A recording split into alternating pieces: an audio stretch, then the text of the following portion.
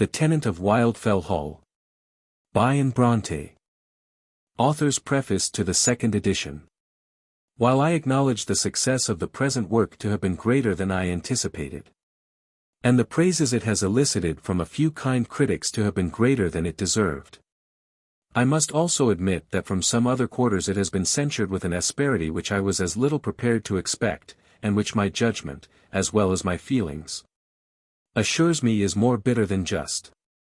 It is scarcely the province of an author to refute the arguments of his censors and vindicate his own productions.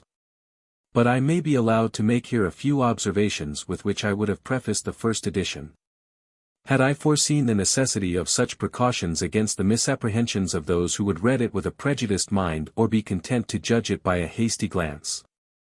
My object in writing the following pages was not simply to amuse the reader. Neither was it to gratify my own taste, nor yet to ingratiate myself with the press and the public. I wish to tell the truth. For truth always conveys its own moral to those who are able to receive it. But as the priceless treasure too frequently hides at the bottom of a well, it needs some courage to dive for it. Especially as he that does so will be likely to incur more scorn and obloquy for the mud and water into which he has ventured to plunge, than thanks for the jewel he procures. As, in like manner, she who undertakes the cleansing of a careless bachelor's apartment will be liable to more abuse for the dust she raises than commendation for the clearance she effects. Let it not be imagined, however, that I consider myself competent to reform the errors and abuses of society, but only that I would fain contribute my humble quota towards so good an aim.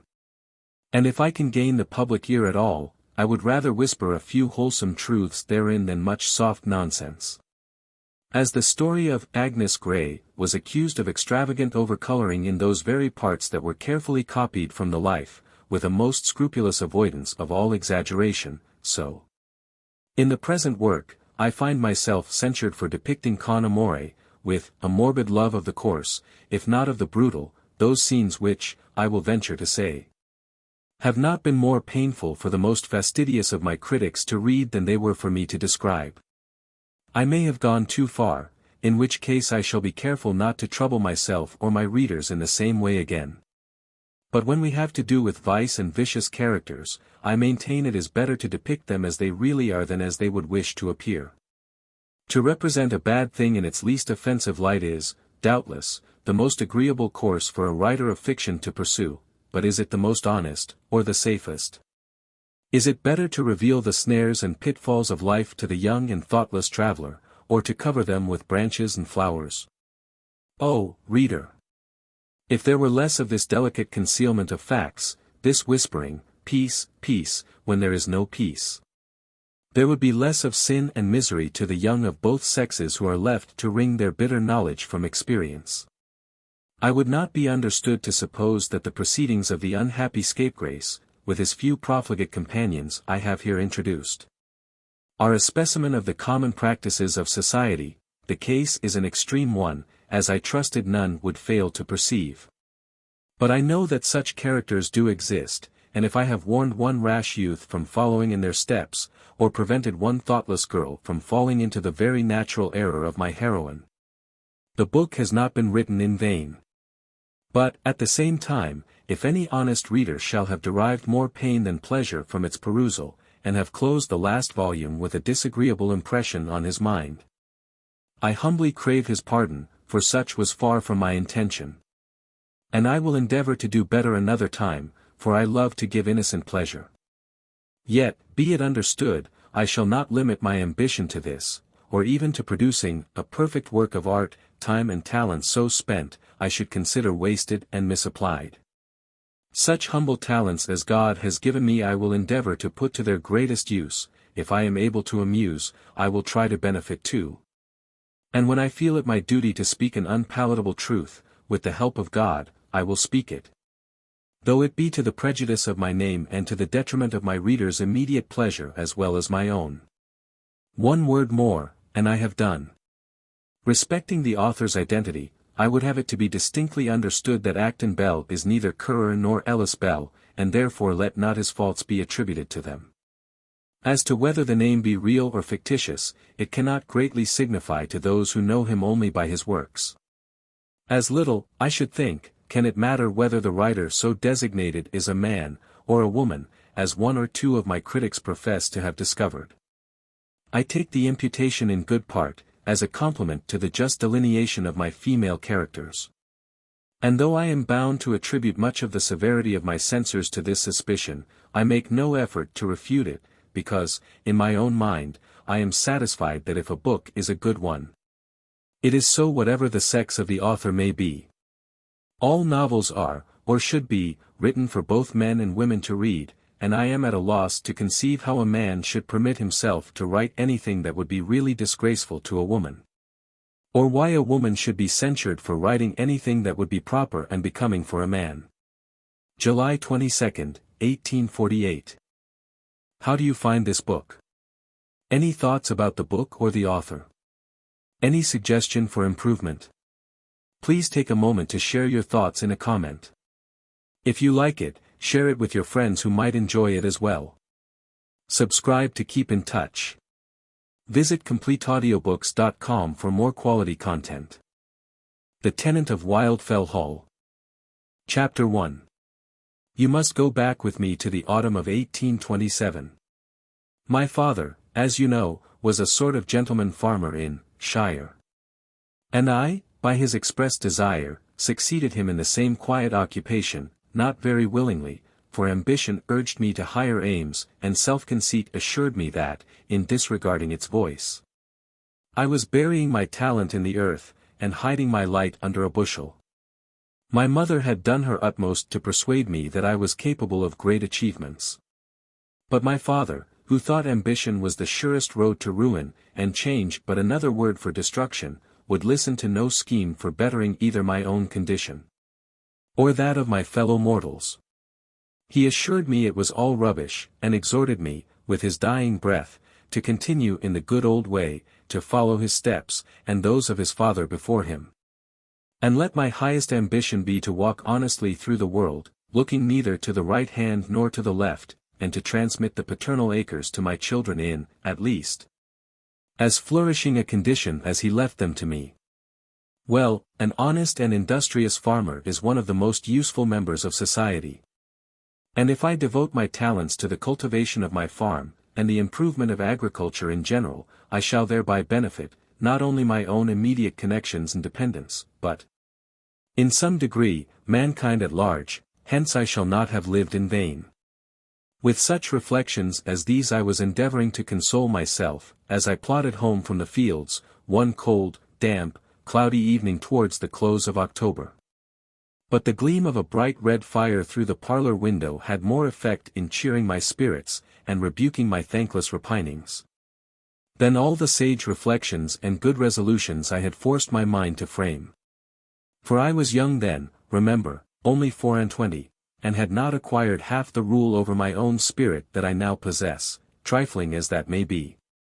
However, that haven of bliss must not be entered till I had exchanged my miry boots for a clean pair of shoes, and my rough surtout for a respectable coat, and made myself generally presentable before decent society. For my mother, with all her kindness, was vastly particular on certain points. In ascending to my room I was met upon the stairs by a smart, pretty girl of 19, with a tidy, dumpy figure, a round face, bright, blooming cheeks, glossy, clustering curls, and little merry brown eyes. I need not tell you this was my sister Rose. She is, I know, a comely matron still, and, doubtless, no less lovely, in your eyes, than on the happy day you first beheld her. Nothing told me then that she, a few years hence, would be the wife of one entirely unknown to me as yet, but destined hereafter to become a closer friend than even herself. More intimate than that unmannerly lad of 17, by whom I was collared in the passage, on coming down, and well-nigh jerked off my equilibrium, and who, in correction for his impudence, received a resounding whack over the sconce, which, however, sustained no serious injury from the infliction.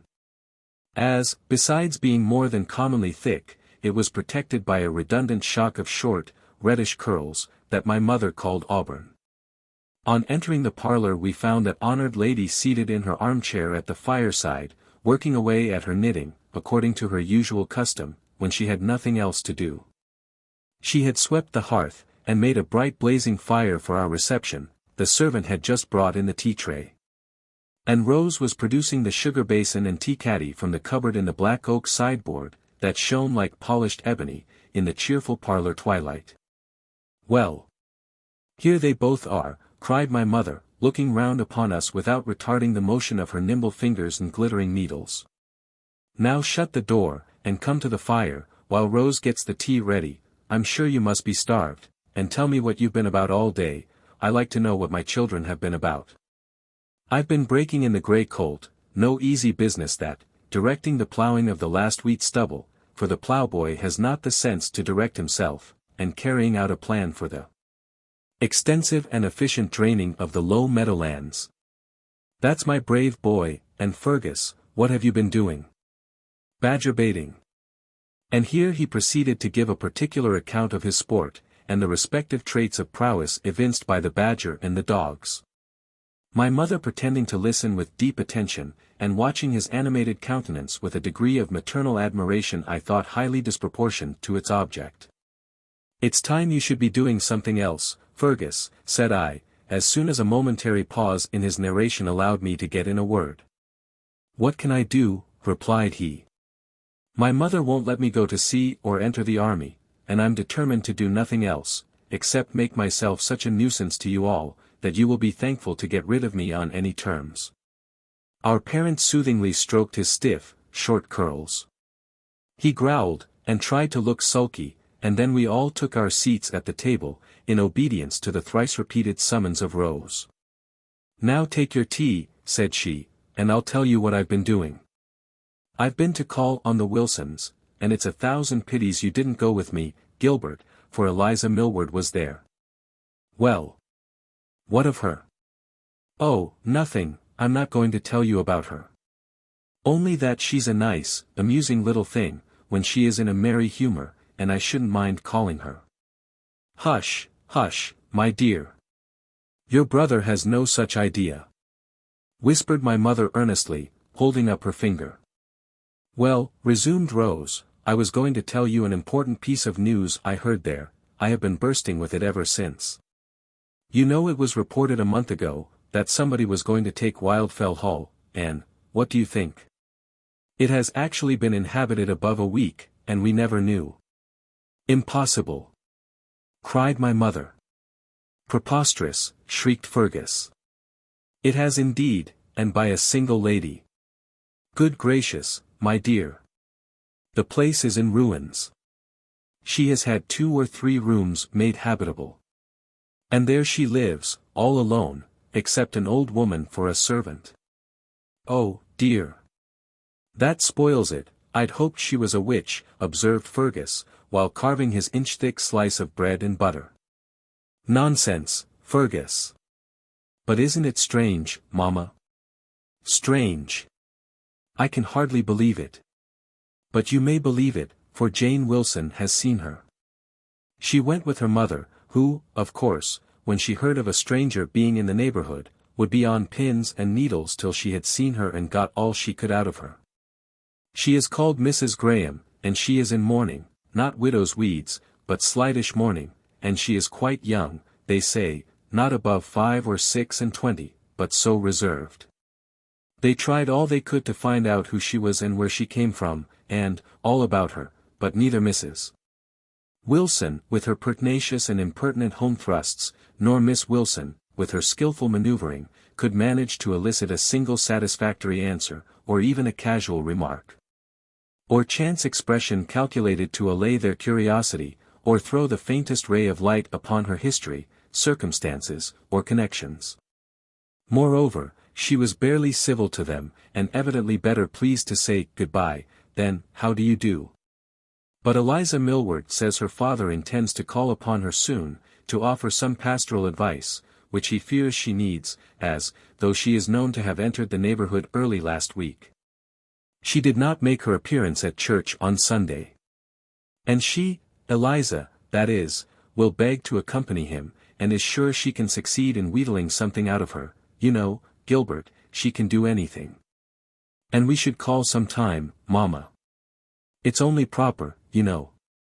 Of course, my dear. Poor thing. How lonely she must feel. And pray, be quick about it. And mind you bring me word how much sugar she puts in her tea, and what sort of caps and aprons she wears, and all about it, for I don't know how I can live till I know, said Fergus, very gravely. But if he intended the speech to be hailed as a masterstroke of wit, he signally failed, for nobody laughed. However, he was not much disconcerted at that. For when he had taken a mouthful of bread and butter and was about to swallow a gulp of tea, the humour of the thing burst upon him with such irresistible force that he was obliged to jump up from the table, and rush snorting and choking from the room. And a minute after, was heard screaming in fearful agony in the garden. As for me, I was hungry, and contented myself with silently demolishing the tea, ham, and toast, while my mother and sister went on talking, and continued to discuss the apparent or non-apparent circumstances, and probable or improbable history of the mysterious lady. But I must confess that, after my brother's misadventure, I once or twice raised the cup to my lips, and put it down again without daring to taste the contents, lest I should injure my dignity by a similar explosion. The next day my mother and Rose hastened to pay their compliments to the fair recluse, and came back but little wiser than they went.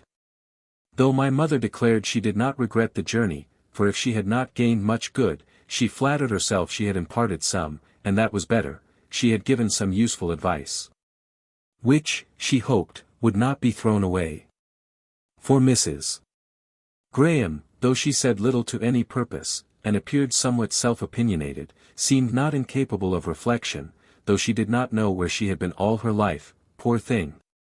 For she betrayed a lamentable ignorance on certain points, and had not even the sense to be ashamed of it. On what points, mother? Asked I.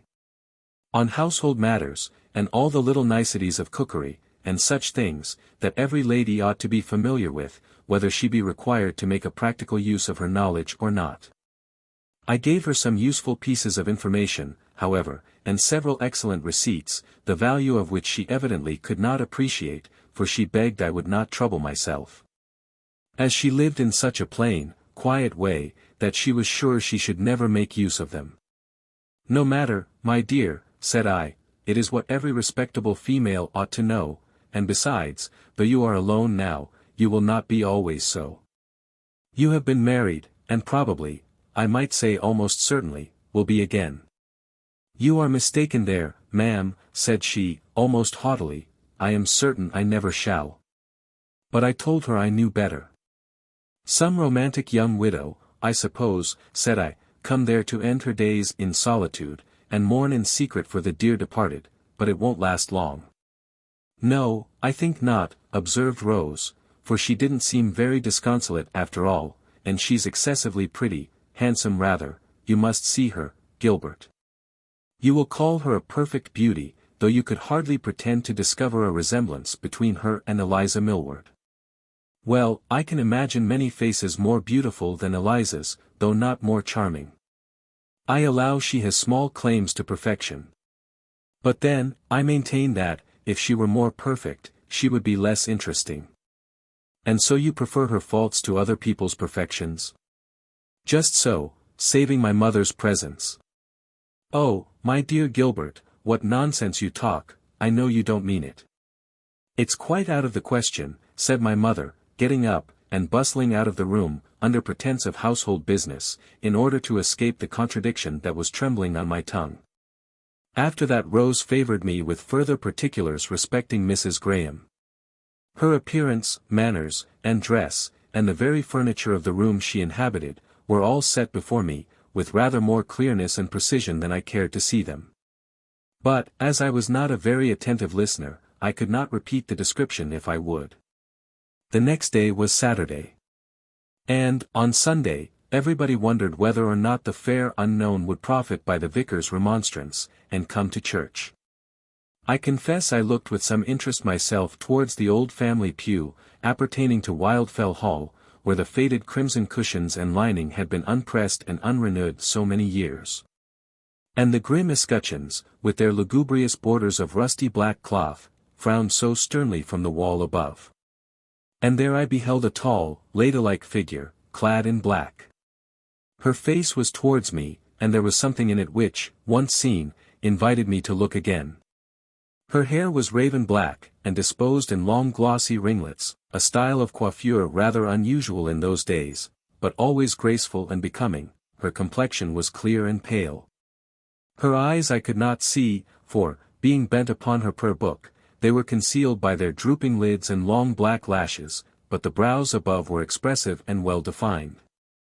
The forehead was lofty and intellectual, the nose, a perfect aquiline, and the features, in general, unexceptionable, only there was a slight hollowness about the cheeks and eyes, and the lips, though finely formed, were a little too thin, a little too firmly compressed, and had something about them that betokened, I thought, no very soft or amiable temper. And I said in my heart, I would rather admire you from this distance, fair lady, than be the partner of your home. Just then she happened to raise her eyes, and they met mine. I did not choose to withdraw my gaze, and she turned again to her book, but with a momentary, indefinable expression of quiet scorn, that was inexpressibly provoking to me. She thinks me an impudent puppy, thought I. Humph, she shall change her mind before long, if I think it worth while. But then it flashed upon me that these were very improper thoughts for a place of worship, and that my behavior, on the present occasion, was anything but what it ought to be. Previous, however, to directing my mind to the service, I glanced round the church to see if anyone had been observing me. But no, all, who were not attending to their prayer books, were attending to the strange lady, my good mother and sister among the rest, and Mrs. Wilson and her daughter. And even Eliza Millward was slyly glancing from the corners of her eyes towards the object of general attraction. Then she glanced at me, simpered a little, and blushed, modestly looked at her prayer book, and endeavored to compose her features. Here I was transgressing again. And this time I was made sensible of it by a sudden dig in the ribs, from the elbow of my pert brother. For the present, I could only resent the insult by pressing my foot upon his toes, deferring further vengeance till we got out of church.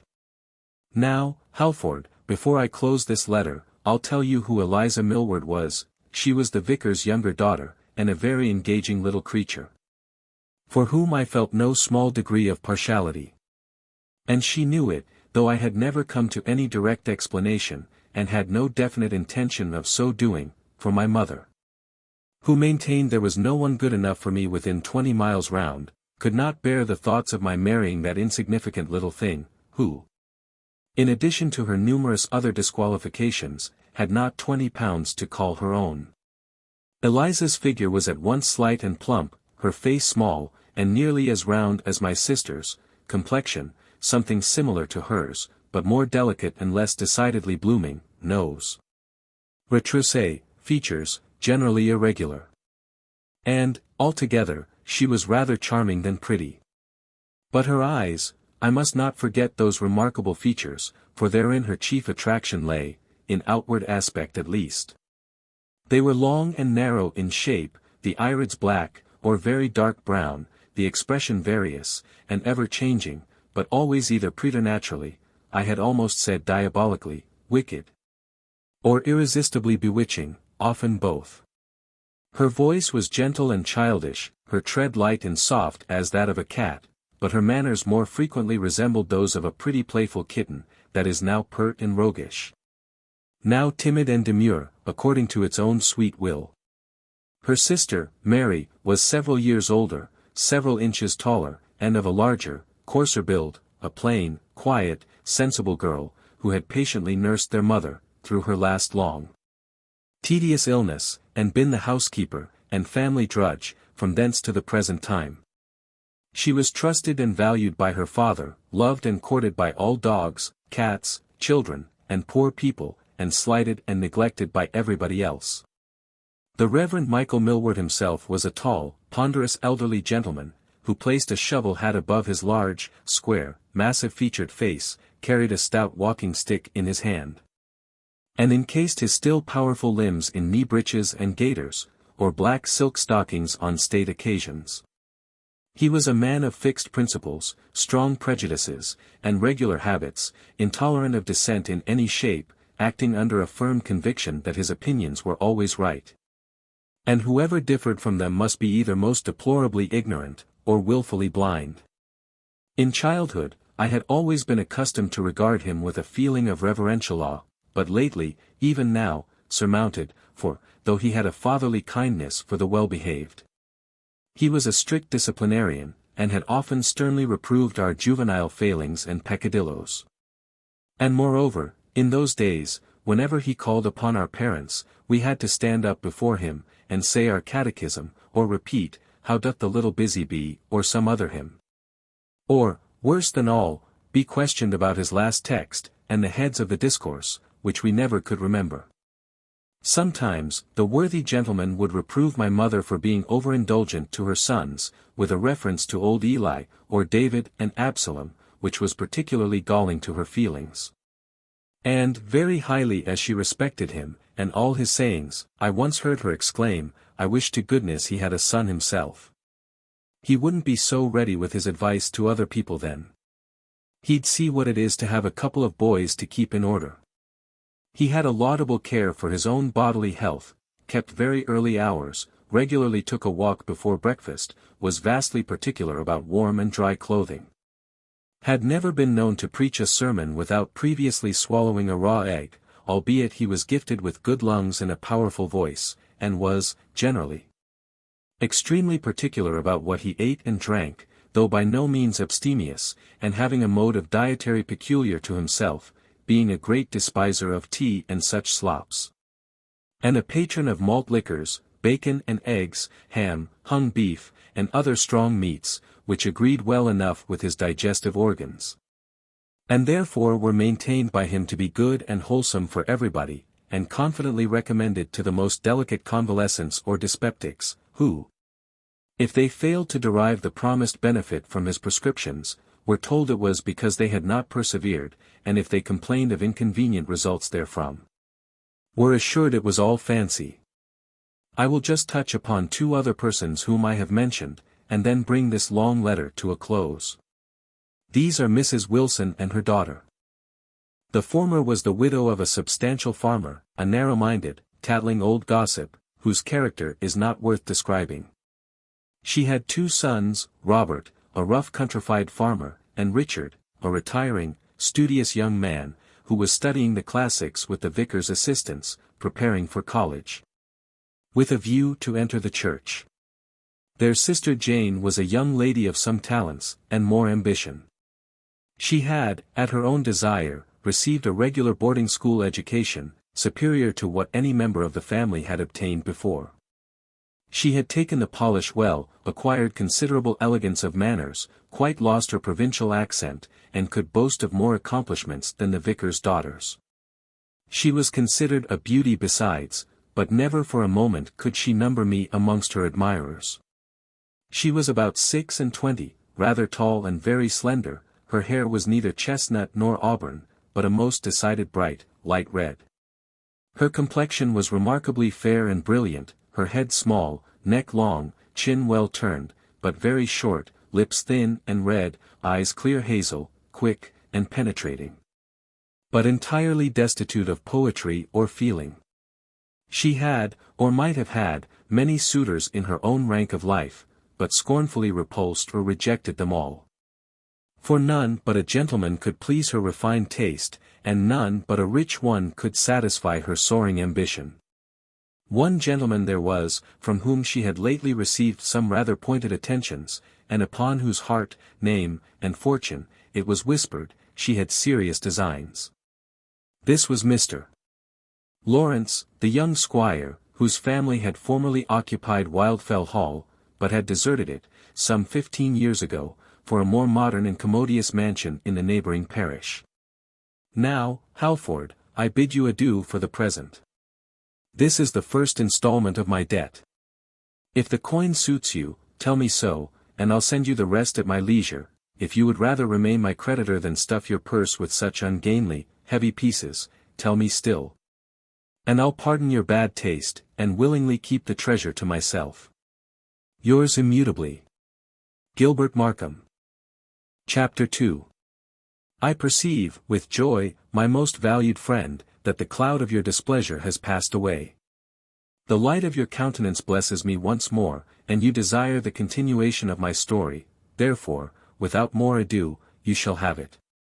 I think the day I last mentioned was a certain Sunday, the latest in the October of 1827. On the following Tuesday I was out with my dog and gun, in pursuit of such game as I could find within the territory of Linden-Car. But finding none at all, I turned my arms against the hawks and carrion crows, whose depredations, as I suspected, had deprived me of better prey. To this end I left the more frequented regions, the wooded valleys, the cornfields, and the meadowlands, and proceeded to mount the steep acclivity of Wildfell. The wildest and the loftiest eminence in our neighborhood, where, as you ascend, the hedges, as well as the trees, become scanty and stunted, the former, at length, giving place to rough stone fences, partly greened over with ivy and moss, the latter to larches and Scotch fir trees, or isolated blackthorns. The fields, being rough and stony, and wholly unfit for the plough, were mostly devoted to the pasturing of sheep and cattle. The soil was thin and poor, bits of grey rock here and there peeped out from the grassy hillocks, bilberry plants and heather, relics of more savage wildness, grew under the walls. And in many of the enclosures, ragweeds and rushes usurped supremacy over the scanty herbage, but these were not my property. Near the top of this hill, about 2 miles from Linden-Car, stood Wildfell Hall, a superannuated mansion of the Elizabethan era, built of dark grey stone, venerable and picturesque to look at.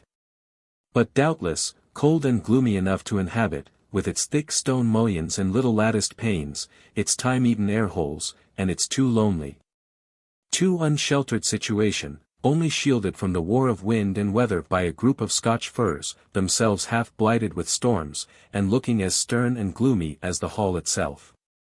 Behind it lay a few desolate fields, and then the brown heath-clad summit of the hill.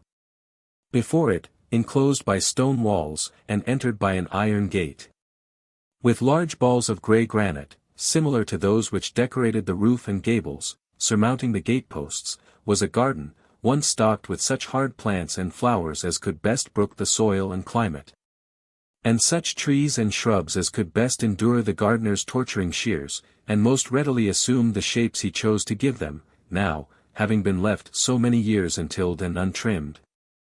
Abandoned to the weeds and the grass, to the frost and the wind, the rain and the drought, it presented a very singular appearance indeed. The close green walls of privet, that had bordered the principal walk, were 2/3 withered away, and the rest grown beyond all reasonable bounds.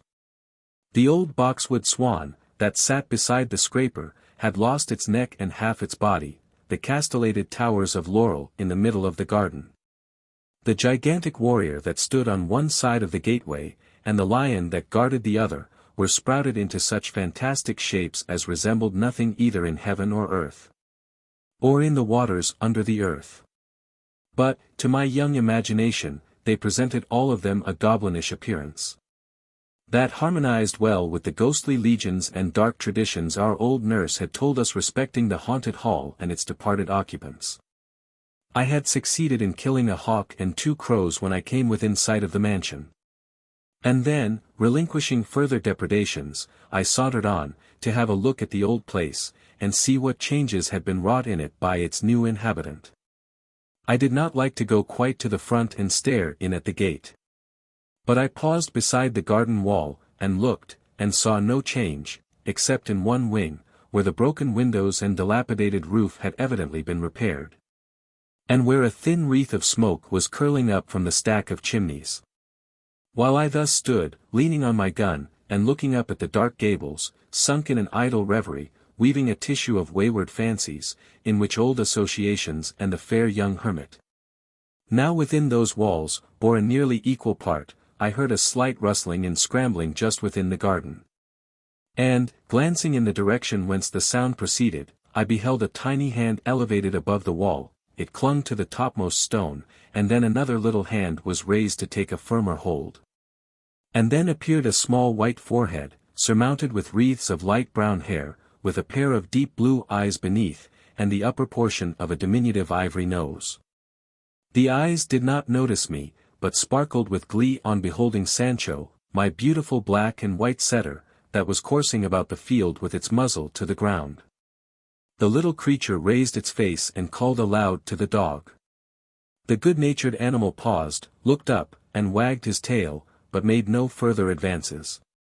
The child, a little boy, apparently about 5 years old, scrambled up to the top of the wall, and called again and again. But finding this of no avail, apparently made up his mind, like Muhammad, to go to the mountain, since the mountain would not come to him, and attempted to get over. But a crabbed old cherry tree, that grew hard by, caught him by the frock in one of its crooked scraggy arms that stretched over the wall. In attempting to disengage himself his foot slipped, and down he tumbled, but not to the earth, the tree still kept him suspended. There was a silent struggle, and then a piercing shriek. But, in an instant, I had dropped my gun on the grass, and caught the little fellow in my arms. I wiped his eyes with his frock, told him he was all right and called Sancho to pacify him.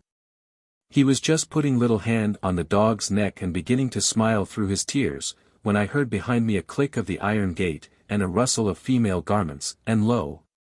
Mrs.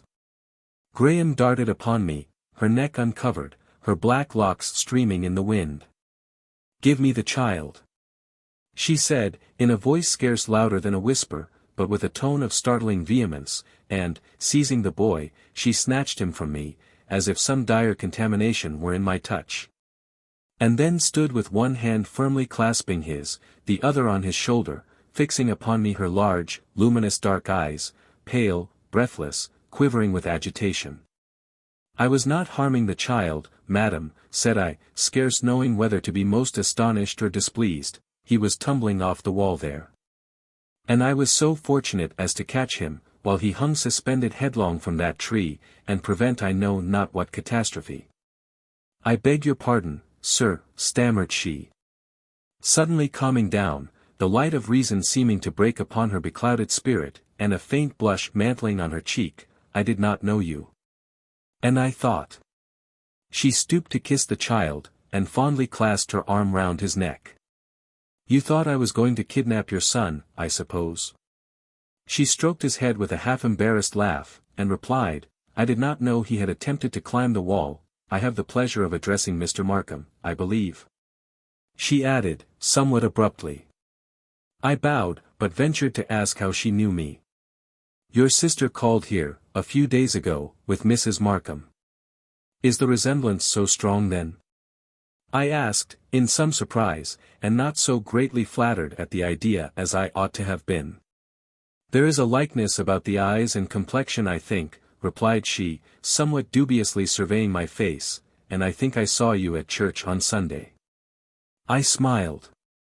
There was something either in that smile or the recollections it awakened that was particularly displeasing to her, for she suddenly assumed again that proud, chilly look that had so unspeakably roused my aversion at church, a look of repellent scorn, so easily assumed, and so entirely without the least distortion of a single feature, that, while there, it seemed like the natural expression of the face, and was the more provoking to me, because I could not think it affected. "Good morning, Mr. Markham," said she, and without another word or glance, she withdrew, with her child, into the garden. And I returned home, angry and dissatisfied. I could scarcely tell you why, and therefore will not attempt it. I only stayed to put away my gun and powder horn, and give some requisite directions to one of the farming men, and then repaired to the vicarage, to solace my spirit and soothe my ruffled temper with the company and conversation of Eliza Millward. I found her, as usual, busy with some piece of soft embroidery. The mania for Berlin wools had not yet commenced, while her sister was seated at the chimney corner, with the cat on her knee, mending a heap of stockings. "Mary, Mary! Put them away," Eliza was hastily saying, just as I entered the room. "Not I, indeed," was the phlegmatic reply, and my appearance prevented further discussion. "You're so unfortunate, Mr. Markham," observed the younger sister, with one of her arch, sidelong glances. "Papa's just gone out into the parish, and not likely to be back for an hour." "Never mind, I can manage to spend a few minutes with his daughters," if they'll allow me," said I, bringing a chair to the fire, and seating myself therein, without waiting to be asked. "Well, if you'll be very good and amusing, we shall not object." "Let your permission be unconditional, pray, for I came not to give pleasure, but to seek it," I answered. However, I thought it but reasonable to make some slight exertion to render my company agreeable. And what little effort I made, was apparently pretty successful, for Miss Eliza was never in a better humor. We seemed, indeed, to be mutually pleased with each other, and managed to maintain between us a cheerful and animated though not very profound conversation. It was little better than a tête-à-tête, for Miss Millward never opened her lips, except occasionally to correct some random assertion or exaggerated expression of her sister's, and once to ask her to pick up the ball of cotton that had rolled under the table. I did this myself, however, as in duty bound. "Thank you, Mr. Markham," said she, as I presented it to her. "I would have picked it up myself, only I did not want to disturb the cat." "Mary, dear, that won't excuse you in Mr. Markham's eyes," said Eliza. "He hates cats, I dare say, as cordially as he does old maids, like all other gentlemen." "Don't you, Mr. Markham?" "I believe it is natural for our unamiable sex to dislike the creatures," replied I, "for you ladies lavish so many caresses upon them." "Bless them, little darlings!" cried she, in a sudden burst of enthusiasm, turning round and overwhelming her sister's pet with a shower of kisses. "Don't, Eliza," said Miss Millward, somewhat gruffly, as she impatiently pushed her away. But it was time for me to be going, make what haste I would, I should still be too late for tea. And my mother was the soul of order and punctuality. My fair friend was evidently unwilling to bid me adieu.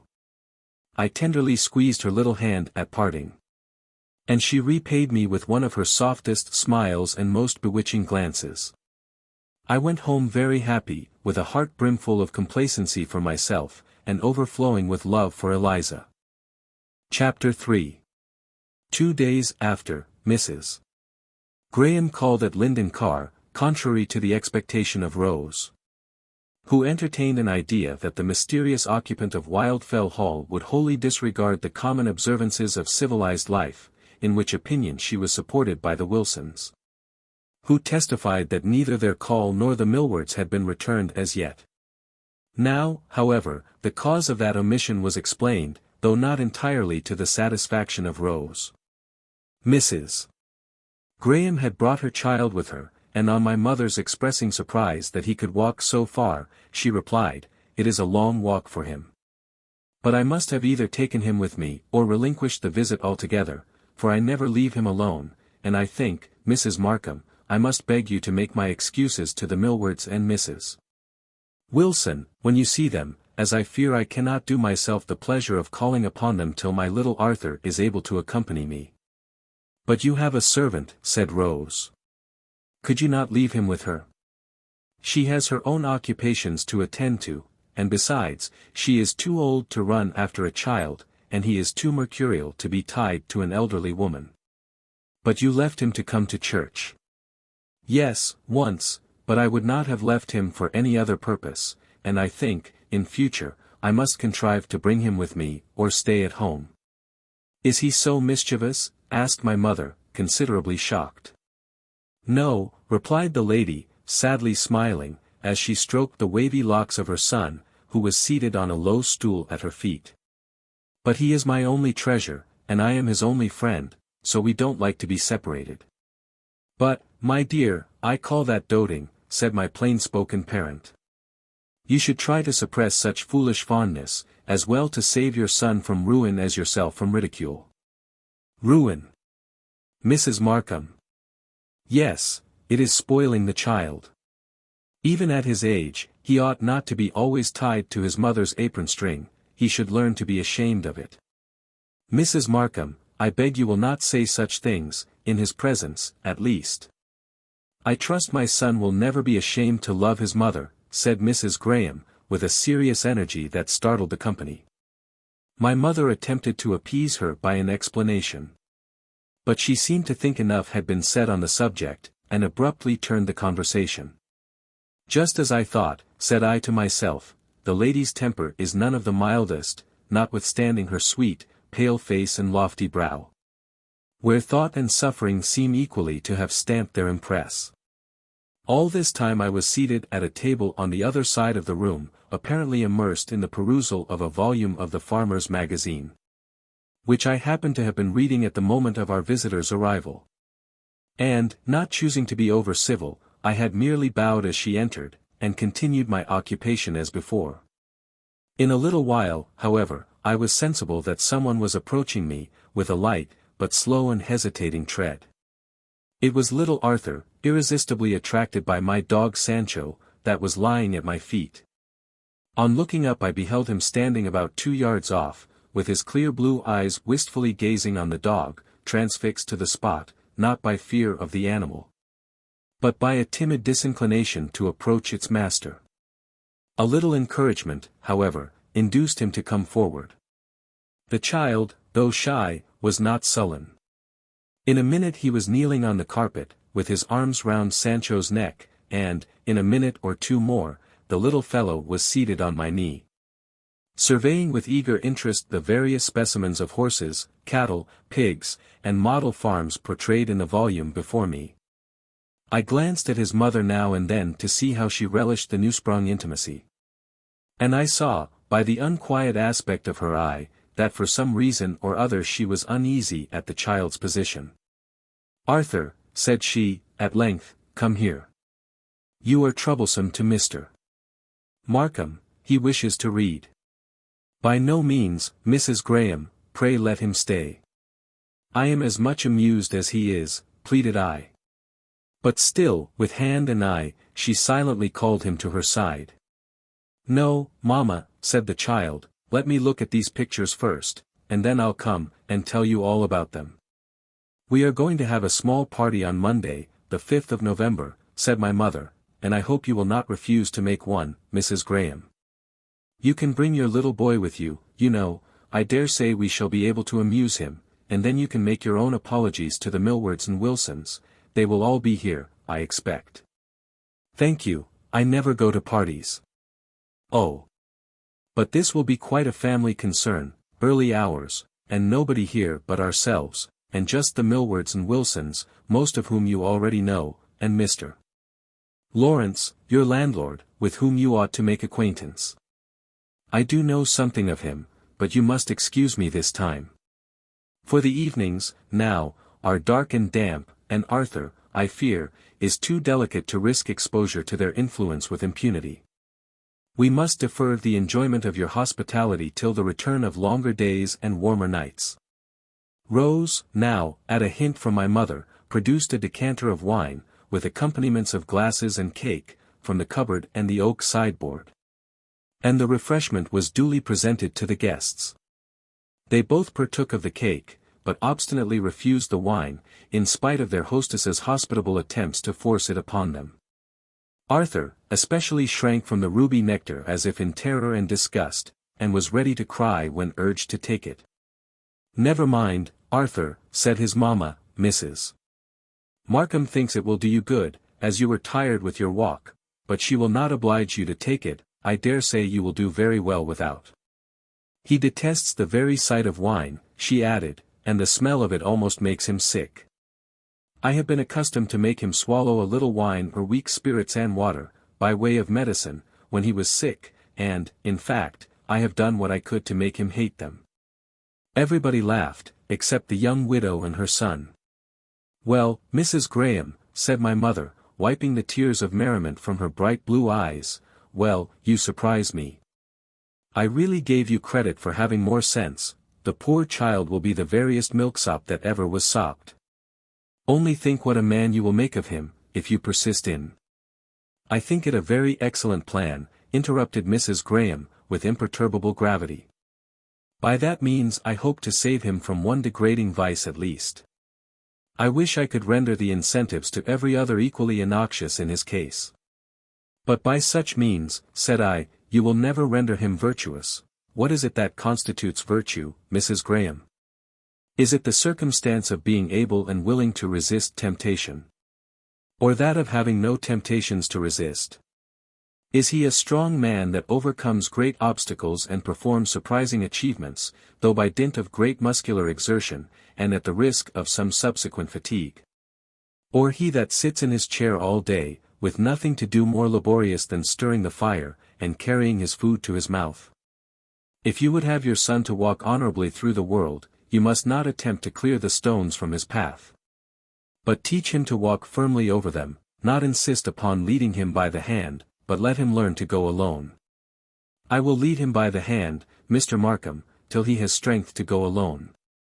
And I will clear as many stones from his path as I can, and teach him to avoid the rest, or walk firmly over them, as you say. For when I have done my utmost, in the way of clearance, there will still be plenty left to exercise all the agility, steadiness, and circumspection he will ever have. It is all very well to talk about noble resistance, and trials of virtue, but for 50, or 500 men that have yielded to temptation, show me one that has had virtue to resist. And why should I take it for granted that my son will be 1 in 1,000? And not rather prepare for the worst, and suppose he will be like the rest of mankind, unless I take care to prevent it? You are very complimentary to us all, I observed. I know nothing about you, I speak of those I do know, and when I see the whole race of mankind, with a few rare exceptions, stumbling and blundering along the path of life, sinking into every pitfall, and breaking their shins over every impediment that lies in their way, shall I not use all the means in my power to ensure for him a smoother and a safer passage? Yes, but the surest means will be to endeavor to fortify him against temptation, not to remove it out of his way. I will do both, Mr. Markham. God knows he will have temptations enough to assail him, both from within and without, when I have done all I can to render vice as uninviting to him. As it is abominable in its own nature, I myself have had, indeed, but few incentives to what the world calls vice, but yet I have experienced temptations and trials of another kind, that have required, on many occasions, more watchfulness and firmness to resist than I have hitherto been able to muster against them. And this, I believe, is what most others would acknowledge who are accustomed to reflection, and wishful to strive against their natural corruptions. Yes, said my mother, but half apprehending her drift, but you would not judge of a boy by yourself, and, my dear Mrs. Graham, let me warn you in good time against the error, the fatal error, I may call it, of taking that boy's education upon yourself. Because you are clever in some things and well informed, you may fancy yourself equal to the task, but indeed you are not. And if you persist in the attempt, believe me you will bitterly repent it when the mischief is done.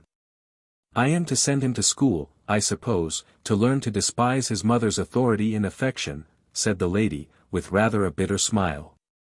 Oh, no. But if you would have a boy to despise his mother, let her keep him at home, and spend her life in petting him up, and slaving to indulge his follies and caprices.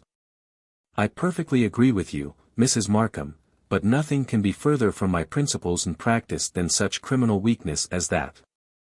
Well, but you will treat him like a girl, you'll spoil his spirit, and make a mere Miss Nancy of him, you will, indeed, Mrs. Graham, whatever you may think. But I'll get Mr.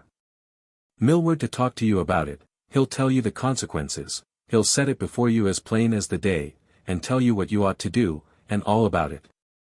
And, I don't doubt, he'll be able to convince you in a minute. No occasion to trouble the vicar, said Mrs. Graham, glancing at me. I suppose I was smiling at my mother's unbounded confidence in that worthy gentleman. Mr. Markham here thinks his powers of conviction at least equal to Mr. Millward's. If I hear not him, neither should I be convinced though one rose from the dead, he would tell you. Well, Mr. Markham, you that maintain that a boy should not be shielded from evil, but sent out to battle against it, alone and unassisted, not taught to avoid the snares of life, but boldly to rush into them. Or over them, as he may, to seek danger, rather than shun it, and feed his virtue by temptation, would you? I beg your pardon, Mrs. Graham, but you get on too fast. I have not yet said that a boy should be taught to rush into the snares of life, or even willfully to seek temptation for the sake of exercising his virtue by overcoming it. I only say that it is better to arm and strengthen your hero, than to disarm and enfeeble the foe. And if you were to rear an oak sapling in a hothouse, tending it carefully night and day, and shielding it from every breath of wind, you could not expect it to become a hardy tree. Like that which has grown up on the mountainside, exposed to all the action of the elements, and not even sheltered from the shock of the tempest. Granted, but would you use the same argument with regard to a girl? Certainly not. No. You would have her to be tenderly and delicately nurtured, like a hothouse plant, taught to cling to others for direction and support, and guarded, as much as possible, from the very knowledge of evil. But will you be so good as to inform me why you make this distinction? Is it that you think she has no virtue? Assuredly not. Well, but you affirm that virtue is only elicited by temptation. And you think that a woman cannot be too little exposed to temptation, or too little acquainted with vice, or anything connected therewith. It must be either that you think she is essentially so vicious, or so feeble-minded, that she cannot withstand temptation, and though she may be pure and innocent as long as she is kept in ignorance and restraint, yet, being destitute of real virtue. To teach her how to sin is at once to make her a sinner, and the greater her knowledge, the wider her liberty, the deeper will be her depravity, whereas, in the nobler sex, there is a natural tendency to goodness, guarded by a superior fortitude, which, the more it is exercised by trials and dangers, is only the further developed. Heaven forbid that I should think so. I interrupted her at last. Well, then, it must be that you think they are both weak and prone to err, and the slightest error, the merest shadow of pollution, will ruin the one, while the character of the other will be strengthened and embellished, his education properly finished by a little practical acquaintance with forbidden things. Such experience, to him, to use a trite simile, will be like the storm to the oak, which, though it may scatter the leaves, and snap the smaller branches, serves but to rivet the roots, and to harden and condense the fibers of the tree. You would have us encourage our sons to prove all things by their own experience, while our daughters must not even profit by the experience of others. Now I would have both so to benefit by the experience of others, and the precepts of a higher authority, that they should know beforehand to refuse the evil and choose the good, and require no experimental proofs to teach them the evil of transgression. I would not send a poor girl into the world, unarmed against her foes, and ignorant of the snares that beset her path. Nor would I watch and guard her, till, deprived of self-respect and self-reliance, she lost the power or the will to watch and guard herself. And as for my son, if I thought he would grow up to be what you call a man of the world, one that has seen life, and glories in his experience, even though he should so far profit by it as to sober down, at length, into a useful and respected member of society, I would rather that he died tomorrow. Rather 1,000 times, she earnestly repeated, pressing her darling to her side and kissing his forehead with intense affection. He had already left his new companion, and been standing for some time beside his mother's knee, looking up into her face, and listening in silent wonder to her incomprehensible discourse. Well, you ladies must always have the last word, I suppose, said I, observing her rise, and begin to take leave of my mother. You may have as many words as you please, only I can't stay to hear them. No, that is the way, you hear just as much of an argument as you please, and the rest may be spoken to the wind. If you are anxious to say anything more on the subject, replied she, as she shook hands with Rose, you must bring your sister to see me some fine day, and I'll listen, as patiently as you could wish, to whatever you please to say. I would rather be lectured by you than the vicar, because I should have less remorse in telling you, at the end of the discourse, that I preserve my own opinion precisely the same as at the beginning, as would be the case, I am persuaded, with regard to either logician. Yes, of course, replied I, determined to be as provoking as herself. For when a lady does consent to listen to an argument against her own opinions, she is always predetermined to withstand it, to listen only with her bodily ears, keeping the mental organs resolutely closed against the strongest reasoning. Good morning, Mr. Markham, said my fair antagonist, with a pitying smile, and deigning no further rejoinder, she slightly bowed, and was about to withdraw. But her son, with childish impertinence, arrested her by exclaiming, "Mamma, you have not shaken hands with Mr. Markham." She laughingly turned round and held out her hand. I gave it a spiteful squeeze, for I was annoyed at the continual injustice she had done me from the very dawn of our acquaintance. Without knowing anything about my real disposition and principles, she was evidently prejudiced against me, and seemed bent upon showing me that her opinions respecting me, on every particular, fell far below those I entertained of myself. I was naturally touchy, or it would not have vexed me so much. Perhaps, too, I was a little bit spoiled by my mother and sister, and some other ladies of my acquaintance. And yet I was by no means a fop, of that I am fully convinced, whether you are or not. Chapter 4. Our party, on the 5th of November, passed off very well, in spite of Mrs. Graham's refusal to grace it with her presence. Indeed, it is probable that, had she been there, there would have been less cordiality, freedom, and frolic amongst us than there was without her. My mother, as usual, was cheerful and chatty, full of activity and good nature, and only faulty in being too anxious to make her guests happy, thereby forcing several of them to do what their soul abhorred in the way of eating or drinking, sitting opposite the blazing fire, or talking when they would be silent. Nevertheless, they bore it very well, being all in their holiday humours. Mr.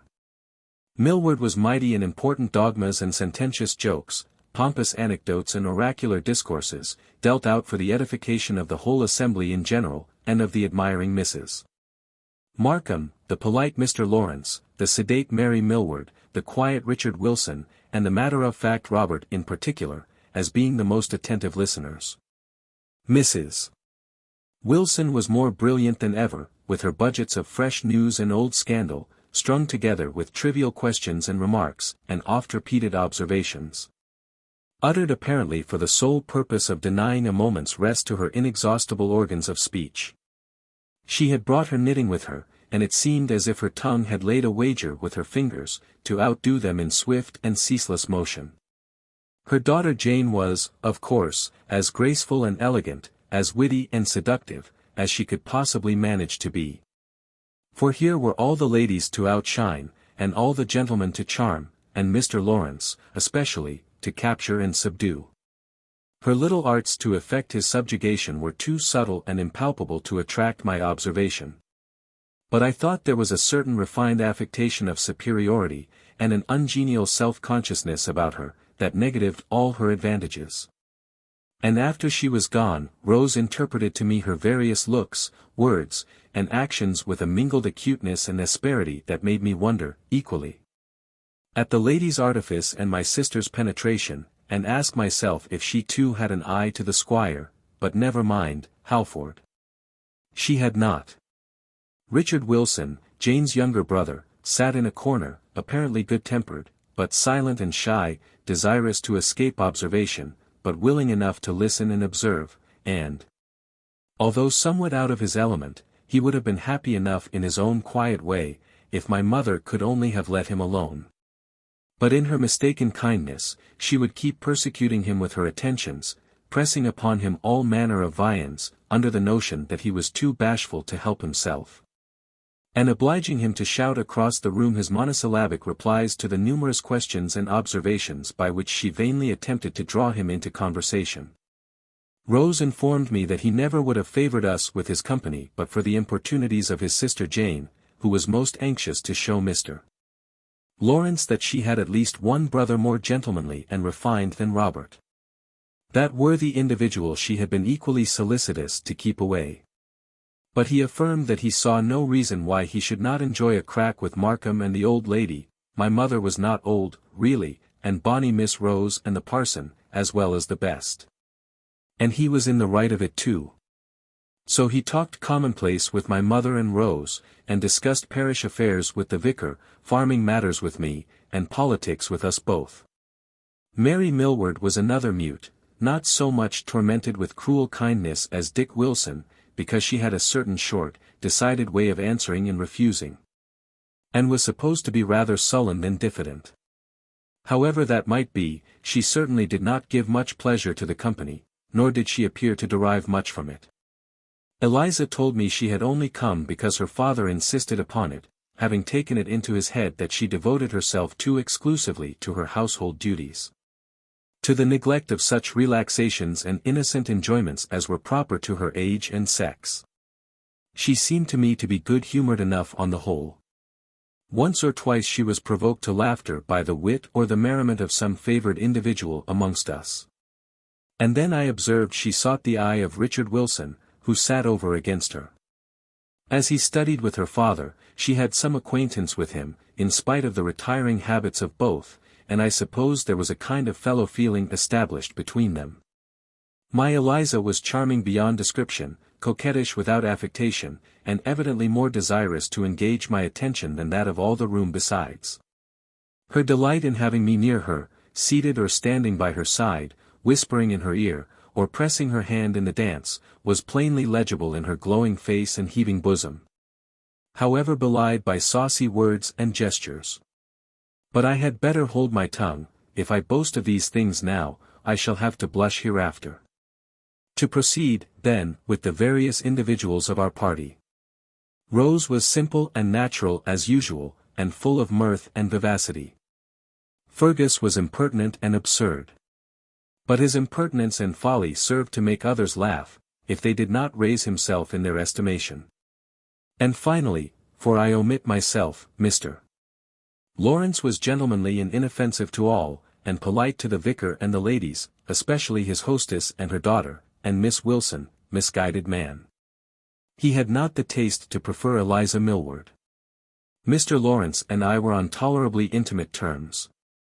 Essentially of reserved habits, and but seldom quitting the secluded place of his birth, where he had lived in solitary state since the death of his father. He had neither the opportunity nor the inclination for forming many acquaintances. And, of all he had ever known, I, judging by the results, was the companion most agreeable to his taste. I liked the man well enough, but he was too cold, and shy, and self-contained, to obtain my cordial sympathies. A spirit of candor and frankness, when wholly unaccompanied with coarseness, he admired in others, but he could not acquire it himself. His excessive reserve upon all his own concerns was, indeed, provoking and chilly enough. But I forgave it, from a conviction that it originated less in pride and want of confidence in his friends, than in a certain morbid feeling of delicacy, and a peculiar diffidence. That he was sensible of, but wanted energy to overcome. His heart was like a sensitive plant, that opens for a moment in the sunshine, but curls up and shrinks into itself at the slightest touch of the finger, or the lightest breath of wind. And, upon the whole, our intimacy was rather a mutual predilection than a deep and solid friendship, such as has since arisen between myself and you, Halford, whom, in spite of your occasional crustiness, I can liken to nothing so well as an old coat, unimpeachable in texture, but easy and loose, that has conformed itself to the shape of the wearer, and which he may use as he pleases, without being bothered with the fear of spoiling it. Whereas Mr. Lawrence was like a new garment, all very neat and trim to look at, but so tight in the elbows, that you would fear to split the seams by the unrestricted motion of your arms. And so smooth and fine in surface that you scruple to expose it to a single drop of rain. Soon after the arrival of the guests, my mother mentioned Mrs. Graham, regretted she was not there to meet them, and explained to the Millwards and Wilsons the reasons she had given for neglecting to return their calls, hoping they would excuse her, as she was sure she did not mean to be uncivil, and would be glad to see them at any time. But she is a very singular lady, Mr. Lawrence, added she. We don't know what to make of her, but I dare say you can tell us something about her, for she is your tenant, you know, and she said she knew you a little. All eyes were turned to Mr. Lawrence. I thought he looked unnecessarily confused at being so appealed to. Mrs. Markham, said he, you are mistaken, I don't, that is, I have seen her, certainly. But I am the last person you should apply to for information respecting Mrs. Graham. He then immediately turned to Rose, and asked her to favor the company with a song, or a tune on the piano. No, said she, you must ask Miss Wilson, she outshines us all in singing, and music too. Miss Wilson demurred. She'll sing readily enough, said Fergus, if you'll undertake to stand by her, Mr. Lawrence, and turn over the leaves for her. I shall be most happy to do so, Miss Wilson, will you allow me? She bridled her long neck and smiled, and suffered him to lead her to the instrument, where she played and sang, in her very best style, one piece after another. While he stood patiently by, leaning one hand on the back of her chair, and turning over the leaves of her book with the other. Perhaps he was as much charmed with her performance as she was. It was all very fine in its way, but I cannot say that it moved me very deeply. There was plenty of skill and execution, but precious little feeling. But we had not done with Mrs. Graham yet. I don't take wine, Mrs. Markham, said Mr. Millward, upon the introduction of that beverage. I'll take a little of your home-brewed ale. I always prefer your home-brew to anything else. Flattered at this compliment, my mother rang the bell, and a china jug of our best ale was presently brought and set before the worthy gentleman who so well knew how to appreciate its excellences. Now this is the thing, cried he, pouring out a glass of the same in a long stream, skilfully directed from the jug to the tumbler, so as to produce much foam without spilling a drop. And, having surveyed it for a moment opposite the candle, he took a deep draught, and then smacked his lips, drew a long breath, and refilled his glass. My mother looking on with the greatest satisfaction. There's nothing like this, Mrs. Markham, said he. I always maintain that there's nothing to compare with your home-brewed ale. I'm sure I'm glad you like it, sir. I always look after the brewing myself, as well as the cheese and the butter. I like to have things well done, while we're about it. Quite right, Mrs. Markham. But then, Mr. Millward, you don't think it wrong to take a little wine now and then, or a little spirits either, said my mother, as she handed a smoking tumbler of gin and water to Mrs. Wilson, who affirmed that wine sat heavy on her stomach, and whose son Robert was at that moment helping himself to a pretty stiff glass of the same. By no means, replied the oracle, with a Jove-like nod, these things are all blessings and mercies, if we only knew how to make use of them. But Mrs. Graham doesn't think so. You shall just hear now what she told us the other day. I told her I'd tell you. And my mother favored the company with a particular account of that lady's mistaken ideas and conduct regarding the matter in hand, concluding with, now, don't you think it is wrong? Wrong! Repeated the vicar, with more than common solemnity, criminal, I should say, criminal. Not only is it making a fool of the boy, but it is despising the gifts of Providence, and teaching him to trample them under his feet. He then entered more fully into the question, and explained at large the folly and impiety of such a proceeding. My mother heard him with profoundest reverence, and even Mrs. Wilson vouchsafed to rest her tongue for a moment, and listen in silence, while she complacently sipped her gin and water. Mr. Lawrence sat with his elbow on the table, carelessly playing with his half-empty wineglass, and covertly smiling to himself. But don't you think, Mr. Millward, suggested he, when at length that gentleman paused in his discourse, that when a child may be naturally prone to intemperance, by the fault of its parents or ancestors. For instance, some precautions are advisable. Now it was generally believed that Mr. Lawrence's father had shortened his days by intemperance. Some precautions, it may be, but temperance, sir, is one thing, and abstinence another. But I have heard that, with some persons, temperance, that is, moderation, is almost impossible, and if abstinence be an evil, which some have doubted, no one will deny that excess is a greater. Some parents have entirely prohibited their children from tasting intoxicating liquors, but a parent's authority cannot last forever. Children are naturally prone to hanker after forbidden things. And a child, in such a case, would be likely to have a strong curiosity to taste, and try the effect of what has been so lauded and enjoyed by others. So strictly forbidden to himself, which curiosity would generally be gratified on the first convenient opportunity. And the restraint once broken, serious consequences might ensue.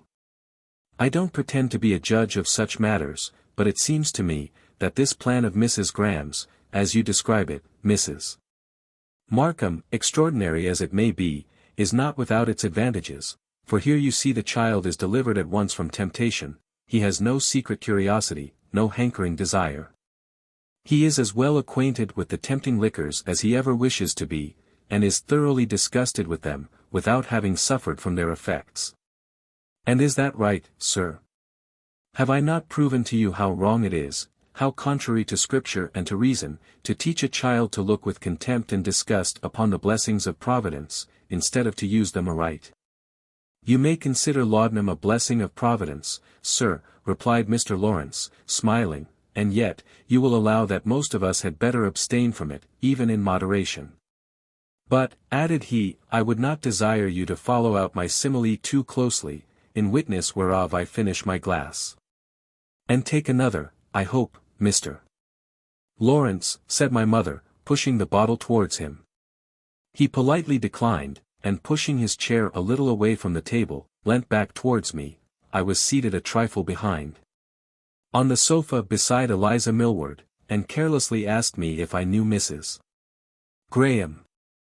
I have met her once or twice, I replied. What do you think of her? I cannot say that I like her much. She is handsome, or rather I should say distinguished and interesting, in her appearance, but by no means amiable, a woman liable to take strong prejudices, I should fancy, and stick to them through thick and thin, twisting everything into conformity with her own preconceived opinions, too hard, too sharp, too bitter for my taste.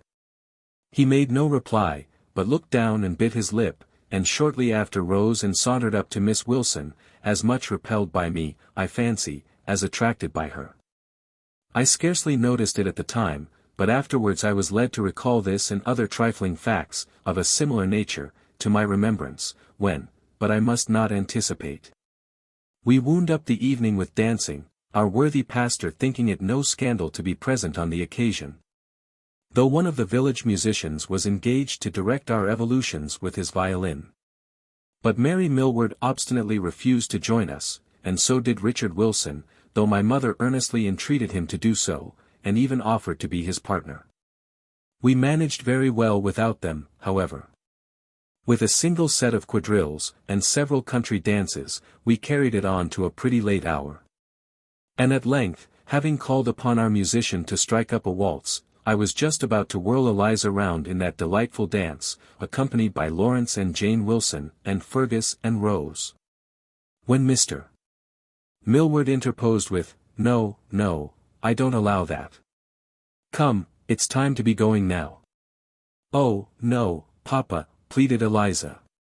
High time, my girl, high time. Moderation in all things, remember. That's the plan, let your moderation be known unto all men. But in revenge I followed Eliza into the dimly lighted passage, where, under pretence of helping her on with her shawl, I fear I must plead guilty to snatching a kiss behind her father's back, while he was enveloping his throat and chin in the folds of a mighty comforter. But alas! In turning round, there was my mother close beside me. The consequence was, that no sooner were the guests departed, than I was doomed to a very serious remonstrance, which unpleasantly checked the galloping course of my spirits, and made a disagreeable close to the evening. My dear Gilbert, said she, I wish you wouldn't do so. You know how deeply I have your advantage at heart, how I love you and prize you above everything else in the world, and how much I long to see you well settled in life, and how bitterly it would grieve me to see you married to that girl, or any other in the neighborhood. What you see in her I don't know. It isn't only the want of money that I think about, nothing of the kind, but there's neither beauty, nor cleverness, nor goodness, nor anything else that's desirable. If you knew your own value, as I do, you wouldn't dream of it. Do wait a while and see. If you bind yourself to her, you'll repent it all your lifetime when you look round and see how many better there are. Take my word for it, you will. Well, mother, do be quiet. I hate to be lectured, I'm not going to marry yet, I tell you, but, dear me, mayn't I enjoy myself at all? Yes, my dear boy, but not in that way. Indeed, You shouldn't do such things. You would be wronging the girl, if she were what she ought to be, but I assure you she is as artful a little hussy as anybody need wish to see. And you'll get entangled in her snares before you know where you are. And if you marry her, Gilbert, you'll break my heart, so there's an end of it. Well, don't cry about it, mother, said I, for the tears were gushing from her eyes. There, let that kiss efface the one I gave Eliza, don't abuse her any more, and set your mind at rest. For I'll promise never, that is, I'll promise to think twice before I take any important step you seriously disapprove of. So saying, I lighted my candle, and went to bed, considerably quenched in spirit. Chapter 5. It was about the close of the month, that, yielding at length to the urgent importunities of Rose, I accompanied her in a visit to Wildfell Hall. To our surprise, we were ushered into a room where the first object that met the eye was a painter's easel, with a table beside it covered with rolls of canvas, bottles of oil and varnish, palette, brushes, paints, etc. Leaning against the wall were several sketches in various stages of progression, and a few finished paintings, mostly of landscapes and figures. I must make you welcome to my studio, said Mrs. Graham. There is no fire in the sitting room today, and it is rather too cold to show you into a place with an empty grate. And disengaging a couple of chairs from the artistical lumber that usurped them, she bid us be seated, and resumed her place beside the easel, not facing it exactly, but now and then glancing at the picture upon it while she conversed, and giving it an occasional touch with her brush. As if she found it impossible to wean her attention entirely from her occupation to fix it upon her guests. It was a view of Wildfell Hall, as seen at early morning from the field below, rising in dark relief against a sky of clear silvery blue, with a few red streaks on the horizon. Faithfully drawn and colored, and very elegantly and artistically handled. I see your heart is in your work, Mrs. Graham, observed I must beg you to go on with it. For if you suffer our presence to interrupt you, we shall be constrained to regard ourselves as unwelcome intruders. Oh, no, replied she, throwing her brush onto the table, as if startled into politeness. I am not so beset with visitors but that I can readily spare a few minutes to the few that do favor me with their company. You have almost completed your painting, said I, approaching to observe it more closely, and surveying it with a greater degree of admiration and delight than I cared to express. A few more touches in the foreground will finish it, I should think. But why have you called it Fernley Manor, Cumberland, instead of Wildfell Hall, Shire? I asked, alluding to the name she had traced in small characters at the bottom of the canvas. But immediately I was sensible of having committed an act of impertinence in so doing. For she colored and hesitated. But after a moment's pause, with a kind of desperate frankness, she replied. Because I have friends, acquaintances at least, in the world, from whom I desire my present abode to be concealed. And as they might see the picture, and might possibly recognize the style in spite of the false initials I have put in the corner, I take the precaution to give a false name to the place also. In order to put them on a wrong scent, if they should attempt to trace me out by it. Then you don't intend to keep the picture, said I, anxious to say anything to change the subject. No, I cannot afford to paint for my own amusement. Mamma sends all her pictures to London, said Arthur, and somebody sells them for her there, and sends us the money. In looking round upon the other pieces, I remarked a pretty sketch of Linden-Hope from the top of the hill, another view of the old hall basking in the sunny haze of a quiet summer afternoon. And a simple but striking little picture of a child brooding, with looks of silent but deep and sorrowful regret, over a handful of withered flowers. With glimpses of dark low hills and autumnal fields behind it, and a dull beclouded sky above. You see there is a sad dearth of subjects, observed the fair artist. I took the old hall once on a moonlight night, and I suppose I must take it again on a snowy winter's day, and then again on a dark cloudy evening, for I really have nothing else to paint. I have been told that you have a fine view of the sea somewhere in the neighborhood. Is it true, and is it within walking distance?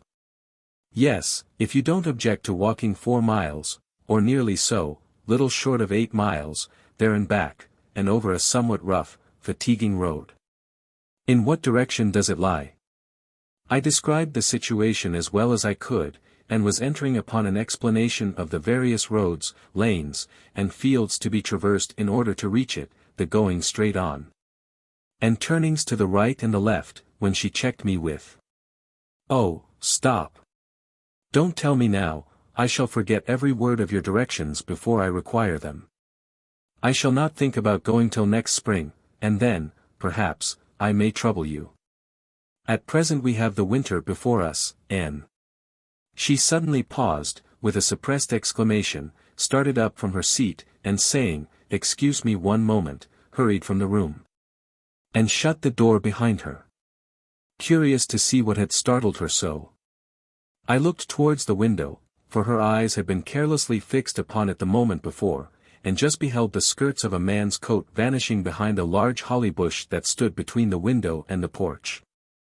"It's Mamma's friend," said Arthur. Rose and I looked at each other. "I don't know what to make of her at all," whispered Rose.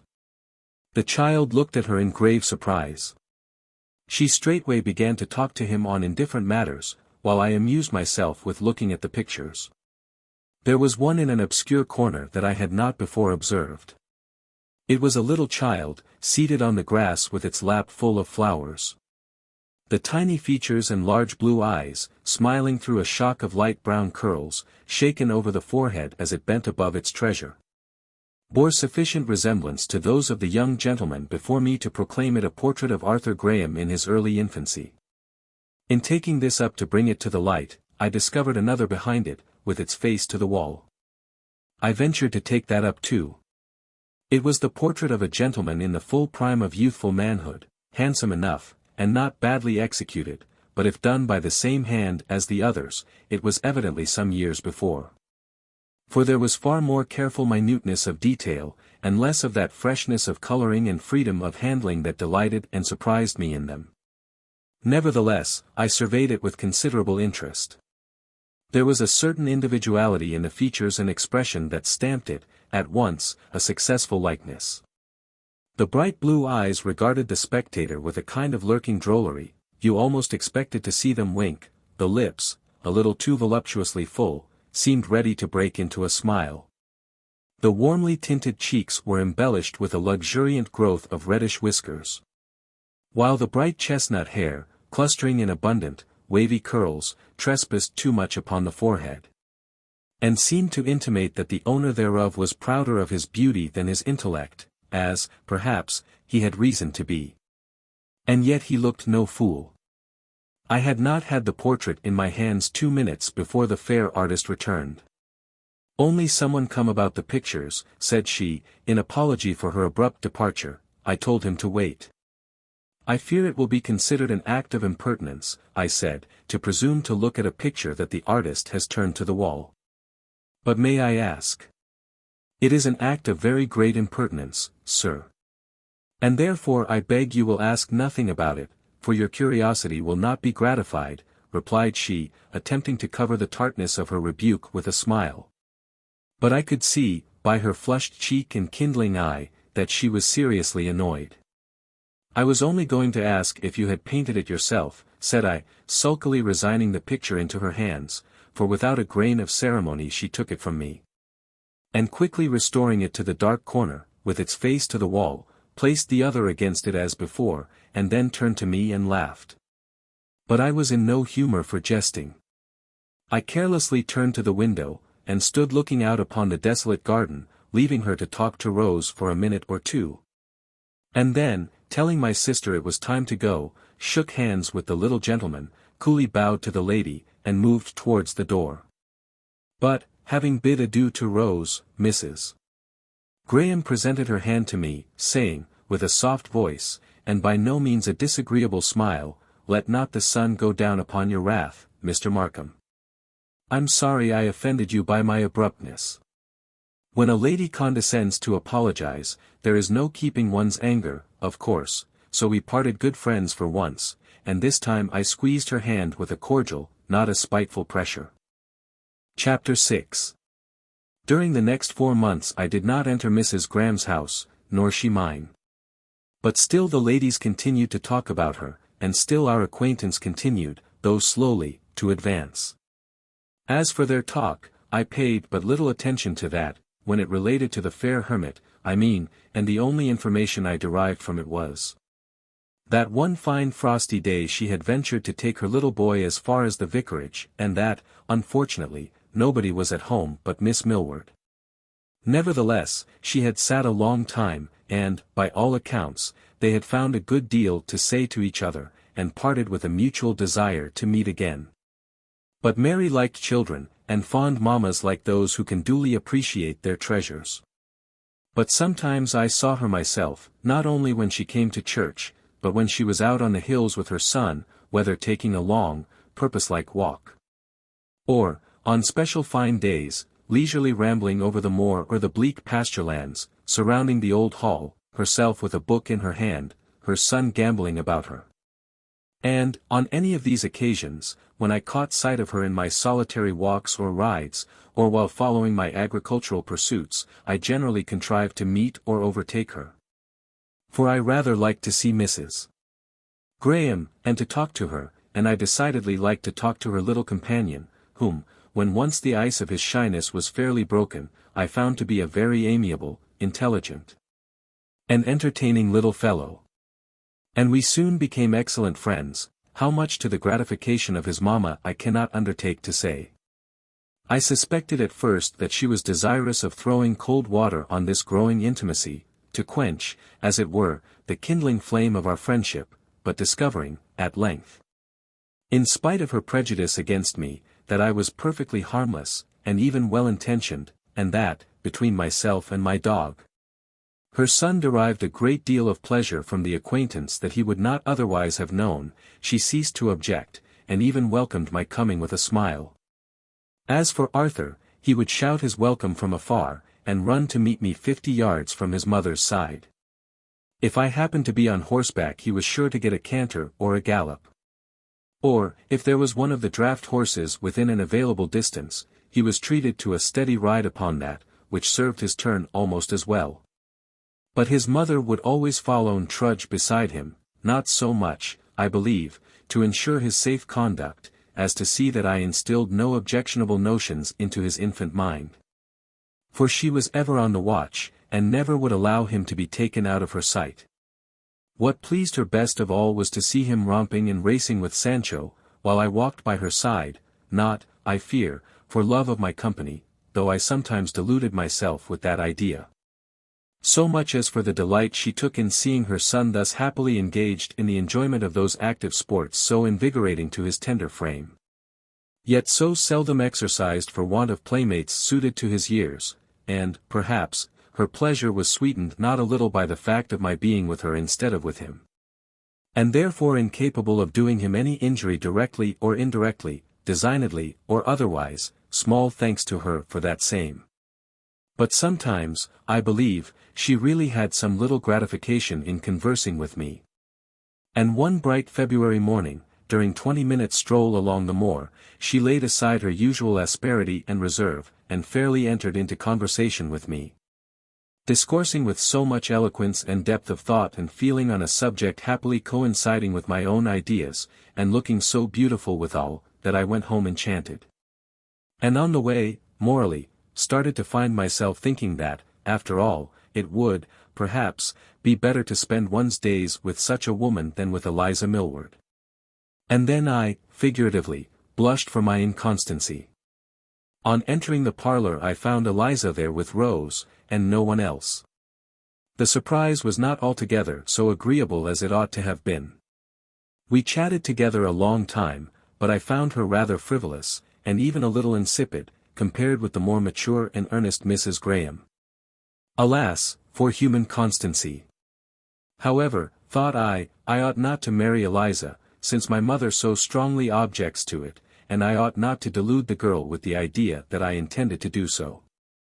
Now, if this mood continue, I shall have less difficulty in emancipating my affections from her soft yet unrelenting sway, and, though Mrs. Graham might be equally objectionable, I may be permitted, like the doctors, to cure a greater evil by a less, for I shall not fall seriously in love with the young widow, I think. Nor she with me, that's certain, but if I find a little pleasure in her society I may surely be allowed to seek it. And if the star of her divinity be bright enough to dim the luster of Eliza's, so much the better, but I scarcely can think it. And thereafter I seldom suffered a fine day to pass without paying a visit to Wildfell about the time my new acquaintance usually left her hermitage. But so frequently was I balked in my expectations of another interview, so changeable was she in her times of coming forth and in her places of resort. So transient were the occasional glimpses I was able to obtain, that I felt half inclined to think she took as much pains to avoid my company as I to seek hers. But this was too disagreeable a supposition to be entertained a moment after it could conveniently be dismissed. One calm, clear afternoon, however, in March, as I was superintending the rolling of the meadowland, and the repairing of a hedge in the valley, I saw Mrs. Graham down by the brook, with a sketchbook in her hand, absorbed in the exercise of her favourite art, while Arthur was putting on the time with constructing dams and breakwaters in the shallow, stony stream. I was rather in want of amusement, and so rare an opportunity was not to be neglected.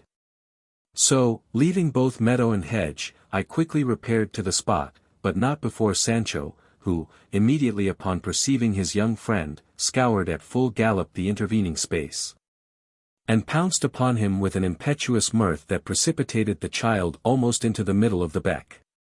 But, happily, the stones preserved him from any serious wetting, while their smoothness prevented his being too much hurt to laugh at the untoward event.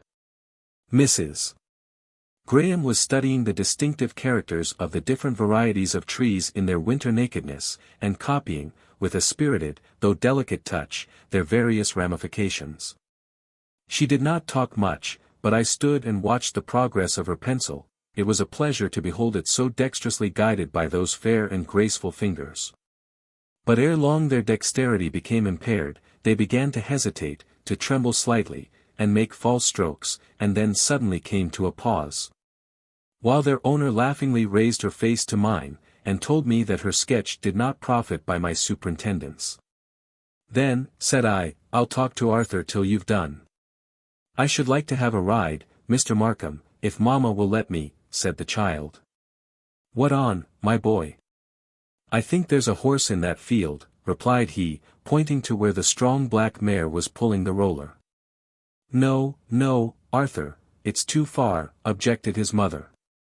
But I promised to bring him safe back after a turn or two up and down the meadow, and when she looked at his eager face she smiled and let him go. It was the first time she had even allowed me to take him so much as half a field's length from her side.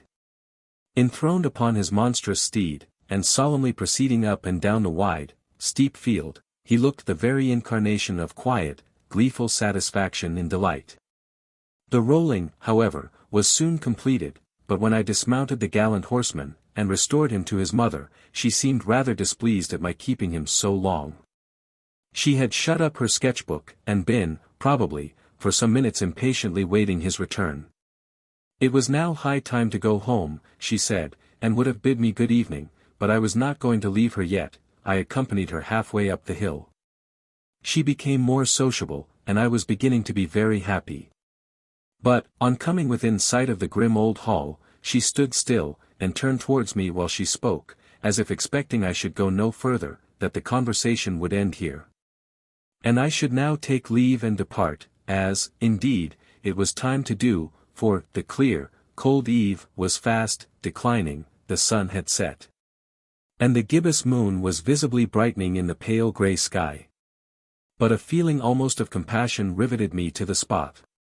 It seemed hard to leave her to such a lonely, comfortless home.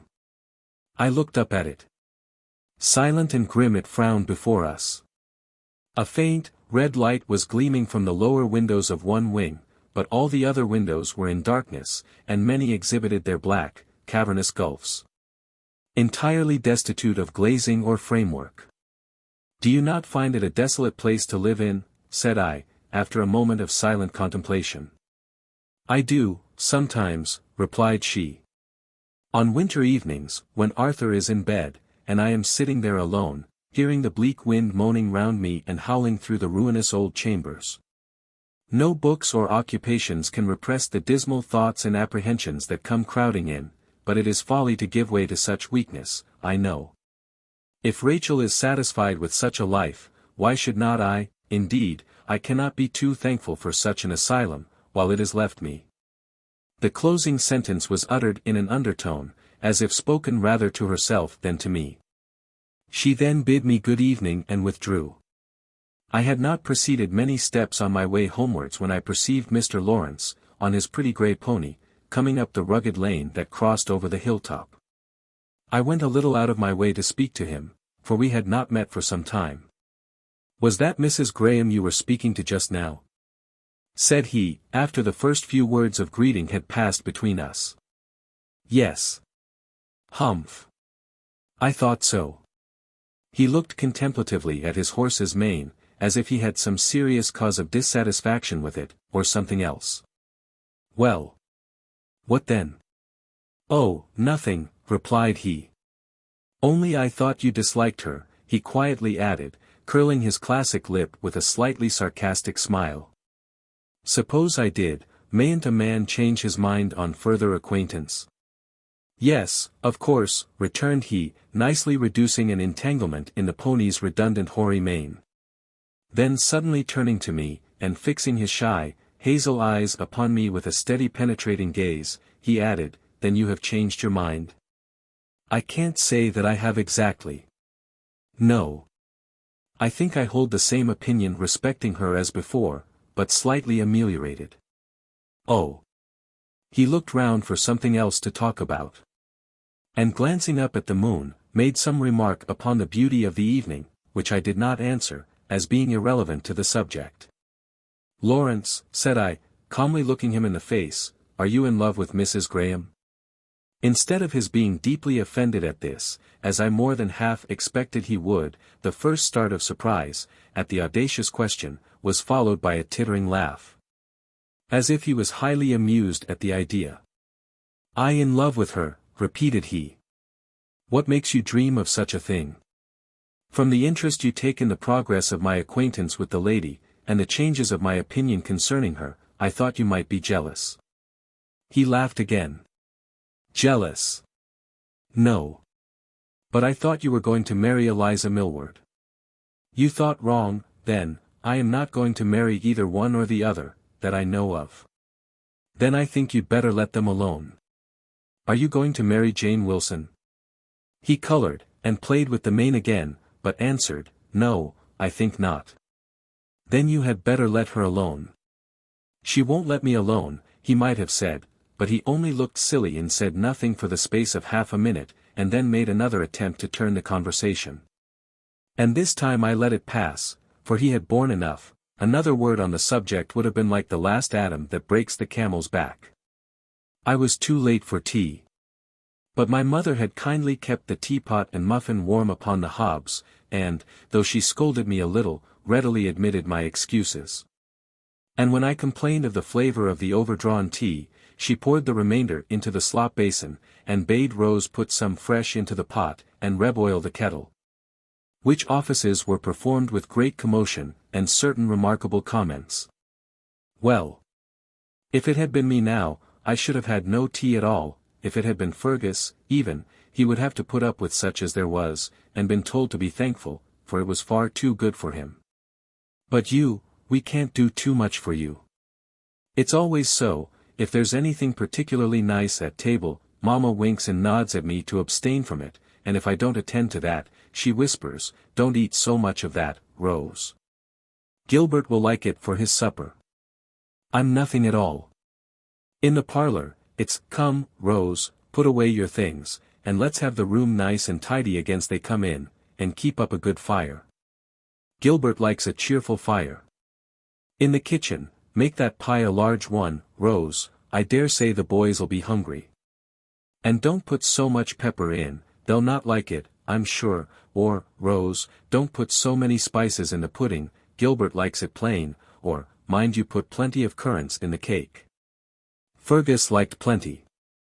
If I say, "Well, Mamma, I don't," I'm told I ought not to think of myself. You know, Rose, in all household matters, we have only two things to consider: first, what's proper to be done. And, secondly, what's most agreeable to the gentlemen of the house, anything will do for the ladies. And very good doctrine too, said my mother. Gilbert thinks so, I'm sure. Very convenient doctrine, for us, at all events, said I. But if you would really study my pleasure, mother, you must consider your own comfort and convenience a little more than you do. As for Rose, I have no doubt she'll take care of herself. And whenever she does make a sacrifice or perform a remarkable act of devotedness, she'll take good care to let me know the extent of it. But for you I might sink into the grossest condition of self-indulgence and carelessness about the wants of others, from the mere habit of being constantly cared for myself. And having all my wants anticipated or immediately supplied, while left in total ignorance of what is done for me, if Rose did not enlighten me now and then. And I should receive all your kindness as a matter of course, and never know how much I owe you. Ah! And you never will know, Gilbert, till you're married. Then, when you've got some trifling, self-conceited girl like Eliza Millward, careless of everything but her own immediate pleasure and advantage, or some misguided, obstinate woman, like Mrs. Graham, ignorant of her principal duties, and clever only in what concerns her least to know, then you'll find the difference. It will do me good, mother. I was not sent into the world merely to exercise the good capacities and good feelings of others, was I, but to exert my own towards them. And when I marry, I shall expect to find more pleasure in making my wife happy and comfortable, than in being made so by her. I would rather give than receive. Oh! That's all nonsense, my dear. It's mere boys' talk that. You'll soon tire of petting and humoring your wife, be she ever so charming, and then comes the trial. Well, then, we must bear one another's burdens. Then you must fall each into your proper place. You'll do your business, and she, if she's worthy of you, will do hers, but it's your business to please yourself, and hers to please you. I'm sure your poor, dear father was as good a husband as ever lived, and after the first 6 months or so were over, I should as soon have expected him to fly, as to put himself out of his way to pleasure me. He always said I was a good wife, and did my duty, and he always did his, bless him. He was steady and punctual, seldom found fault without a reason, always did justice to my good dinners. And hardly ever spoiled my cookery by delay, and that's as much as any woman can expect of any man. Is it so, Halford? Is that the extent of your domestic virtues, and does your happy wife exact no more? Chapter 7. Not many days after this, on a mild sunny morning, rather soft underfoot. For the last fall of snow was only just wasted away, leaving yet a thin ridge, here and there, lingering on the fresh green grass beneath the hedges. But beside them already, the young primroses were peeping from among their moist, dark foliage, and the lark above was singing of summer, and hope, and love. And every heavenly thing, I was out on the hillside, enjoying these delights, and looking after the well-being of my young lambs and their mothers, when, on glancing round me, I beheld 3 persons ascending from the vale below. They were Eliza Millward, Fergus, and Rose, so I crossed the field to meet them. And, being told they were going to Wildfell Hall, I declared myself willing to go with them, and offering my arm to Eliza, who readily accepted it in lieu of my brother's. Told the latter he might go back, for I would accompany the ladies. I beg your pardon, exclaimed he. It's the ladies that are accompanying me, not I them. You had all had a peep at this wonderful stranger but me, and I could endure my wretched ignorance no longer, come what would, I must be satisfied. So I begged Rose to go with me to the hall, and introduce me to her at once. She swore she would not, unless Miss Eliza would go too, so I ran to the vicarage and fetched her.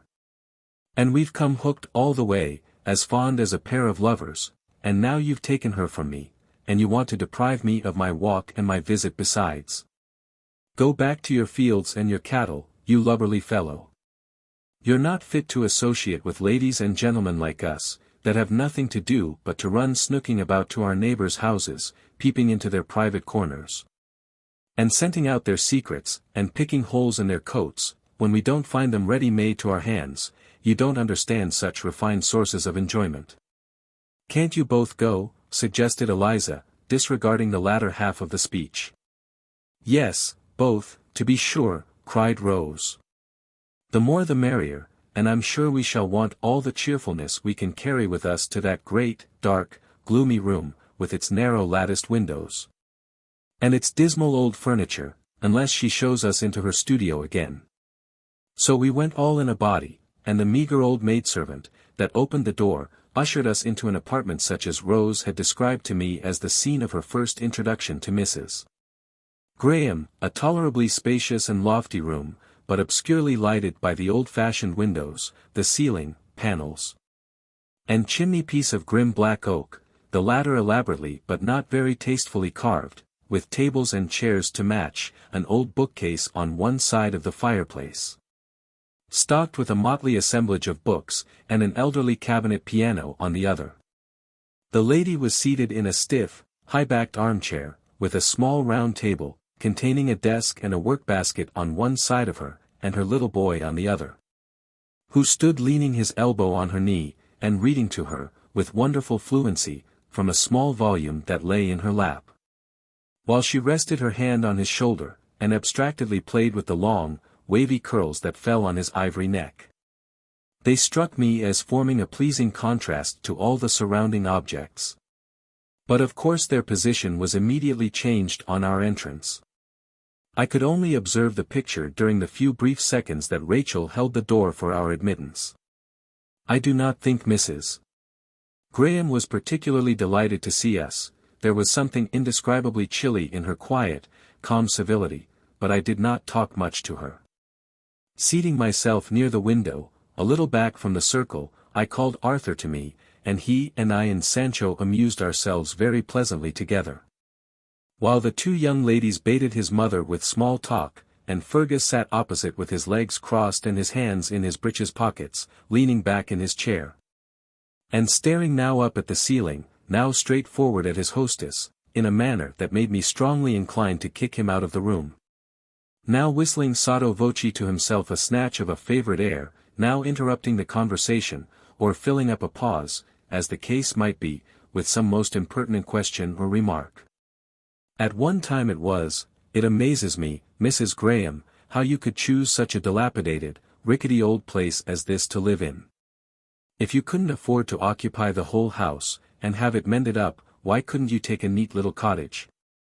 Perhaps I was too proud, Mr. Fergus, replied she, smiling. Perhaps I took a particular fancy for this romantic, old-fashioned place, but, indeed, it has many advantages over a cottage. In the first place, you see, the rooms are larger and more airy. In the second place, the unoccupied apartments, which I don't pay for, may serve as lumber rooms, if I have anything to put in them. And they are very useful for my little boy to run about in on rainy days when he can't go out, and then there is the garden for him to play in, and for me to work in. You see, I have effected some little improvement already, continued she, turning to the window.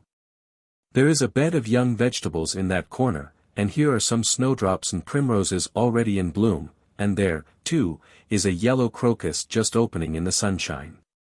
But then how can you bear such a situation, your nearest neighbors 2 miles distant, and nobody looking in or passing by? Rose would go stark mad in such a place. She can't put on life unless she sees half a dozen fresh gowns and bonnets a day, not to speak of the faces within. But you might sit watching at these windows all day long, and never see so much as an old woman carrying her eggs to market. I am not sure the loneliness of the place was not one of its chief recommendations. I take no pleasure in watching people pass the windows, and I like to be quiet. Oh! As good as to say you wish we would all of us mind our own business, and let you alone. No, I dislike an extensive acquaintance. But if I have a few friends, of course I am glad to see them occasionally. No one can be happy in eternal solitude. Therefore, Mr. Fergus, if you choose to enter my house as a friend, I will make you welcome. If not, I must confess, I would rather you kept away. She then turned and addressed some observation to Rose or Eliza. And, Mrs. Graham, said he again, 5 minutes after, we were disputing, as we came along, a question that you can readily decide for us, as it mainly regarded yourself, and, indeed, we often hold discussions about you.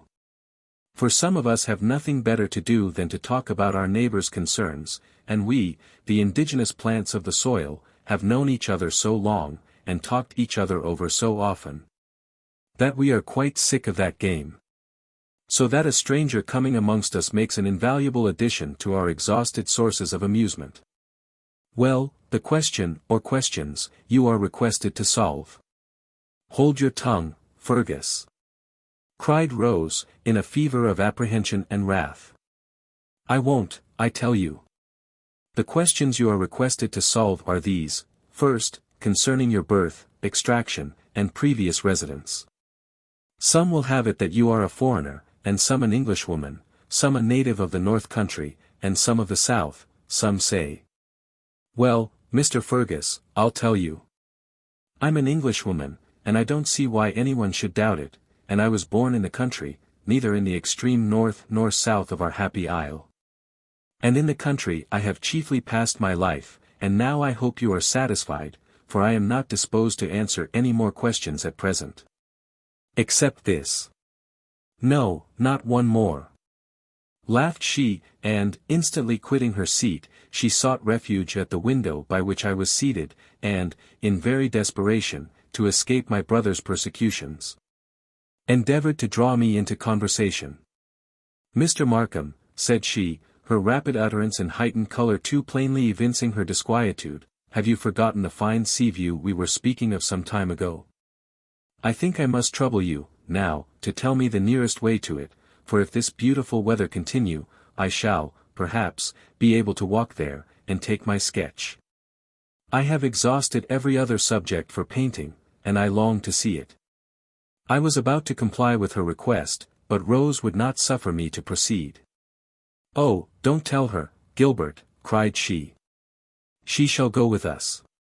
It's Bay you are thinking about, I suppose, Mrs. Graham. It is a very long walk, too far for you, and out of the question for Arthur. But we were thinking about making a picnic to see it some fine day, and, if you will wait till the settled fine weather comes, I'm sure we shall all be delighted to have you amongst us. Poor Mrs. Graham looked dismayed, and attempted to make excuses, but Rose, either compassionating her lonely life, or anxious to cultivate her acquaintance, was determined to have her. And every objection was overruled. She was told it would only be a small party, and all friends, and that the best view of all was from cliffs, full 5 miles distant. Just a nice walk for the gentlemen, continued Rose, but the ladies will drive and walk by turns. For we shall have our pony carriage, which will be plenty large enough to contain little Arthur and 3 ladies, together with your sketching apparatus, and our provisions.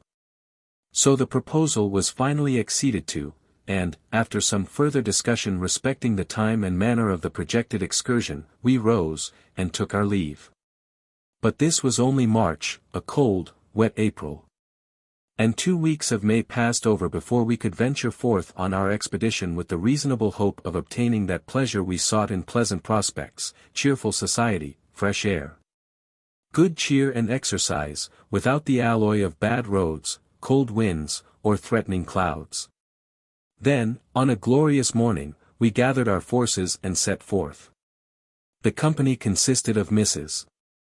and Master Graham, Mary and Eliza Millward, Jane and Richard Wilson, and Rose, Fergus, and Gilbert Markham. Mr. Lawrence had been invited to join us, but, for some reason best known to himself, had refused to give us his company. I had solicited the favor myself. When I did so, he hesitated, and asked who were going.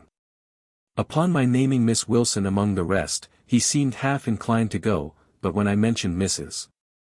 Graham, thinking it might be a further inducement, it appeared to have a contrary effect, and he declined it altogether, and, to confess the truth, the decision was not displeasing to me. Though I could scarcely tell you why. It was about midday when we reached the place of our destination.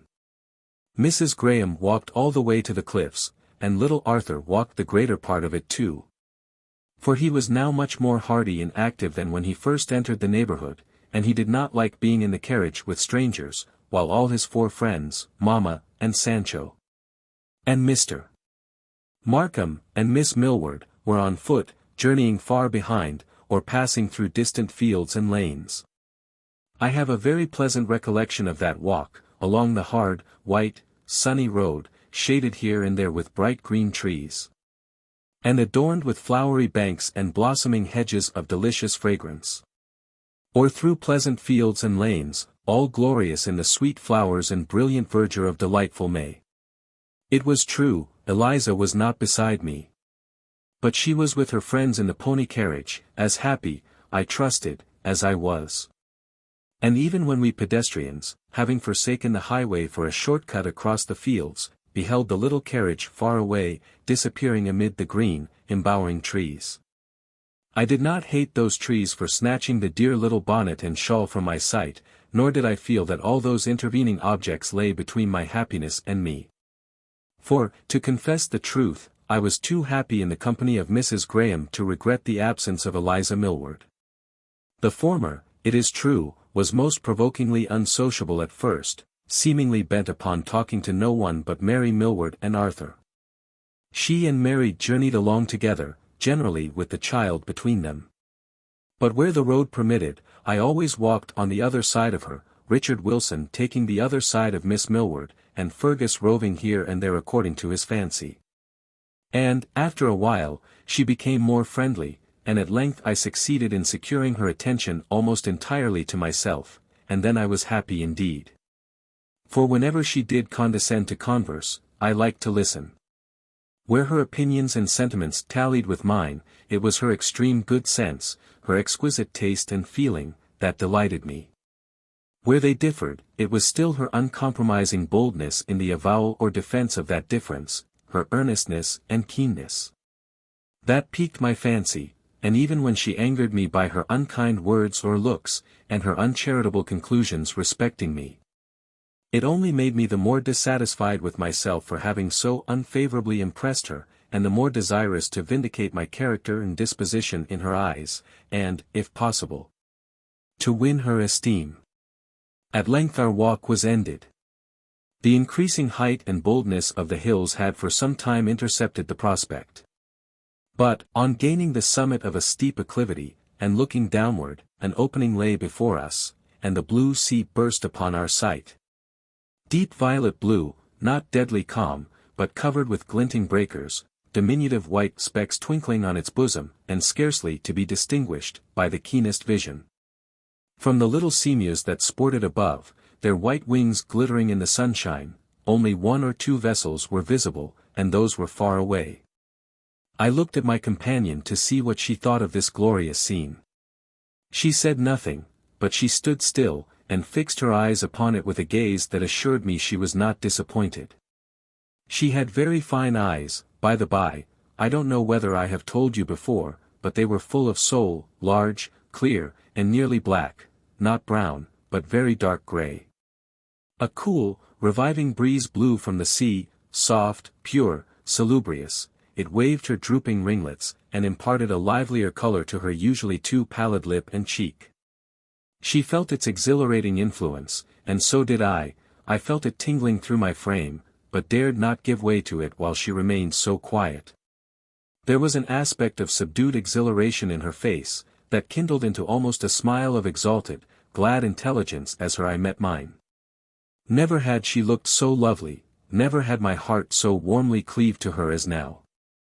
Had we been left 2 minutes longer standing there alone, I cannot answer for the consequences.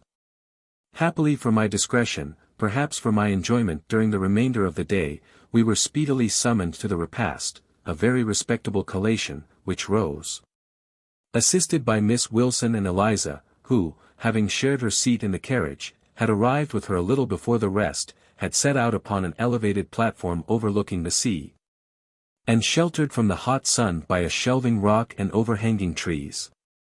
Mrs. Graham seated herself at a distance from me. Eliza was my nearest neighbour.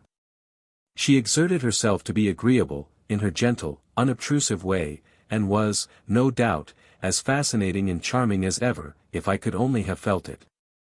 But soon my heart began to warm towards her once again, and we were all very merry and happy together, as far as I could see, throughout the protracted social meal.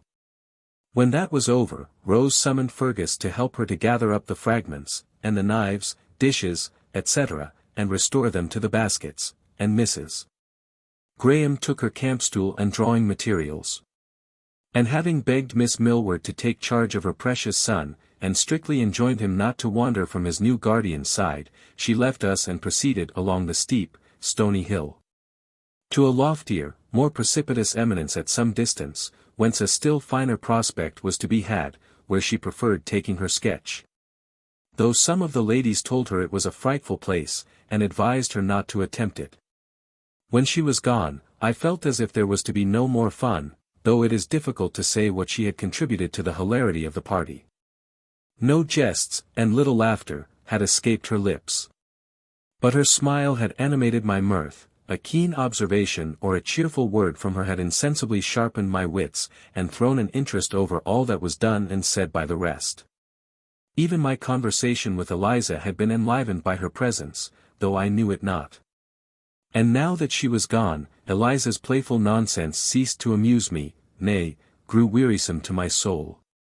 And I grew weary of amusing her. I felt myself drawn by an irresistible attraction to that distant point where the fair artist sat and plied her solitary task, and not long did I attempt to resist it, while my little neighbor was exchanging a few words with Miss Wilson. I rose and cannily slipped away.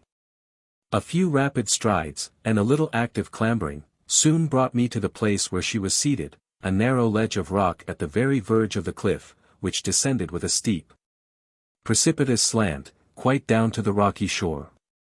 She did not hear me coming. The falling of my shadow across her paper gave her an electric start. And she looked hastily round. Any other lady of my acquaintance would have screamed under such a sudden alarm. "Oh! I didn't know it was you. Why did you startle me so?" said she, somewhat testily. "I hate anybody to come upon me so unexpectedly." "Why, what did you take me for?" said I. "If I had known you were so nervous, I would have been more cautious, but—" "Well, never mind. What did you come for? Are they all coming?" "No, this little ledge could scarcely contain them all." "I'm glad, for I'm tired of talking." "Well, then, I won't talk. I'll only sit and watch your drawing." "Oh, but you know I don't like that." "Then I'll content myself with admiring this magnificent prospect." She made no objection to this. And, for some time, sketched away in silence. But I could not help stealing a glance, now and then, from the splendid view at our feet to the elegant white hand that held the pencil, and the graceful neck and glossy raven curls that drooped over the paper. Now, thought I, if I had but a pencil and a morsel of paper, I could make a lovelier sketch than hers, admitting I had the power to delineate faithfully what is before me. But, though this satisfaction was denied me, I was very well content to sit beside her there, and say nothing. "Are you there still, Mr. Markham?" said she at length, looking round upon me, for I was seated a little behind on a mossy projection of the cliff. "Why don't you go and amuse yourself with your friends?" "Because I am tired of them, like you, and I shall have enough of them tomorrow, or at any time hence, but you I may not have the pleasure of seeing again for I know not how long." "What was Arthur doing when you came away?" "He was with Miss Millward, where you left him, all right, but hoping mamma would not be long away." "You didn't entrust him to me, by the by," I grumbled, though I had the honor of a much longer acquaintance. "But Miss Millward has the art of conciliating and amusing children," I carelessly added, "if she is good for nothing else. Miss Millward has many estimable qualities, which such as you cannot be expected to perceive or appreciate. Will you tell Arthur that I shall come in a few minutes? If that be the case, I will wait, with your permission, till those few minutes are past, and then I can assist you to descend this difficult path." "Thank you, I always manage best, on such occasions, without assistance. But, at least, I can carry your stool and sketchbook." She did not deny me this favor. But I was rather offended at her evident desire to be rid of me, and was beginning to repent of my pertinacity. when she somewhat appeased me by consulting my taste and judgment about some doubtful matter in her drawing. My opinion, happily, met her approbation, and the improvement I suggested was adopted without hesitation. "I have often wished in vain," said she, "for another's judgment to appeal to when I could scarcely trust the direction of my own eye and head. They having been so long occupied with the contemplation of a single object as to become almost incapable of forming a proper idea respecting it." "That," replied I, "is only one of many evils to which a solitary life exposes us." "True," said she, and again we relapsed into silence. About 2 minutes after, however, she declared her sketch completed, and closed the book. On returning to the scene of our repast we found all the company had deserted it, with the exception of 3, Mary Millward, Richard Wilson, and Arthur Graham. The younger gentleman lay fast asleep with his head pillowed on the lady's lap, the other was seated beside her with a pocket edition of some classic author in his hand. He never went anywhere without such a companion wherewith to improve his leisure moments. All time seemed lost that was not devoted to study, or exacted, by his physical nature, for the bare support of life. Even now he could not abandon himself to the enjoyment of that pure air and balmy sunshine, that splendid prospect, and those soothing sounds. The music of the waves and of the soft wind in the sheltering trees above him, not even with a lady by his side, though not a very charming one, I will allow, he must pull out his book and make the most of his time while digesting his temperate meal, and reposing his weary limbs, and used to so much exercise. Perhaps, however, he spared a moment to exchange a word or a glance with his companion now and then. At any rate, she did not appear at all resentful of his conduct, for her homely features wore an expression of unusual cheerfulness and serenity, and she was studying his pale, thoughtful face with great complacency when we arrived. The journey homeward was by no means so agreeable to me as the former part of the day, for now Mrs. Graham was in the carriage, and Eliza Millward was the companion of my walk. She had observed my preference for the young widow, and evidently felt herself neglected. She did not manifest her chagrin by keen reproaches, bitter sarcasms, or pouting sullen silence. Any or all of these I could easily have endured, or lightly laughed away. But she showed it by a kind of gentle melancholy, a mild, reproachful sadness that cut me to the heart. I tried to cheer her up, and apparently succeeded in some degree, before the walk was over. But in the very act my conscience reproved me, knowing, as I did, that, sooner or later, the tie must be broken, and this was only nourishing false hopes and putting off the evil day. When the pony carriage had approached as near Wildfell Hall as the road would permit, unless, indeed, it proceeded up the long rough lane, which Mrs. Graham would not allow, the young widow and her son alighted, relinquishing the driver's seat to Rose, and I persuaded Eliza to take the latter's place. Having put her comfortably in, bid her take care of the evening air, and wished her a kind good night, I felt considerably relieved, and hastened to offer my services to Mrs. Graham to carry her apparatus up the fields, but she had already hung her campstool on her arm and taken her sketchbook in her hand, and insisted upon bidding me adieu then and there, with the rest of the company. But this time she declined my proffered aid in so kind and friendly a manner that I almost forgave her. Chapter 8. 6 weeks had passed away. It was a splendid morning about the close of June. Most of the hay was cut, but the last week had been very unfavorable. And now that fine weather was come at last, being determined to make the most of it, I had gathered all hands together into the hayfield, and was working away myself, in the midst of them. In my shirt-sleeves, with a light, shady straw hat on my head, catching up armfuls of moist, reeking grass, and shaking it out to the four winds of heaven. At the head of a goodly file of servants and hirelings, intending so to labor, from morning till night, with as much zeal and assiduity as I could look for from any of them. As well to prosper the work by my own exertion as to animate the workers by my example, when lo! My resolutions were overthrown in a moment, by the simple fact of my brother's running up to me and putting into my hand a small parcel, just arrived from London, which I had been for some time expecting. I tore off the cover, and disclosed an elegant and portable edition of Marmion. "I guess I know who that's for," said Fergus, who stood looking on while I complacently examined the volume. "That's for Miss Eliza, now." He pronounced this with a tone and look so prodigiously knowing, that I was glad to contradict him. "You're wrong, my lad," said I. And, taking up my coat, I deposited the book in one of its pockets, and then put it on, i.e. the coat. "Now come here, you idle dog, and make yourself useful for once," I continued. "Pull off your coat, and take my place in the field till I come back." "Till you come back, and where are you going, pray?" "No matter where, the when is all that concerns you." "And I shall be back by dinner, at least." "Oh, oh. And I'm to labor away till then, am I, and to keep all these fellows hard at it besides? Well, well. I'll submit, for once in a way.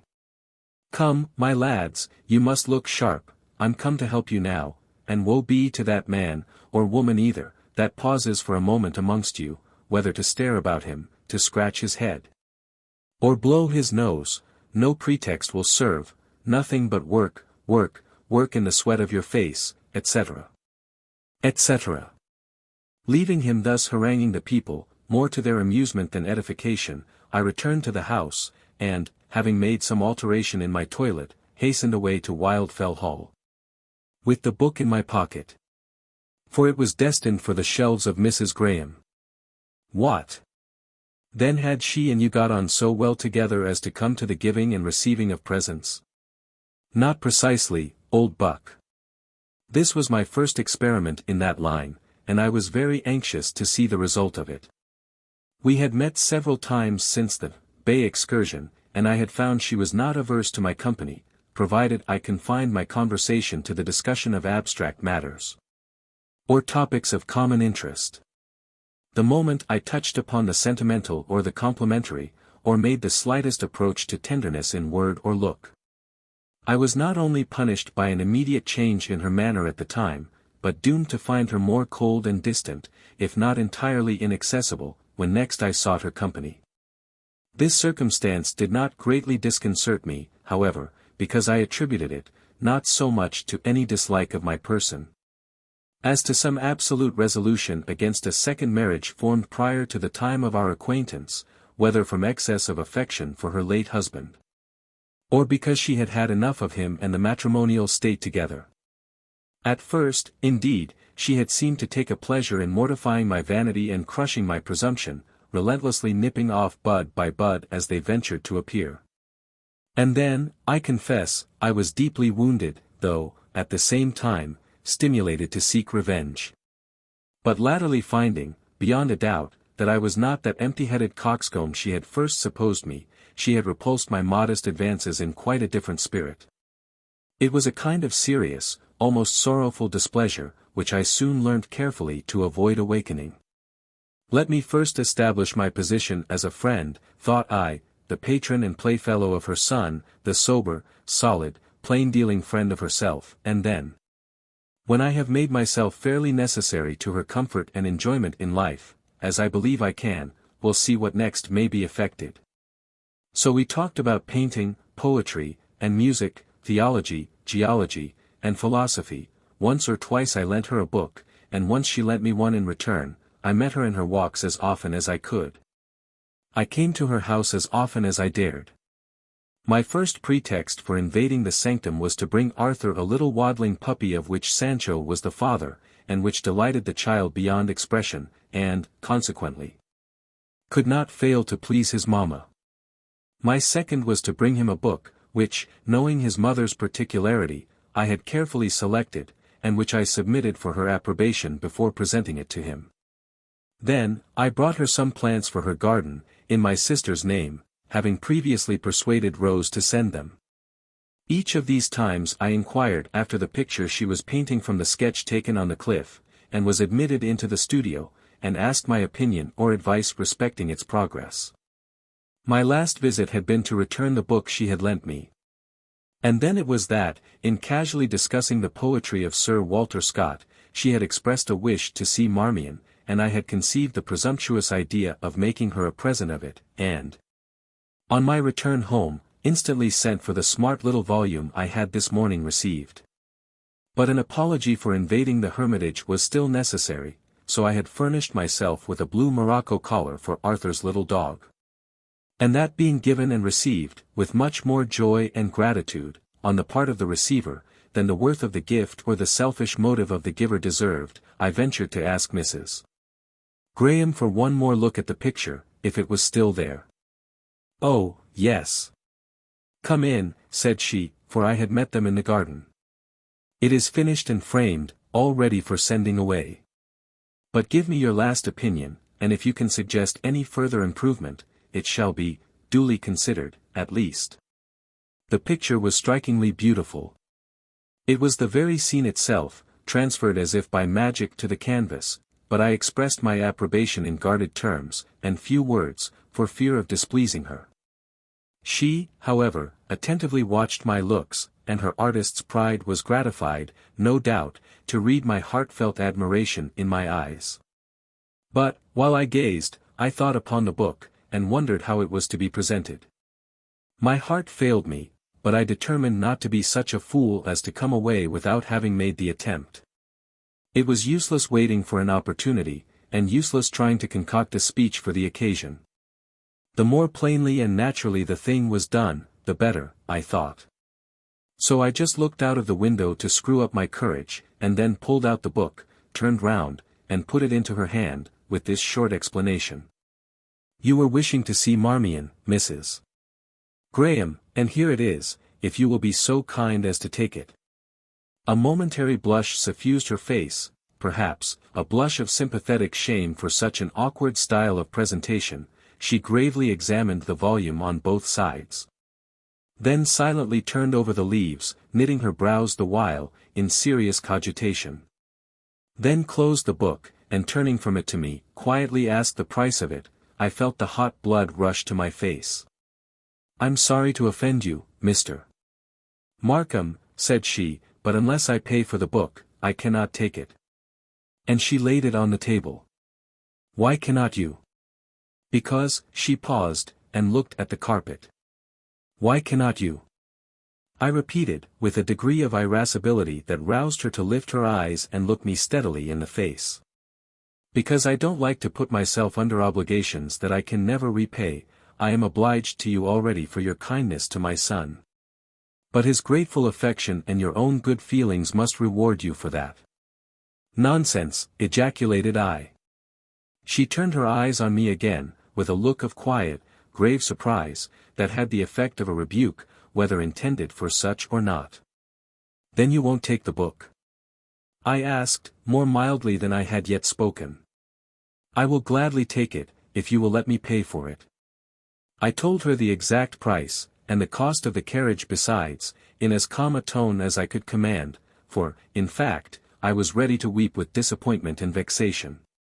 She produced her purse, and coolly counted out the money, but hesitated to put it into my hand.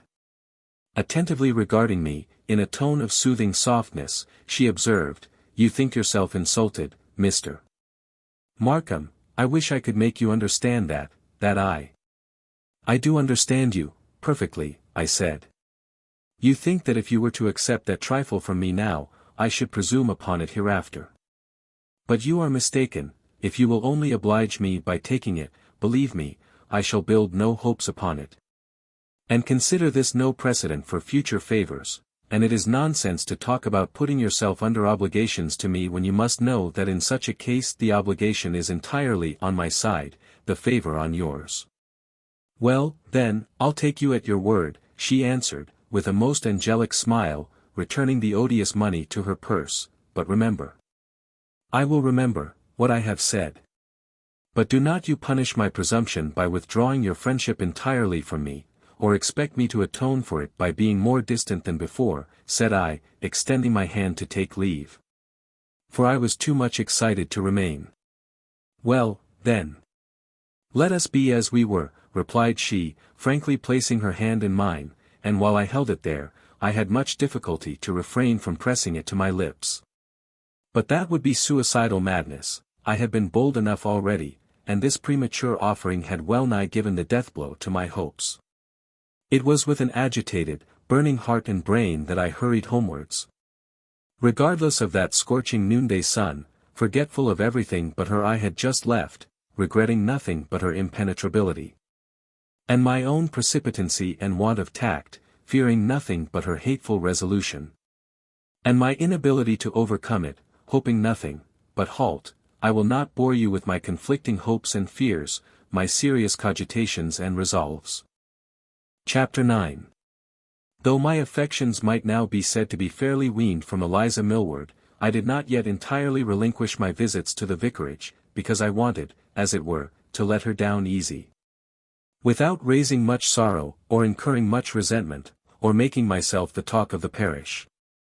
And besides, if I had wholly kept away, the vicar, who looked upon my visits as paid chiefly, if not entirely, to himself, would have felt himself decidedly affronted by the neglect. But when I called there the day after my interview with Mrs. Graham, he happened to be from home, a circumstance by no means so agreeable to me now as it had been on former occasions. Miss Millward was there, it is true, but she, of course, would be little better than a nonentity. However, I resolved to make my visit a short one, and to talk to Eliza in a brotherly, friendly sort of way, such as our long acquaintance might warrant me in assuming, and which, I thought, could neither give offence nor serve to encourage false hopes. It was never my custom to talk about Mrs. Graham either to her or anyone else. But I had not been seated 3 minutes before she brought that lady on to the carpet herself in a rather remarkable manner. "Oh, Mr. Markham," said she, with a shocked expression and voice subdued almost to a whisper, "what do you think of these shocking reports about Mrs. Graham? Can you encourage us to disbelieve them?" "What reports?" "Ah, now. You know," she slyly smiled and shook her head. "I know nothing about them." "What in the world do you mean, Eliza?" "Oh, don't ask me. I can't explain it." She took up the cambric handkerchief which she had been beautifying with a deep lace border, and began to be very busy.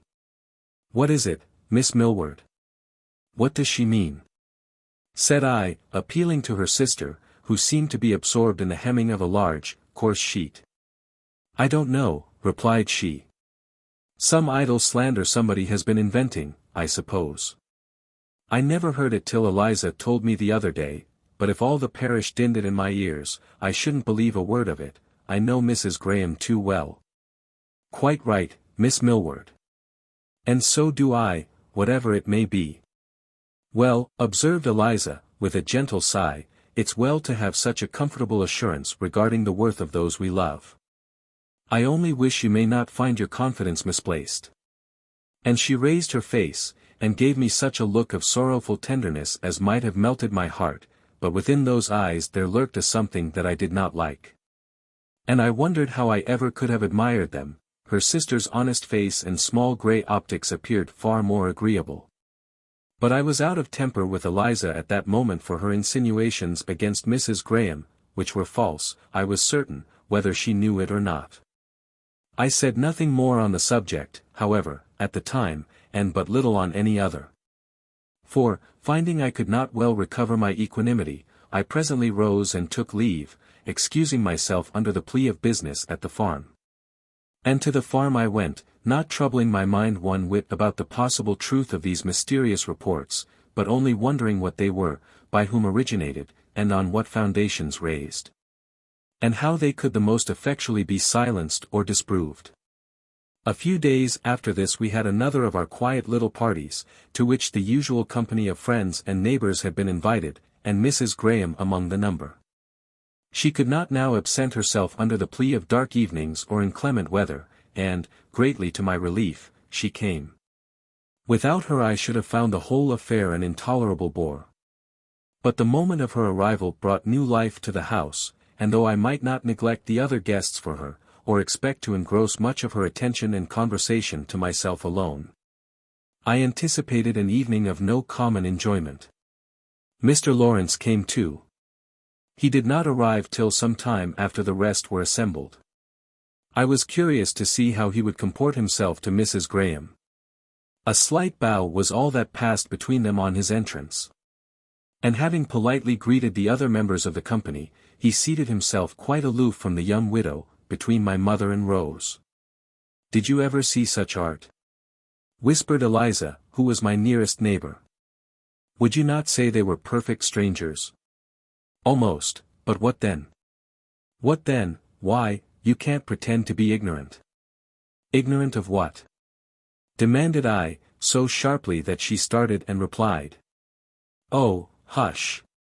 Don't speak so loud." "Well, tell me then," I answered in a lower tone, "what is it you mean?" "I hate enigmas." "Well, you know, I don't vouch for the truth of it, indeed, far from it, but haven't you heard?" "I've heard nothing, except from you."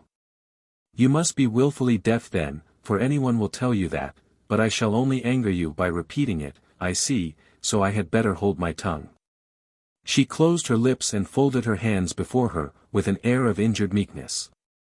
"If you had wished not to anger me, you should have held your tongue from the beginning, or else spoken out plainly and honestly all you had to say." She turned aside her face, pulled out her handkerchief, rose, and went to the window, where she stood for some time, evidently dissolved in tears. I was astounded, provoked, ashamed, not so much of my harshness as for her childish weakness.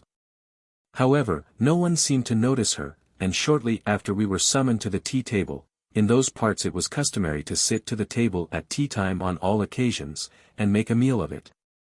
For we dined early. On taking my seat, I had Rose on one side of me and an empty chair on the other.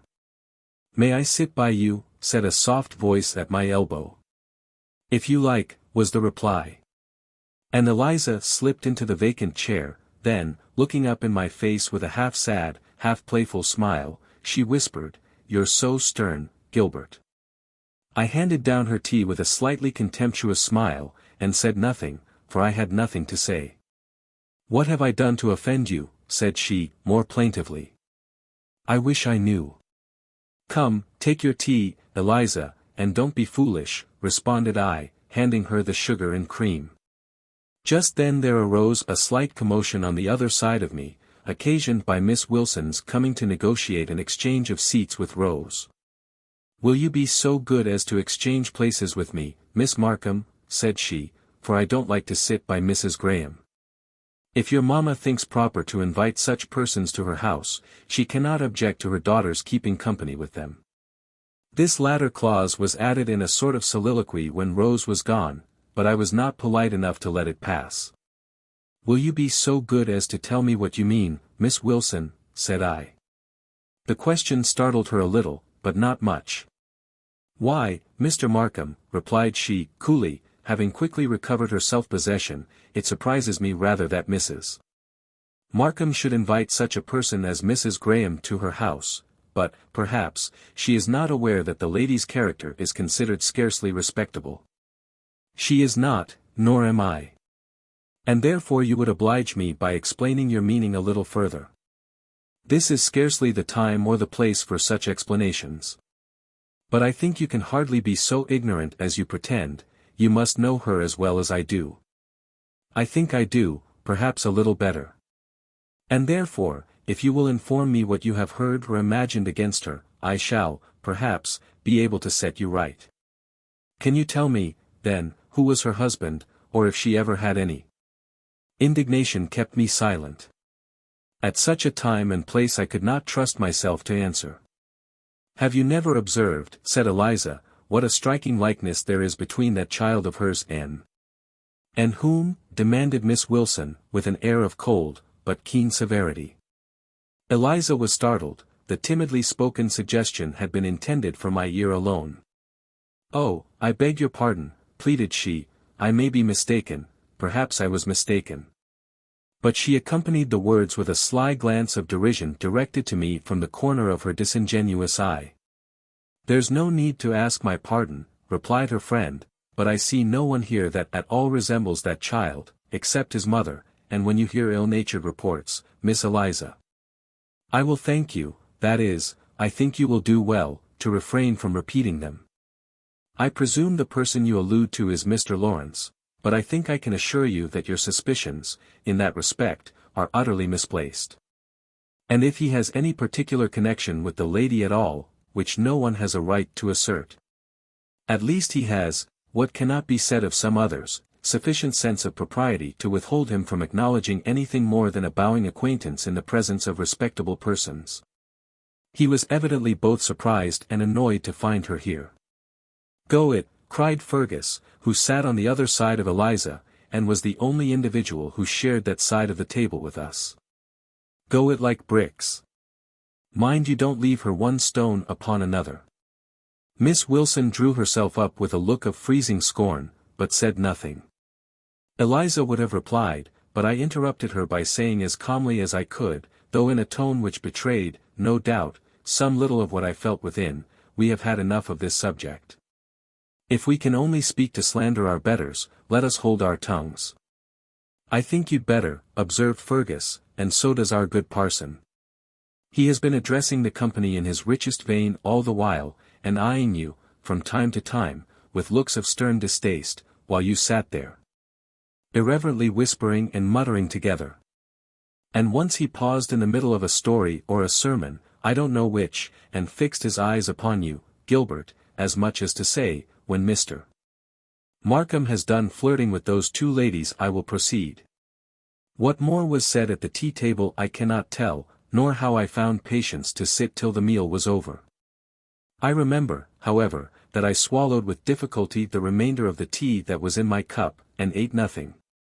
And that the first thing I did was to stare at Arthur Graham, who sat beside his mother on the opposite side of the table, and the second to stare at Mr. Lawrence, who sat below.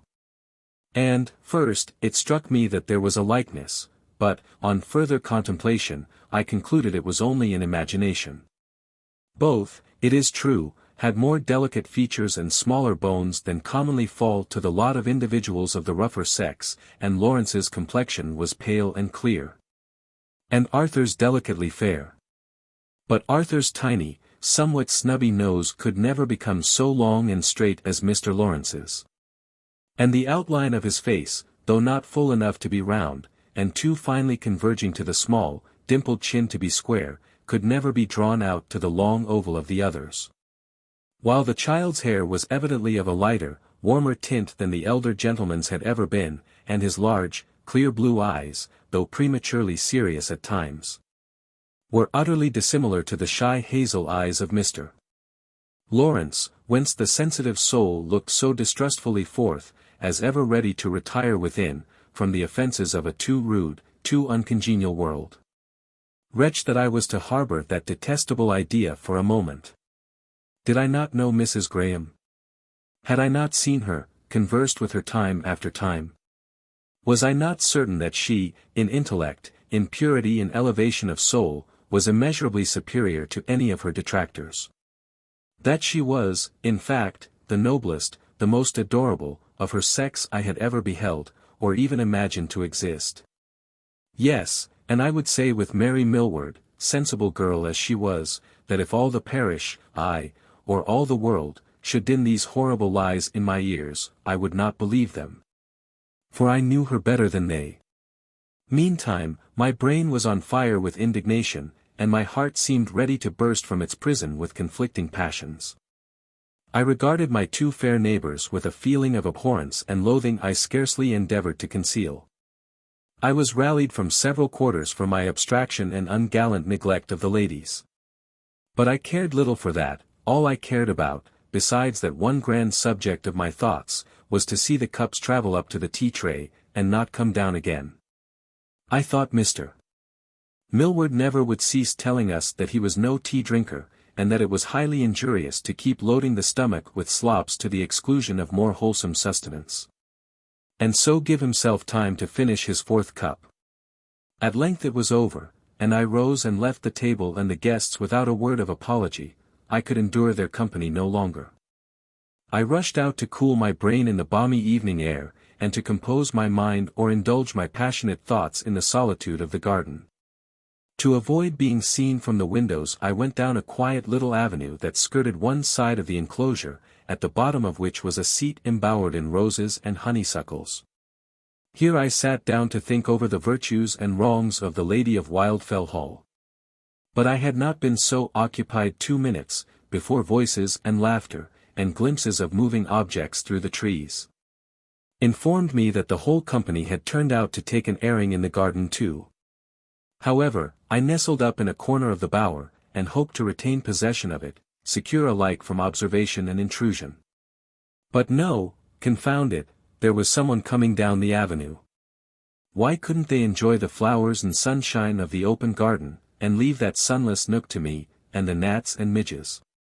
But, peeping through my fragrant screen of the interwoven branches to discover who the intruders were, for a murmur of voices told me it was more than one, my vexation instantly subsided. And far other feelings agitated my still unquiet soul. For there was Mrs. Graham, slowly moving down the walk with Arthur by her side, and no one else. Why were they alone? Had the poison of detracting tongues already spread through all? And had they all turned their backs upon her? I now recollected having seen Mrs. Wilson, in the early part of the evening, edging her chair close up to my mother, and bending forward, evidently in the delivery of some important confidential intelligence. And from the incessant wagging of her head, the frequent distortions of her wrinkled physiognomy, and the winking and malicious twinkle of her little ugly eyes, I judged it was some spicy piece of scandal that engaged her powers. And from the cautious privacy of the communication I supposed some person then present was the luckless object of her calumnies, and from all these tokens, together with my mother's looks and gestures of mingled horror and incredulity, I now concluded that object to have been Mrs. Graham.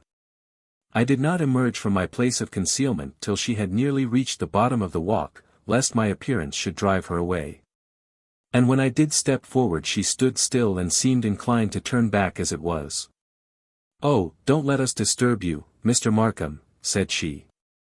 "We came here to seek retirement ourselves, not to intrude on your seclusion. I am no hermit, Mrs. Graham, though I own it looks rather like it to absent myself in this uncourteous fashion from my guests." "I feared you were unwell," said she, with a look of real concern. "I was rather, but it's over now. Do sit here a little and rest, and tell me how you like this arbor," said I, and, lifting Arthur by the shoulders, I planted him in the middle of the seat by way of securing his mamma, who, acknowledging it to be a tempting place of refuge, threw herself back in one corner, while I took possession of the other. But that word refuge disturbed me. Had their unkindness then really driven her to seek for peace in solitude? "Why have they left you alone?" I asked. "It is I who have left them," was the smiling rejoinder. "I was wearied to death with small talk, nothing wears me out like that. I cannot imagine how they can go on as they do." I could not help smiling at the serious depth of her wonderment. "Is it that they think it a duty to be continually talking," pursued she, "and so never pause to think? But fill up with aimless trifles and vain repetitions when subjects of real interest fail to present themselves, or do they really take a pleasure in such discourse?" "Very likely they do," said I, "their shallow minds can hold no great ideas, and their light heads are carried away by trivialities that would not move a better furnished skull. And their only alternative to such discourse is to plunge over head and ears into the slough of scandal, which is their chief delight." "Not all of them, surely?" cried the lady, astonished at the bitterness of my remark. "No, certainly, I exonerate my sister from such degraded tastes, and my mother too, if you included her in your animadversions." "I meant no animadversions against anyone, and certainly intended no disrespectful allusions to your mother. I have known some sensible persons great adepts in that style of conversation when circumstances impelled them to it, but it is a gift I cannot boast the possession of. I kept up my attention on this occasion as long as I could, but when my powers were exhausted I stole away to seek a few minutes' repose in this quiet walk. I hate talking where there is no exchange of ideas or sentiments, and no good given or received."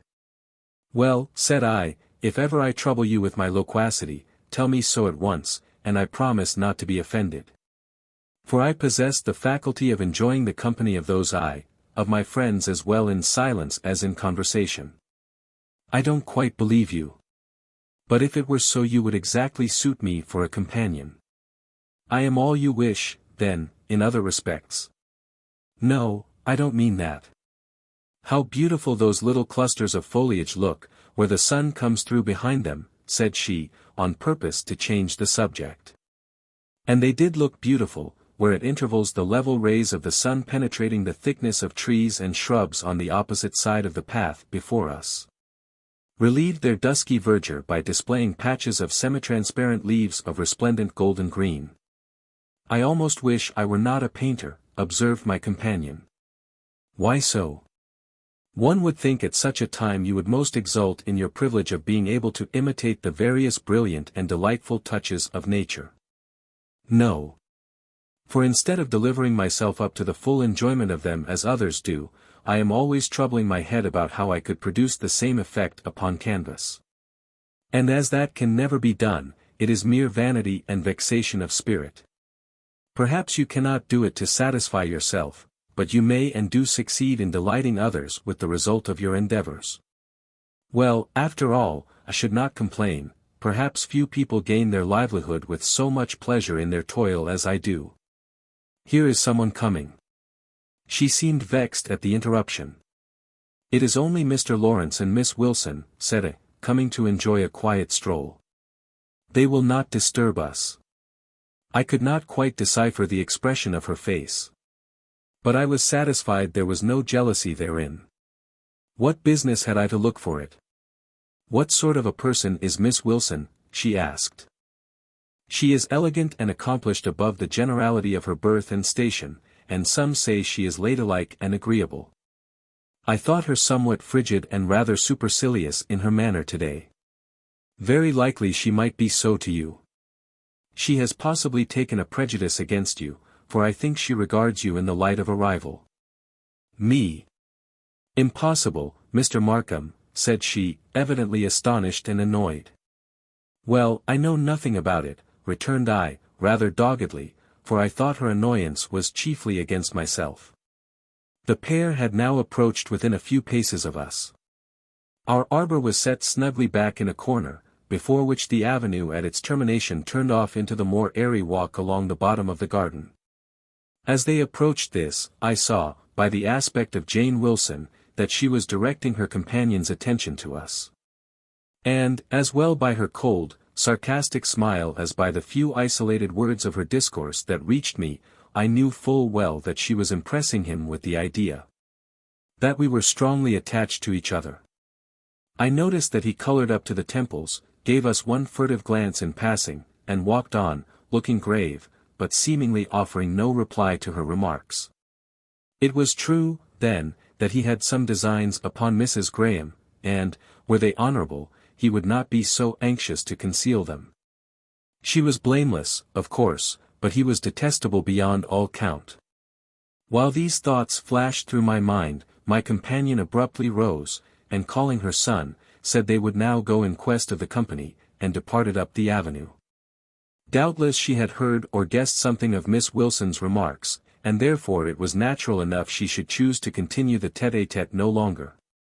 Especially as at that moment my cheeks were burning with indignation against my former friend, the token of which she might mistake for a blush of stupid embarrassment. For this I owed Miss Wilson yet another grudge, and still the more I thought upon her conduct the more I hated her. It was late in the evening before I joined the company. I found Mrs.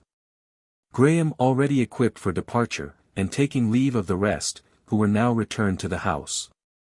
I offered, nay, begged to accompany her home. Mr. Lawrence was standing by at the time conversing with someone else. He did not look at us, but, on hearing my earnest request, he paused in the middle of a sentence to listen for her reply, and went on, with a look of quiet satisfaction. The moment he found it was to be a denial. A denial it was, decided, though not unkind. She could not be persuaded to think there was danger for herself or her child in traversing those lonely lanes and fields without attendants. It was daylight still, and she should meet no one, or if she did, the people were quiet and harmless, she was well assured. In fact, she would not hear of anyone's putting himself out of the way to accompany her, though Fergus vouchsafed to offer his services in case they should be more acceptable than mine. And my mother begged she might send one of the farming men to escort her. When she was gone the rest was all a blank or worse. Lawrence attempted to draw me into conversation, but I snubbed him and went to another part of the room. Shortly after the party broke up and he himself took leave. When he came to me I was blind to his extended hand, and deaf to his good night till he repeated it a second time.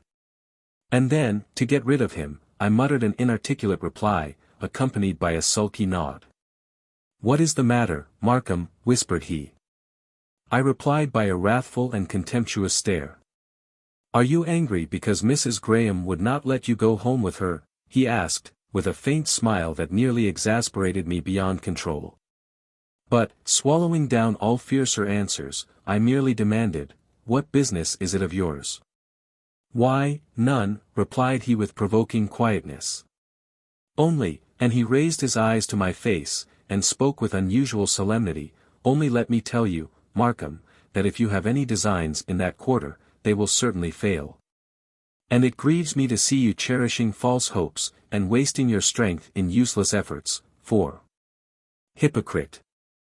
I exclaimed. And he held his breath, and looked very blank, turned white about the gills, and went away without another word. I had wounded him to the quick, and I was glad of it. Chapter 10. When all were gone, I learnt that the vile slander had indeed been circulated throughout the company, in the very presence of the victim.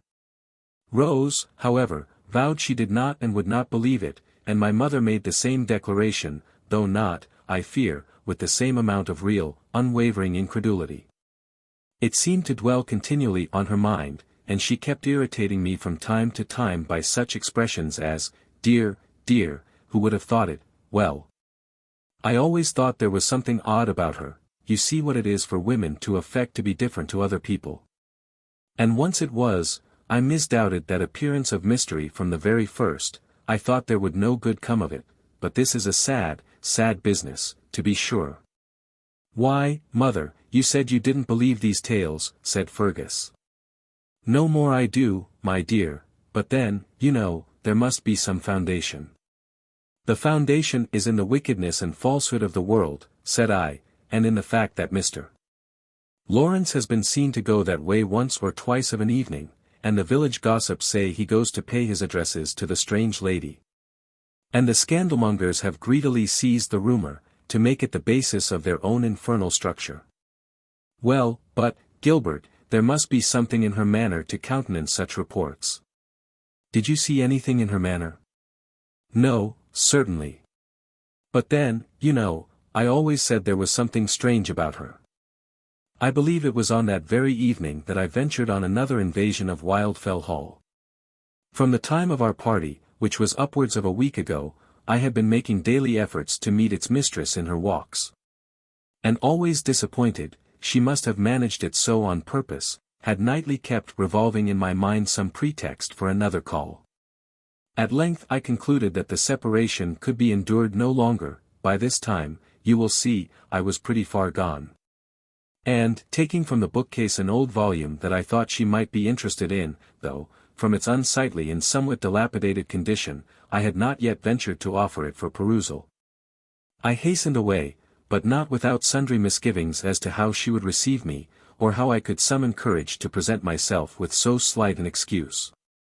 But, perhaps, I might see her in the field or the garden, and then there would be no great difficulty. It was the formal knocking at the door, with the prospect of being gravely ushered in by Rachel, to the presence of a surprised, uncordial mistress, that so greatly disturbed me. My wish, however, was not gratified. Mrs. Graham herself was not to be seen, but there was Arthur playing with his frolicsome little dog in the garden. I looked over the gate and called him to me. He wanted me to come in, but I told him I could not without his mother's leave. "I'll go and ask her," said the child. "No, no, Arthur, you mustn't do that. But if she's not engaged, just ask her to come here a minute. Tell her I want to speak to her." He ran to perform my bidding, and quickly returned with his mother. How lovely she looked with her dark ringlets streaming in the light summer breeze, her fair cheeks slightly flushed, and her countenance radiant with smiles. Dear Arthur! What did I not owe to you for this and every other happy meeting? Through him I was at once delivered from all formality, and terror, and constraint. In love affairs, there is no mediator like a merry, simple-hearted child, ever ready to cement divided hearts, to span the unfriendly gulf of custom, to melt the ice of cold reserve, and overthrow the separating walls of dread formality and pride. "Well, Mr. Markham, what is it?" said the young mother, accosting me with a pleasant smile. "I want you to look at this book, and, if you please, to take it and peruse it at your leisure. I make no apology for calling you out on such a lovely evening, though it be for a matter of no greater importance." "Tell him to come in, mamma," said Arthur.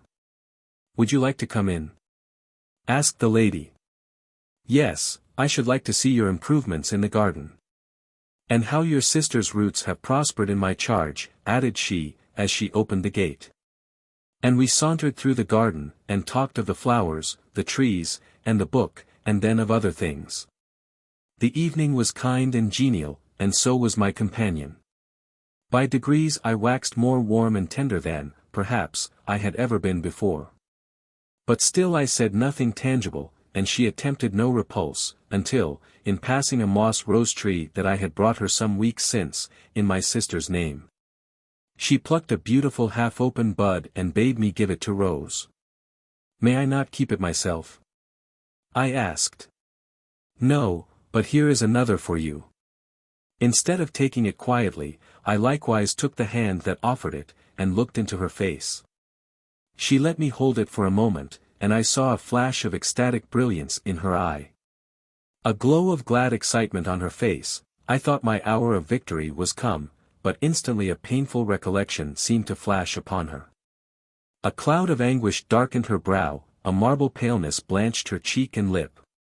There seemed a moment of inward conflict, and, with a sudden effort, she withdrew her hand, and retreated a step or two back. "Now, Mr. Markham," said she, with a kind of desperate calmness, "I must tell you plainly that I cannot do with this. I like your company, because I am alone here, and your conversation pleases me more than that of any other person. But if you cannot be content to regard me as a friend, a plain, cold, motherly, or sisterly friend, I must beg you to leave me now, and let me alone hereafter. In fact, we must be strangers for the future. I will, then, be your friend, or brother, or anything you wish, if you will only let me continue to see you, but tell me why I cannot be anything more." There was a perplexed and thoughtful pause. "Is it in consequence of some rash vow?" "It is something of the kind," she answered. "Some day I may tell you, but at present you had better leave me.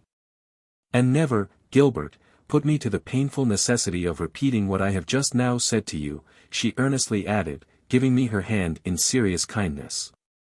How sweet, how musical my own name sounded in her mouth. "I will not," I replied. "But you pardon this offense?" "On condition that you never repeat it." "And may I come to see you now and then?" "Perhaps, occasionally, provided you never abuse the privilege." "I make no empty promises, but you shall see. The moment you do our intimacy is at an end, that's all." "And will you always call me Gilbert?" "It sounds more sisterly, and it will serve to remind me of our contract." She smiled, and once more bid me go. And at length I judged it prudent to obey, and she re-entered the house and I went down the hill. But as I went the tramp of horses' hoofs fell on my ear, and broke the stillness of the dewy evening. And, looking towards the lane, I saw a solitary equestrian coming up. Inclining to dusk as it was, I knew him at a glance. It was Mr. Lawrence on his grey pony. I flew across the field, leaped the stone fence, and then walked down the lane to meet him. On seeing me, he suddenly drew in his little steed, and seemed inclined to turn back, but on second thought apparently judged it better to continue his course as before. He accosted me with a slight bow, and, edging close to the wall, endeavored to pass on, but I was not so minded. Seizing his horse by the bridle, I exclaimed, "Now, Lawrence, I will have this mystery explained. Tell me where you are going, and what you mean to do, at once, and distinctly." "Will you take your hand off the bridle?" said he, quietly, "you're hurting my pony's mouth." You and your pony be. What makes you so coarse and brutal, Markham?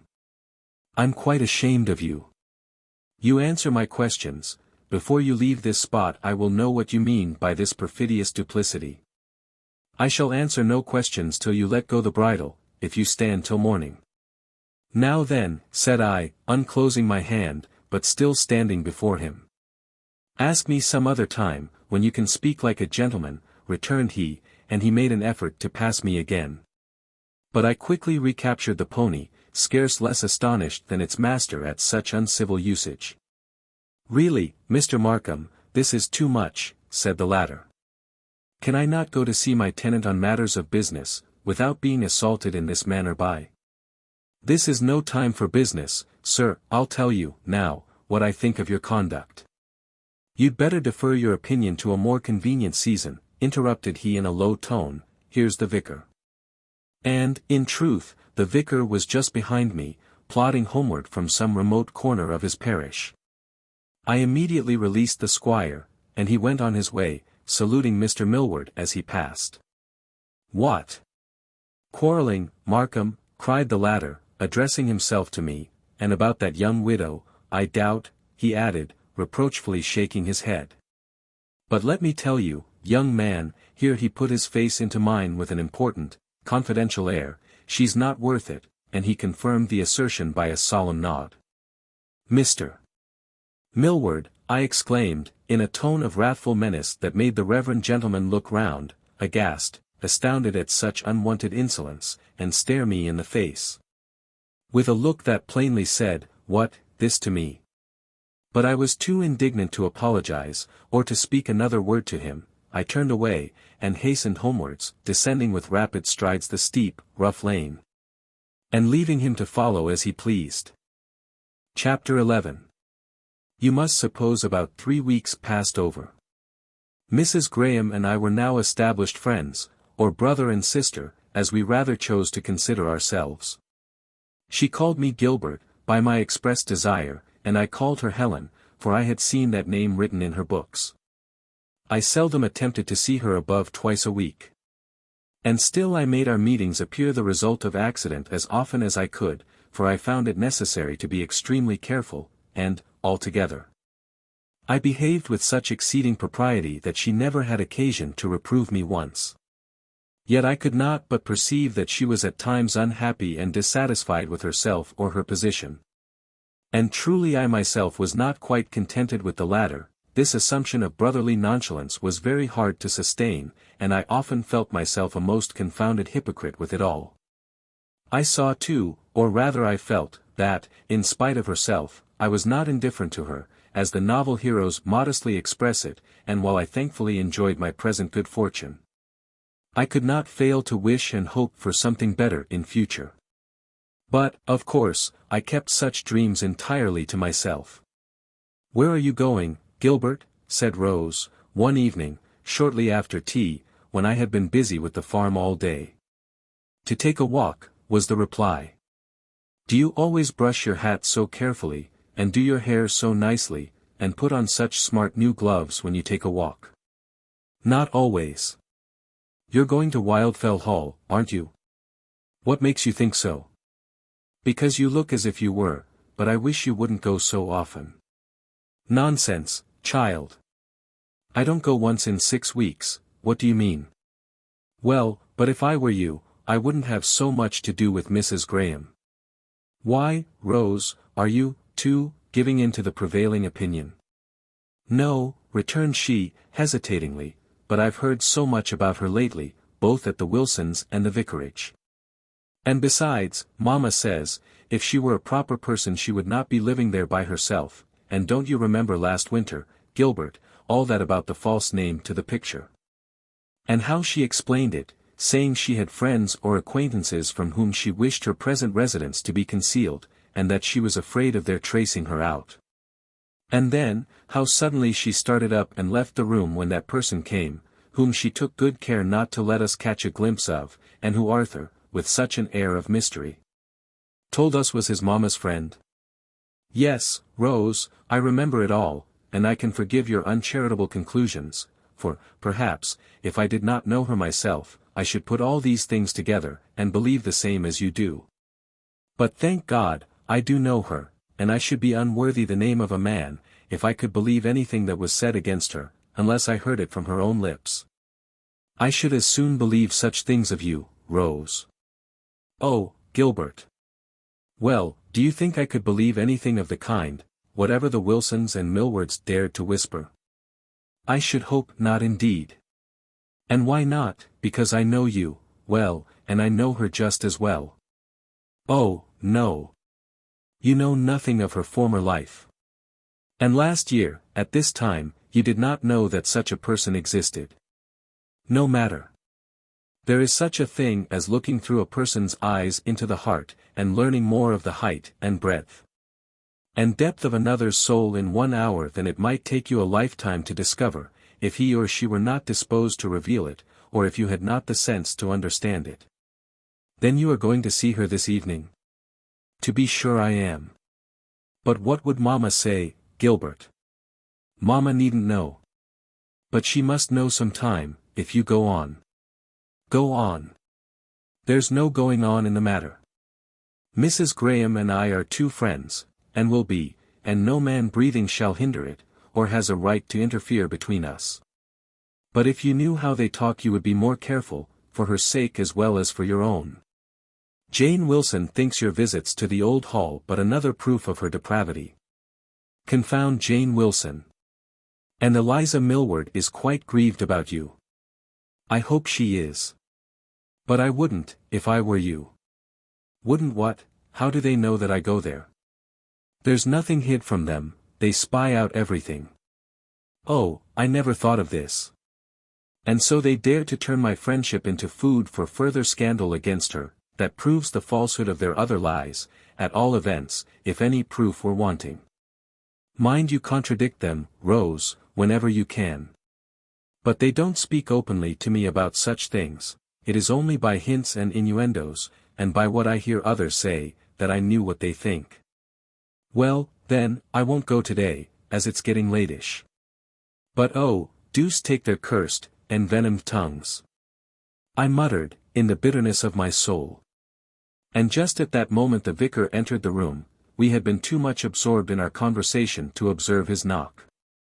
After his customary cheerful and fatherly greeting of Rose, who was rather a favourite with the old gentleman, he turned somewhat sternly to me. Well, sir, said he, you're quite a stranger. It is, let me see, he continued, slowly, as he deposited his ponderous bulk in the armchair that Rose officiously brought towards him. It is just 6 weeks, by my reckoning, since you darkened my door. He spoke it with emphasis, and struck his stick on the floor. Is it, sir? Said I. Aye. It is so. He added an affirmatory nod, and continued to gaze upon me with a kind of irate solemnity, holding his substantial stick between his knees, with his hands clasped upon its head.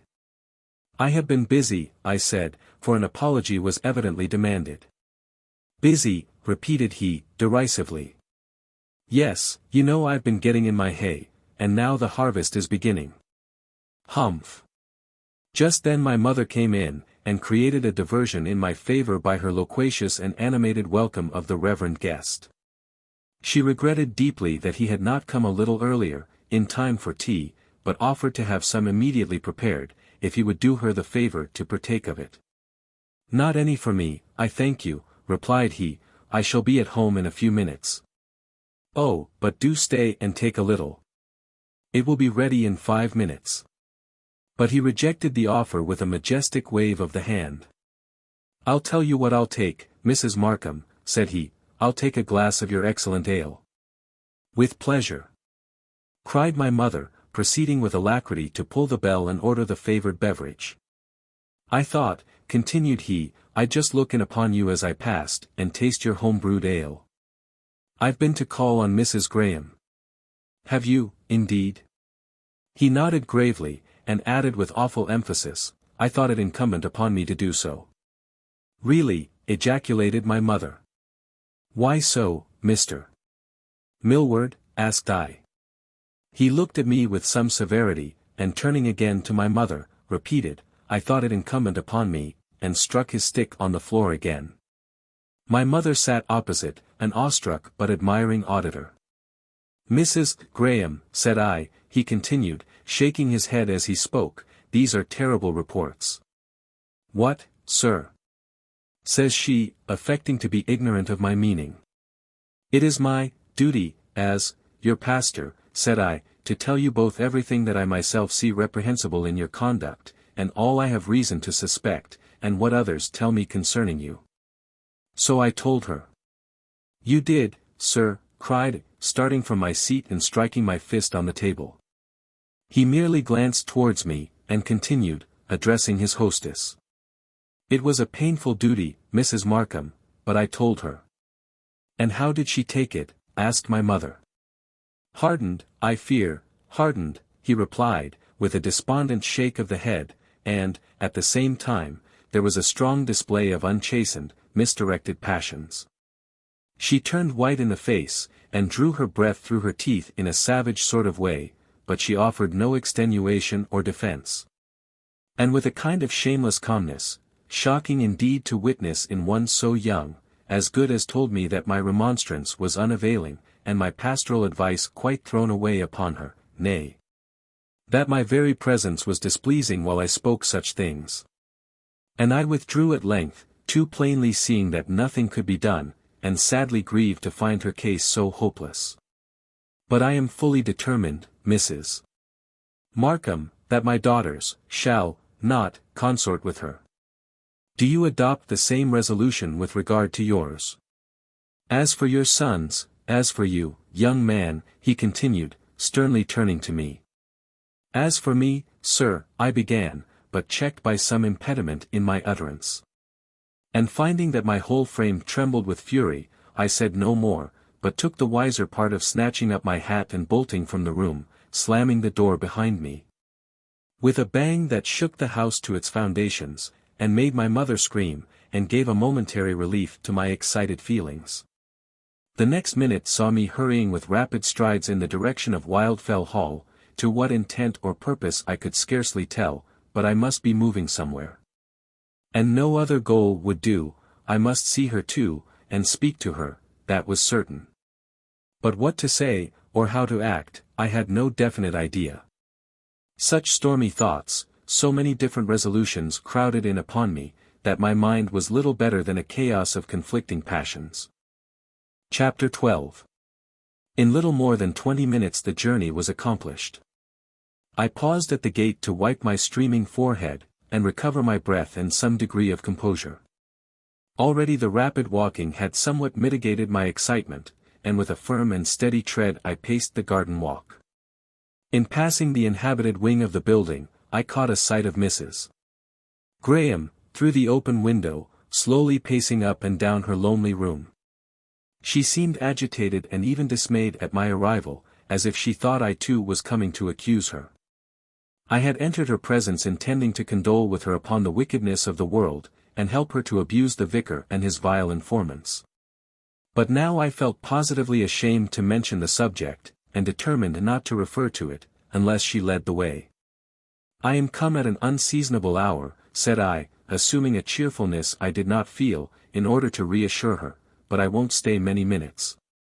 She smiled upon me, faintly it is true, but most kindly, I had almost said thankfully, as her apprehensions were removed. "How dismal you are, Helen! Why have you no fire?" I said, looking round on the gloomy apartment. "It is summer yet," she replied. "But we always have a fire in the evenings, if we can bear it. And you especially require one in this cold house and dreary room. You should have come a little sooner, and I would have had one lighted for you, but it is not worth while now. You won't stay many minutes, you say, and Arthur is gone to bed.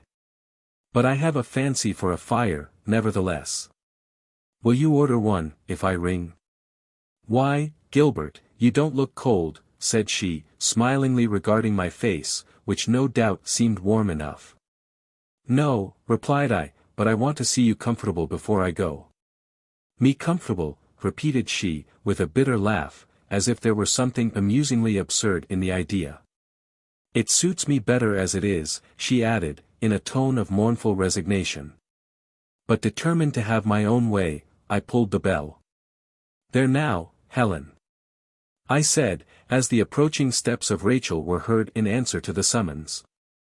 There was nothing for it but to turn round and desire the maid to light the fire. I owe Rachel a grudge to this day for the look she cast upon me ere she departed on her mission, the sour, suspicious, inquisitorial look that plainly demanded, "What are you here for, I wonder?" Her mistress did not fail to notice it, and a shade of uneasiness darkened her brow. "You must not stay long, Gilbert," said she, when the door was closed upon us. "I'm not going to," said I, somewhat testily, though without a grain of anger in my heart against anyone but the meddling old woman. "But, Helen, I've something to say to you before I go." "What is it?" "No, not now, I don't know yet precisely what it is, or how to say it," replied I, with more truth than wisdom. And then, fearing lest she should turn me out of the house, I began talking about indifferent matters in order to gain time. Meanwhile Rachel came in to kindle the fire, which was soon effected by thrusting a red-hot poker between the bars of the grate, where the fuel was already disposed for ignition. She honored me with another of her hard, inhospitable looks in departing, but, little moved thereby, I went on talking, and setting a chair for Mrs. Graham on one side of the hearth, and one for myself on the other, I ventured to sit down, though half suspecting she would rather see me go. In a little while we both relapsed into silence, and continued for several minutes gazing abstractedly into the fire, she intent upon her own sad thoughts. And I reflecting how delightful it would be to be seated thus beside her with no other presence to restrain our intercourse, not even that of Arthur, our mutual friend, without whom we had never met before, if only I could venture to speak my mind, and disburden my full heart of the feelings that had so long oppressed it, and which it now struggled to retain. With an effort that it seemed impossible to continue much longer, and revolving the pros and cons for opening my heart to her there and then, and imploring a return of affection, the permission to regard her thenceforth as my own, and the right and the power to defend her from the calumnies of malicious tongues. On the one hand, I felt a newborn confidence in my powers of persuasion, a strong conviction that my own fervor of spirit would grant me eloquence, that my very determination, the absolute necessity for succeeding, that I felt must win me what I sought. While, on the other, I feared to lose the ground I had already gained with so much toil and skill, and destroy all future hope by one rash effort, when time and patience might have won success. It was like setting my life upon the cast of a die, and yet I was ready to resolve upon the attempt. At any rate, I would entreat the explanation she had half promised to give me before. I would demand the reason of this hateful barrier, this mysterious impediment to my happiness, and, as I trusted, to her own. But while I considered in what manner I could best frame my request, my companion, wakened from her reverie with a scarcely audible sigh, and looking towards the window, where the blood-red harvest moon, just rising over one of the grim, fantastic evergreens, was shining in upon us, said, "Gilbert, it is getting late." "I see," said I, "you want me to go, I suppose." "I think you ought. If my kind neighbors get to know of this visit, as no doubt they will not turn it much to my advantage." It was with what the vicar would doubtless have called a savage sort of smile that she said this. "Let them turn it as they will," said I. "What are their thoughts to you or me, so long as we are satisfied with ourselves, and each other? Let them go to the deuce with their vile constructions and their lying inventions." This outburst brought a flush of color to her face. "You have heard, then, what they say of me?" "I heard some detestable falsehoods. But none but fools would credit them for a moment, Helen, so don't let them trouble you. I did not think Mr. Millward a fool, and he believes it all. But however little you may value the opinions of those about you, however little you may esteem them as individuals, it is not pleasant to be looked upon as a liar and a hypocrite. To be thought to practice what you abhor, and to encourage the vices you would discountenance, to find your good intentions frustrated, and your hands crippled by your supposed unworthiness. And to bring disgrace on the principles you profess. True. And if I, by my thoughtlessness and selfish disregard to appearances, have at all assisted to expose you to these evils, let me entreat you not only to pardon me, but to enable me to make reparation. Authorize me to clear your name from every imputation, give me the right to identify your honor with my own, and to defend your reputation as more precious than my life. Are you hero enough to unite yourself to one whom you know to be suspected and despised by all around you, and identify your interests and your honor with hers? Think. It is a serious thing. I should be proud to do it, Helen, most happy, delighted beyond expression, and if that be all the obstacle to our union, it is demolished, and you shall be mine. And starting from my seat in a frenzy of ardor, I seized her hand and would have pressed it to my lips, but she as suddenly caught it away, exclaiming in the bitterness of intense affliction, "No. No, it is not all." "What is it, then?" "You promised I should know some time, Anne." "You shall know some time, but not now, my head aches terribly," she said, pressing her hand to her forehead. "And I must have some repose, and surely I have had misery enough today." She added, almost wildly. "But it could not harm you to tell it," I persisted, "it would ease your mind, and I should then know how to comfort you." She shook her head despondingly. "If you knew all, you, too, would blame me, perhaps even more than I deserve, though I have cruelly wronged you," she added in a low murmur, as if she mused aloud. "You, Helen? Impossible." "Yes, not willingly, for I did not know the strength and depth of your attachment. I thought, at least I endeavored to think your regard for me was as cold and fraternal as you professed it to be. Or as yours. Or as mine, ought to have been, of such a light and selfish, superficial nature, that. There, indeed, you wronged me. I know I did, and, sometimes, I suspected it then. But I thought, upon the whole, there could be no great harm in leaving your fancies and your hopes to dream themselves to nothing, or flutter away to some more fitting object. While your friendly sympathies remained with me. But if I had known the depth of your regard, the generous, disinterested affection you seem to feel. Helen. That you do feel, then, I would have acted differently. How? You could not have given me less encouragement, or treated me with greater severity than you did. And if you think you have wronged me by giving me your friendship, and occasionally admitting me to the enjoyment of your company and conversation. When all hopes of closer intimacy were vain, as indeed you always gave me to understand, if you think you have wronged me by this, you are mistaken.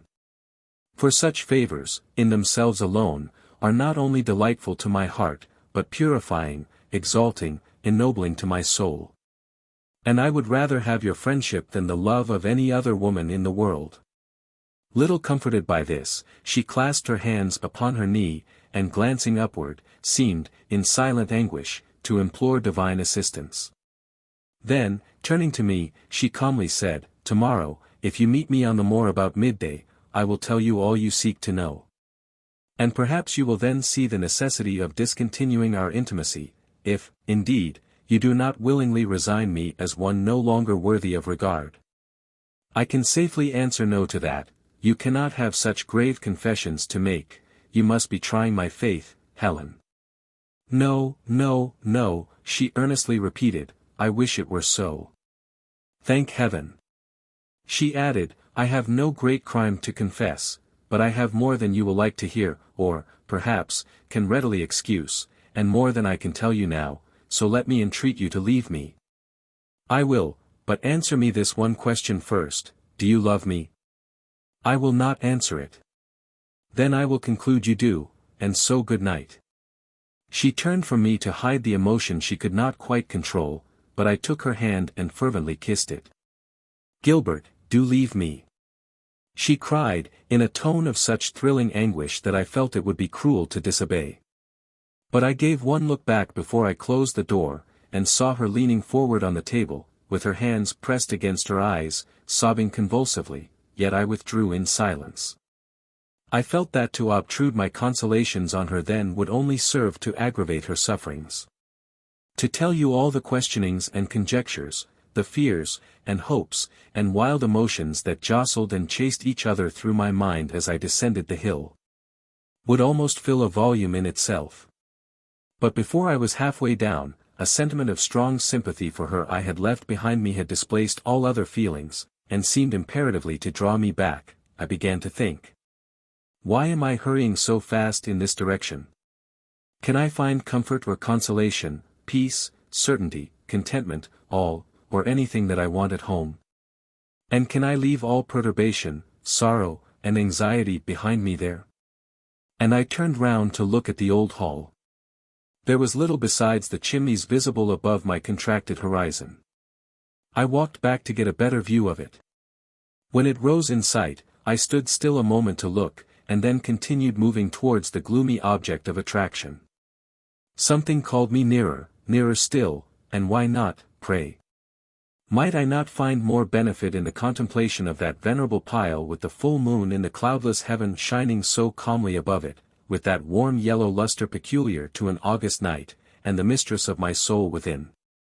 Then in returning to my home, where all comparatively was light, and life, and cheerfulness, and therefore inimical to me in my present frame of mind, and the more so that its inmates all were more or less imbued with that detestable belief, the very thought of which made my blood boil in my veins, and how could I endure to hear it openly declared, or cautiously insinuated, which was worse? I had had trouble enough already, with some babbling fiend that would keep whispering in my ear, "It may be true," till I had shouted aloud, "It is false. I defy you to make me suppose it." I could see the red firelight dimly gleaming from her parlor window.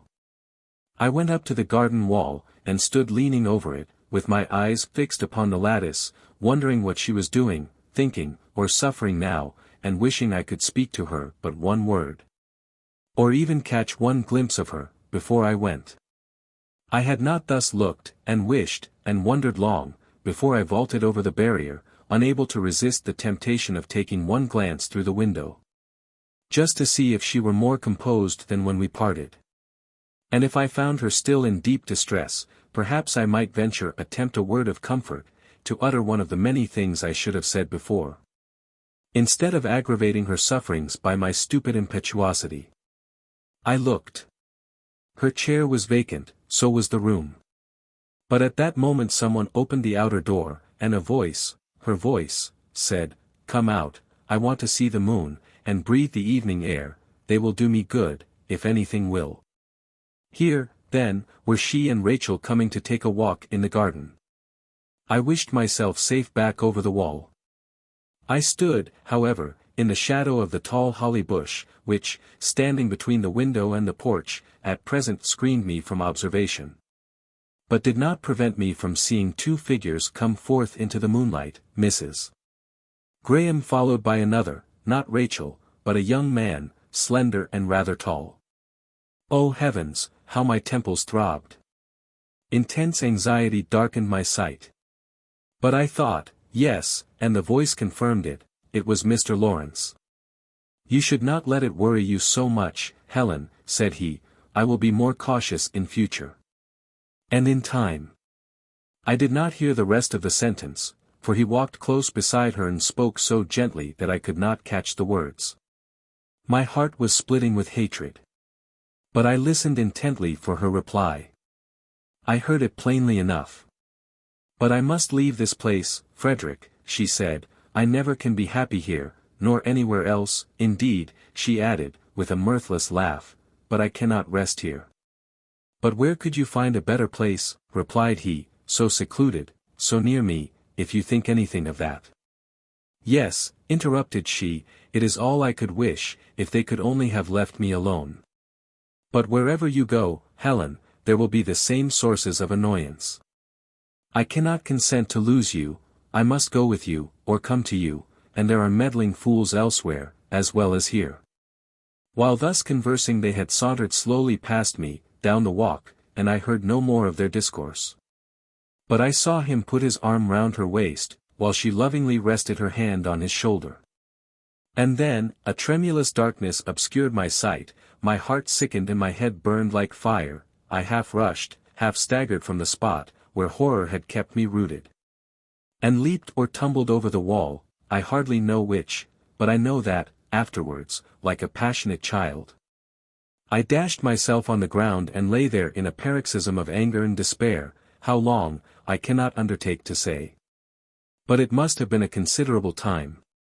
For when, having partially relieved myself by a torment of tears, and looked up at the moon, shining so calmly and carelessly on, as little influenced by my misery as I was by its peaceful radiance, and earnestly prayed for death or forgetfulness, I had risen and journeyed homewards, little regarding the way, but carried instinctively by my feet to the door. I found it bolted against me, and everyone in bed except my mother, who hastened to answer my impatient knocking, and received me with a shower of questions and rebukes. "Oh, Gilbert! How could you do so? Where have you been? Do come in and take your supper. I've got it all ready, though you don't deserve it, for keeping me in such a fright, after the strange manner you left the house this evening. Mr. Millward was quite, bless the boy. How ill he looks. Oh, gracious! What is the matter?" "Nothing, nothing, give me a candle." "But won't you take some supper?" "No. I want to go to bed," said I, taking a candle and lighting it at the one she held in her hand. "Oh, Gilbert, how you tremble!" exclaimed my anxious parent. "How white you look! Do tell me what it is. Has anything happened?" "It's nothing," cried I, ready to stamp with vexation because the candle would not light. Then, suppressing my irritation, I added, "I've been walking too fast, that's all. Good night," and marched off to bed, regardless of the walking too fast. "Where have you been?" That was called after me from below. My mother followed me to the very door of my room with her questionings and advice concerning my health and my conduct. But I implored her to let me alone till morning, and she withdrew, and at length I had the satisfaction to hear her close her own door. There was no sleep for me, however, that night as I thought. And instead of attempting to solicit it, I employed myself in rapidly pacing the chamber, having first removed my boots, lest my mother should hear me. But the boards creaked, and she was watchful. I had not walked above a quarter of an hour before she was at the door again. "Gilbert, why are you not in bed? You said you wanted to go." "Confound it! I'm going," said I. "But why are you so long about it? You must have something on your mind. For heaven's sake, let me alone, and get to bed yourself. Can it be that Mrs. Graham that distresses you so?" "No, no, I tell you, it's nothing." "I wish to goodness it mayn't," murmured she, with a sigh, as she returned to her own apartment, while I threw myself on the bed, feeling most undutifully disaffected towards her for having deprived me of what seemed the only shadow of a consolation that remained, and chained me to that wretched couch of thorns. Never did I endure so long, so miserable a night as that. And yet it was not wholly sleepless. Towards morning my distracting thoughts began to lose all pretensions to coherency, and shape themselves into confused and feverish dreams, and, at length, there followed an interval of unconscious slumber. But then the dawn of bitter recollection that succeeded, the waking to find life a blank, and worse than a blank, teeming with torment and misery, not a mere barren wilderness, but full of thorns and briars, to find myself deceived, duped, hopeless, my affections trampled upon, my angel not an angel, and my friend a fiend incarnate. It was worse than if I had not slept at all. It was a dull, gloomy morning, the weather had changed like my prospects, and the rain was pattering against the window. I rose, nevertheless, and went out. Not to look after the farm, though that would serve as my excuse, but to cool my brain, and regain, if possible, a sufficient degree of composure to meet the family at the morning meal without exciting inconvenient remarks. If I got a wetting, that, in conjunction with a pretended overexertion before breakfast, might excuse my sudden loss of appetite. And if a cold ensued, the severer the better, it would help to account for the sullen moods and moping melancholy likely to cloud my brow for long enough. Chapter 13. My dear Gilbert, I wish you would try to be a little more amiable, said my mother one morning after some display of unjustifiable ill humor on my part. You say there is nothing the matter with you, and nothing has happened to grieve you, and yet I never saw anyone so altered as you within these last few days. You haven't a good word for anybody, friends and strangers, equals and inferiors, it's all the same. I do wish you'd try to check it. Check what? Why, your strange temper. You don't know how it spoils you. I'm sure a finer disposition than yours by nature could not be, if you'd let it have fair play, so you've no excuse that way. While she thus remonstrated, I took up a book, and laying it open on the table before me, pretended to be deeply absorbed in its perusal. For I was equally unable to justify myself and unwilling to acknowledge my errors. And I wished to have nothing to say on the matter. But my excellent parent went on lecturing, and then came to coaxing, and began to stroke my hair.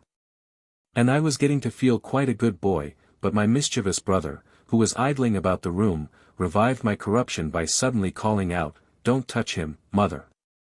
He'll bite. He's a very tiger in human form. I've given him up for my part, fairly disowned him, cast him off, root and branch. It's as much as my life is worth to come within 6 yards of him. The other day he nearly fractured my skull for singing a pretty, inoffensive love song, on purpose to amuse him." "Oh, Gilbert! How could you?" exclaimed my mother. "I told you to hold your noise first, you know, Fergus," said I.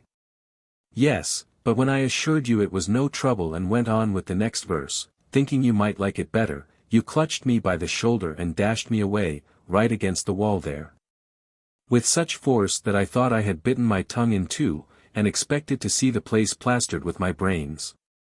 And when I put my hand to my head, and found my skull not broken, I thought it was a miracle, and no mistake. But, poor fellow," added he, with a sentimental sigh, "his heart's broken, that's the truth of it, and his head's." "Will you be silent now?" cried I, starting up, and eyeing the fellow so fiercely that my mother, thinking I meant to inflict some grievous bodily injury, laid her hand on my arm, and besought me to let him alone. And he walked leisurely out, with his hands in his pockets, singing provokingly, "Shall I, because a woman's fair," etc. "I'm not going to defile my fingers with him," said I, in answer to the maternal intercession. "I wouldn't touch him with the tongs." I now recollected that I had business with Robert Wilson, concerning the purchase of a certain field adjoining my farm, a business I had been putting off from day to day. For I had no interest in anything now, and besides, I was misanthropically inclined, and, moreover, had a particular objection to meeting Jane Wilson or her mother. For though I had too good reason, now, to credit their reports concerning Mrs. Graham, I did not like them a bit the better for it, or Eliza Millward either, and the thought of meeting them was the more repugnant to me that I could not, now, defy their seeming calumnies and triumph in my own convictions as before. But today I determined to make an effort to return to my duty. Though I found no pleasure in it, it would be less irksome than idleness, at all events it would be more profitable. If life promised no enjoyment within my vocation, at least it offered no allurements out of it. And henceforth I would put my shoulder to the wheel and toil away, like any poor drudge of a cart-horse that was fairly broken into its labor, and plod through life. Not wholly useless if not agreeable, and uncomplaining if not contented with my lot. Thus resolving, with a kind of sullen resignation, if such a term may be allowed, I wended my way to Rycote Farm, scarcely expecting to find its owner within at this time of day, but hoping to learn in what part of the premises he was most likely to be found. Absent he was, but expected home in a few minutes, and I was desired to step into the parlor and wait. Mrs. Wilson was busy in the kitchen, but the room was not empty. And I scarcely checked an involuntary recoil as I entered it, for there sat Miss Wilson chattering with Eliza Millward. However, I determined to be cool and civil. Eliza seemed to have made the same resolution on her part. We had not met since the evening of the tea-party. But there was no visible emotion either of pleasure or pain, no attempt at pathos, no display of injured pride. She was cool in temper, civil in demeanor. There was even an ease and cheerfulness about her air and manner that I made no pretension to, but there was a depth of malice in her too expressive eye that plainly told me I was not forgiven. For, though she no longer hoped to win me to herself, she still hated her rival, and evidently delighted to wreak her spite on me. On the other hand, Miss Wilson was as affable and courteous as heart could wish, and though I was in no very conversable humour myself, the two ladies between them managed to keep up a pretty continuous fire of small talk. But Eliza took advantage of the first convenient pause to ask if I had lately seen Mrs. Graham, in a tone of merely casual inquiry, but with a sidelong glance, intended to be playfully mischievous, really, brimful and running over with malice. Not lately, I replied, in a careless tone, but sternly repelling her odious glances with my eyes.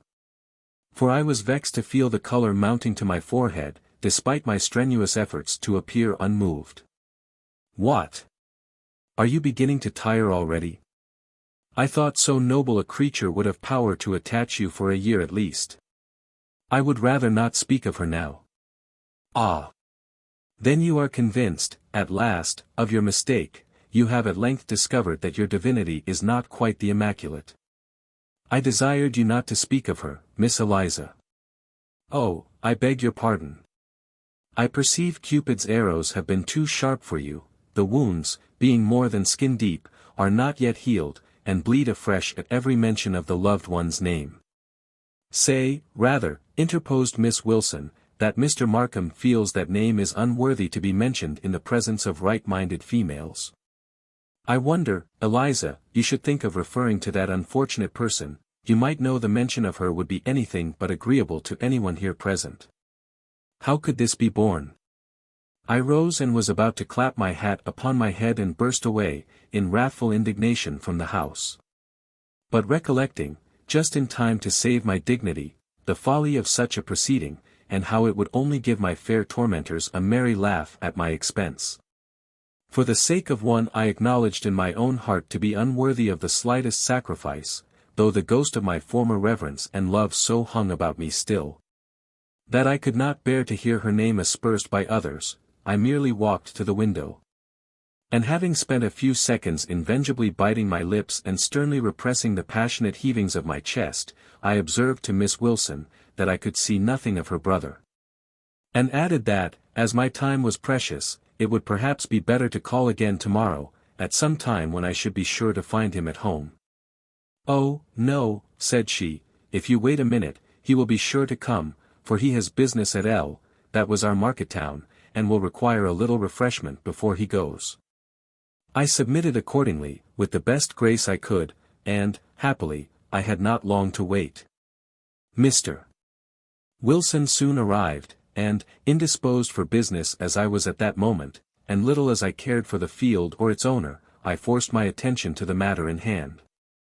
With very creditable determination, and quickly concluded the bargain, perhaps more to the thrifty farmer's satisfaction than he cared to acknowledge. Then, leaving him to the discussion of his substantial refreshment, I gladly quitted the house, and went to look after my reapers. Leaving them busy at work on the side of the valley, I ascended the hill, intending to visit a cornfield in the more elevated regions, and see when it would be ripe for the sickle. But I did not visit it that day, for, as I approached, I beheld, at no great distance, Mrs. Graham and her son coming down in the opposite direction. They saw me. And Arthur already was running to meet me, but I immediately turned back and walked steadily homeward, for I had fully determined never to encounter his mother again. And regardless of the shrill voice in my ear, calling upon me to wait a moment, I pursued the even tenor of my way. And he soon relinquished the pursuit as hopeless, or was called away by his mother. At all events, when I looked back, 5 minutes after, not a trace of either was to be seen.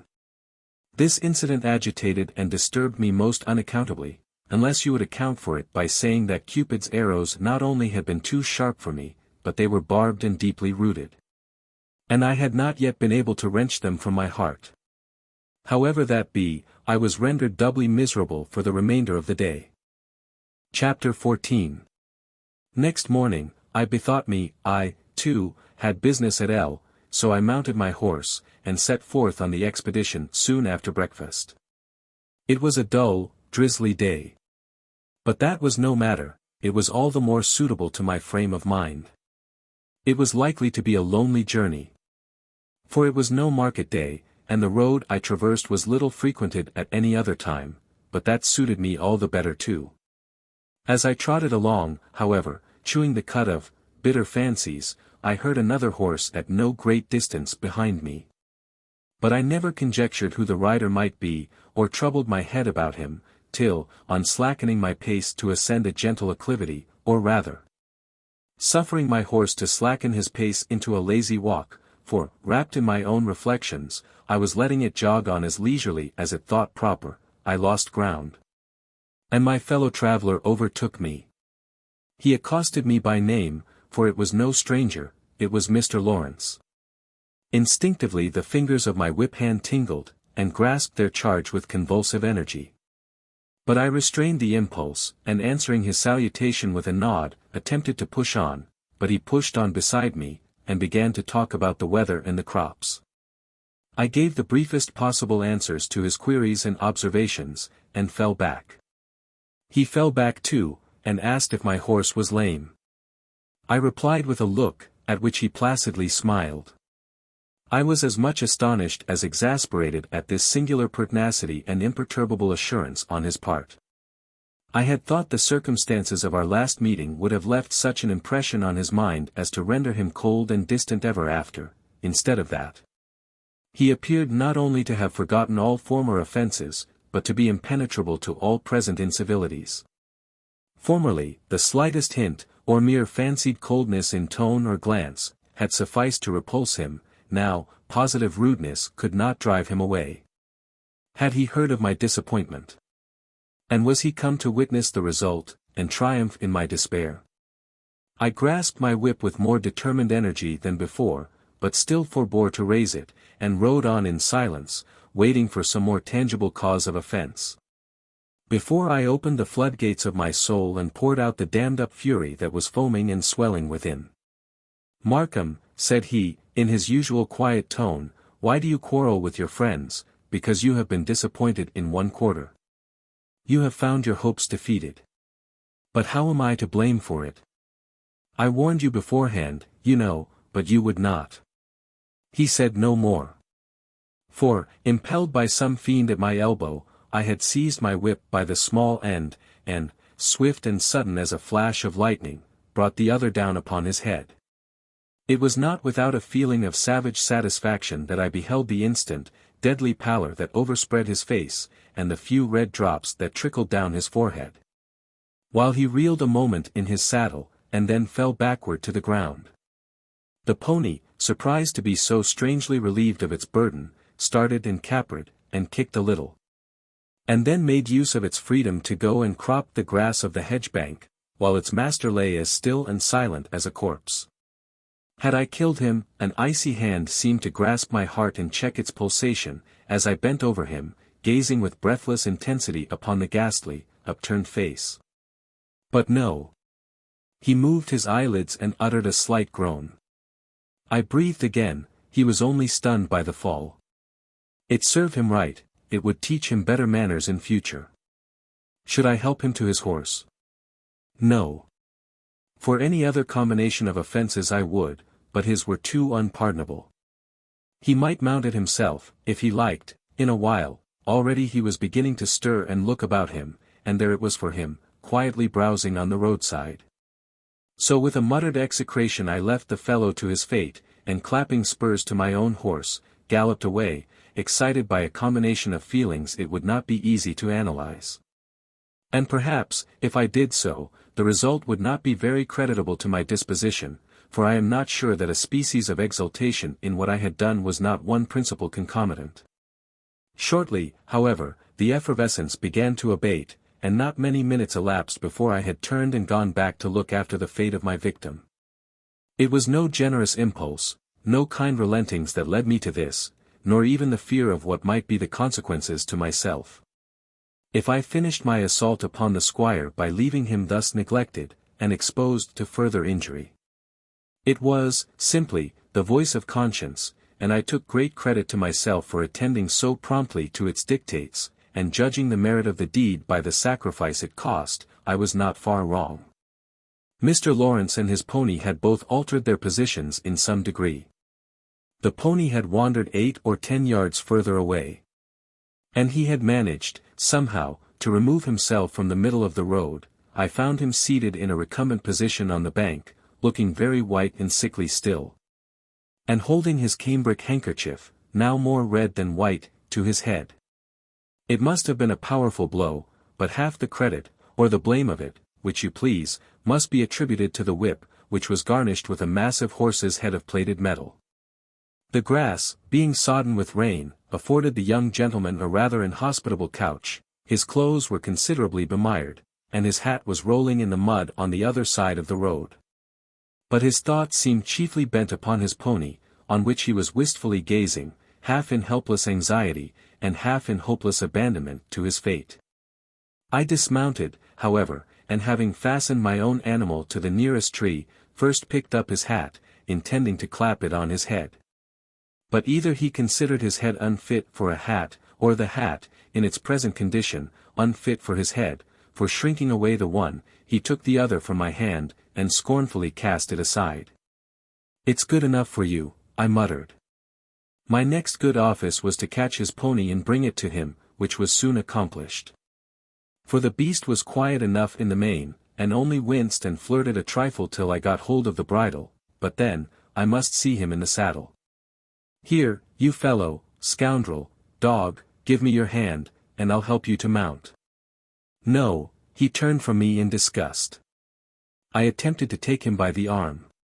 He shrank away as if there had been contamination in my touch. "What, you won't? Well, you may sit there till doomsday, for what I care. But I suppose you don't want to lose all the blood in your body. I'll just condescend to bind that up for you. Let me alone, if you please." "Humph, with all my heart. You may go to the D.L. if you choose, and say I sent you." But before I abandoned him to his fate I flung his pony's bridle over a stake in the hedge, and threw him my handkerchief, as his own was now saturated with blood. He took it and cast it back to me in abhorrence and contempt, with all the strength he could muster. It wanted but this to fill the measure of his offences. With execrations not loud but deep I left him to live or die as he could. Well satisfied that I had done my duty in attempting to save him, but forgetting how I had erred in bringing him into such a condition. And how insultingly my after-services had been offered, and sullenly prepared to meet the consequences if he should choose to say I had attempted to murder him, which I thought not unlikely. As it seemed probable he was actuated by such spiteful motives in so perseveringly refusing my assistance. Having remounted my horse, I just looked back to see how he was getting on, before I rode away. He had risen from the ground, and grasping his pony's mane, was attempting to resume his seat in the saddle. But scarcely had he put his foot in the stirrup, when a sickness or dizziness seemed to overpower him. He leant forward a moment, with his head drooped on the animal's back. And then made one more effort, which proving ineffectual, he sank back on the bank, where I left him, reposing his head on the oozy turf, and to all appearance as calmly reclining as if he had been taking his rest on his sofa at home. I ought to have helped him in spite of himself, to have bound up the wound he was unable to staunch, and insisted upon getting him on his horse and seeing him safe home. But, besides my bitter indignation against himself, there was the question what to say to his servants, and what to my own family. Either I should have to acknowledge the deed, which would set me down as a madman, unless I acknowledged the motive too, and that seemed impossible, or I must get up a lie. Which seemed equally out of the question, especially as Mr. Lawrence would probably reveal the whole truth, and thereby bring me to tenfold disgrace, unless I were villain enough, presuming on the absence of witnesses, to persist in my own version of the case, and make him out a still greater scoundrel than he was. No, he had only received a cut above the temple, and perhaps a few bruises from the fall, or the hoofs of his own pony, that could not kill him if he lay there half the day. And, if he could not help himself, surely someone would be coming by, it would be impossible that a whole day should pass and no one traverse the road but ourselves. As for what he might choose to say hereafter, I would take my chance about it. If he told lies, I would contradict him; if he told the truth, I would bear it as best I could. I was not obliged to enter into explanations further than I thought proper. Perhaps he might choose to be silent on the subject, for fear of raising inquiries as to the cause of the quarrel, and drawing the public attention to his connection with Mrs. Graham, which, whether for her sake or his own, he seemed so very desirous to conceal. Thus reasoning, I trotted away to the town, where I duly transacted my business, and performed various little commissions for my mother and Rose, with very laudable exactitude, considering the different circumstances of the case. In returning home, I was troubled with sundry misgivings about the unfortunate Lawrence. The question, what if I should find him lying still on the damp earth, fairly dying of cold and exhaustion, or already stark and chill, thrust itself most unpleasantly upon my mind, and the appalling possibility pictured itself with painful vividness to my imagination as I approached the spot where I had left him. But no, thank heaven, both man and horse were gone, and nothing was left to witness against me but two objects, unpleasant enough in themselves to be sure, and presenting a very ugly, not to say murderous appearance. In one place, the hat saturated with rain and coated with mud, indented and broken above the brim by that villainous whip handle. In another, the crimson handkerchief, soaking in a deeply tinctured pool of water, for much rain had fallen in the interim. Bad news flies fast. It was hardly 4 o'clock when I got home, but my mother gravely accosted me with, "Oh, Gilbert, such an accident. Rose has been shopping in the village, and she's heard that Mr. Lawrence has been thrown from his horse and brought home dying." This shocked me a trifle, as you may suppose. But I was comforted to hear that he had frightfully fractured his skull and broken a leg, for, assured of the falsehood of this, I trusted the rest of the story was equally exaggerated. And when I heard my mother and sister so feelingly deploring his condition, I had considerable difficulty in preventing myself from telling them the real extent of the injuries, as far as I knew them. "You must go and see him tomorrow," said my mother. "Or today," suggested Rose. "There's plenty of time, and you can have the pony, as your horse is tired. Won't you, Gilbert, as soon as you've had something to eat?" "No, no, how can we tell that it isn't all a false report? It's highly Oh, I'm sure it isn't. For the village is all alive about it, and I saw 2 people that had seen others that had seen the man that found him." "That sounds far-fetched, but it isn't so when you think of it." "Well, but Lawrence is a good rider. It is not likely he would fall from his horse at all, and if he did, it is highly improbable he would break his bones in that way. It must be a gross exaggeration at least." "No, but the horse kicked him, or something." "What, his quiet little pony? How do you know it was that? He seldom rides any other." "At any rate," said my mother, "you will call tomorrow. Whether it be true or false, exaggerated or otherwise, we shall like to know how he is. Fergus may go." "Why not you? He has more time." "I am busy just now." "Oh. But, Gilbert, how can you be so composed about it? You won't mind business for an hour or 2 in a case of this sort, when your friend is at the point of death?" "He is not, I tell you. For anything you know, he may be, you can't tell till you have seen him. At all events, he must have met with some terrible accident, and you ought to see him. He'll take it very unkind if you don't." "Confound it. I can't. He and I have not been on good terms of late." "Oh, my dear boy. Surely you are not so unforgiving as to carry your little differences to such a length as—" "Little differences, indeed," I muttered. "Well, but only remember the occasion." "Think how?" Well, don't bother me now, I'll see about it," I replied.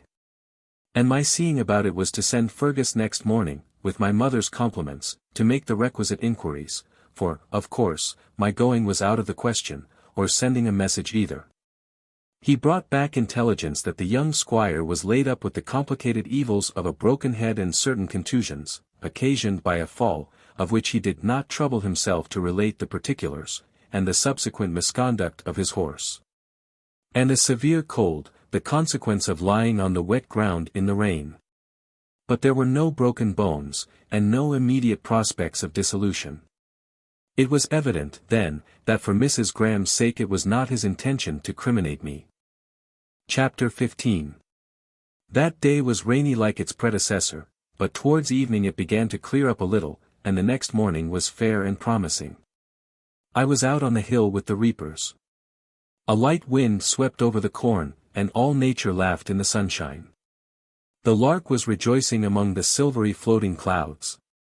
The late rain had so sweetly freshened and cleared the air, and washed the sky, and left such glittering gems on branch and blade, that not even the farmers could have the heart to blame it. But no ray of sunshine could reach my heart, no breeze could freshen it. Nothing could fill the void my faith, and hope, and joy in Helen Graham had left, or drive away the keen regrets and bitter dregs of lingering love that still oppressed it. While I stood with folded arms abstractedly gazing on the undulating swell of the corn, not yet disturbed by the reapers, something gently pulled my skirts, and a small voice, no longer welcome to my ears, aroused me with the startling words, "Mr. Markham, Mama wants you." "Wants me, Arthur?" "Yes." "Why do you look so queer?" said he, half laughing, half frightened at the unexpected aspect of my face in suddenly turning towards him, "and why have you kept so long away? Come. Won't you come?" "I'm busy just now," I replied, scarce knowing what to answer. He looked up in childish bewilderment, but before I could speak again the lady herself was at my side. "Gilbert, I must speak with you," said she, in a tone of suppressed vehemence. I looked at her pale cheek and glittering eye, but answered nothing. "Only for a moment," pleaded she. "Just step aside into this other field." She glanced at the reapers, some of whom were directing looks of impertinent curiosity towards her. "I won't keep you a minute." I accompanied her through the gap. "Arthur, darling, run and gather those bluebells," said she, pointing to some that were gleaming at some distance under the hedge along which we walked. The child hesitated, as if unwilling to quit my side. "Go, love," repeated she more urgently, and in a tone which, though not unkind, demanded prompt obedience, and obtained it. "Well, Mrs. Graham?" said I, calmly and coldly, for, though I saw she was miserable, and pitied her, I felt glad to have it in my power to torment her. She fixed her eyes upon me with a look that pierced me to the heart, and yet it made me smile. "I don't ask the reason of this change, Gilbert," said she, with bitter calmness, "I know it too well. But though I could see myself suspected and condemned by everyone else, and bear it with calmness, I cannot endure it from you. Why did you not come to hear my explanation on the day I appointed to give it?" "Because I happened, in the interim, to learn all you would have told me, and a trifle more, I imagine." "Impossible, for I would have told you all," cried she, passionately, "but I won't now, for I see you are not worthy of it." And her pale lips quivered with agitation. "Why not, may I ask?" She repelled my mocking smile with a glance of scornful indignation.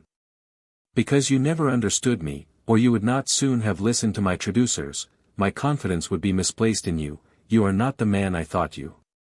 Go. I won't care what you think of me." She turned away, and I went, for I thought that would torment her as much as anything, and I believe I was right. For, looking back a minute after, I saw her turn half round, as if hoping or expecting to find me still beside her, and then she stood still, and cast one look behind. It was a look less expressive of anger than of bitter anguish and despair. But I immediately assumed an aspect of indifference, and affected to be gazing carelessly around me, and I suppose she went on. For after lingering a while to see if she would come back or call, I ventured one more glance, and saw her a good way off, moving rapidly up the field, with little Arthur running by her side and apparently talking as he went. But she kept her face averted from him, as if to hide some uncontrollable emotion. And I returned to my business. But I soon began to regret my precipitancy in leaving her so soon. It was evident she loved me, probably she was tired of Mr. Lawrence, and wished to exchange him for me. And if I had loved and reverenced her less to begin with, the preference might have gratified and amused me. But now the contrast between her outward seeming and her inward mind, as I supposed, between my former and my present opinion of her, was so harrowing, so distressing to my feelings, that it swallowed up every lighter consideration. But still I was curious to know what sort of an explanation she would have given me, or would give now, if I pressed her for it, how much she would confess, and how she would endeavor to excuse herself. I longed to know what to despise, and what to admire in her, how much to pity, and how much to hate, and, what was more, I would know. I would see her once more, and fairly satisfy myself in what light to regard her, before we parted. Lost to me she was, forever, of course. But still I could not bear to think that we had parted, for the last time, with so much unkindness and misery on both sides. That last look of hers had sunk into my heart, I could not forget it. But what a fool I was! Had she not deceived me, injured me, blighted my happiness for life? Well, I'll see her, however, was my concluding resolve, but not today. Today and tonight she may think upon her sins, and be as miserable as she will. Tomorrow I will see her once again, and know something more about her. The interview may be serviceable to her, or it may not. At any rate, it will give a breath of excitement to the life she has doomed to stagnation, and may calm with certainty some agitating thoughts. I did go on the morrow, but not till towards evening, after the business of the day was concluded, that is, between 6 and 7.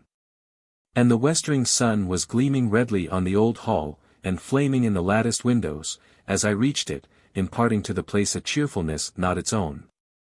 I need not dilate upon the feelings with which I approached the shrine of my former divinity, that spot teeming with 1,000 delightful recollections and glorious dreams, all darkened now by one disastrous truth. Rachel admitted me into the parlor, and went to call her mistress, for she was not there, but there was her desk left open on the little round table beside the high-backed chair, with a book laid upon it. Her limited but choice collection of books was almost as familiar to me as my own, but this volume I had not seen before. I took it up. It was Sir Humphrey Davy's Last Days of a Philosopher, and on the first leaf was written, Frederick Lawrence. I closed the book, but kept it in my hand, and stood facing the door, with my back to the fireplace, calmly waiting her arrival, for I did not doubt she would come. And soon I heard her step in the hall. My heart was beginning to throb, but I checked it with an internal rebuke, and maintained my composure, outwardly at least. She entered, calm, pale, collected. "To what am I indebted for this favor, Mr. Markham?" said she, with such severe but quiet dignity as almost disconcerted me. But I answered with a smile, and impudently enough. "Well, I am come to hear your explanation." "I told you I would not give it," said she. "I said you were unworthy of my confidence." "Oh, very well," replied I, moving to the door. "Stay a moment," said she. "This is the last time I shall see you, don't go just yet." I remained, awaiting her further commands. "Tell me," resumed she, "on what grounds you believe these things against me, who told you, and what did they say?" I paused a moment. She met my eye as unflinchingly as if her bosom had been steeled with conscious innocence. She was resolved to know the worst, and determined to dare it too. I can crush that bold spirit, thought I. But while I secretly exulted in my power, I felt disposed to dally with my victim like a cat. Showing her the book that I still held, in my hand, and pointing to the name on the flyleaf, but fixing my eye upon her face, I asked, "Do you know that gentleman?" "Of course I do," replied she. And a sudden flush suffused her features, whether of shame or anger I could not tell, it rather resembled the latter. "What next, sir? How long is it since you saw him? Who gave you the right to catechize me on this or any other subject?" "Oh, no one, it's quite at your option whether to answer or not. And now, let me ask, have you heard what has lately befallen this friend of yours, because, if you have not, I will not be insulted, Mr. Markham, cried she, almost infuriated at my manner. So you had better leave the house at once, if you came only for that. I did not come to insult you, I came to hear your explanation. And I tell you I won't give it, retorted she, pacing the room in a state of strong excitement, with her hands clasped tightly together, breathing short, and flashing fires of indignation from her eyes. I will not condescend to explain myself to one that can make a jest of such horrible suspicions, and be so easily led to entertain them. I do not make a jest of them, Mrs. Graham, returned I, dropping at once my tone of taunting sarcasm. I heartily wish I could find them a jesting matter. And as to being easily led to suspect, God only knows what a blind, incredulous fool I have hitherto been. Perseveringly shutting my eyes and stopping my ears against everything that threatened to shake my confidence in you, till proof itself confounded my infatuation. What proof, sir? Well, I'll tell you. You remember that evening when I was here last? I do. Even then you dropped some hints that might have opened the eyes of a wiser man. But they had no such effect upon me. I went on trusting and believing, hoping against hope, and adoring where I could not comprehend. It so happened, however, that after I left you I turned back, drawn by pure depth of sympathy and ardor of affection, not daring to intrude my presence openly upon you, but unable to resist the temptation of catching one glimpse through the window, just to see how you were, for I had left you apparently in great affliction. And I partly blamed my own want of forbearance and discretion as the cause of it. If I did wrong, love alone was my incentive, and the punishment was severe enough, for it was just as I had reached that tree, that you came out into the garden with your friend. Not choosing to show myself, under the circumstances, I stood still, in the shadow, till you had both passed by. And how much of our conversation did you hear? I heard quite enough, Helen. And it was well for me that I did hear it, for nothing less could have cured my infatuation. I always said and thought, that I would never believe a word against you, unless I heard it from your own lips. All the hints and affirmations of others I treated as malignant, baseless slanders. Your own self-accusations I believed to be overstrained, and all that seemed unaccountable in your position I trusted that you could account for if you chose. Mrs. Graham had discontinued her walk. She leant against one end of the chimney-piece, opposite that near which I was standing, with her chin resting on her closed hand, her eyes, no longer burning with anger, but gleaming with restless excitement, sometimes glancing at me while I spoke, then coursing the opposite wall, or fixed upon the carpet. You should have come to me after all, said she, and heard what I had to say in my own justification. It was ungenerous and wrong to withdraw yourself so secretly and suddenly, immediately after such ardent protestations of attachment, without ever assigning a reason for the change. You should have told me all, no matter how bitterly. It would have been better than this silence. To what end should I have done so? You could not have enlightened me further, on the subject which alone concerned me, nor could you have made me discredit the evidence of my senses. I desired our intimacy to be discontinued at once, as you yourself had acknowledged would probably be the case if I knew all. But I did not wish to upbraid you, though, as you also acknowledged, you had deeply wronged me. Yes, you have done me an injury you can never repair, or any other either. You have blighted the freshness and promise of youth, and made my life a wilderness. I might live 100 years, but I could never recover from the effects of this withering blow, and never forget it. Hereafter, you smile, Mrs. Graham, said I, suddenly stopping short, checked in my passionate declamation by unutterable feelings to behold her actually smiling at the picture of the ruin she had wrought. Did I? Replied she, looking seriously up, I was not aware of it. If I did, it was not for pleasure at the thoughts of the harm I had done you.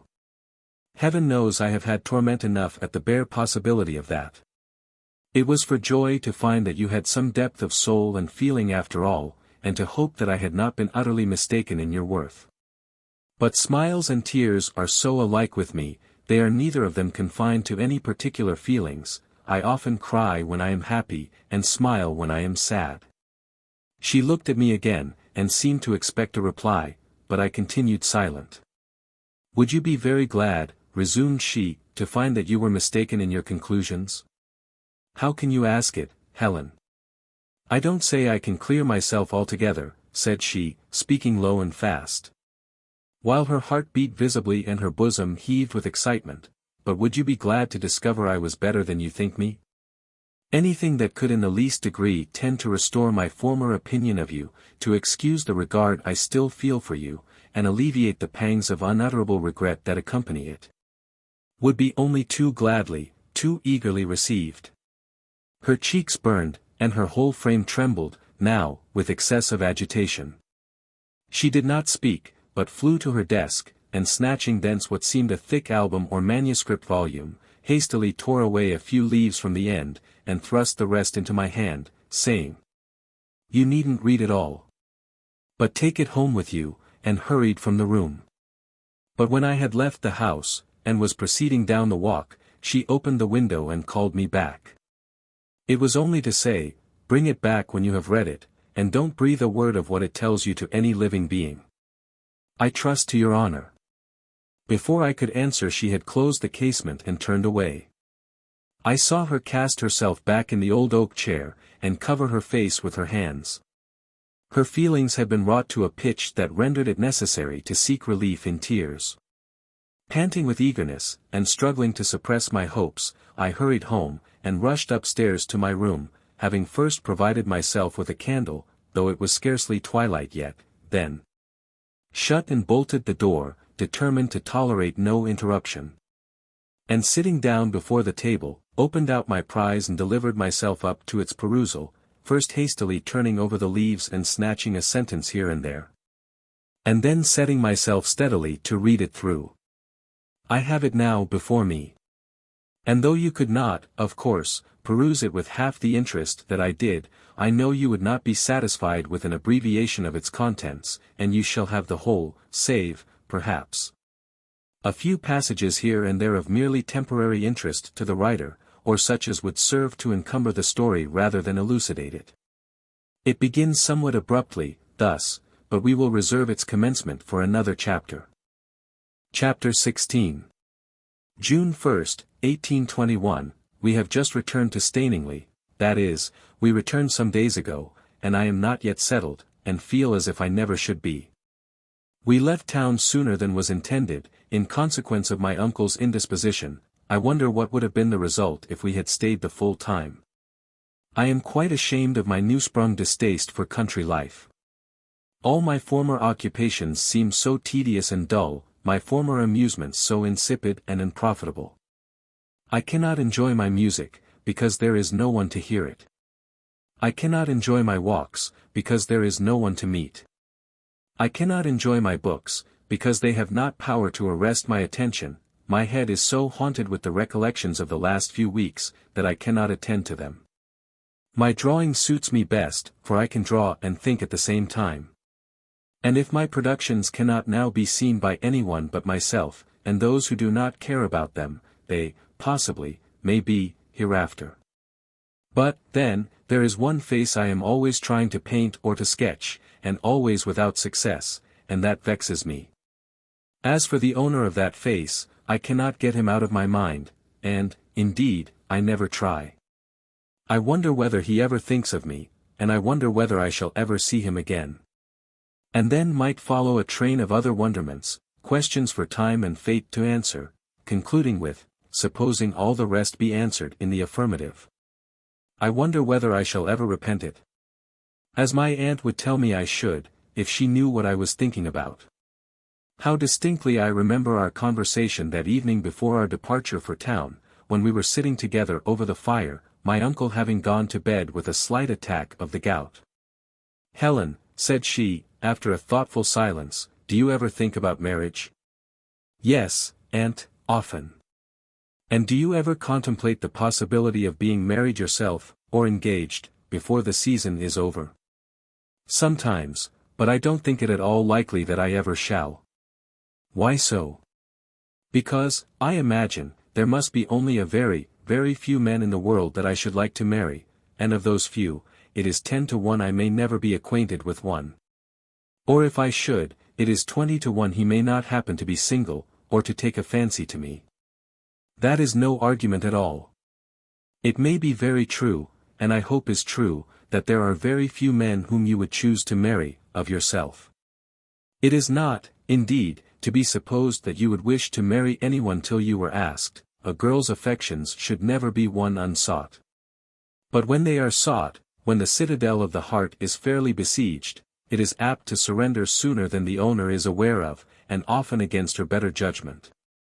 And in opposition to all her preconceived ideas of what she could have loved, unless she be extremely careful and discreet. Now, I want to warn you, Helen, of these things, and to exhort you to be watchful and circumspect from the very commencement of your career. And not to suffer your heart to be stolen from you by the first foolish or unprincipled person that covets the possession of it. You know, my dear, you are only just 18. There is plenty of time before you, and neither your uncle nor I are in any hurry to get you off our hands, and I may venture to say, there will be no lack of suitors. For you can boast a good family, a pretty considerable fortune and expectations, and, I may as well tell you likewise, for, if I don't, others will, that you have a fair share of beauty besides, and I hope you may never have cause to regret it. I hope not, aunt, but why should you fear it? Because, my dear, beauty is that quality which, next to money, is generally the most attractive to the worst kinds of men. And, therefore, it is likely to entail a great deal of trouble on the possessor. Have you been troubled in that way, aunt? No, Helen, said she, with reproachful gravity, but I know many that have, and some, through carelessness, have been the wretched victims of deceit. And some, through weakness, have fallen into snares and temptations terrible to relate. Well, I shall be neither careless nor weak. Remember Peter, Helen. Don't boast, but watch. Keep a guard over your eyes and ears as the inlets of your heart, and over your lips as the outlet, lest they betray you in a moment of unwariness. Receive, coldly and dispassionately, every attention, till you have ascertained and duly considered the worth of the aspirant, and let your affections be consequent upon approbation alone. First study, then approve, then love. Let your eyes be blind to all external attractions, your ears deaf to all the fascinations of flattery and light discourse. These are nothing, and worse than nothing, snares and wiles of the tempter, to lure the thoughtless to their own destruction. Principle is the first thing, after all. And next to that, good sense, respectability, and moderate wealth. If you should marry the handsomest, and most accomplished and superficially agreeable man in the world, you little know the misery that would overwhelm you if, after all, you should find him to be a worthless reprobate, or even an impracticable fool. But what are all the poor fools and reprobates to do, aunt? If everybody followed your advice, the world would soon come to an end. Never fear, my dear. The male fools and reprobates will never want for partners, while there are so many of the other sex to match them, but do you follow my advice? And this is no subject for jesting, Helen, I am sorry to see you treat the matter in that light way. Believe me, matrimony is a serious thing.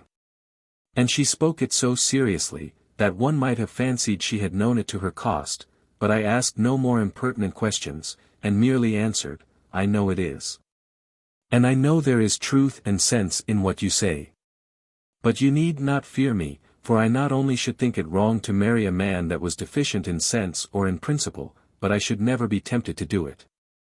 For I could not like him, if he were ever so handsome, and ever so charming, in other respects, I should hate him, despise him, pity him, anything but love him. My affections not only ought to be founded on approbation, but they will and must be so, for, without approving, I cannot love. It is needless to say, I ought to be able to respect and honor the man I marry, as well as love him, for I cannot love him without. So set your mind at rest. I hope it may be so, answered she. I know it is so, persisted I. You have not been tried yet, Helen, we can but hope, said she in her cold, cautious way. I was vexed at her incredulity. But I am not sure her doubts were entirely without sagacity. I fear I have found it much easier to remember her advice than to profit by it. Indeed, I have sometimes been led to question the soundness of her doctrines on those subjects. Her counsels may be good, as far as they go, in the main points at least. But there are some things she has overlooked in her calculations. I wonder if she was ever in love. I commence my career, or my first campaign, as my uncle calls it, kindling with bright hopes and fancies, chiefly raised by this conversation, and full of confidence in my own discretion. At first, I was delighted with the novelty and excitement of our London life, but soon I began to weary of its mingled turbulence and constraint, and sigh for the freshness and freedom of home. My new acquaintances, both male and female, disappointed my expectations, and vexed and depressed me by turns. For I soon grew tired of studying their peculiarities, and laughing at their foibles, particularly as I was obliged to keep my criticisms to myself. For my aunt would not hear them, and they, the ladies especially, appeared so provokingly mindless, and heartless, and artificial. The gentlemen seemed better, but, perhaps, it was because I knew them less, perhaps, because they flattered me, but I did not fall in love with any of them. And, if their attentions pleased me one moment, they provoked me the next, because they put me out of humor with myself. By revealing my vanity and making me fear I was becoming like some of the ladies I so heartily despised. There was one elderly gentleman that annoyed me very much, a rich old friend of my uncle's, who, I believe, thought I could not do better than marry him. But, besides being old, he was ugly and disagreeable, and wicked, I am sure, though my aunt scolded me for saying so, but she allowed he was no saint. And there was another, less hateful, but still more tiresome, because she favored him, and was always thrusting him upon me, and sounding his praises in my ears, Mr. Boreham by name, Boreham, as I prefer spelling it, for a terrible bore he was. I shudder still at the remembrance of his voice, drone, drone, drone, in my ear, while he sat beside me, prosing away by the half-hour together, and beguiling himself with the notion that he was improving my mind by useful information, or impressing his dogmas upon me and reforming my errors of judgment, or perhaps that he was talking down to my level, and amusing me with entertaining discourse. Yet he was a decent man enough in the main, I dare say, and if he had kept his distance, I never would have hated him. As it was almost impossible to help it, for he not only bothered me with the infliction of his own presence, but he kept me from the enjoyment of more agreeable society. One night, however, at a ball, he had been more than usually tormenting, and my patience was quite exhausted. It appeared as if the whole evening was fated to be insupportable. I had just had one dance with an empty-headed coxcomb, and then Mr. Boreham had come upon me and seemed determined to cling to me for the rest of the night. He never danced himself, and there he sat, poking his head in my face, and impressing all beholders with the idea that he was a confirmed, acknowledged lover. My aunt looking complacently on all the time, and wishing him Godspeed. In vain I attempted to drive him away by giving a loose to my exasperated feelings, even to positive rudeness. Nothing could convince him that his presence was disagreeable. Sullen silence was taken for rapt attention, and gave him greater room to talk. Sharp answers were received as smart sallies of girlish vivacity, that only required an indulgent rebuke.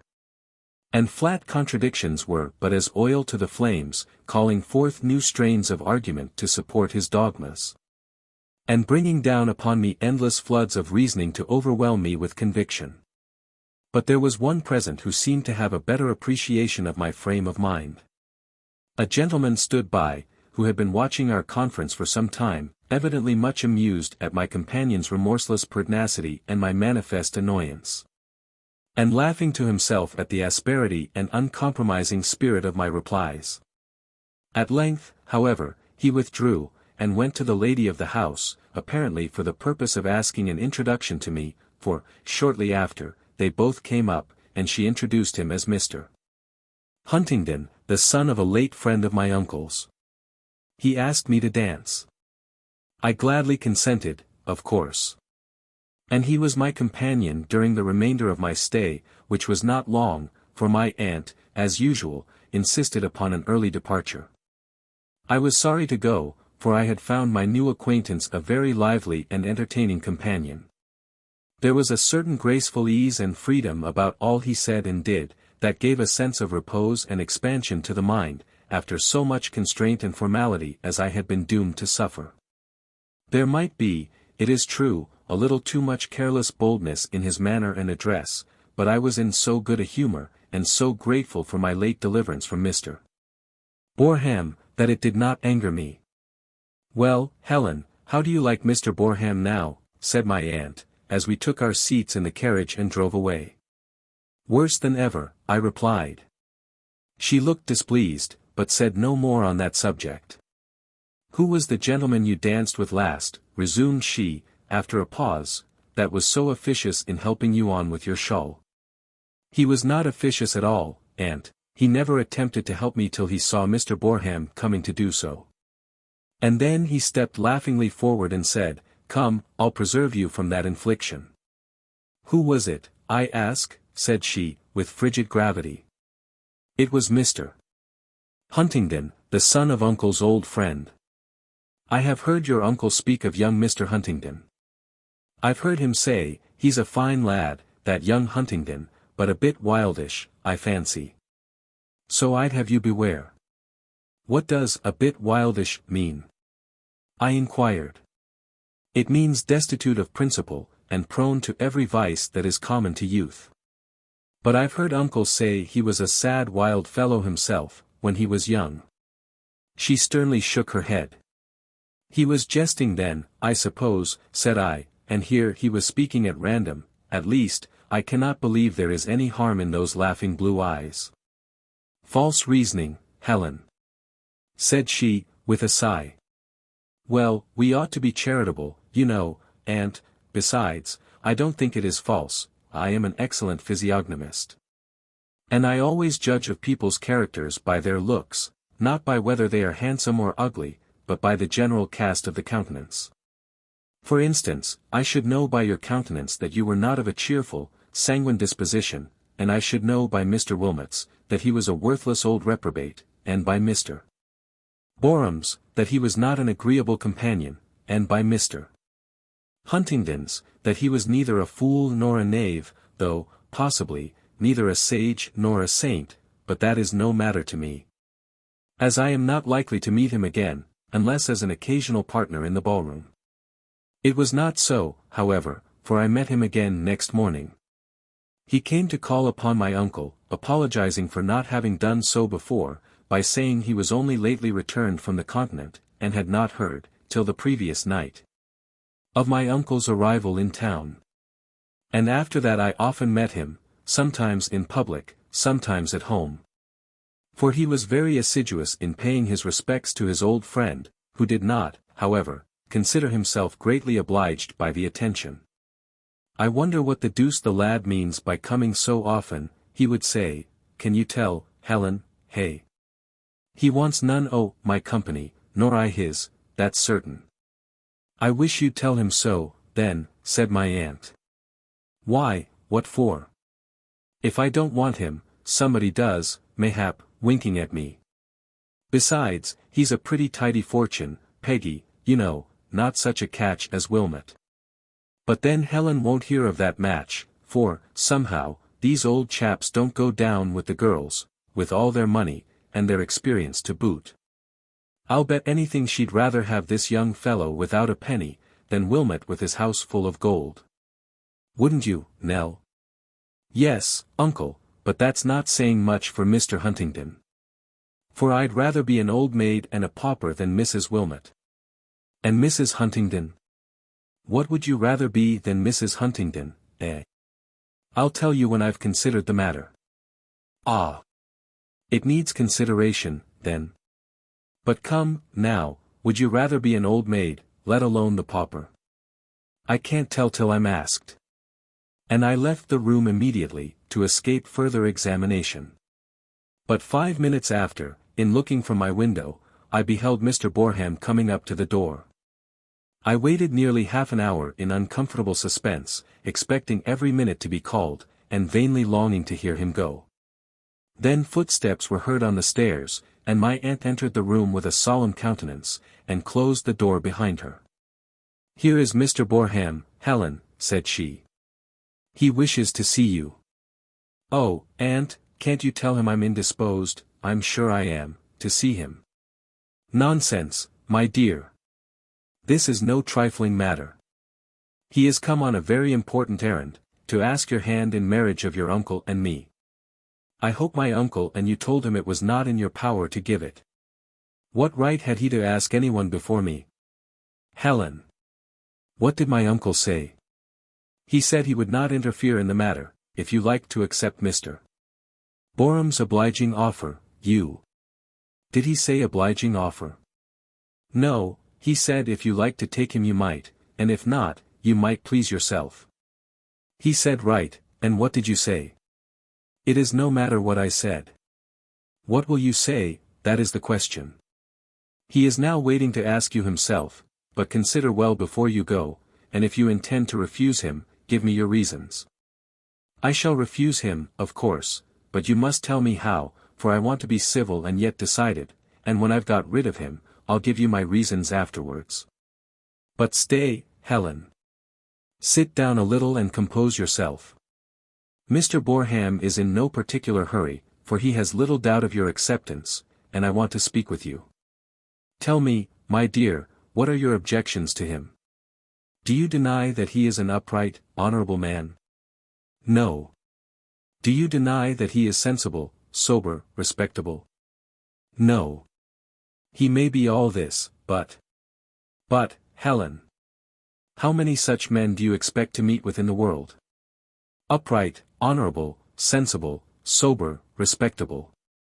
Is this such an everyday character that you should reject the possessor of such noble qualities without a moment's hesitation? Yes, noble I may call them. For think of the full meaning of each, and how many inestimable virtues they include, and I might add many more to the list, and consider that all this is laid at your feet. It is in your power to secure this inestimable blessing for life, a worthy and excellent husband, who loves you tenderly, but not too fondly so as to blind him to your faults. And will be your guide throughout life's pilgrimage, and your partner in eternal bliss. Think how. But I hate him, aunt," said I, interrupting this unusual flow of eloquence. "Hate him, Helen. Is this a Christian spirit? You hate him? And he's so good a man." "I don't hate him as a man, but as a husband. As a man, I love him so much that I wish him a better wife than I, one as good as himself, or better, if you think that possible, provided she could like him. But I never could, and therefore—" "But why not? What objection do you find?" "Firstly, he is at least 40 years old, considerably more, should think, and I am but 18. Secondly, he is narrow-minded and bigoted in the extreme. Thirdly, his tastes and feelings are wholly dissimilar to mine. Fourthly, his looks, voice, and manner are particularly displeasing to me. And, finally, I have an aversion to his whole person that I never can surmount." "Then you ought to surmount it. And please to compare him for a moment with Mr. Huntingdon, and, good looks apart, which contribute nothing to the merit of the man, or to the happiness of married life, and which you have so often professed to hold in light esteem. Tell me which is the better man." "I have no doubt Mr. Huntingdon is a much better man than you think him, but we are not talking about him now, but about Mr. Boreham. And as I would rather grow, live, and die in single blessedness, than be his wife, it is but right that I should tell him so at once, and put him out of suspense, so let me go. But don't give him a flat denial, he has no idea of such a thing, and it would offend him greatly. Say you have no thoughts of matrimony at present. But I have thoughts of it. Or that you desire a further acquaintance. But I don't desire a further acquaintance, quite the contrary." And without waiting for further admonitions I left the room and went to seek Mr. Boreham. He was walking up and down the drawing-room, humming snatches of tunes and nibbling the end of his cane. "My dear young lady," said he, bowing and smirking with great complacency, "I have your kind guardian's permission." "I know, sir," said I, wishing to shorten the scene as much as possible. "And I am greatly obliged for your preference, but must beg to decline the honor you wish to confer, for I think we were not made for each other. As you yourself would shortly discover if the experiment were tried." My aunt was right. It was quite evident he had had little doubt of my acceptance, and no idea of a positive denial. He was amazed, astounded at such an answer, but too incredulous to be much offended, and after a little humming and hawing, he returned to the attack. "I know, my dear, that there exists a considerable disparity between us in years, in temperament, and perhaps some other things. But let me assure you, I shall not be severe to mark the faults and foibles of a young and ardent nature such as yours, and while I acknowledge them to myself, and even rebuke them with all a father's care, believe me, no youthful lover could be more tenderly indulgent towards the object of his affections than I to you. And, on the other hand, let me hope that my more experienced years and graver habits of reflection will be no disparagement in your eyes, as I shall endeavor to make them all conducive to your happiness. Come, now. What do you say? Let us have no young lady's affectations and caprices, but speak out at once." "I will, but only to repeat what I said before, that I am certain we were not made for each other." "You really think so?" "I do. But you don't know me, you wish for a further acquaintance, a longer time too." "No, I don't. I know you as well as I ever shall, and better than you know me, or you would never dream of uniting yourself to one so incongruous, so utterly unsuitable to you in every way. But, my dear young lady, I don't look for perfection, I can excuse." "Thank you, Mr. Boreham, but I won't trespass upon your goodness. You may save your indulgence and consideration for some more worthy object, that won't tax them so heavily. But let me beg you to consult your aunt. That excellent lady, I am sure, will. I have consulted her, and I know her wishes coincide with yours, but in such important matters, I take the liberty of judging for myself. And no persuasion can alter my inclinations, or induce me to believe that such a step would be conducive to my happiness or yours, and I wonder that a man of your experience and discretion should think of choosing such a wife." "Ah, well," said he, "I have sometimes wondered at that myself. I have sometimes said to myself, now Boreham, what is this you're after? Take care, man, look before you leap. This is a sweet, bewitching creature, but remember, the brightest attractions to the lover too often prove the husband's greatest torments. I assure you my choice has not been made without much reasoning and reflection.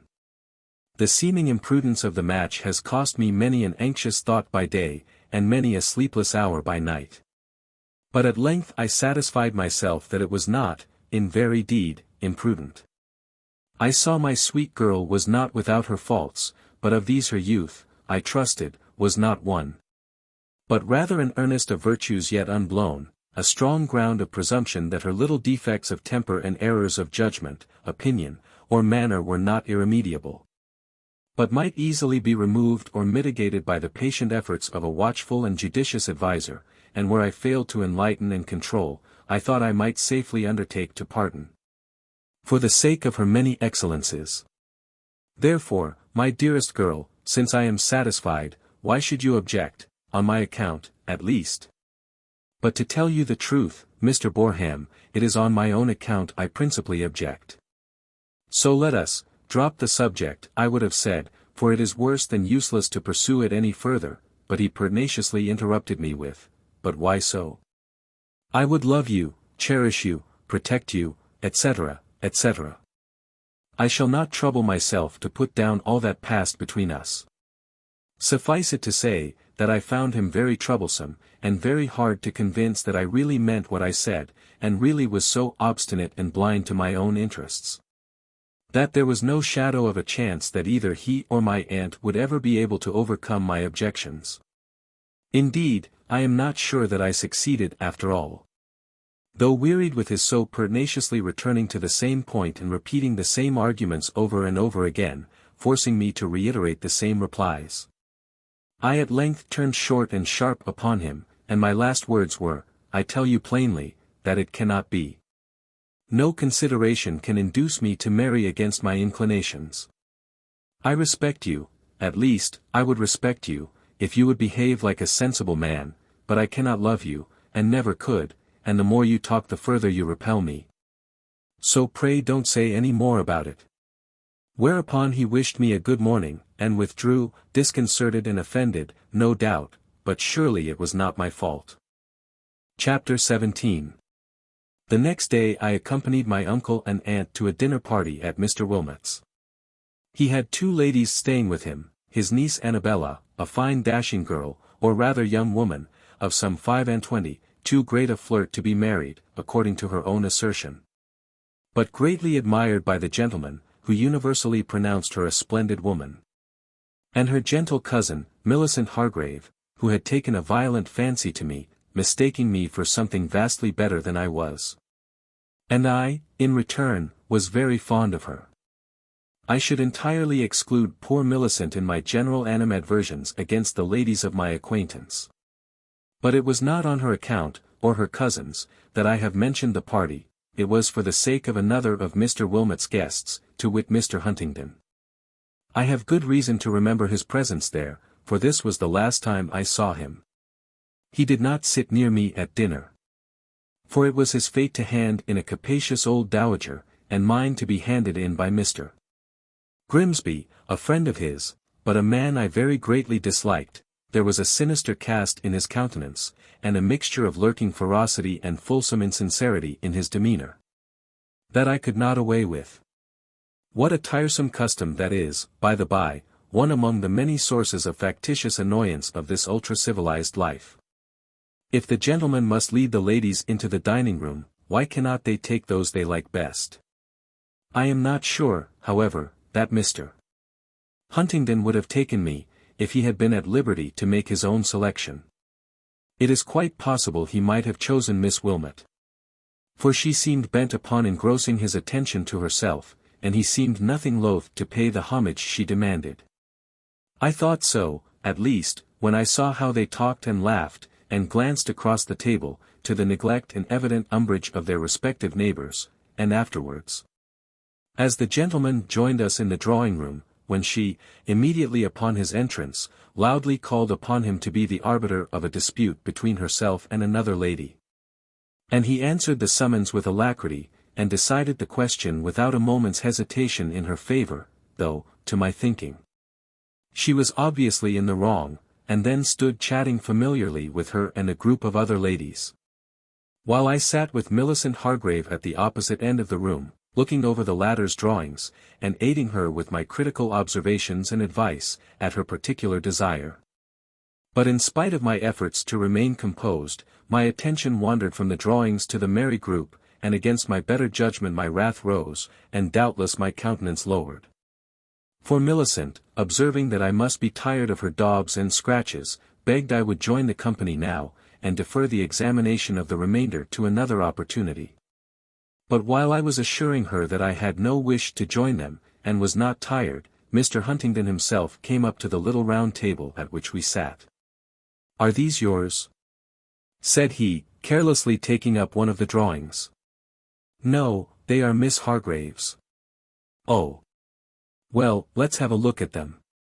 And, regardless of Miss Hargrave's protestations that they were not worth looking at, he drew a chair to my side, and receiving the drawings, one by one from my hand, successively scanned them over, and threw them on the table, but said not a word about them, though he was talking all the time. I don't know what Millicent Hargrave thought of such conduct, but I found his conversation extremely interesting. Though, as I afterwards discovered, when I came to analyze it, it was chiefly confined to quizzing the different members of the company present. And albeit he made some clever remarks, and some excessively droll ones, I do not think the whole would appear anything very particular, if written here, without the adventitious aids of look, and tone, and gesture, and that ineffable but indefinite charm, which cast a halo over all he did and said, and which would have made it a delight to look in his face, and hear the music of his voice, if he had been talking positive nonsense, and which, moreover, made me feel so bitter against my aunt when she put a stop to this enjoyment. By coming composedly forward, under pretense of wishing to see the drawings, that she cared and knew nothing about, and while making believe to examine them, addressing herself to Mr. Huntingdon, with one of her coldest and most repellent aspects, and beginning a series of the most commonplace and formidably formal questions and observations. On purpose to wrest his attention from me, on purpose to vex me, as I thought, and having now looked through the portfolio, I left them to their tête-à-tête, and seated myself on a sofa. Quite apart from the company, never thinking how strange such conduct would appear, but merely to indulge, at first, the vexation of the moment, and subsequently to enjoy my private thoughts. But I was not left long alone, for Mr. Wilmot, of all men the least welcome, took advantage of my isolated position to come and plant himself beside me. I had flattered myself that I had so effectually repulsed his advances on all former occasions, that I had nothing more to apprehend from his unfortunate predilection. But it seems I was mistaken, so great was his confidence, either in his wealth or his remaining powers of attraction, and so firm his conviction of feminine weakness, that he thought himself warranted to return to the siege, which he did with renovated ardor. Enkindled by the quantity of wine he had drunk, a circumstance that rendered him infinitely the more disgusting. But greatly as I abhorred him at that moment, I did not like to treat him with rudeness, as I was now his guest, and had just been enjoying his hospitality. And I was no hand at a polite but determined rejection, nor would it have greatly availed me if I had. For he was too coarse-minded to take any repulse that was not as plain and positive as his own effrontery. The consequence was, that he waxed more fulsomely tender, and more repulsively warm, and I was driven to the very verge of desperation, and about to say I know not what, when I felt my hand, that hung over the arm of the sofa, suddenly taken by another and gently but fervently pressed.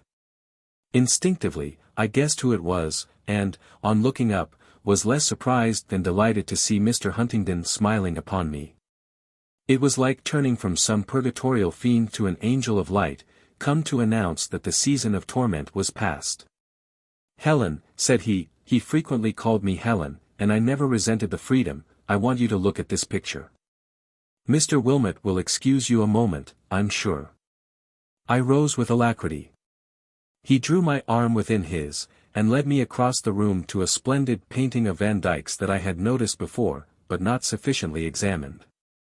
After a moment of silent contemplation, I was beginning to comment on its beauties and peculiarities, when, playfully pressing the hand he still retained within his arm, he interrupted me with, "Never mind the picture, it was not for that I brought you here. It was to get you away from that scoundrelly old profligate yonder, who is looking as if he would like to challenge me for the affront." "I am very much obliged to you," said I. "This is twice you have delivered me from such unpleasant companionship." "Don't be too thankful," he answered, "it is not all kindness to you.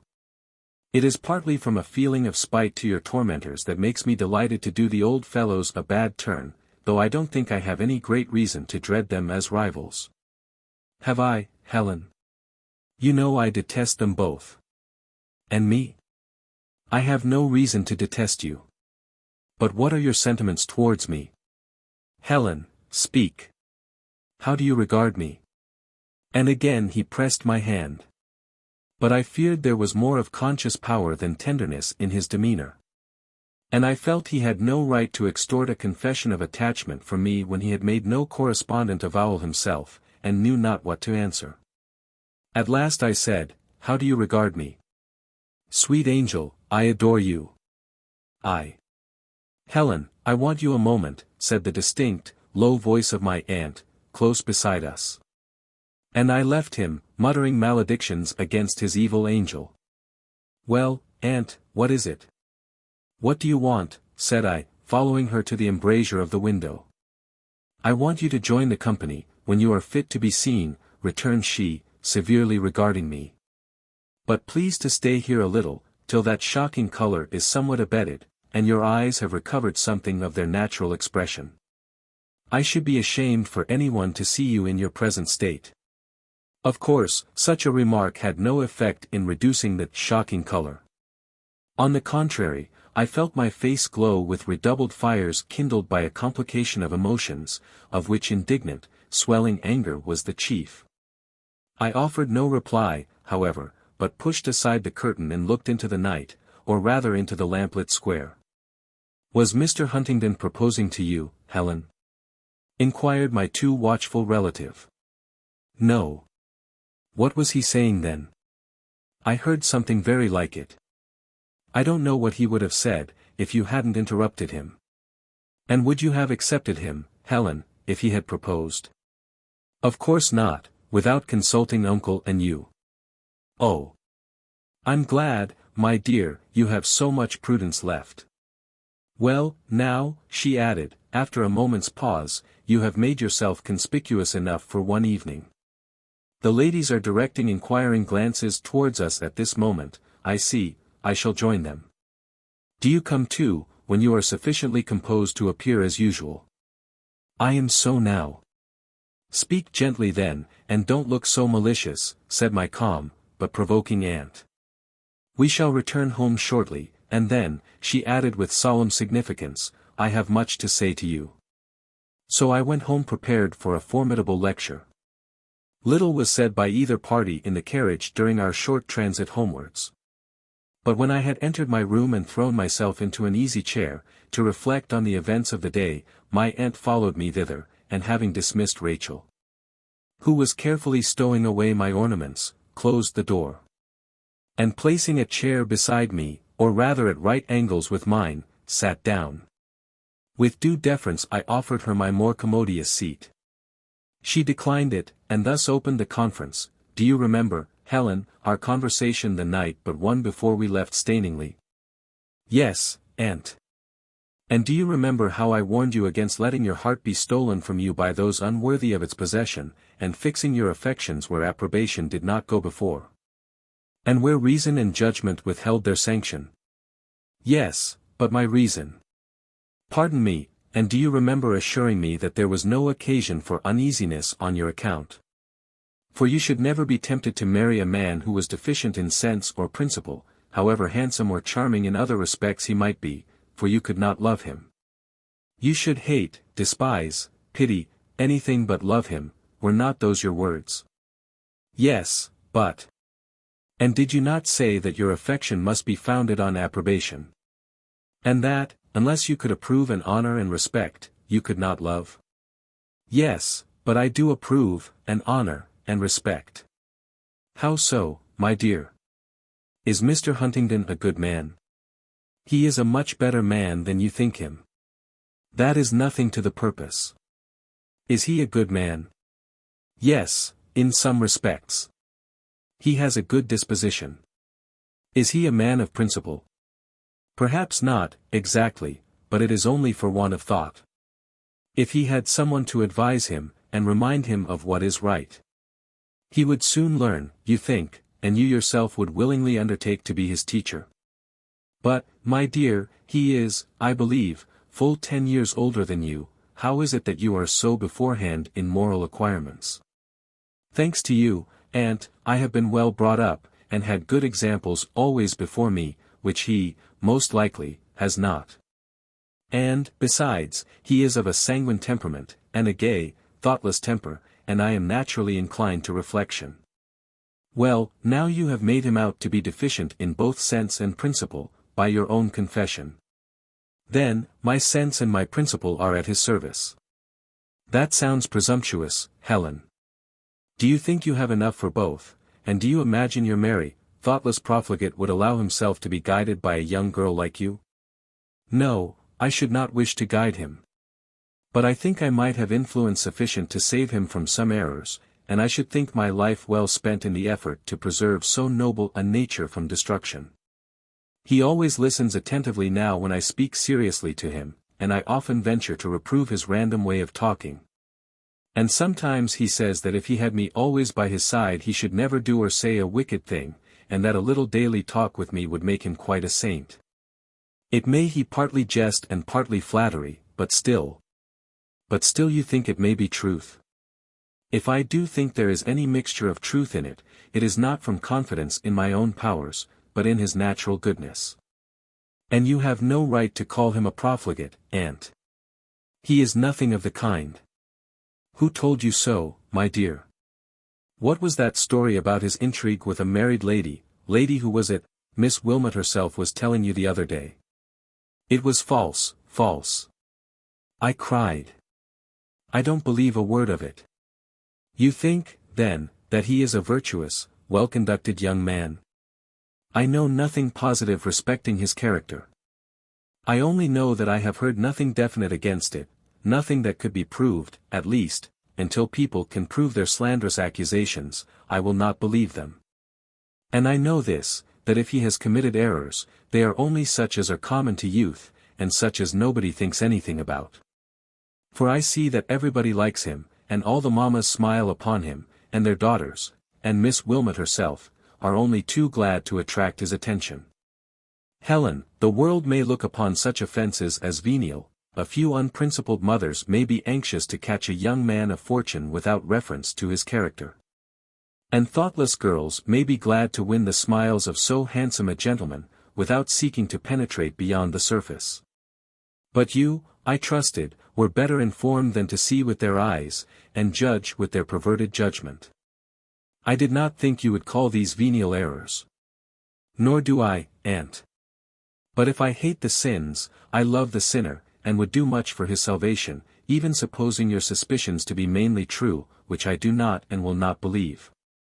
Well, my dear, ask your uncle what sort of company he keeps, and if he is not banded with a set of loose, profligate young men, whom he calls his friends, his jolly companions. And whose chief delight is to wallow in vice, and vie with each other who can run fastest and furthest down the headlong road to the place prepared for the devil and his angels. Then I will save him from them. Oh, Helen, Helen! You little know the misery of uniting your fortunes to such a man. I have such confidence in him, aunt, notwithstanding all you say, that I would willingly risk my happiness for the chance of securing his. I will leave better men to those who only consider their own advantage. If he has done amiss, I shall consider my life well spent in saving him from the consequences of his early errors, and striving to recall him to the path of virtue. God grant me success. Here the conversation ended, for at this juncture my uncle's voice was heard from his chamber, loudly calling upon my aunt to come to bed. He was in a bad humor that night, for his gout was worse. It had been gradually increasing upon him ever since we came to town. And my aunt took advantage of the circumstance next morning to persuade him to return to the country immediately, without waiting for the close of the season. His physician supported and enforced her arguments. And contrary to her usual habits, she so hurried the preparations for removal, as much for my sake as my uncle's, I think, that in a very few days we departed, and I saw no more of Mr. Huntingdon. My aunt flatters herself I shall soon forget him, perhaps she thinks I have forgotten him already, for I never mention his name. And she may continue to think so, till we meet again, if ever that should be. I wonder if it will. Chapter 18. August 25th. I am now quite settled down to my usual routine of steady occupations and quiet amusements, tolerably contented and cheerful, but still looking forward to spring with the hope of returning to town. Not for its gaieties and dissipations, but for the chance of meeting Mr. Huntingdon once again, for still he is always in my thoughts and in my dreams. In all my employments, whatever I do, or see, or hear, has an ultimate reference to him. Whatever skill or knowledge I acquire is some day to be turned to his advantage or amusement. Whatever new beauties in nature or art I discover are to be depicted to meet his eye, or stored in my memory to be told him at some future period. This, at least, is the hope that I cherish, the fancy that lights me on my lonely way. It may be only an ignis fatuus, after all, but it can do no harm to follow it with my eyes and rejoice in its luster, as long as it does not lure me from the path I ought to keep. And I think it will not, for I have thought deeply on my aunt's advice, and I see clearly, now, the folly of throwing myself away on one that is unworthy of all the love I have to give, and incapable of responding to the best and deepest feelings of my inmost heart, so clearly, that even if I should see him again, and if he should remember me and love me still, which, alas, is too little probable, considering how he is situated, and by whom surrounded. And if he should ask me to marry him, I am determined not to consent until I know for certain whether my aunt's opinion of him or mine is nearest the truth. For if mine is altogether wrong, it is not he that I love, it is a creature of my own imagination. But I think it is not wrong, no, there is a secret something, an inward instinct that assures me I am right. There is essential goodness in him, and what delight to unfold it. If he has wandered, what bliss to recall him. If he is now exposed to the baneful influence of corrupting and wicked companions, what glory to deliver him from them. Oh! If I could but believe that heaven has designed me for this. Today is the 1st of September, but my uncle has ordered the gamekeeper to spare the partridges till the gentlemen come. What gentlemen? I asked when I heard it. A small party he had invited to shoot. His friend Mr. Wilmot was one, and my aunt's friend, Mr. Boreham, another.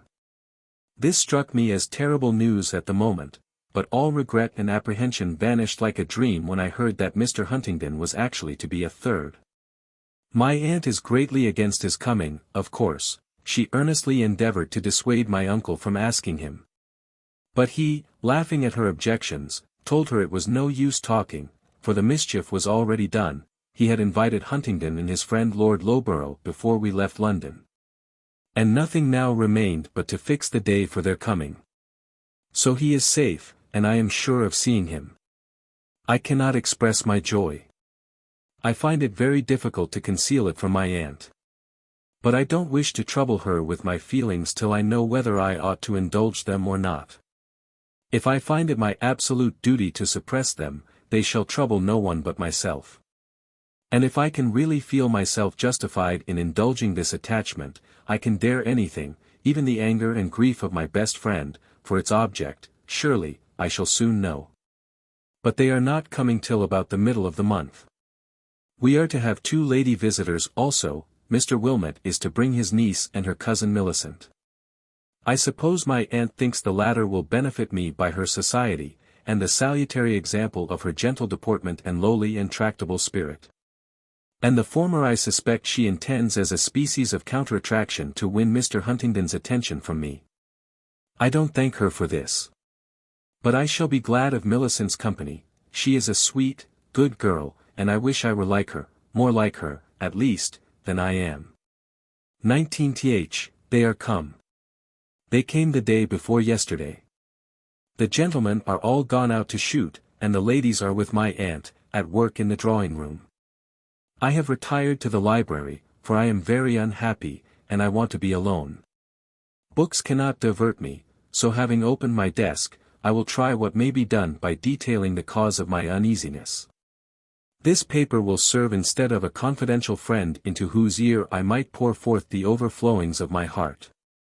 It will not sympathize with my distresses, but then it will not laugh at them, and, if I keep it close, it cannot tell again, so it is, perhaps, the best friend I could have for the purpose. First, let me speak of his arrival, how I sat at my window, and watched for nearly 2 hours. Before his carriage entered the park gates, for they all came before him, and how deeply I was disappointed at every arrival, because it was not his. First came Mr. Wilmot and the ladies. When Millicent had got into her room, I quitted my post a few minutes to look in upon her and have a little private conversation, for she was now my intimate friend. Several long epistles having passed between us since our parting. On returning to my window, I beheld another carriage at the door. Was it his? No, it was Mr. Boreham's plain dark chariot. And there stood he upon the steps, carefully superintending the dislodging of his various boxes and packages. What a collection! One would have thought he projected a visit of 6 months at least. A considerable time after, came Lord Loughborough in his barouche. Is he one of the profligate friends, I wonder? I should think not. For no one could call him a jolly companion, I'm sure, and, besides, he appears too sober and gentlemanly in his demeanour to merit such suspicions. He is a tall, thin, gloomy-looking man, apparently between 30 and 40, and of a somewhat sickly, careworn aspect. At last, Mr. Huntingdon's light phaeton came bowling merrily up the lawn. I had but a transient glimpse of him.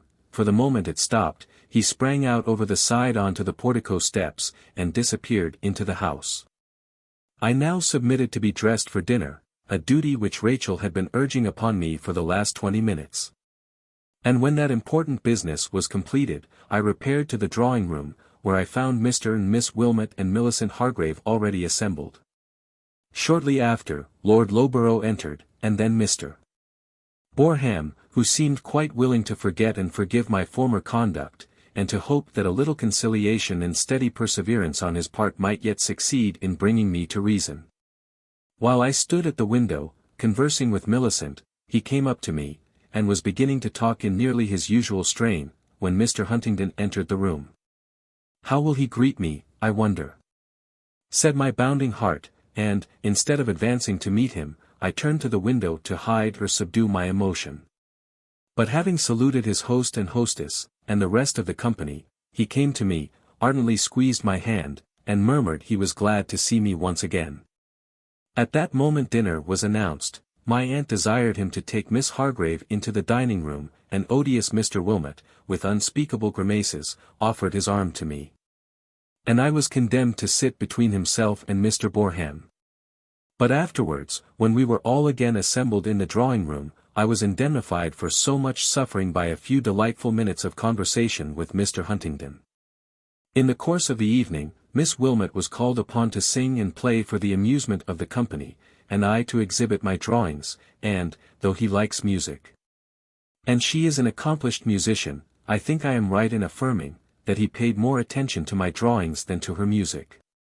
So far so good, but hearing him pronounce, sotto voce, but with peculiar emphasis, concerning one of the pieces, "This is better than all." I looked up, curious to see which it was, and, to my horror, beheld him complacently gazing at the back of the picture. It was his own face that I had sketched there and forgotten to rub out. To make matters worse, in the agony of the moment, I attempted to snatch it from his hand, but he prevented me, and exclaiming, "No, by George, I'll keep it," placed it against his waistcoat and buttoned his coat upon it with a delighted chuckle. Then, drawing a candle close to his elbow, he gathered all the drawings to himself, as well what he had seen as the others, and muttering, "I must look at both sides now," he eagerly commenced an examination, which I watched, at first, with tolerable composure, in the confidence that his vanity would not be gratified by any further discoveries.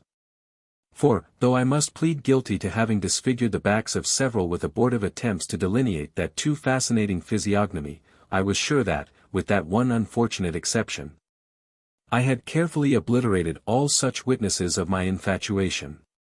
But the pencil frequently leaves an impression upon cardboard that no amount of rubbing can efface.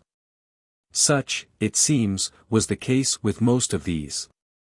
And, I confess, I trembled when I saw him holding them so close to the candle, and poring so intently over the seeming blanks.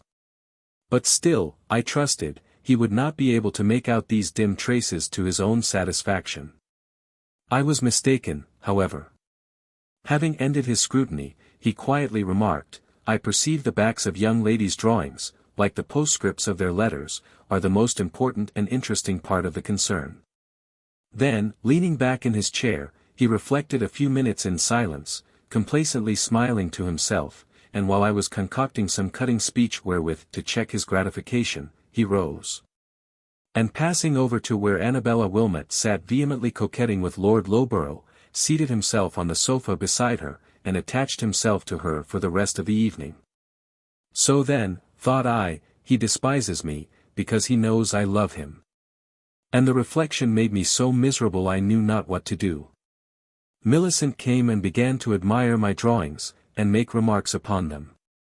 But I could not talk to her, I could talk to no one, and, upon the introduction of tea, I took advantage of the open door and the slight diversion caused by its entrance to slip out, for I was sure I could not take any, and take refuge in the library. My aunt sent Thomas in quest of me, to ask if I were not coming to tea. But I bade him say I should not take any tonight, and, happily, she was too much occupied with her guests to make any further inquiries at the time. As most of the company had travelled far that day, they retired early to rest. And having heard them all, as I thought, go upstairs, I ventured out, to get my candlestick from the drawing-room sideboard. But Mr. Huntingdon had lingered behind the rest. He was just at the foot of the stairs when I opened the door, and hearing my step in the hall, though I could hardly hear it myself, he instantly turned back. "Helen, is that you?" said he. "Why did you run away from us?" "Good night, Mr. Huntingdon," said I, coldly, not choosing to answer the question. And I turned away to enter the drawing-room. "But you'll shake hands, won't you?" said he, placing himself in the doorway before me. And he seized my hand and held it, much against my will. "Let me go, Mr. Huntingdon," said I want to get a candle." "The candle will keep," returned he. I made a desperate effort to free my hand from his grasp. "Why are you in such a hurry to leave me, Helen?" he said, with a smile of the most provoking self-sufficiency. "You don't hate me, you know." "Yes, I do, at this moment." "Not you. It is Annabella Wilmot you hate, not me." "I have nothing to do with Annabella Wilmot," said I, burning with indignation. "But I have, you know," returned he, with peculiar emphasis. "That is nothing to me, sir," I retorted. "Is it nothing to you, Helen? Will you swear it? Will you?" "No, I won't, Mr. Huntingdon." "And I will go," cried I, not knowing whether to laugh, or to cry, or to break out into a tempest of fury. "Go, then, you vixen," he said, but the instant he released my hand he had the audacity to put his arm round my neck, and kiss me.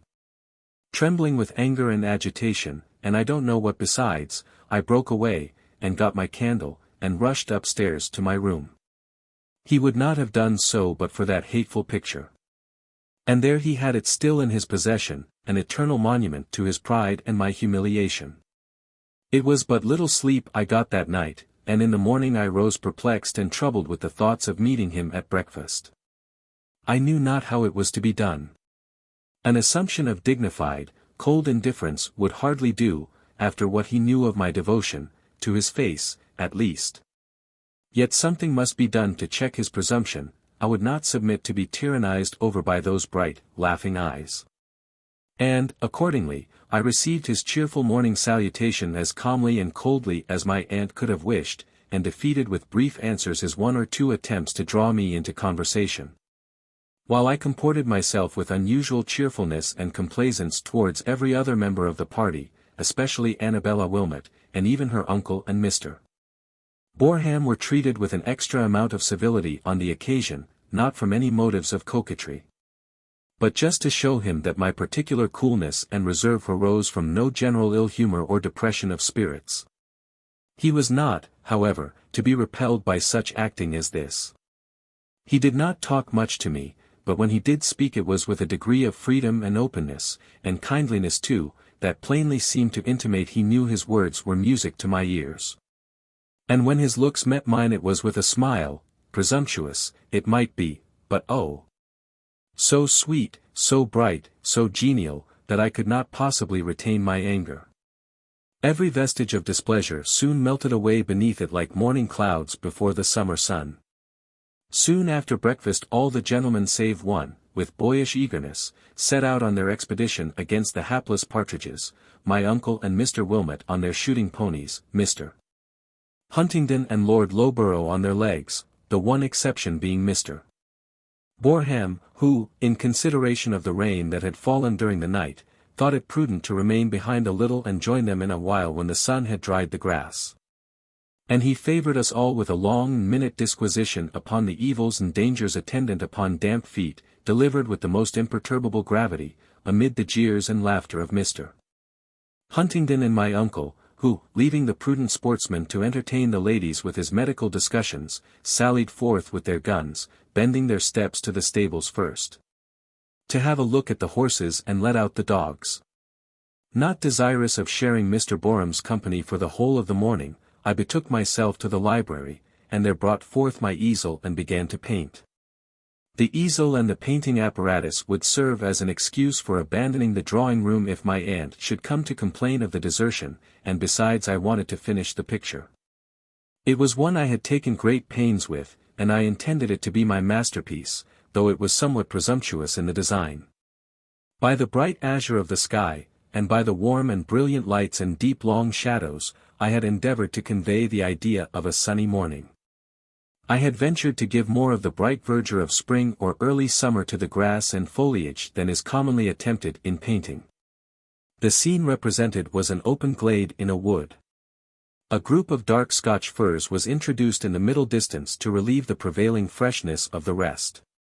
But in the foreground was part of the gnarled trunk and of the spreading boughs of a large forest tree, whose foliage was of a brilliant golden green, not golden from autumnal mellowness, but from the sunshine and the very immaturity of the scarce expanded leaves.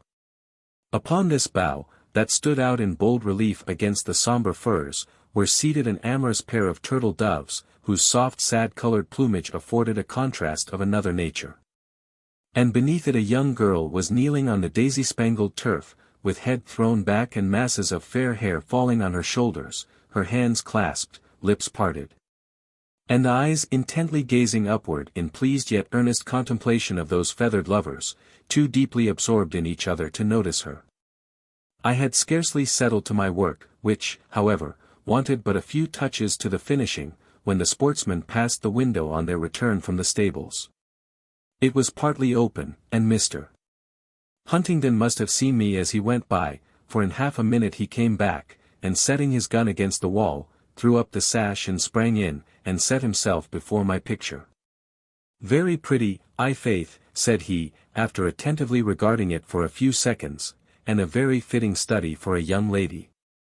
Spring just opening into summer, morning just approaching noon, girlhood just ripening into womanhood, and hope just verging on fruition. She's a sweet creature.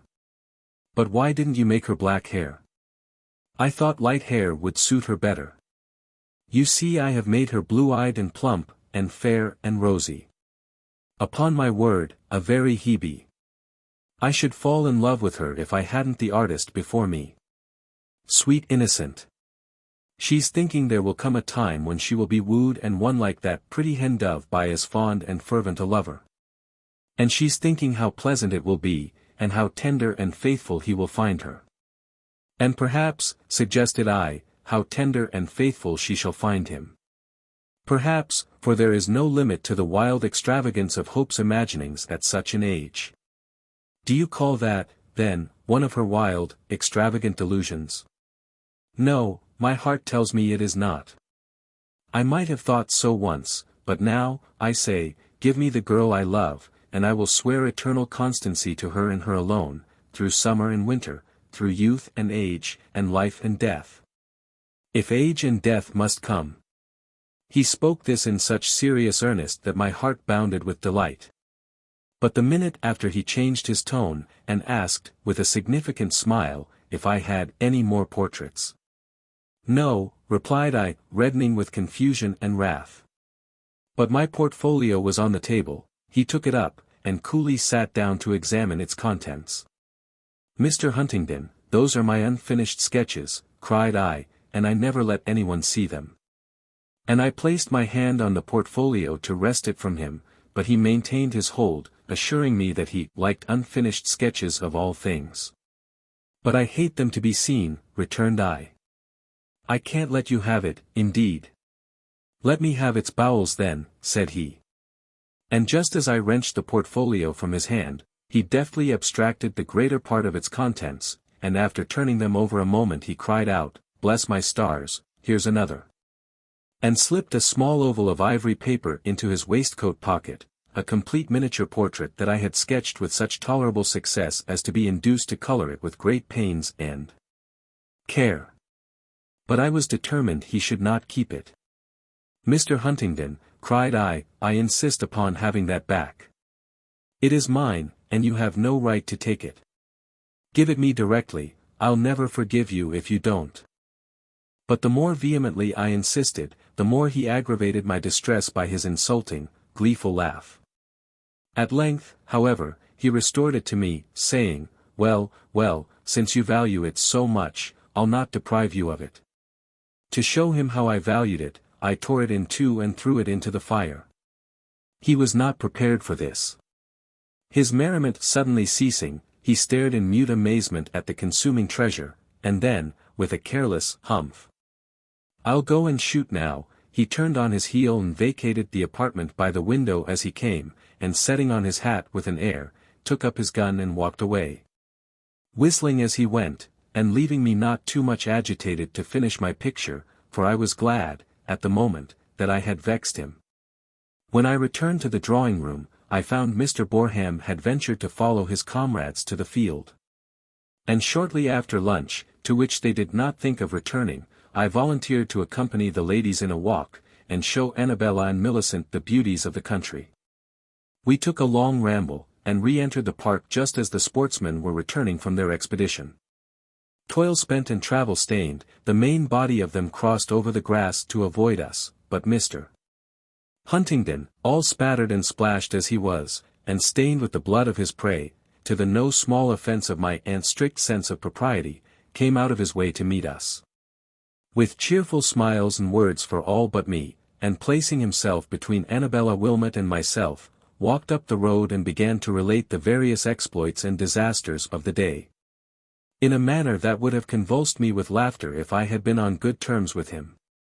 But he addressed himself entirely to Annabella, and I, of course, left all the laughter and all the badinage to her, and affecting the utmost indifference to whatever passed between them, walked along a few paces apart, and looking every way but theirs, while my aunt and Millicent went before, linked arm in arm and gravely discoursing together. At length Mr. Huntingdon turned to me, and addressing me in a confidential whisper, said, "Helen, why did you burn my picture?" "Because I wished to destroy it," I answered, with an asperity it is useless now to lament. "Oh, very good," was the reply, "if you don't value me, I must turn to somebody that will." I thought it was partly in jest, a half-playful mixture of mock resignation and pretended indifference, but immediately he resumed his place beside Miss Wilmot. And from that hour to this, during all that evening, and all the next day, and the next, and the next, and all this morning, the 22nd, he has never given me one kind word or one pleasant look, never spoken to me, but from pure necessity, never glanced towards me but with a cold, unfriendly look I thought him quite incapable of assuming. My aunt observes the change, and though she has not inquired the cause or made any remark to me on the subject, I see it gives her pleasure. Miss Wilmot observes it, too, and triumphantly ascribes it to her own superior charms and blandishments, but I am truly miserable, more so than I like to acknowledge to myself. Pride refuses to aid me. It has brought me into the scrape, and will not help me out of it. He meant no harm, it was only his joyous, playful spirit. And I, by my acrimonious resentment, so serious, so disproportioned to the offence, have so wounded his feelings, so deeply offended him, that I fear he will never forgive me, and all for a mere jest.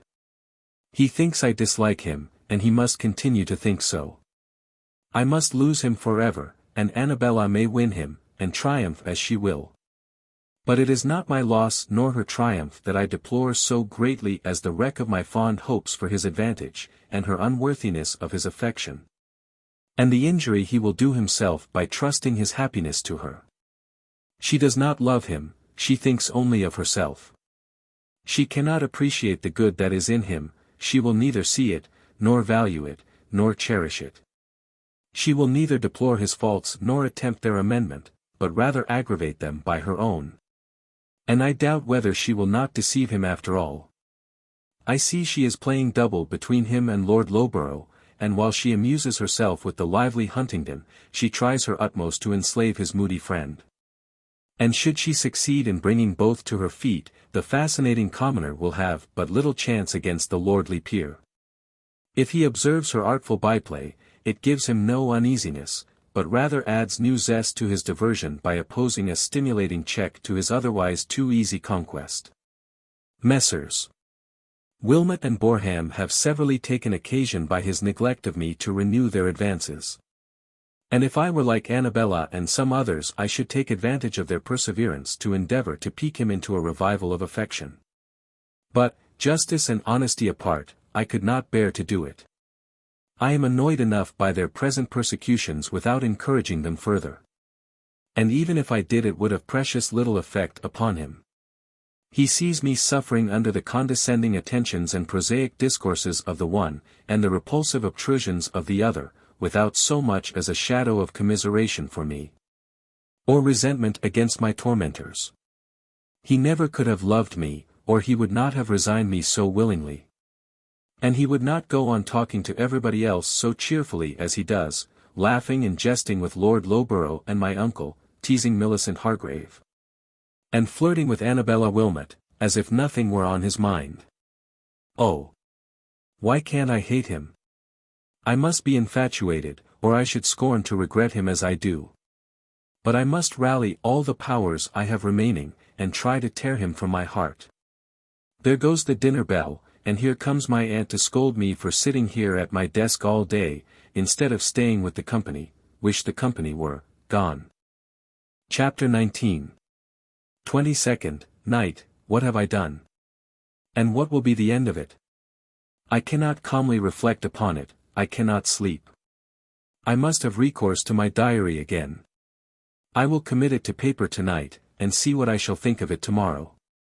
I went down to dinner resolving to be cheerful and well conducted, and kept my resolution very creditably, considering how my head ached and how internally wretched I felt. I don't know what has come over me of late, my very energies, both mental and physical, must be strangely impaired, or I should not have acted so weakly in many respects as I have done. But I have not been well this last day or two. I suppose it is with sleeping and eating so little, and thinking so much, and being so continually out of humor. But to return. I was exerting myself to sing and play for the amusement, and at the request, of my aunt and Millicent. Before the gentlemen came into the drawing-room, Miss Wilmot never likes to waste her musical efforts on ladies' ears alone. Millicent had asked for a little Scotch song, and I was just in the middle of it when they entered. The first thing Mr. Huntingdon did was to walk up to Annabella. "Now, Miss Wilmot, won't you give us some music tonight?" said he. "Do now. I know you will, when I tell you that I have been hungering and thirsting all day for the sound of your voice. Come. The piano's vacant." It was, for I had quitted it immediately upon hearing his petition.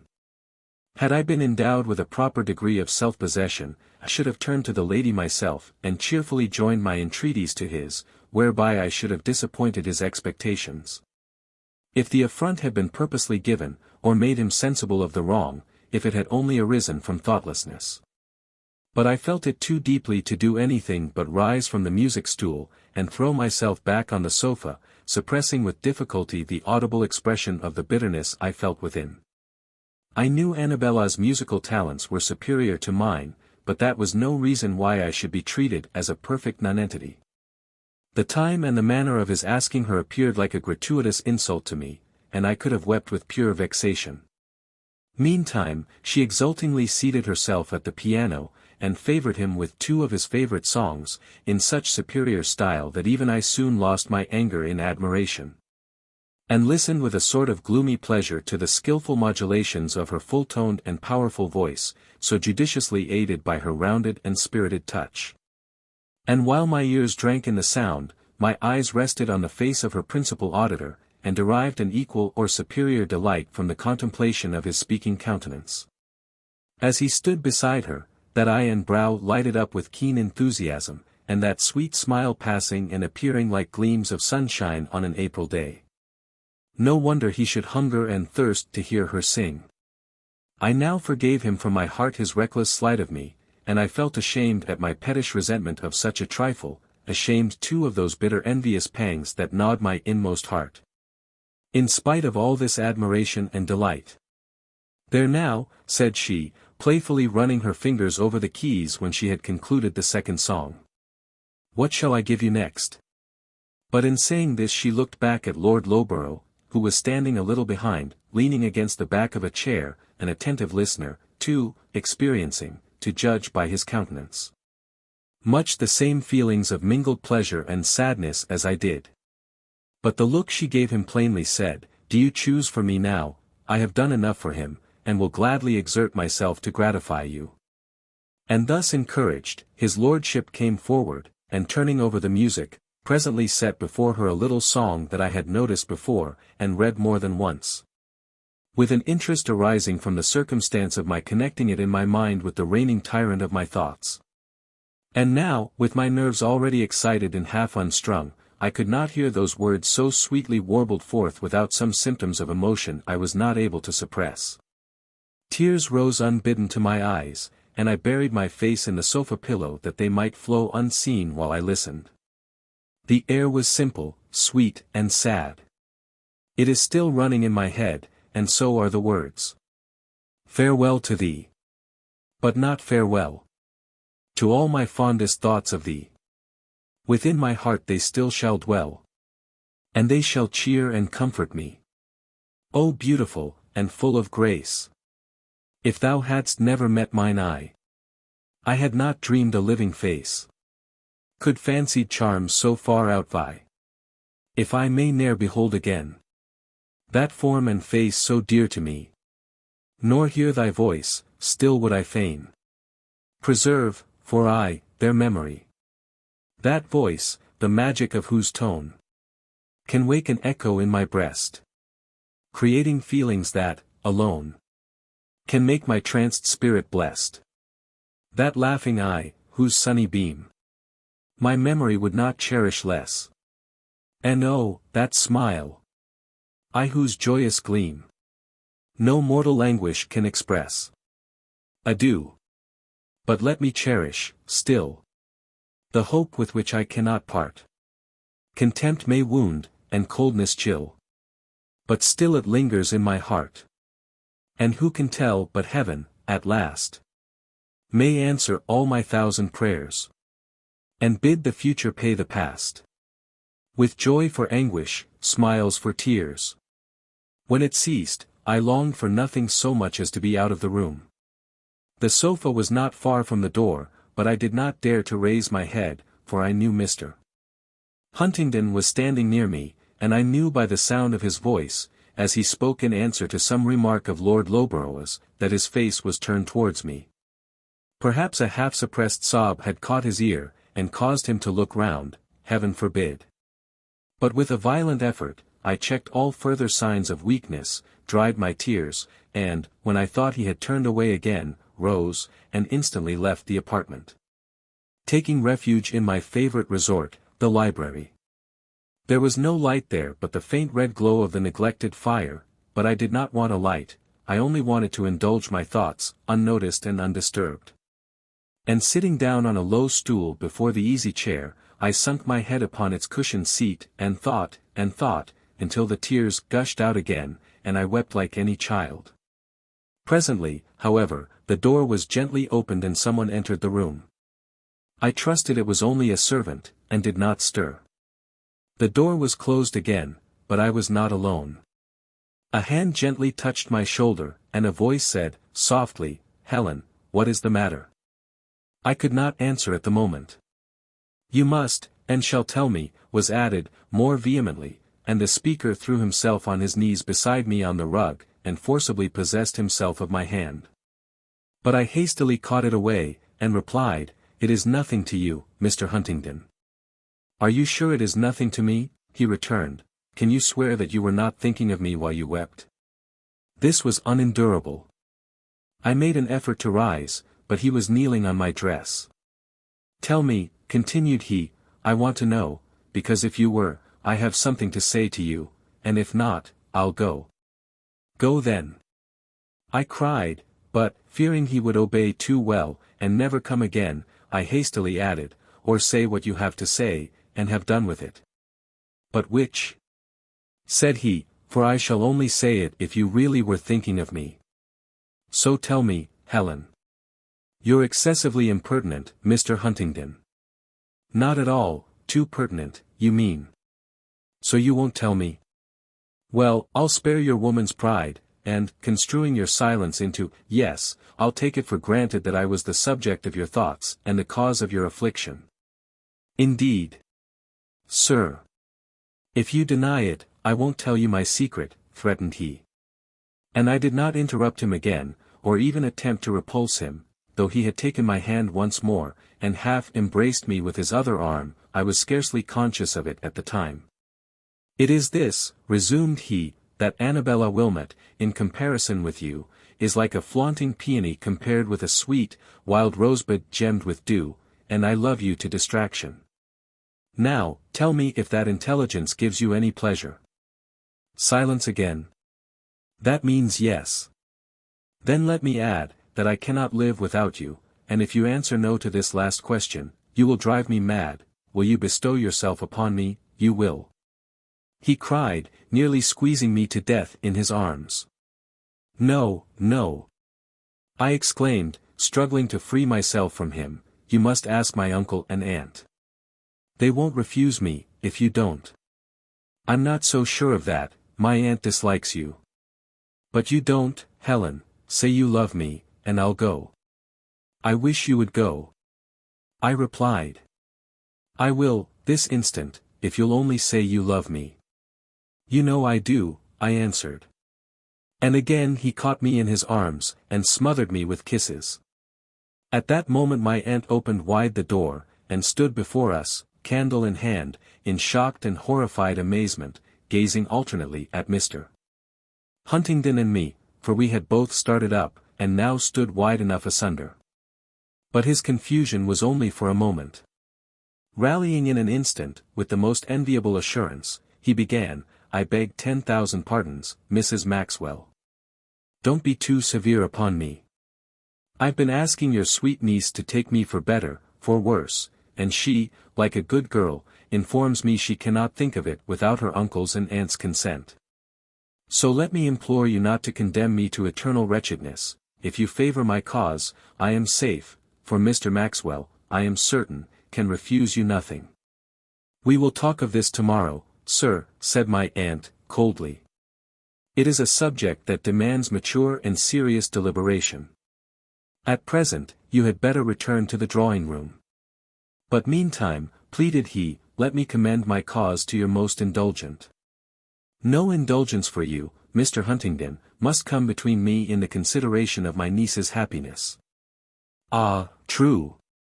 I know she is an angel, and I am a presumptuous dog to dream of possessing such a treasure. But, nevertheless, I would sooner die than relinquish her in favor of the best man that ever went to heaven, and as for her happiness, I would sacrifice my body and soul. Body and soul, Mr. Huntingdon, sacrifice your soul. Well, I would lay down life. You would not be required to lay it down. I would spend it, then, devote my life, and all its powers to the promotion and preservation. Another time, sir.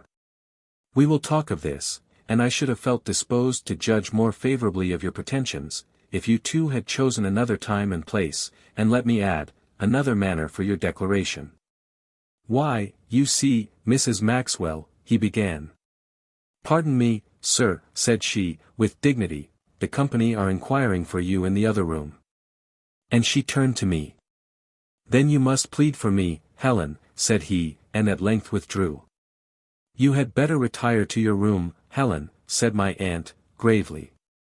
I will discuss this matter with you, too, tomorrow. Don't be angry, aunt, said I. My dear, I am not angry, she replied, I am surprised. If it is true that you told him you could not accept his offer without our consent. It is true, interrupted I. Then how could you permit? I couldn't help it, aunt, I cried, bursting into tears. They were not altogether the tears of sorrow or of fear for her displeasure, but rather the outbreak of the general tumultuous excitement of my feelings. But my good aunt was touched at my agitation. In a softer tone, she repeated her recommendation to retire, and, gently kissing my forehead, bade me good night, and put her candle in my hand. And I went, but my brain worked so, I could not think of sleeping. I feel calmer now that I have written all this, and I will go to bed, and try to win tired nature's sweet restorer.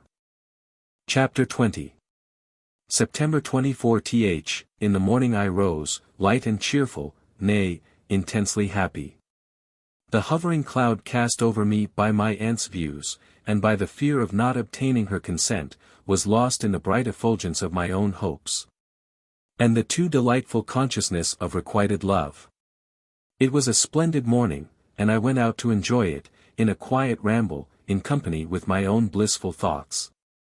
The dew was on the grass, and 10,000 gossamers were waving in the breeze. The happy redbreast was pouring out its little soul in song, and my heart overflowed with silent hymns of gratitude and praise to heaven. But I had not wandered far before my solitude was interrupted by the only person that could have disturbed my musings, at that moment, without being looked upon as an unwelcome intruder. Mr. Huntingdon came suddenly upon me. So unexpected was the apparition, that I might have thought it the creation of an overexcited imagination, had the sense of sight alone borne witness to his presence. But immediately I felt his strong arm round my waist and his warm kiss on my cheek, while his keen and gleeful salutation, "My own Helen," was ringing in my ear. "Not yours yet," said I, hastily swerving aside from this too presumptuous greeting. "Remember my guardians. You will not easily obtain my aunt's consent. Don't you see she is prejudiced against you?" "I do, dearest, and you must tell me why, that I may best know how to combat her objections." "I suppose she thinks I am a prodigal," pursued he, observing that I was unwilling to reply, "and concludes that I shall have but little worldly goods wherewith to endow my better half. If so, you must tell her that my property is mostly entailed, and I cannot get rid of it. There may be a few mortgages on the rest, a few trifling debts and encumbrances here and there, but nothing to speak of. And though I acknowledge I am not so rich as I might be, or have been, still, I think, we could manage pretty comfortably on what's left. My father, you know, was something of a miser, and in his latter days especially saw no pleasure in life but to amass riches. And so it is no wonder that his son should make it his chief delight to spend them, which was accordingly the case, until my acquaintance with you, dear Helen, taught me other views and nobler aims.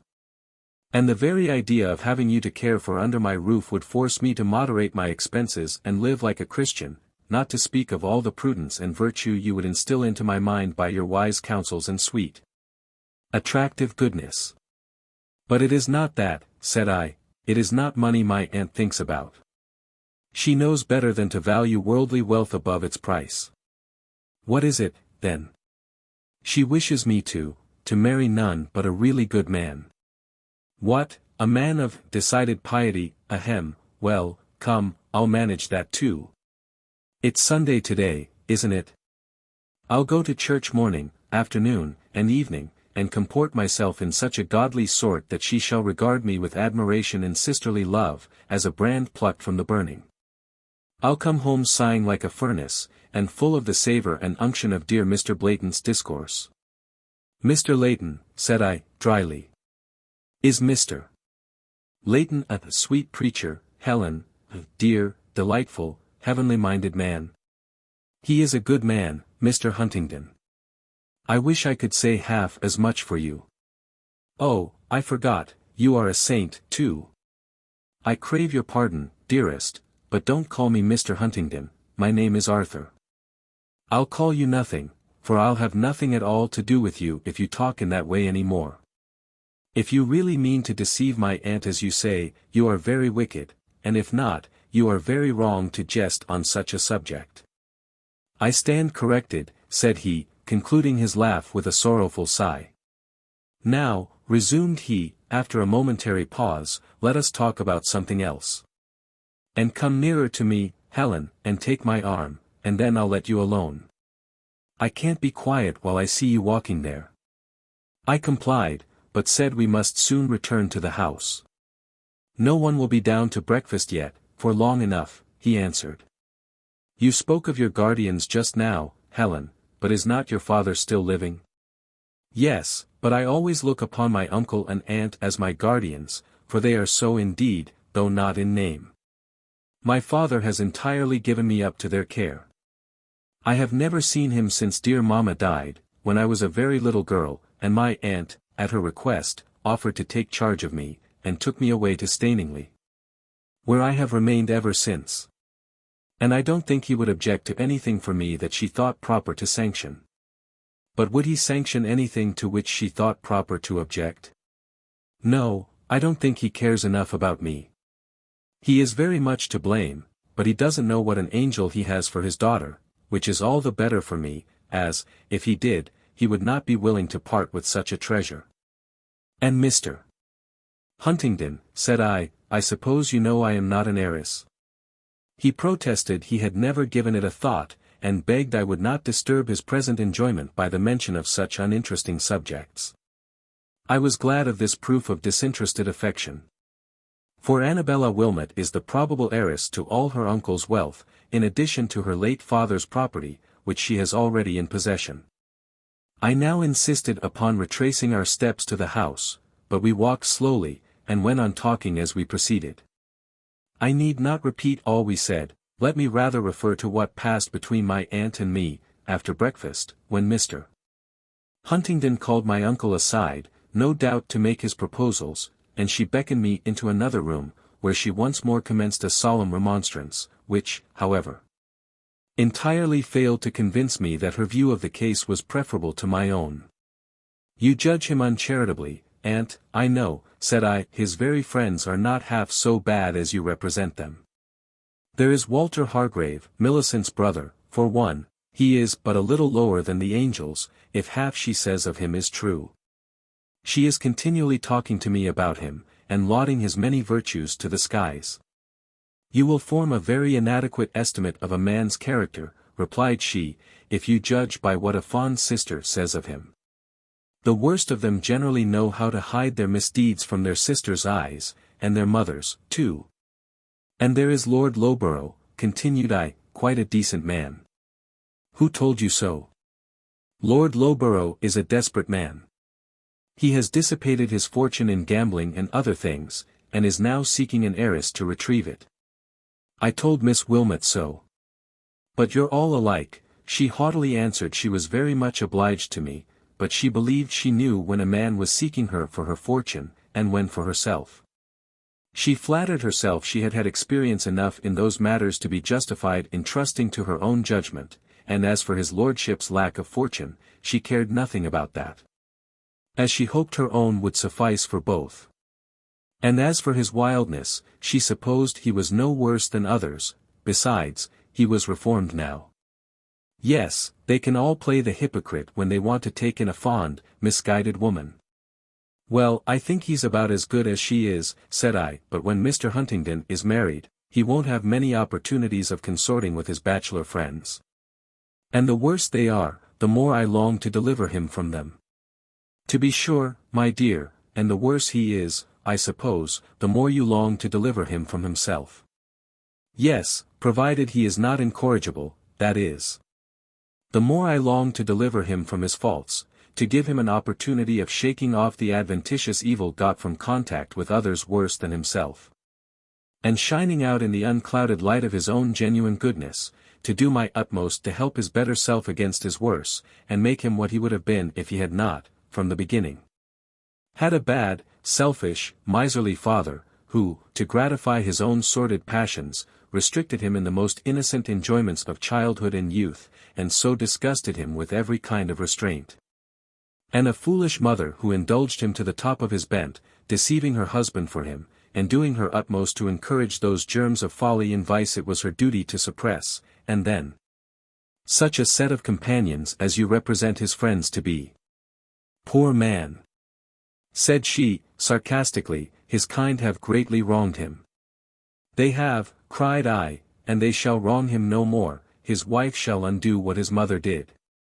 Well, said she, after a short pause, I must say, Helen, I thought better of your judgment than this, and your taste too. How you can love such a man I cannot tell, or what pleasure you can find in his company, for, what fellowship hath light with darkness, or he that believeth with an infidel? He is not an infidel, and I am not light, and he is not darkness, his worst and only vice is thoughtlessness.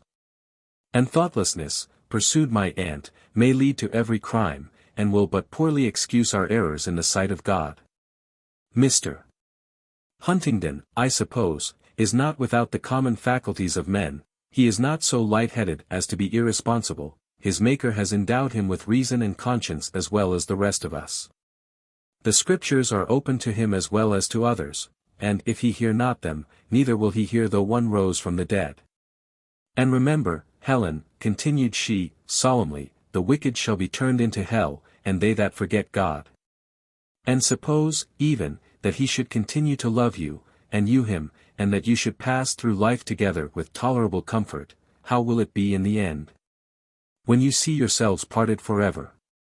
You, perhaps, taken into eternal bliss, and he cast into the lake that burneth with unquenchable fire, there forever too.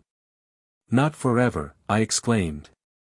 Only till he has paid the uttermost farthing. For, if any man's work abide not the fire, he shall suffer loss, yet himself shall be saved, but so as by fire. And he that is able to subdue all things to himself will have all men to be saved, and will, in the fullness of time, gather together in one all things in Christ Jesus. Who tasted death for every man, and in whom God will reconcile all things to himself, whether they be things in earth or things in heaven. Oh, Helen! Where did you learn all this? In the Bible, aunt. I have searched it through, and found nearly 30 passages, all tending to support the same theory. And is that the use you make of your Bible?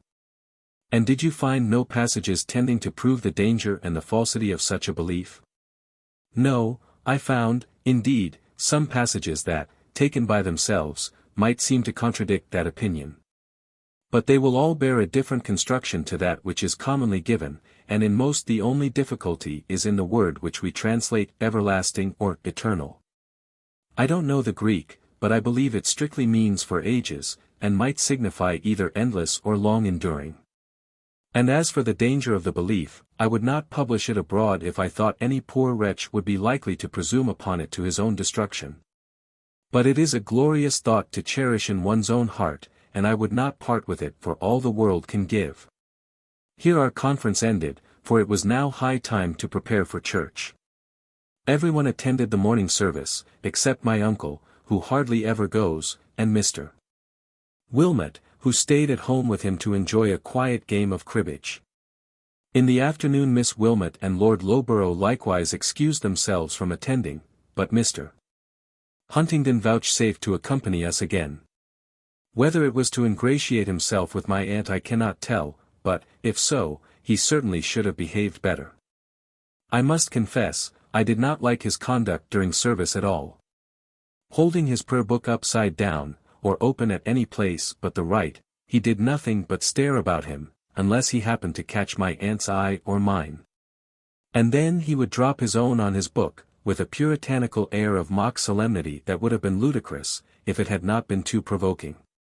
Once, during the sermon, after attentively regarding Mr. Layton for a few minutes, he suddenly produced his gold pencil case and snatched up a Bible. Perceiving that I observed the movement, he whispered that he was going to make a note of the sermon. But instead of that, as I sat next him, I could not help seeing that he was making a caricature of the preacher, giving to the respectable, pious, elderly gentleman the air and aspect of a most absurd old hypocrite. And yet, upon his return, he talked to my aunt about the sermon with a degree of modest, serious discrimination that tempted me to believe he had really attended to and profited by the discourse. Just before dinner my uncle called me into the library for the discussion of a very important matter, which was dismissed in few words. "Now, Nell," said he, "this young Huntingdon has been asking for you, what must I say about it?" Your aunt would answer, "No, but what say you?" "I say yes, uncle," replied I, without a moment's hesitation, for I had thoroughly made up my mind on the subject. "Very good," cried he. "Now that's a good honest answer, wonderful for a girl. Well, I'll write to your father tomorrow. He's sure to give his consent, so you may look on the matter as settled. You'd have done a deal better if you'd taken Wilmot, I can tell you. But that you won't believe. At your time of life, it's love that rules the roast, at mine, it's solid, serviceable gold. I suppose now, you'd never dream of looking into the state of your husband's finances, or troubling your head about settlements or anything of that sort. I don't think I should. Well, be thankful, then, that you've wiser heads to think for you. I haven't had time, yet, to examine thoroughly into this young rascal's affairs, but I see that a great part of his father's fine property has been squandered away. But still, I think, there's a pretty fair share of it left, and a little careful nursing may make a handsome thing of it yet. And then we must persuade your father to give you a decent fortune, as he has only one besides yourself to care for. And, if you behave well, who knows but what I may be induced to remember you in my will, continued he, putting his fingers to his nose, with a knowing wink. Thanks, uncle, for that and all your kindness, replied I. Well, and I questioned this young spark on the matter of settlements, continued he. And he seemed disposed to be generous enough on that point. I knew he would, said I, but pray don't trouble your head, or his, or mine about that. For all I have will be his, and all he has will be mine, and what more could either of us require? And I was about to make my exit, but he called me back. Stop, stop, cried he. We haven't mentioned the time yet. When must it be? Your aunt would put it off till the Lord knows when, but he is anxious to be bound as soon as may be. He won't hear of waiting beyond next month. And you, I guess, will be of the same mind, so. Not at all, uncle, on the contrary, I should like to wait till after Christmas, at least. Oh. Pooh, pooh. Never tell me that tale, I know better, cried he, and he persisted in his incredulity. Nevertheless, it is quite true. I am in no hurry at all. How can I be, when I think of the momentous change that awaits me, and of all I have to leave? It is happiness enough to know that we are to be united. And that he really loves me, and I may love him as devotedly, and think of him as often as I please. However, I insisted upon consulting my aunt about the time of the wedding, for I determined her counsels should not be utterly disregarded, and no conclusions on that particular are come to yet. Chapter 21. October 1st. All is settled now. My father has given his consent, and the time is fixed for Christmas, by a sort of compromise between the respective advocates for hurry and delay. Millicent Hargrave is to be one bridesmaid and Annabella Wilmot the other, not that I am particularly fond of the latter, but she is an intimate of the family, and I have not another friend. When I told Millicent of my engagement, she rather provoked me by her manner of taking it. After staring a moment in mute surprise, she said, "Well, Helen, I suppose I ought to congratulate you, and I am glad to see you so happy, but I did not think you would take him. And I can't help feeling surprised that you should like him so much." "Why so?" "Because you are so superior to him in every way, and there's something so bold and reckless about him, so, I don't know how, but I always feel a wish to get out of his way when I see him approach." "You are timid, Millicent, but that's no fault of his. And then his look," continued she. "People say he's handsome, and of course he is. But I don't like that kind of beauty, and I wonder that you should." "Why so, pray?" "Well, you know, I think there's nothing noble or lofty in his appearance. In fact, you wonder that I can like anyone so unlike the stilted heroes of romance. Well, give me my flesh and blood lover, and I'll leave all the Sir Herberts and Valentines to you, if you can find them." "I don't want them," said she. "I'll be satisfied with flesh and blood too, only the spirit must shine through and predominate. But don't you think Mr. Huntingdon's face is too red?" "No," cried I, indignantly. "It is not red at all. There is just a pleasant glow, a healthy freshness in his complexion, the warm, pinky tint of the whole harmonizing with the deeper color of the cheeks, exactly as it ought to do. I hate a man to be red and white, like a painted doll, or all sickly white, or smoky black, or cadaverous yellow." "Well, tastes differ, but I like pale or dark," replied she. "But, to tell you the truth, Helen, I had been deluding myself with the hope that you would one day be my sister. I expected Walter would be introduced to you next season. And I thought you would like him, and was certain he would like you. And I flattered myself I should thus have the felicity of seeing the two persons I like best in the world, except Mamma, united in one. He mayn't be exactly what you would call handsome, but he's far more distinguished looking, and nicer and better than Mr. Huntingdon, and I'm sure you would say so, if you knew him. Impossible, Millicent. You think so, because you're his sister, and, on that account, I'll forgive you, but nobody else should so disparage Arthur Huntingdon to me with impunity. Miss Wilmot expressed her feelings on the subject almost as openly. And so, Helen, said she, coming up to me with a smile of no amiable import, you are to be Mrs. Huntingdon, I suppose? Yes, replied I. Don't you envy me? Oh, dear, no, she exclaimed. I shall probably be Lady Loughborough some day, and then you know, dear, I shall be in a capacity to inquire, don't you envy me? Henceforth I shall envy no one, returned I. Indeed. Are you so happy then? Said she, thoughtfully, and something very like a cloud of disappointment shadowed her face. And does he love you? I mean, does he idolize you as much as you do him? She added, fixing her eyes upon me with ill-disguised anxiety for the reply. I don't want to be idolized, I answered. But I am well assured that he loves me more than anybody else in the world, as I do him. Exactly, said she, with a nod. I wish, she paused. What do you wish? Asked I, annoyed at the vindictive expression of her countenance. I wish, returned she, with a short laugh, that all the attractive points and desirable qualifications of the two gentlemen were united in one, that Lord Loughborough had Huntingdon's handsome face and good temper, and all his wit and mirth and charm, or else that Huntingdon had Loughborough's pedigree, and title, and delightful old family seat, and I had him. And you might have the other and welcome. Thank you, dear Annabella, I am better satisfied with things as they are, for my own part.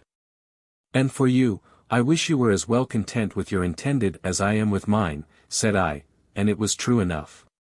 For, though vexed at first at her unamiable spirit, her frankness touched me, and the contrast between our situations was such, that I could well afford to pity her and wish her well. Mr. Huntingdon's acquaintances appear to be no better pleased with our approaching union than mine.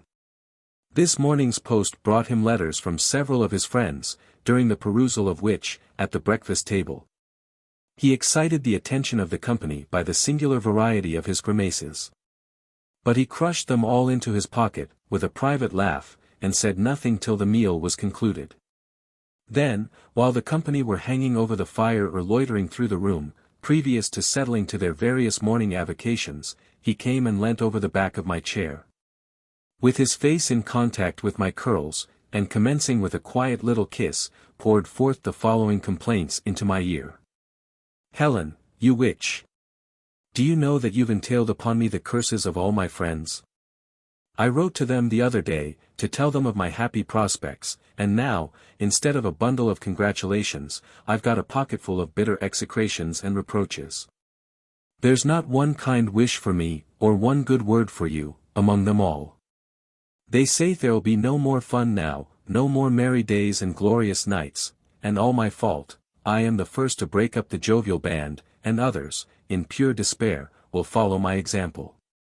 I was the very life and prop of the community, they do me the honor to say, and I have shamefully betrayed my trust. You may join them again, if you like, said I, somewhat piqued at the sorrowful tone of his discourse. I should be sorry to stand between any man, or body of men, and so much happiness, and perhaps I can manage to do without you, as well as your poor deserted friends. Bless you, no, murmured he. It's all for love or the world well lost, with me. Let them go to, where they belong, to speak politely. But if you saw how they abuse me, Helen, you would love me all the more for having ventured so much for your sake. He pulled out his crumpled letters. I thought he was going to show them to me, and told him I did not wish to see them. I'm not going to show them to you, love, said he. They're hardly fit for a lady's eyes, the most part of them. But look here. This is Grimsby's scrawl, only 3 lines, the sulky dog. He doesn't say much, to be sure, but his very silence implies more than all the others' words, and the less he says, the more he thinks, and this is Hargrave's missive. He is particularly grieved at me, because, forsooth he had fallen in love with you from his sister's reports, and meant to have married you himself, as soon as he had sown his wild oats. I'm vastly obliged to him, observed I. And so am I, said he. And look at this. This is Hattersley's, every page stuffed full of railing accusations, bitter curses, and lamentable complaints. Ending up with swearing that he'll get married himself in revenge, he'll throw himself away on the first old maid that chooses to set her cap at him, as if I cared what he did with himself. Well, said I, if you do give up your intimacy with these men, I don't think you will have much cause to regret the loss of their society, for it's my belief they never did you much good. Maybe not, but we'd a merry time of it, too, though mingled with sorrow and pain, as Loughborough knows to his cost, ha, ha. And while he was laughing at the recollection of Loughborough's troubles, my uncle came and slapped him on the shoulder. Come, my lad, said he. Are you too busy making love to my niece to make war with the pheasants? 1st of October, remember. Sun shines out, rain ceased, even Boreham's not afraid to venture in his waterproof boots. And Wilmot and I are going to beat you all. I declare, we old UNS are the keenest sportsmen of the lot. I'll show you what I can do today, however, said my companion. I'll murder your birds by wholesale, just for keeping me away from better company than either you or them. And so saying he departed, and I saw no more of him till dinner. It seemed a weary time. I wonder what I shall do without him. It is very true that the 3 elder gentlemen have proved themselves much keener sportsmen than the 2 younger ones. For both Lord Loughborough and Arthur Huntingdon have of late almost daily neglected the shooting excursions to accompany us in our various rides and rambles. But these merry times are fast drawing to a close. In less than a fortnight the party break up, much to my sorrow, for every day I enjoy it more and more, now that Messrs. Boreham and Wilmot have ceased to tease me, and my aunt has ceased to lecture me, and I have ceased to be jealous of Annabella, and even to dislike her, and now that Mr. Huntingdon is become my Arthur, and I may enjoy his society without restraint. What shall I do without him, I repeat. Chapter 22. October 5th. My cup of sweets is not unmingled, it is dashed with a bitterness that I cannot hide from myself, disguise it as I will. I may try to persuade myself that the sweetness overpowers it, I may call it a pleasant aromatic flavor, but say what I will, it is still there, and I cannot but taste it. I cannot shut my eyes to Arthur's faults, and the more I love him the more they trouble me. His very heart, that I trusted so, is, I fear, less warm and generous than I thought it. At least, he gave me a specimen of his character today that seemed to merit a harder name than thoughtlessness. He and Lord Loughborough were accompanying Annabella and me in a long, delightful ride. He was riding by my side, as usual, and Annabella and Lord Loughborough were a little before us, the latter bending towards his companion as if in tender and confidential discourse. Those 2 will get the start of us, Helen, if we don't look sharp, observed Huntingdon.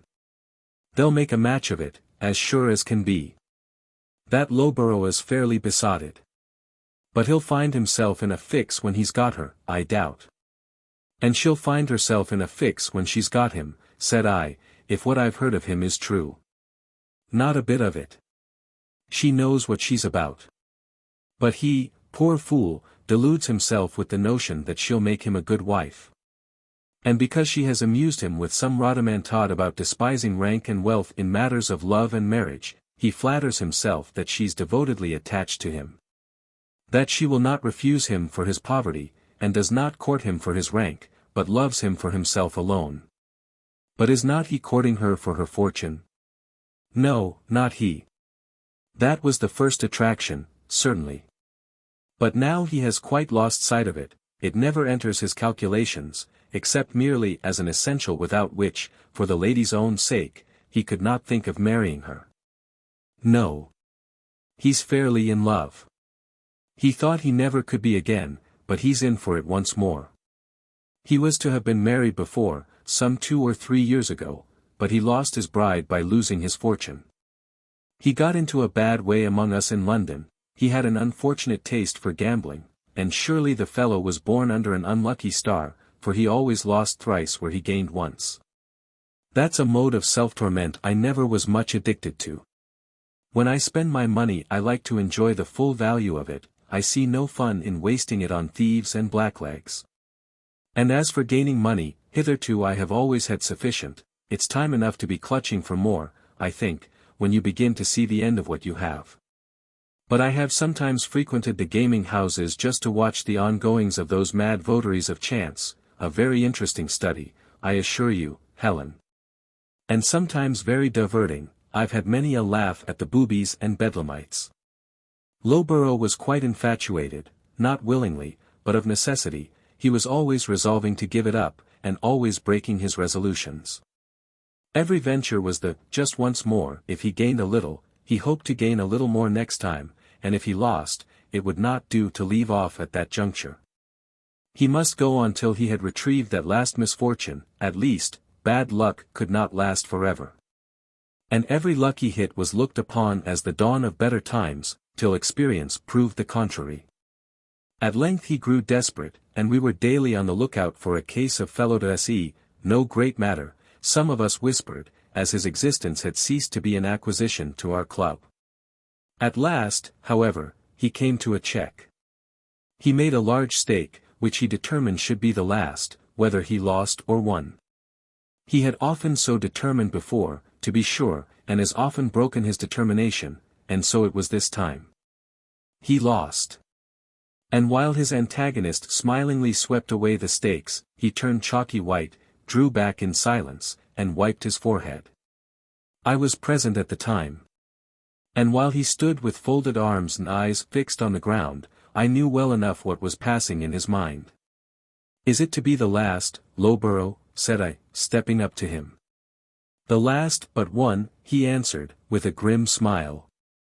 And then, rushing back to the table, he struck his hand upon it, and, raising his voice high above all the confusion of jingling coins and muttered oaths and curses in the room, he swore a deep and solemn oath that, come what would, this trial should be the last, and imprecated unspeakable curses on his head if ever he should shuffle a card or rattle a dice-box again. He then doubled his former stake, and challenged anyone present to play against him. Grimsby instantly presented himself. Loughborough glared fiercely at him, for Grimsby was almost as celebrated for his luck as he was for his ill fortune. However, they fell to work. But Grimsby had much skill and little scruple, and whether he took advantage of the other's trembling, blinded eagerness to deal unfairly by him, I cannot undertake to say. But Loughborough lost again, and fell dead sick. "You'd better try once more," said Grimsby, leaning across the table. And then he winked at me. "I've nothing to try with," said the poor devil, with a ghastly smile. "Oh, Huntingdon will lend you what you want," said the other. "No. You heard my oath," answered Loughborough, turning away in quiet despair. And I took him by the arm and led him out. "Is it to be the last, Loughborough?" I asked, when I got him into the street. "The last," he answered, somewhat against my expectation. And I took him home, that is, to our club, for he was as submissive as a child, and plied him with brandy and water till he began to look rather brighter, rather more alive, at least. "Huntingdon, I'm ruined," said he, taking the third glass from my hand. He had drunk the others in dead silence. "Not you," said I. "You'll find a man can live without his money as merrily as a tortoise without its head, or a wasp without its body. But I'm in debt," said he, "deep in debt. And I can never, never get out of it." "Well, what of that? Many a better man than you has lived and died in debt, and they can't put you in prison, you know, because you're a peer." And I handed him his fourth tumbler. "But I hate to be in debt," he shouted. "I wasn't born for it, and I cannot bear it." "What can't be cured must be endured," said I, beginning to mix the fifth. "And then, I've lost my Caroline." And he began to snivel then, for the brandy had softened his heart. No matter, I answered, there are more Carolines in the world than one. There's only one for me, he replied, with a dolorous sigh. And if there were 50 more, who's to get them, I wonder, without money? Oh, somebody will take you for your title, and then you've your family estate yet, that's entailed, you know. I wish to God I could sell it to pay my debts, he muttered. And then, said Grimsby, who had just come in, you can try again, you know. I would have more than one chance, if I were you. I'd never stop here. I won't, I tell you, shouted he. And he started up, and left the room, walking rather unsteadily, for the liquor had got into his head. He was not so much used to it then, but after that he took to it kindly to solace his cares. He kept his oath about gambling, not a little to the surprise of us all, though Grimsby did his utmost to tempt him to break it. But now he had got hold of another habit that bothered him nearly as much, for he soon discovered that the demon of drink was as black as the demon of play. And nearly as hard to get rid of, especially as his kind friends did all they could to second the promptings of his own insatiable cravings. Then, they were demons themselves, cried I, unable to contain my indignation. And you, Mr. Huntingdon, it seems, were the first to tempt him. Well, what could we do? Replied he, deprecatingly. We meant it in kindness, we couldn't bear to see the poor fellow so miserable, and besides, he was such a damper upon us, sitting there silent and glum. When he was under the threefold influence, of the loss of his sweetheart, the loss of his fortune, and the reaction of the lost night's debauch. Whereas, when he had something in him, if he was not merry himself, he was an unfailing source of merriment to us. Even Grimsby could chuckle over his odd sayings, they delighted him far more than my merry jests, or Hattersley's riotous mirth. But one evening, when we were sitting over our wine, after one of our club dinners, and all had been hearty together, Lowborough giving us mad toasts, and hearing our wild songs, and bearing a hand in the applause, if he did not help us to sing them himself, he suddenly relapsed into silence, sinking his head on his hand, and never lifting his glass to his lips. But this was nothing new. So we let him alone, and went on with our jollification, till, suddenly raising his head, he interrupted us in the middle of a roar of laughter by exclaiming, Gentlemen, where is all this to end? Will you just tell me that now, where is it all to end? He rose. A speech, shouted we. Here, here. Lowborough is going to give us a speech. He waited calmly till the thunders of applause and jingling of glasses had ceased, and then proceeded, It's only this, gentlemen, that I think we'd better go no further. We'd better stop while we can. Just so, cried Hattersley. Stop, poor sinner, stop and think. Before you further go.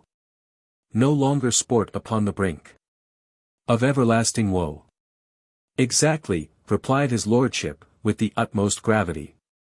And if you choose to visit the bottomless pit, I won't go with you, we must part company, for I swear I'll not move another step towards it. What's this? He said, taking up his glass of wine. Taste it, suggested I. This is hell broth, he exclaimed. I renounce it forever. And he threw it out into the middle of the table. Fill again, said I, handing him the bottle, and let us drink to your renunciation. It's rank poison, said he, grasping the bottle by the neck, and I forswear it. I've given up gambling, and I'll give up this too. He was on the point of deliberately pouring the whole contents of the bottle onto the table, but Hargrave wrested it from him. On you be the curse, then, said he. And, backing from the room, he shouted, Farewell, ye tempters, and vanished amid shouts of laughter and applause. We expected him back among us the next day. But, to our surprise, the place remained vacant, we saw nothing of him for a whole week, and we really began to think he was going to keep his word. At last, one evening, when we were most of us assembled together again, he entered, silent and grim as a ghost, and would have quietly slipped into his usual seat at my elbow. But we all rose to welcome him, and several voices were raised to ask what he would have, and several hands were busy with bottle and glass to serve him. But I knew a smoking tumbler of brandy-and water would comfort him best, and had nearly prepared it, when he peevishly pushed it away, saying, "Do let me alone, Huntingdon. Do be quiet, all of you. I'm not come to join you, I'm only come to be with you a while, because I can't bear my own thoughts." And he folded his arms, and leant back in his chair, so we let him be. But I left the glass by him, and, after a while, Grimsby directed my attention towards it, by a significant wink, and, on turning my head, I saw it was drained to the bottom. He made me a sign to replenish, and quietly pushed up the bottle. I willingly complied. But Loughborough detected the pantomime, and, nettled at the intelligent grins that were passing between us, snatched the glass from my hand, dashed the contents of it in Grimsby's face, threw the empty tumbler at me, and then bolted from the room. "I hope he broke your head," said I. "No, love," replied he, laughing immoderately at the recollection of the whole affair.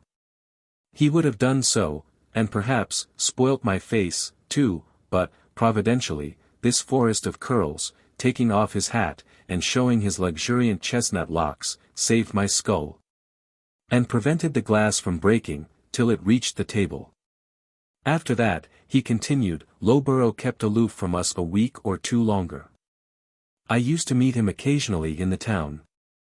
And then, as I was too good-natured to resent his unmannerly conduct, and he bore no malice against me, he was never unwilling to talk to me.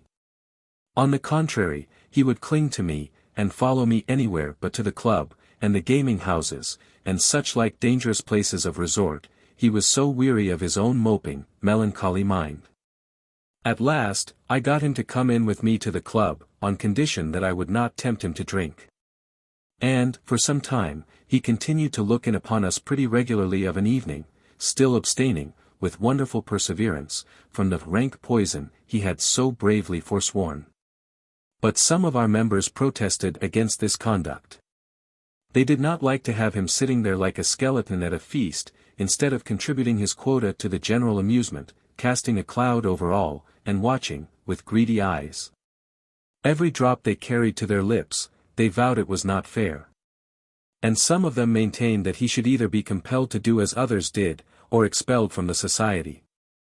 And swore that, next time he showed himself, they would tell him as much, and, if he did not take the warning, proceed to active measures. However, I befriended him on this occasion, and recommended them to let him be for a while, intimating that, with a little patience on our parts, he would soon come round again. But, to be sure, it was rather provoking. For, though he refused to drink like an honest Christian, it was well known to me that he kept a private bottle of laudanum about him, which he was continually soaking at, or rather, holding off and on with, abstaining one day and exceeding the next, just like the spirits. One night, however, during one of our orgies, one of our high festivals, I mean, he glided in, like the ghost in Macbeth, and seated himself, as usual, a little back from the table, in the chair we always placed for the spectre, whether it chose to fill it or not. I saw by his face that he was suffering from the effects of an overdose of his insidious comforter, but nobody spoke to him, and he spoke to nobody. A few sidelong glances, and a whispered observation, that the ghost was come, was all the notice he drew by his appearance, and we went on with our merry carousals as before, till he startled us all by suddenly drawing in his chair, and leaning forward with his elbows on the table, and exclaiming with portentous solemnity, "Well, it puzzles me what you can find to be so merry about. What you see in life I don't know, I see only the blackness of darkness, and a fearful looking for of judgment and fiery indignation." All the company simultaneously pushed up their glasses to him, and I set them before him in a semicircle, and, tenderly patting him on the back, bid him drink. And he would soon see as bright a prospect as any of us. But he pushed them back, muttering, "Take them away. I won't taste it, I tell you. I won't, I won't." So I handed them down again to the owners. But I saw that he followed them with a glare of hungry regret as they departed. Then he clasped his hands before his eyes to shut out the sight, and 2 minutes after lifted his head again, and said, in a hoarse but vehement whisper, "And yet I must. Huntingdon, get me a glass. Take the bottle, man, said I, thrusting the brandy bottle into his hand. But stop, I'm telling too much, muttered the narrator, startled at the look I turned upon him. But no matter, he recklessly added, and thus continued his relation. In his desperate eagerness, he seized the bottle and sucked away, till he suddenly dropped from his chair, disappearing under the table amid a tempest of applause. The consequence of this imprudence was something like an apoplectic fit, followed by a rather severe brain fever. "And what did you think of yourself, sir?" said I, quickly. "Of course, I was very penitent," he replied. "I went to see him once or twice, nay, twice or thrice, or by Our Lady, some 4 times, and when he got better, I tenderly brought him back to the fold." "What do you mean?" "I mean, I restored him to the bosom of the club, and compassionating the feebleness of his health and extreme lowness of his spirits, I recommended him to take a little wine for his stomach's sake, and, when he was sufficiently re-established, to embrace the media via XXIII toujours plan, not to kill himself like a fool, and not to abstain like a ninny, in a word, to enjoy himself like a rational creature, and do as I did. For, don't think, Helen, that I'm a tippler, I'm nothing at all of the kind, and never was, and never shall be. I value my comfort far too much. I see that a man cannot give himself up to drinking without being miserable one half his days and mad the other. Besides, I like to enjoy my life at all sides and ends, which cannot be done by one that suffers himself to be the slave of a single propensity, and, moreover, drinking spoils one's good looks," he concluded, with a most conceited smile that ought to have provoked me more than it did. "And did Lord Loughborough profit by your advice?" I asked. "Why, yes, in a manner. For a while he managed very well. Indeed, he was a model of moderation and prudence, something too much so for the tastes of our wild community. But, somehow, Loughborough had not the gift of moderation. If he stumbled a little to one side, he must go down before he could right himself, if he overshot the mark one night. The effects of it rendered him so miserable the next day that he must repeat the offence to mend it. And so on from day to day, till his clamorous conscience brought him to a stand. And then, in his sober moments, he so bothered his friends with his remorse, and his terrors and woes, that they were obliged, in self-defense, to get him to drown his sorrows in wine, or any more potent beverage that came to hand. And when his first scruples of conscience were overcome, he would need no more persuading, he would often grow desperate, and be as great a blackguard as any of them could desire, but only to lament his own unutterable wickedness and degradation the more when the fit was over.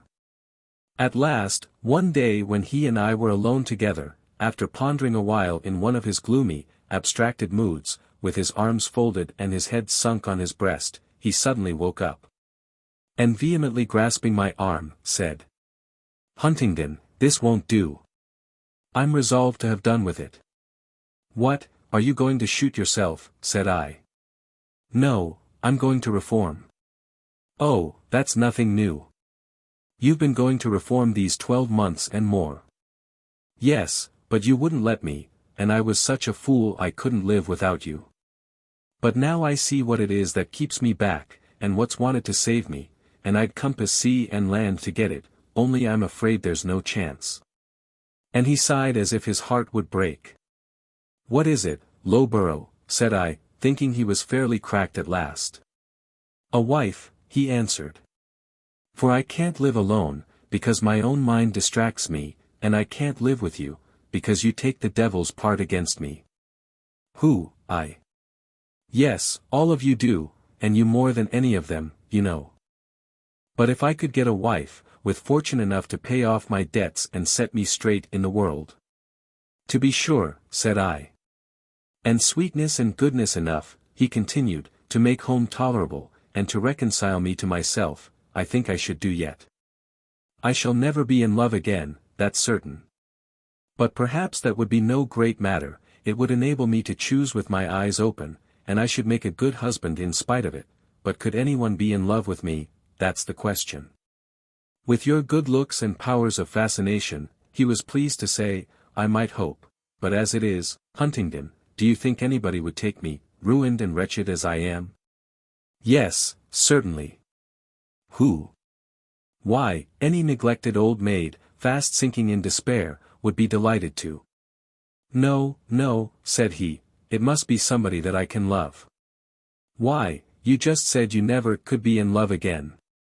Well, love is not the word, but somebody that I can like. I'll search all England through, at all events. He cried, with a sudden burst of hope, or desperation. Succeed or fail, it will be better than rushing headlong to destruction at that D club, so farewell to it and you. Whenever I meet you on honest ground or under a Christian roof, I shall be glad to see you, but never more shall you entice me to that devil's den. This was shameful language, but I shook hands with him, and we parted. He kept his word, and from that time forward he has been a pattern of propriety, as far as I can tell. But till lately I have not had very much to do with him. He occasionally sought my company, but as frequently shrunk from it, fearing lest I should wile him back to destruction, and I found his not very entertaining. Especially as he sometimes attempted to awaken my conscience and draw me from the perdition he considered himself to have escaped. But when I did happen to meet him, I seldom failed to ask after the progress of his matrimonial efforts and researches, and, in general, he could give me but a poor account. The mothers were repelled by his empty coffers and his reputation for gambling, and the daughters by his cloudy brow and melancholy temper. Besides, he didn't understand them. He wanted the spirit and assurance to carry his point. I left him at it when I went to the Continent. And on my return, at the year's end, I found him still a disconsolate bachelor, though, certainly, looking somewhat less like an unblessed exile from the tomb than before. The young ladies had ceased to be afraid of him, and were beginning to think him quite interesting, but the mammas were still unrelenting. It was about this time, Helen, that my good angel brought me into conjunction with you, and then I had eyes and ears for nobody else. But, meantime, Loughborough became acquainted with our charming friend, Miss Wilmot, through the intervention of his good angel, no doubt he would tell you. Though he did not dare to fix his hopes on one so courted and admired, till after they were brought into closer contact here at Staningley, and she, in the absence of her other admirers, indubitably courted his notice and held out every encouragement to his timid advances. Then, indeed, he began to hope for a dawn of brighter days. And if, for a while, I darkened his prospects by standing between him and his son, and so nearly plunged him again into the abyss of despair, it only intensified his ardor and strengthened his hopes when I chose to abandon the field in the pursuit of a brighter treasure. In a word, as I told you, he is fairly besotted. At first, he could dimly perceive her faults, and they gave him considerable uneasiness. But now his passion and her art together have blinded him to everything but her perfections and his amazing good fortune. Last night he came to me brimful of his newfound felicity. Huntingdon, I am not a castaway, said he, seizing my hand and squeezing it like a vice. There is happiness in store for me yet, even in this life. She loves me. Indeed, said I, has she told you so? No, but I can no longer doubt it. Do you not see how pointedly kind and affectionate she is? And she knows the utmost extent of my poverty, and cares nothing about it. She knows all the folly and all the wickedness of my former life, and is not afraid to trust me, and my rank and title are no allurements to her, for them she utterly disregards. She is the most generous, high-minded being that can be conceived of. She will save me, body and soul, from destruction. Already, she has ennobled me in my own estimation, and made me 3 times better, wiser, greater than I was. Oh! If I had but known her before, how much degradation and misery I should have been spared. But what have I done to deserve so magnificent a creature? And the cream of the jest, continued Mr.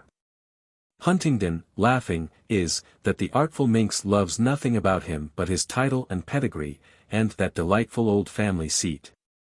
How do you know? Said I. She told me so herself. She said, as for the man himself, I thoroughly despise him. But then, I suppose, it is time to be making my choice, and if I waited for someone capable of eliciting my esteem and affection, I should have to pass my life in single blessedness. For I detest you all. Ha, ha. I suspect she was wrong there, but, however, it is evident she has no love for him, poor fellow. Then you ought to tell him so. What? And spoil all her plans and prospects, poor girl. No, no, that would be a breach of confidence, wouldn't it, Helen? Ha, ha. Besides, it would break his heart. And he laughed again. Well, Mr. Huntingdon, I don't know what you see so amazingly diverting in the matter. I see nothing to laugh at. I'm laughing at you, just now, love, said he, redoubling his machinations. And leaving him to enjoy his merriment alone, I touched Ruby with the whip, and cantered on to rejoin our companions. For we had been walking our horses all this time, and were consequently a long way behind. Arthur was soon at my side again, but not disposed to talk to him. I broke into a gallop. He did the same. And we did not slacken our pace till we came up with Miss Wilmot and Lord Loughborough, which was within half a mile of the park gates. I avoided all further conversation with him till we came to the end of our ride, when I meant to jump off my horse and vanish into the house, before he could offer his assistance. But while I was disengaging my habit from the crutch, he lifted me off, and held me by both hands, asserting that he would not let me go till I had forgiven him. I have nothing to forgive, said I. You have not injured me. No, darling, God forbid that I should.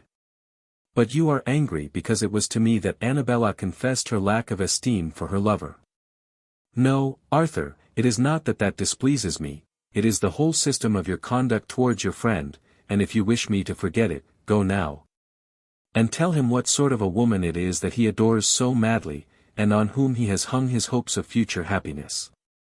I tell you, Helen, it would break his heart, it would be the death of him, besides being a scandalous trick to poor Annabella. There is no help for him now, he is past praying for.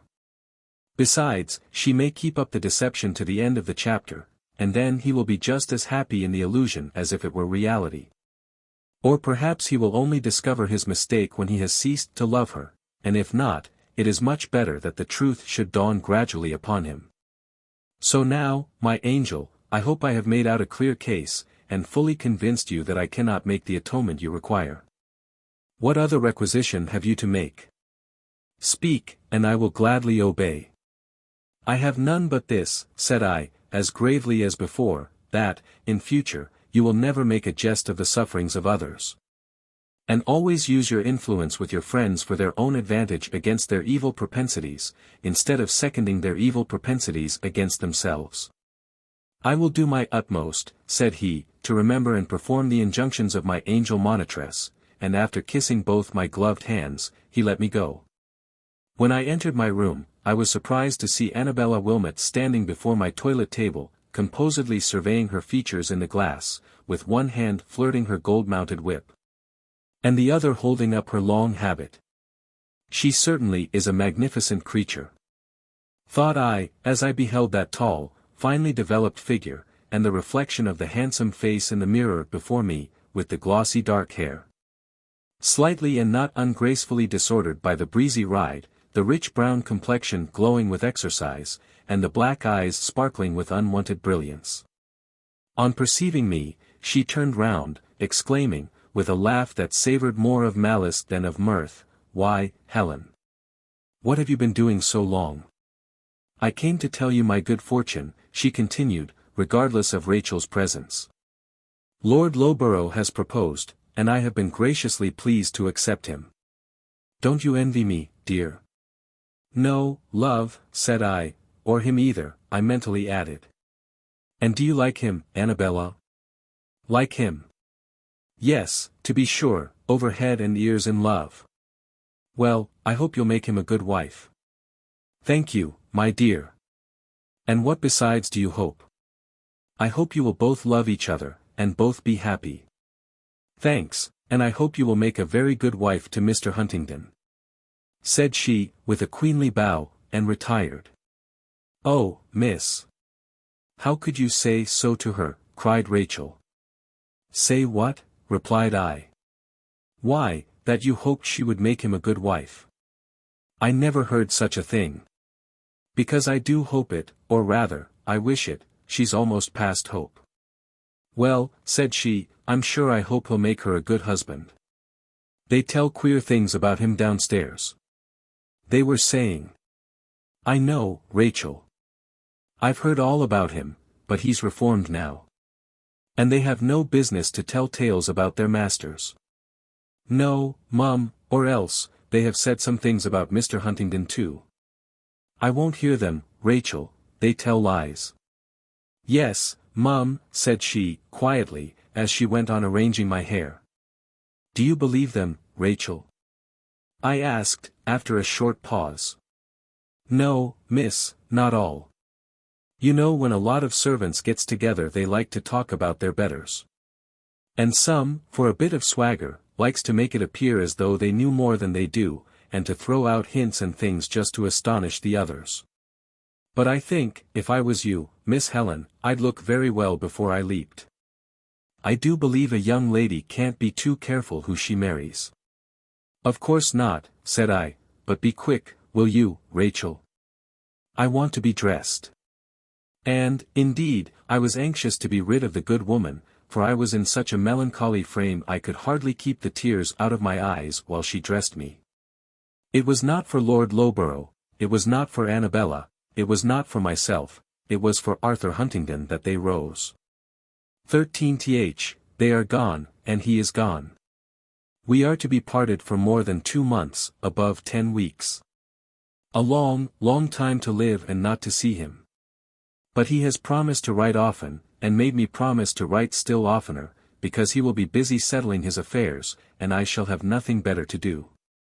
Well, I think I shall always have plenty to say. But oh! For the time when we shall be always together, and can exchange our thoughts without the intervention of these cold go-betweens, pen, ink, and paper. 22nd. I have had several letters from Arthur already. They are not long, but passing sweet, and just like himself, full of ardent affection, and playful lively humor. But there is always a but in this imperfect world, and I do wish he would sometimes be serious. I cannot get him to write or speak in real, solid earnest.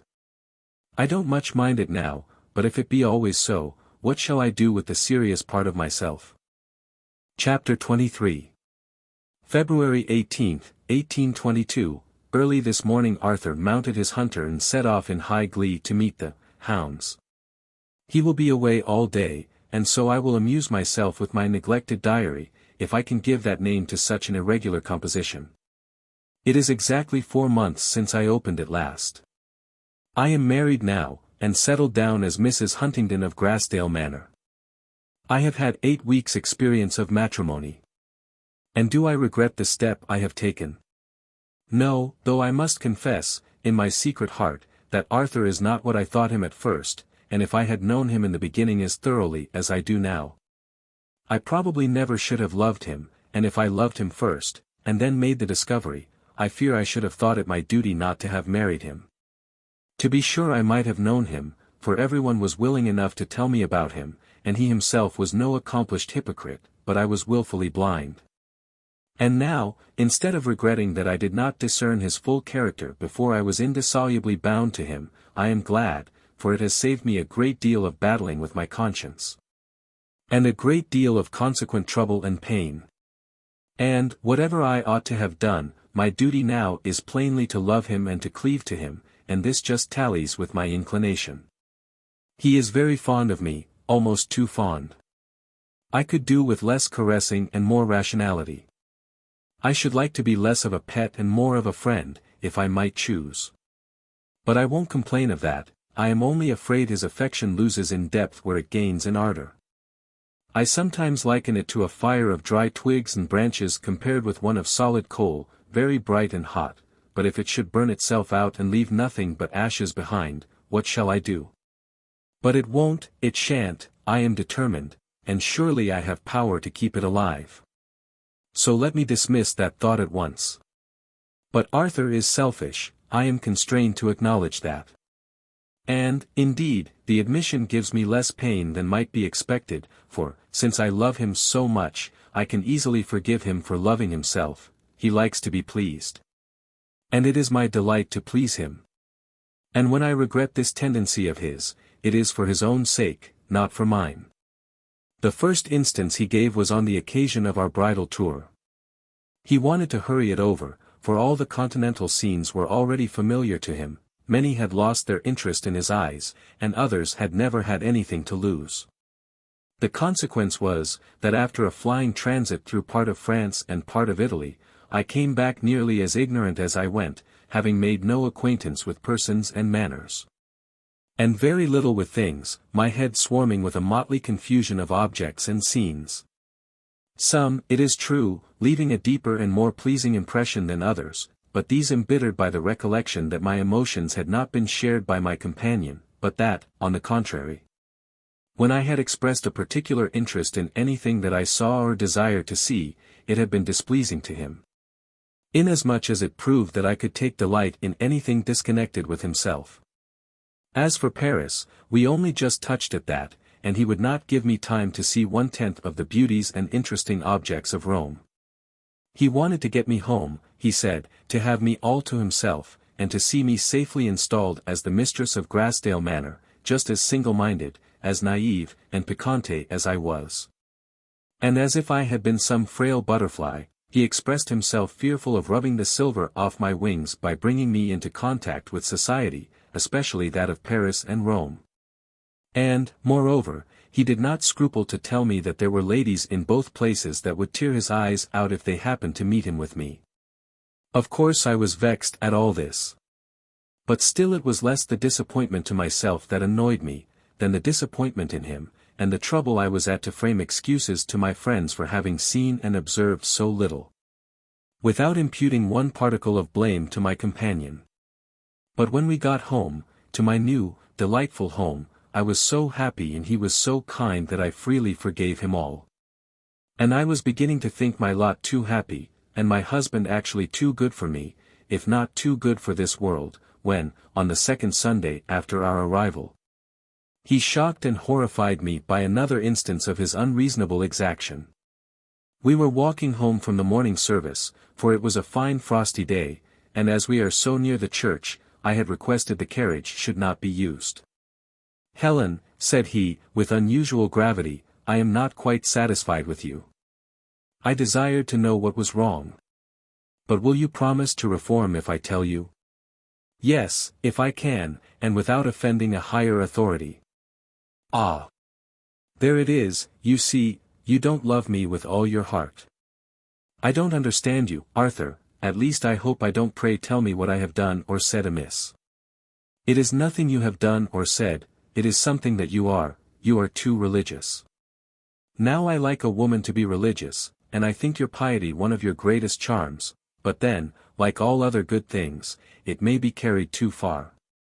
To my thinking, a woman's religion ought not to lessen her devotion to her earthly lord.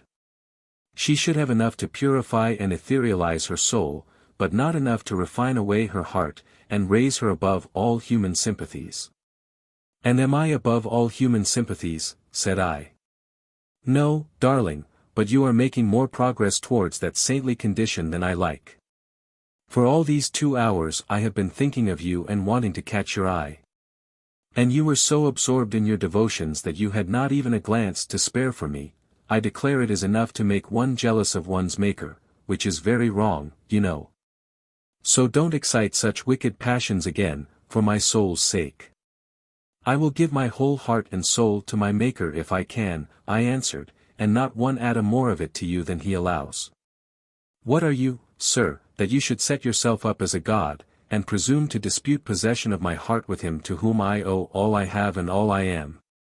Every blessing I ever did or ever can enjoy, and yourself among the rest, if you are a blessing, which I am half inclined to doubt.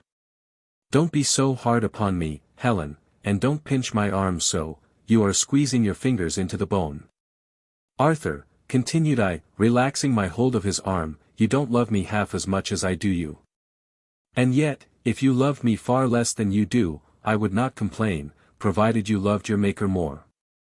I should rejoice to see you at any time so deeply absorbed in your devotions that you had not a single thought to spare for me.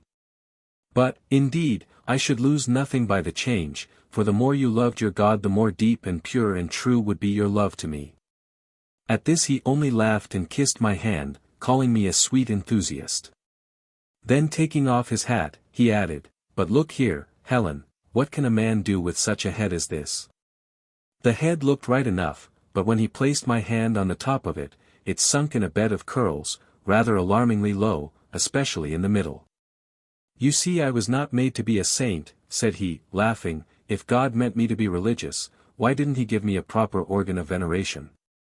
"You are like the servant," I replied, "who, instead of employing his one talent in his master's service, restored it to him unimproved, alleging, as an excuse, that he knew him to be a hard man. Reaping where he had not sown, and gathering where he had not strawed. Of him to whom less is given, less will be required, but our utmost exertions are required of us all. You are not without the capacity of veneration, and faith and hope, and conscience and reason, and every other requisite to a Christian's character, if you choose to employ them. But all our talents increase in the using, and every faculty, both good and bad, strengthens by exercise. Therefore, if you choose to use the bad, or those which tend to evil, till they become your masters, and neglect the good till they dwindle away, you have only yourself to blame. But you have talents, Arthur, natural endowments both of heart and mind and temper, such as many a better Christian would be glad to possess, if you would only employ them in God's service. I should never expect to see you a devotee, but it is quite possible to be a good Christian without ceasing to be a happy, merry-hearted man. You speak like an oracle, Helen, and all you say is indisputably true, but listen here, I am hungry, and I see before me a good substantial dinner. I am told that if I abstain from this today I shall have a sumptuous feast tomorrow, consisting of all manner of dainties and delicacies. Now, in the first place, I should be loath to wait till tomorrow when I have the means of appeasing my hunger already before me. In the second place, the solid viands of today are more to my taste than the dainties that are promised me. In the third place, I don't see tomorrow's banquet, and how can I tell that it is not all a fable, got up by the greasy-faced fellow that is advising me to abstain in order that he may have all the good victuals to himself? In the fourth place, this table must be spread for somebody, and, as Solomon says, who can eat, or who else can hasten hereunto more than I? And finally, with your leave, I'll sit down and satisfy my cravings of today, and leave tomorrow to shift for itself. Who knows but what I may secure both this and that? But you are not required to abstain from the substantial dinner of today, you are only advised to partake of these coarser viands in such moderation as not to incapacitate you from enjoying the choicer banquet of tomorrow. If, regardless of that counsel, you choose to make a beast of yourself now, and overeat and overdrink yourself till you turn the good victuals into poison, who is to blame if, hereafter, while you are suffering the torments of yesterday's gluttony and drunkenness, you see more temperate men sitting down to enjoy themselves at that splendid entertainment which you are unable to taste? Most true, my patron saint, but again, our friend Solomon says, there is nothing better for a man than to eat and to drink, and to be merry. And again, returned I, he says, rejoice, O young man, in thy youth. And walk in the ways of thine heart, and in the sight of thine eyes, but know thou, that for all these things God will bring thee into judgment. Well, but, Helen, I'm sure I've been very good these last few weeks. What have you seen amiss in me, and what would you have me to do? Nothing more than you do, Arthur. Your actions are all right so far, but I would have your thoughts changed. I would have you to fortify yourself against temptation, and not to call evil good, and good evil. I should wish you to think more deeply, to look further, and aim higher than you do. Chapter 24. March 25th. Arthur is getting tired, not of me, I trust, but of the idle, quiet life he leads, and no wonder. For he has so few sources of amusement, he never reads anything but newspapers and sporting magazines. And when he sees me occupied with a book, he won't let me rest till I close it. In fine weather he generally manages to get through the time pretty well, but on rainy days, of which we have had a good many of late, it is quite painful to witness his ennui. I do all I can to amuse him, but it is impossible to get him to feel interested in what I most like to talk about, while, on the other hand, he likes to talk about things that cannot interest me, or even that annoy me, and these please him the most of all, for his favorite amusement is to sit or loll beside me on the sofa, and tell me stories of his former amours, always turning upon the ruin of some confiding girl or the cousining of some unsuspecting husband. And when I express my horror and indignation, he lays it all to the charge of jealousy, and laughs till the tears run down his cheeks. I used to fly into passions or melt into tears at first, but seeing that his delight increased in proportion to my anger and agitation, I have since endeavored to suppress my feelings and receive his revelations in the silence of calm contempt. But still he reads the inward struggle in my face, and misconstrues my bitterness of soul for his unworthiness into the pangs of wounded jealousy. And when he has sufficiently diverted himself with that, or fears my displeasure will become too serious for his comfort, he tries to kiss and soothe me into smiles again. Never were his caresses so little welcome as then. This is double selfishness displayed to me and to the victims of his former love. There are times when, with a momentary pang, a flash of wild dismay, I ask myself, Helen, what have you done? But I rebuke the inward questioner, and repel the obtrusive thoughts that crowd upon me. For were he 10 times as sensual and impenetrable to good and lofty thoughts, I well know I have no right to complain. And I don't and won't complain. I do and will love him still. And I do not and will not regret that I have linked my fate with his. April 4th, we have had a downright quarrel. The particulars are as follows. Arthur had told me, at different intervals, the whole story of his intrigue with Lady F., which I would not believe before. It was some consolation, however, to find that in this instance the lady had been more to blame than he, for he was very young at the time, and she had decidedly made the first advances. If what he said was true, I hated her for it seemed as if she had chiefly contributed to his corruption. And when he was beginning to talk about her the other day, I begged he would not mention her, for I detested the very sound of her name. Not because you loved her, Arthur, mind, but because she injured you and deceived her husband, and was altogether a very abominable woman, whom you ought to be ashamed to mention. But he defended her by saying that she had a doting old husband, whom it was impossible to love. Then why did she marry him, said I. For his money, was the reply. Then that was another crime, and her solemn promise to love and honor him was another, that only increased the enormity of the last. You are too severe upon the poor lady, laughed he. But never mind, Helen, I don't care for her now, and I never loved any of them half as much as I do you, so you needn't fear to be forsaken like them. If you had told me these things before, Arthur, I never should have given you the chance. Wouldn't you, my darling? Most certainly not. He laughed incredulously. I wish I could convince you of it now, cried, starting up from beside him, and for the first time in my life, and I hope the last, I wished I had not married him. Helen, said he, more gravely, do you know that if I believed you now I should be very angry? But thank heaven I don't. Though you stand there with your white face and flashing eyes, looking at me like a very tigress, I know the heart within you perhaps a trifle better than you know it yourself. Without another word I left the room and locked myself up in my own chamber.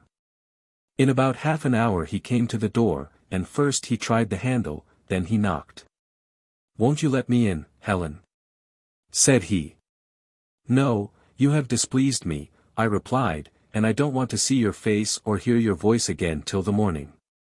He paused a moment as if dumbfounded or uncertain how to answer such a speech, and then turned and walked away.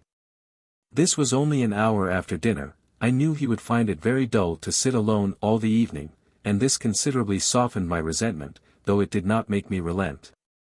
I was determined to show him that my heart was not his slave, and I could live without him if I chose, and I sat down and wrote a long letter to my aunt, of course telling her nothing of all this.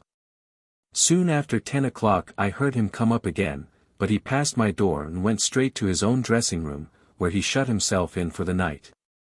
I was rather anxious to see how he would meet me in the morning, and not a little disappointed to behold him enter the breakfast room with a careless smile. "Are you cross still, Helen?" said he, approaching as if to salute me. I coldly turned to the table, and began to pour out the coffee, observing that he was rather late. He uttered a low whistle and sauntered away to the window, where he stood for some minutes looking out upon the pleasing prospect of sullen grey clouds, streaming rain, soaking lawn, and dripping leafless trees, and muttering execrations on the weather, and then sat down to breakfast. While taking his coffee he muttered it was d cold. "You should not have left it so long," said I. He made no answer, and the meal was concluded in silence.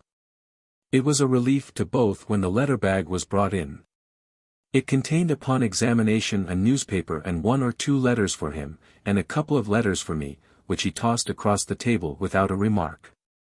One was from my brother, the other from Millicent Hargrave, who is now in London with her mother. His, I think, were business letters, and apparently not much to his mind, for he crushed them into his pocket with some muttered expletives that I should have reproved him for at any other time. The paper he set before him, and pretended to be deeply absorbed in its contents during the remainder of breakfast, and a considerable time after. The reading and answering of my letters, and the direction of household concerns, afforded me ample employment for the morning. After lunch I got my drawing, and from dinner till bedtime I read. Meanwhile, poor Arthur was sadly at a loss for something to amuse him or to occupy his time. He wanted to appear as busy and as unconcerned as I did. Had the weather at all permitted, he would doubtless have ordered his horse and set off to some distant region, no matter where, immediately after breakfast, and not return till night. Had there been a lady anywhere within reach, of any age between 15 and 45, he would have sought revenge and found employment in getting up, or trying to get up, a desperate flirtation with her. But being, to my private satisfaction, entirely cut off from both these sources of diversion, his sufferings were truly deplorable.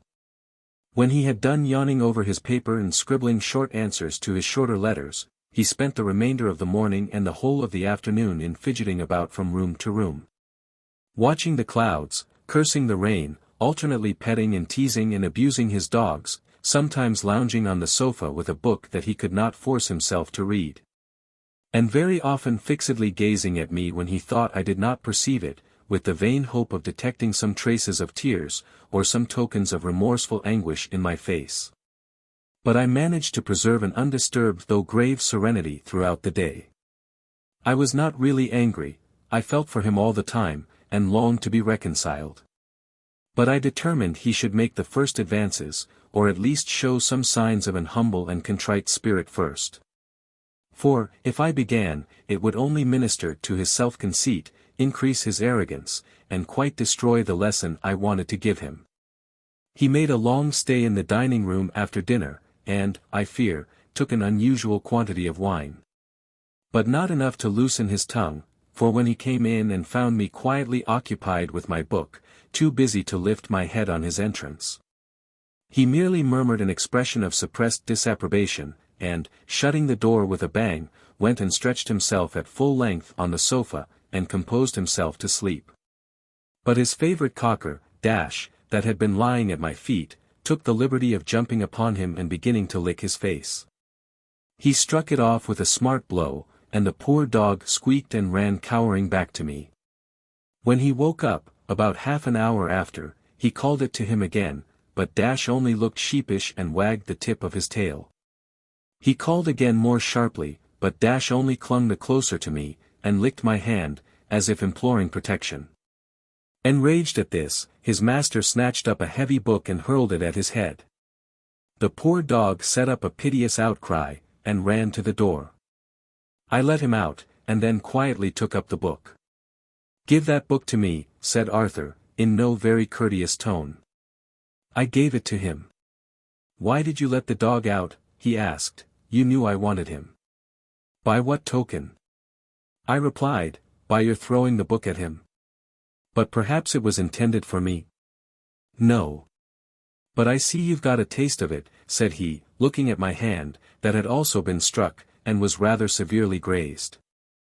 I returned to my reading, and he endeavored to occupy himself in the same manner.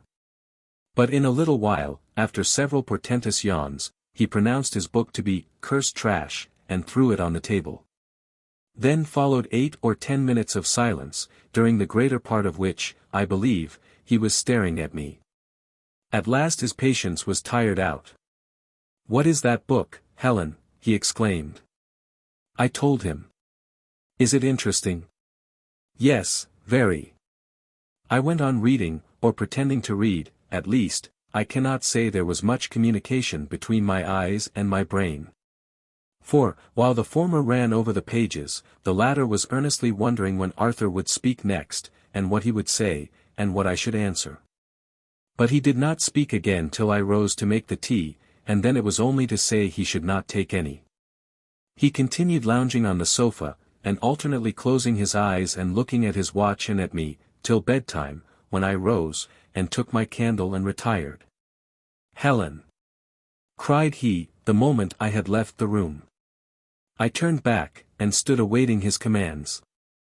"What do you want, Arthur?" I said at length. "Nothing," replied he. "Go." I went, but hearing him mutter something as I was closing the door, I turned again. It sounded very like, "Confounded slut," but I was quite willing it should be something else. "Were you speaking, Arthur?" I asked. "No," was the answer, and I shut the door and departed. I saw nothing more of him till the following morning at breakfast, when he came down a full hour after the usual time. "You're very late," was my morning salutation. "You needn't have waited for me," was his, and he walked up to the window again. It was just such weather as yesterday. "Oh, this confounded rain," he muttered. But, after studiously regarding it for a minute or two, a bright idea seemed to strike him, for he suddenly exclaimed, "But I know what I'll do," and then returned and took his seat at the table. The letter bag was already there, waiting to be opened.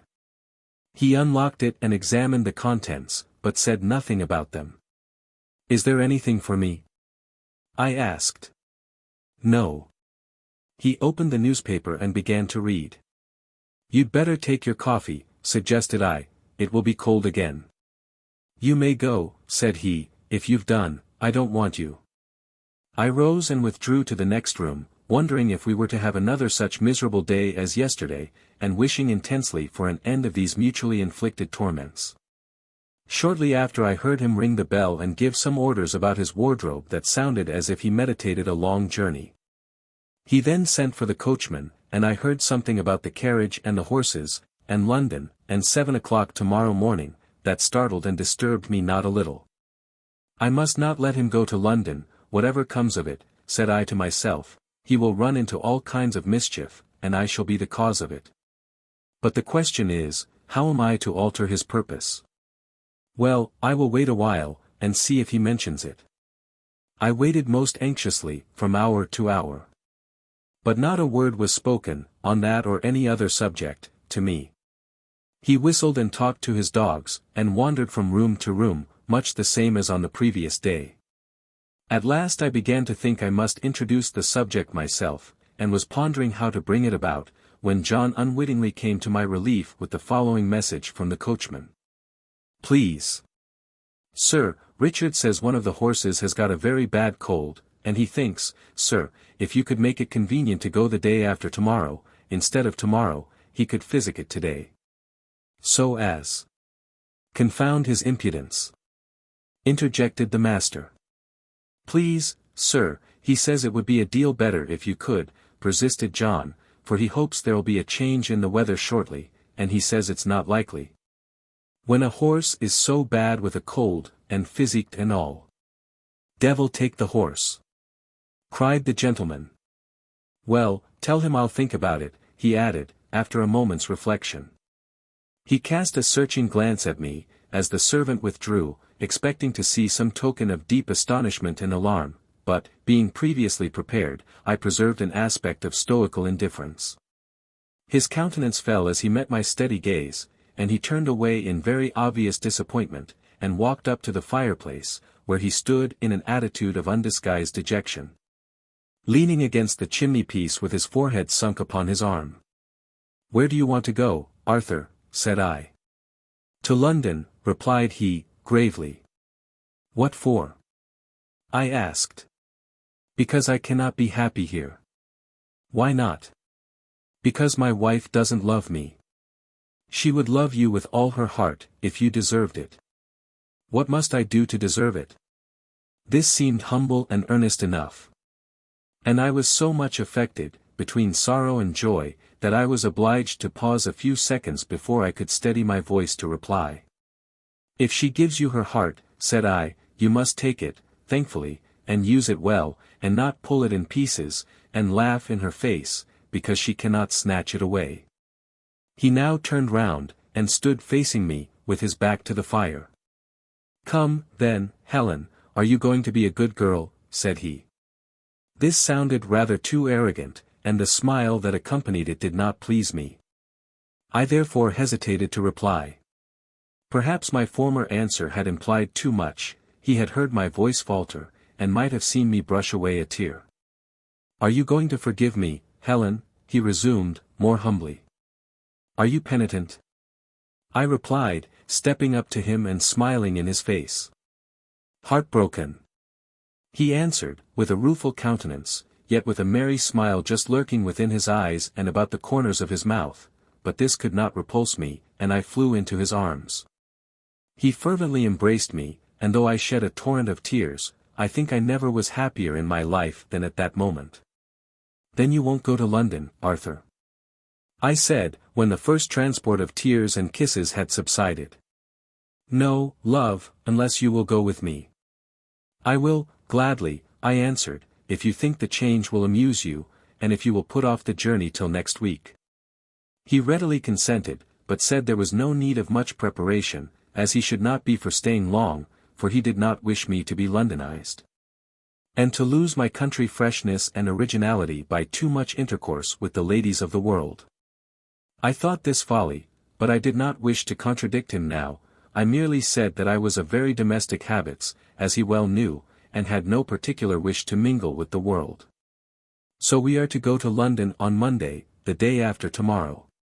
It is now 4 days since the termination of our quarrel, and I am sure it has done us both good. It has made me like Arthur a great deal better, and made him behave a great deal better to me. He has never once attempted to annoy me since, by the most distant allusion to Lady F., or any of those disagreeable reminiscences of his former life.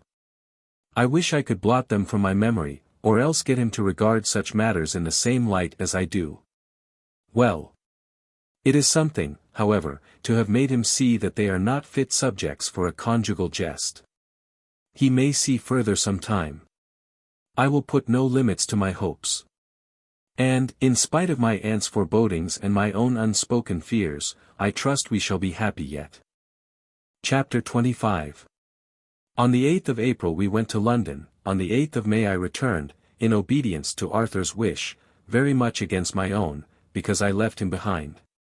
If he had come with me, I should have been very glad to get home again, for he led me such a round of restless dissipation while there, that, in that short space of time, I was quite tired out.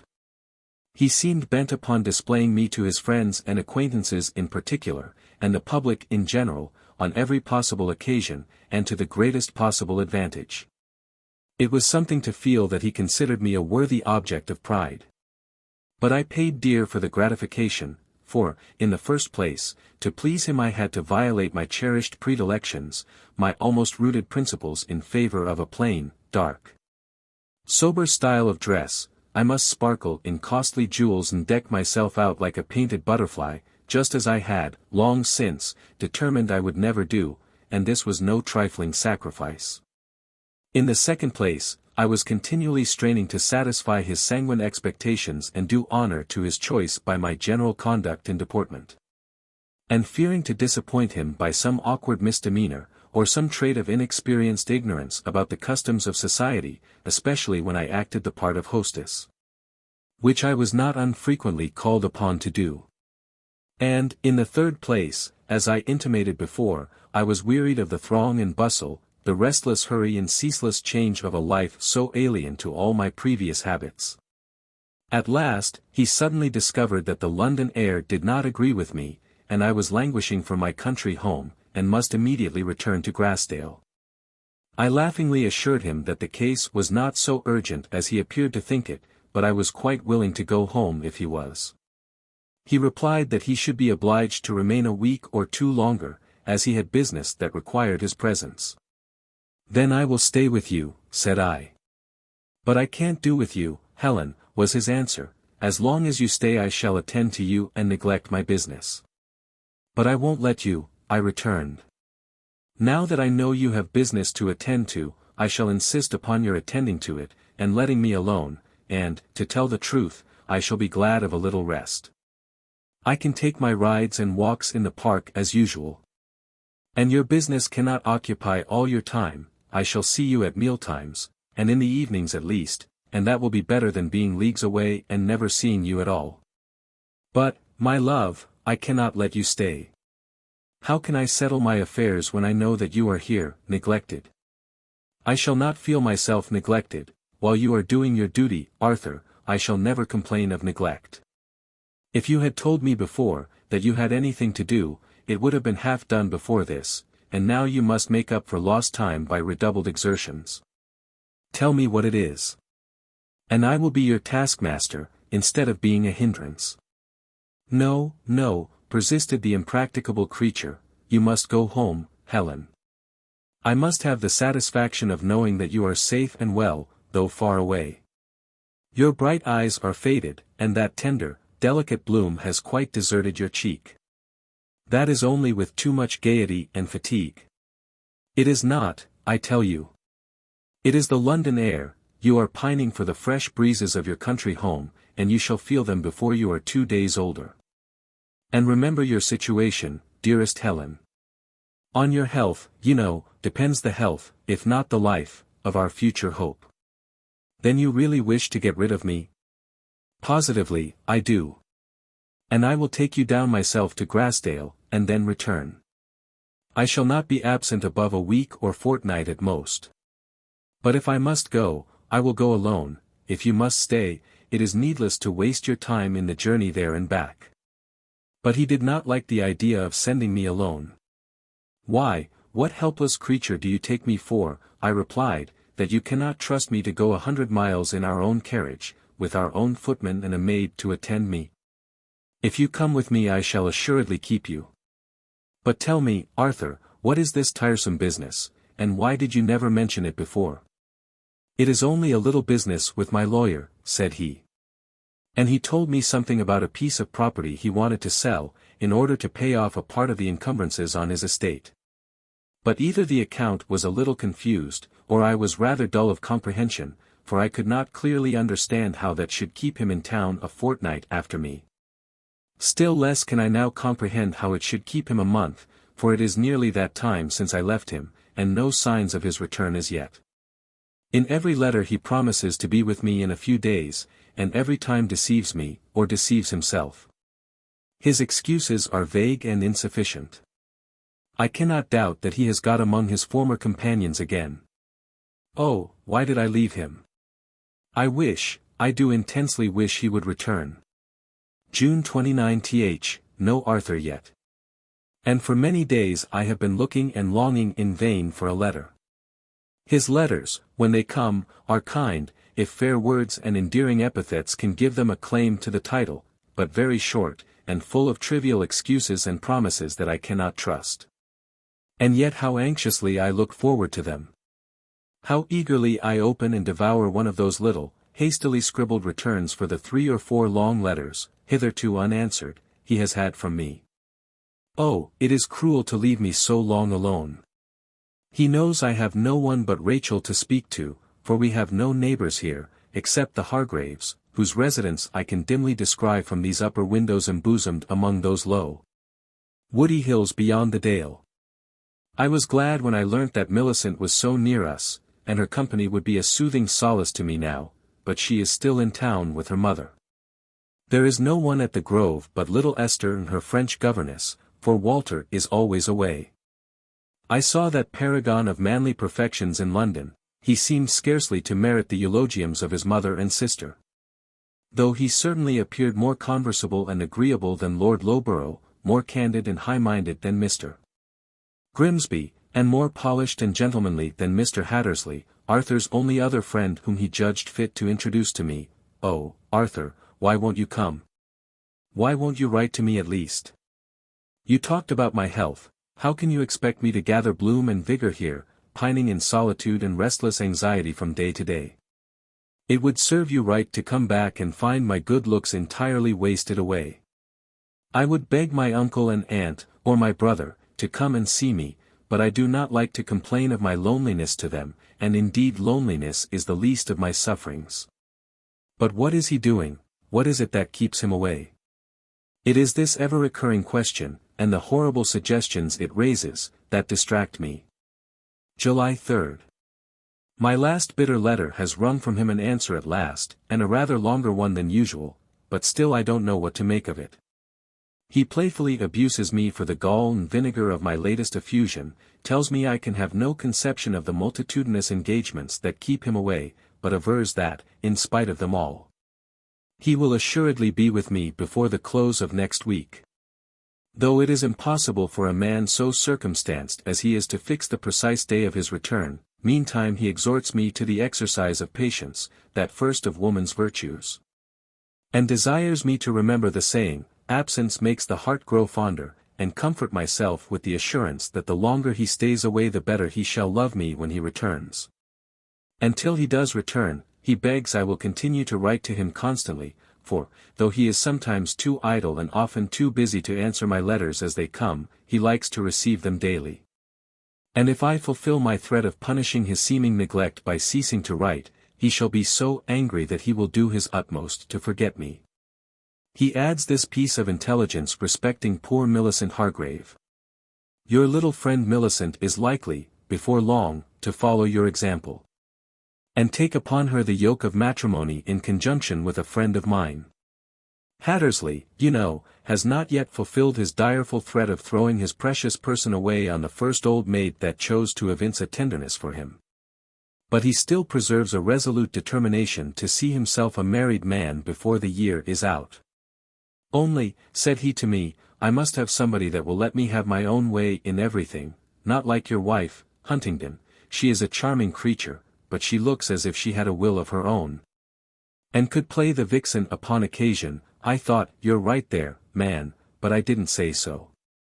I must have some good, quiet soul that will let me just do what I like and go where I like, keep at home or stay away, without a word of reproach or complaint, for I can't do with being bothered. Well, said I know somebody that will suit you to a T, if you don't care for money, and that's Hargrave's sister, Millicent. He desired to be introduced to her forthwith, for he said he had plenty of the needful himself, or should have when his old governor chose to quit the stage. So you see, Helen, I have managed pretty well, both for your friend and mine. Poor Millicent! But I cannot imagine she will ever be led to accept such a suitor, one so repugnant to all her ideas of a man to be honored and loved. 5th, alas! I was mistaken. I have got a long letter from her this morning, telling me she is already engaged, and expects to be married before the close of the month. I hardly know what to say about it, she writes, or what to think. To tell you the truth, Helen, I don't like the thoughts of it at all. If I am to be Mr. Hattersley's wife, I must try to love him, and I do try with all my might, but I have made very little progress yet. And the worst symptom of the case is, that the further he is from me the better I like him. He frightens me with his abrupt manners and strange hectoring ways. And I dread the thoughts of marrying him. Then why have you accepted him, you will ask, and I didn't know I had accepted him, but Mamma tells me I have, and he seems to think so too. I certainly didn't mean to do so. But I did not like to give him a flat refusal, for fear Mamma should be grieved and angry, for I knew she wished me to marry him. And I wanted to talk to her first about it, so I gave him what I thought was an evasive, half-negative answer. But she says it was as good as an acceptance, and he would think me very capricious if I were to attempt to draw back, and indeed I was so confused and frightened at the moment. I can hardly tell what I said. And next time I saw him, he accosted me in all confidence as his affianced bride, and immediately began to settle matters with Mamma. I had not courage to contradict them then, and how can I do it now? I cannot, they would think me mad. Besides, Mamma is so delighted with the idea of the match. She thinks she has managed so well for me, and I cannot bear to disappoint her. I do object sometimes, and tell her what I feel, but you don't know how she talks. Mr. Hattersley, you know, is the son of a rich banker, and as Esther and I have no fortunes, and Walter very little, our dear Mamma is very anxious to see us all well married, that is, united to rich partners. It is not my idea of being well married, but she means it all for the best. She says when I am safe off her hands it will be such a relief to her mind.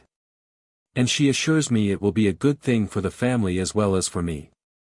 Even Walter is pleased at the prospect, and when I confessed my reluctance to him, he said it was all childish nonsense. Do you think it nonsense, Helen? I should not care if I could see any prospect of being able to love and admire him, but I can't. There is nothing about him to hang one's esteem and affection upon. He is so diametrically opposite to what I imagined my husband should be. Do write to me, and say all you can to encourage me. Don't attempt to dissuade me, for my fate is fixed, preparations for the important event are already going on around me, and don't say a word against Mr. Hattersley, for I want to think well of him. And though I have spoken against him myself, it is for the last time. Hereafter, I shall never permit myself to utter a word in his dispraise, however he may seem to deserve it. And whoever ventures to speak slightingly of the man I have promised to love, to honor, and obey, must expect my serious displeasure. After all, I think he is quite as good as Mr. Huntingdon, if not better, and yet you love him, and seem to be happy and contented, and perhaps I may manage as well. You must tell me, if you can, that Mr. Hattersley is better than he seems, that he is upright, honorable, and open-hearted, in fact, a perfect diamond in the rough. He may be all this, but I don't know him. I know only the exterior, and what, I trust, is the worst part of him. She concludes with, "Goodbye, dear Helen. I am waiting anxiously for your advice, but mind you let it be all on the right side." Alas! Poor Millicent, what encouragement can I give you?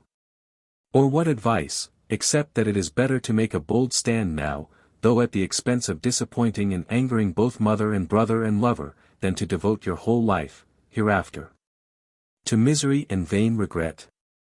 Saturday, 13th, the week is over, and he is not come. All the sweet summer is passing away without one breath of pleasure to me or benefit to him. And I had all along been looking forward to this season with the fond, delusive hope that we should enjoy it so sweetly together. And that, with God's help and my exertions, it would be the means of elevating his mind, and refining his taste to a due appreciation of the salutary and pure delights of nature, and peace, and holy love.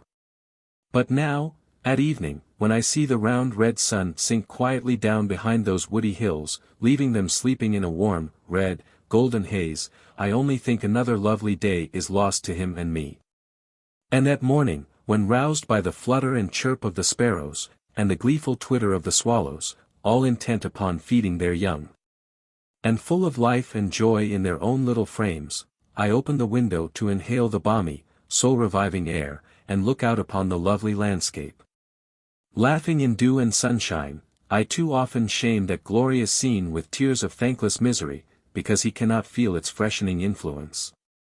And when I wander in the ancient woods, and meet the little wild flowers smiling in my path, or sit in the shadow of our noble ash trees by the waterside, with their branches gently swaying in the light summer breeze that murmurs through their feathery foliage, my ears full of that low music mingled with the dreamy hum of insects, my eyes abstractedly gazing on the glassy surface of the little lake before me, with the trees that crowd about its bank, some gracefully bending to kiss its waters, some rearing their stately heads high above, but stretching their wide arms over its margin, all faithfully mirrored far, far down in its glassy depth, though sometimes the images are partially broken by the sport of aquatic insects, and sometimes, for a moment, The whole is shivered into trembling fragments by a transient breeze that sweeps the surface too roughly, still I have no pleasure.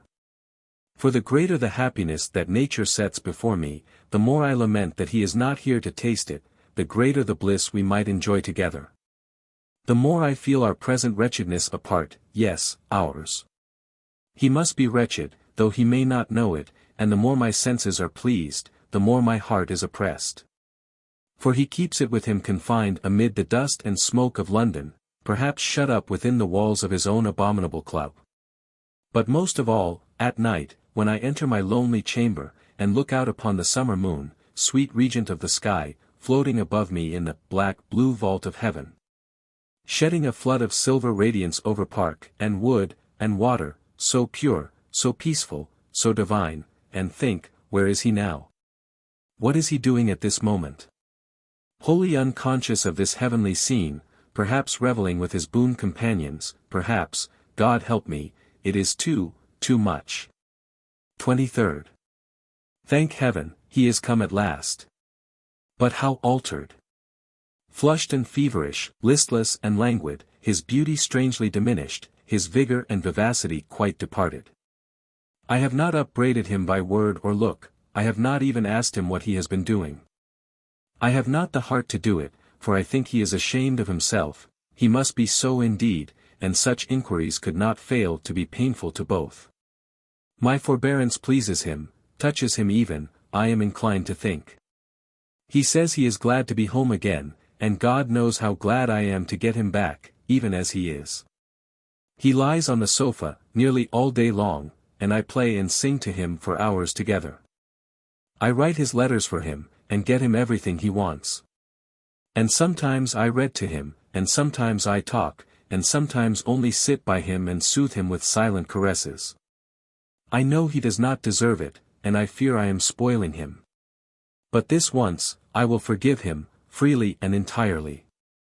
I will shame him into virtue if I can, and I will never let him leave me again. He is pleased with my attentions, it may be, grateful for them. He likes to have me near him, and though he is peevish and testy with his servants and his dogs, he is gentle and kind to me. What he would be, if I did not so watchfully anticipate his wants, and so carefully avoid, or immediately desist from doing anything that has a tendency to irritate or disturb him. With however little reason, I cannot tell. How intensely I wish he were worthy of all this care. Last night, as I sat beside him, with his head in my lap, passing my fingers through his beautiful curls, this thought made my eyes overflow with sorrowful tears, as it often does. But this time, a tear fell on his face and made him look up. He smiled, but not insultingly. "Dear Helen," he said, "why do you cry? You know that I love you," and he pressed my hand to his feverish lips, "and what more could you desire? Only, Arthur, that you would love yourself as truly and as faithfully as you are loved by me." "That would be hard, indeed," he replied, tenderly squeezing my hand. August 24th. Arthur is himself again, as lusty and reckless, as light of heart and head as ever, and as restless and hard to amuse as a spoilt child, and almost as full of mischief too. Especially when wet weather keeps him within doors. I wish he had something to do, some useful trade, or profession, or employment, anything to occupy his head or his hands for a few hours a day. And give him something besides his own pleasure to think about. If he would play the country gentleman and attend to the farm, but that he knows nothing about, and won't give his mind to consider, or if he would take up with some literary study. Or learn to draw or to play, as he is so fond of music, I often try to persuade him to learn the piano. But he is far too idle for such an undertaking, he has no more idea of exerting himself to overcome obstacles than he has of restraining his natural appetites. And these two things are the ruin of him. I lay them both to the charge of his harsh yet careless father, and his madly indulgent mother. If ever I am a mother I will zealously strive against this crime of overindulgence. I can hardly give it a milder name when I think of the evils it brings. Happily, it will soon be the shooting season, and then, if the weather permit, he will find occupation enough in the pursuit and destruction of the partridges and pheasants. We have no grouse. Or he might have been similarly occupied at this moment, instead of lying under the acacia tree pulling poor Dash's ears. But he says it is dull work shooting alone, he must have a friend or two to help him. Let them be tolerably decent then, Arthur, said I. The word friend in his mouth makes me shudder. I know it was some of his friends that induced him to stay behind me in London and kept him away so long, indeed. From what he has unguardedly told me, or hinted from time to time, I cannot doubt that he frequently showed them my letters, to let them see how fondly his wife watched over his interests. And how keenly she regretted his absence. And that they induced him to remain week after week, and to plunge into all manner of excesses, to avoid being laughed at for a wife-ridden fool, and, perhaps, to show how far he could venture to go without danger of shaking the fond creature's devoted attachment. It is a hateful idea, but I cannot believe it is a false one. Well, replied he, I thought of Lord Loughborough for one. But there is no possibility of getting him without his better half, our mutual friend, Annabella, so we must ask them both. You're not afraid of her, are you, Helen? He asked, with a mischievous twinkle in his eyes. Of course not, I answered, why should I? And who besides? Hargrave for one. He will be glad to come, though his own place is so near, for he has little enough land of his own to shoot over, and we can extend our depredations into it, if we like. And he is thoroughly respectable, you know, Helen, quite a lady's man, and I think, Grimsby for another, he's a decent, quiet fellow enough. You'll not object to Grimsby? I hate him, but, however, if you wish it, I'll try to endure his presence for a while. All a prejudice, Helen, a mere woman's antipathy. No, I have solid grounds for my dislike. And is that all? Why, yes, I think so. Hattersley will be too busy billing and cooing, with his bride to have much time to spare for guns and dogs at present, he replied. And that reminds me, that I have had several letters from Millicent since her marriage, and that she either is, or pretends to be, quite reconciled to her lot.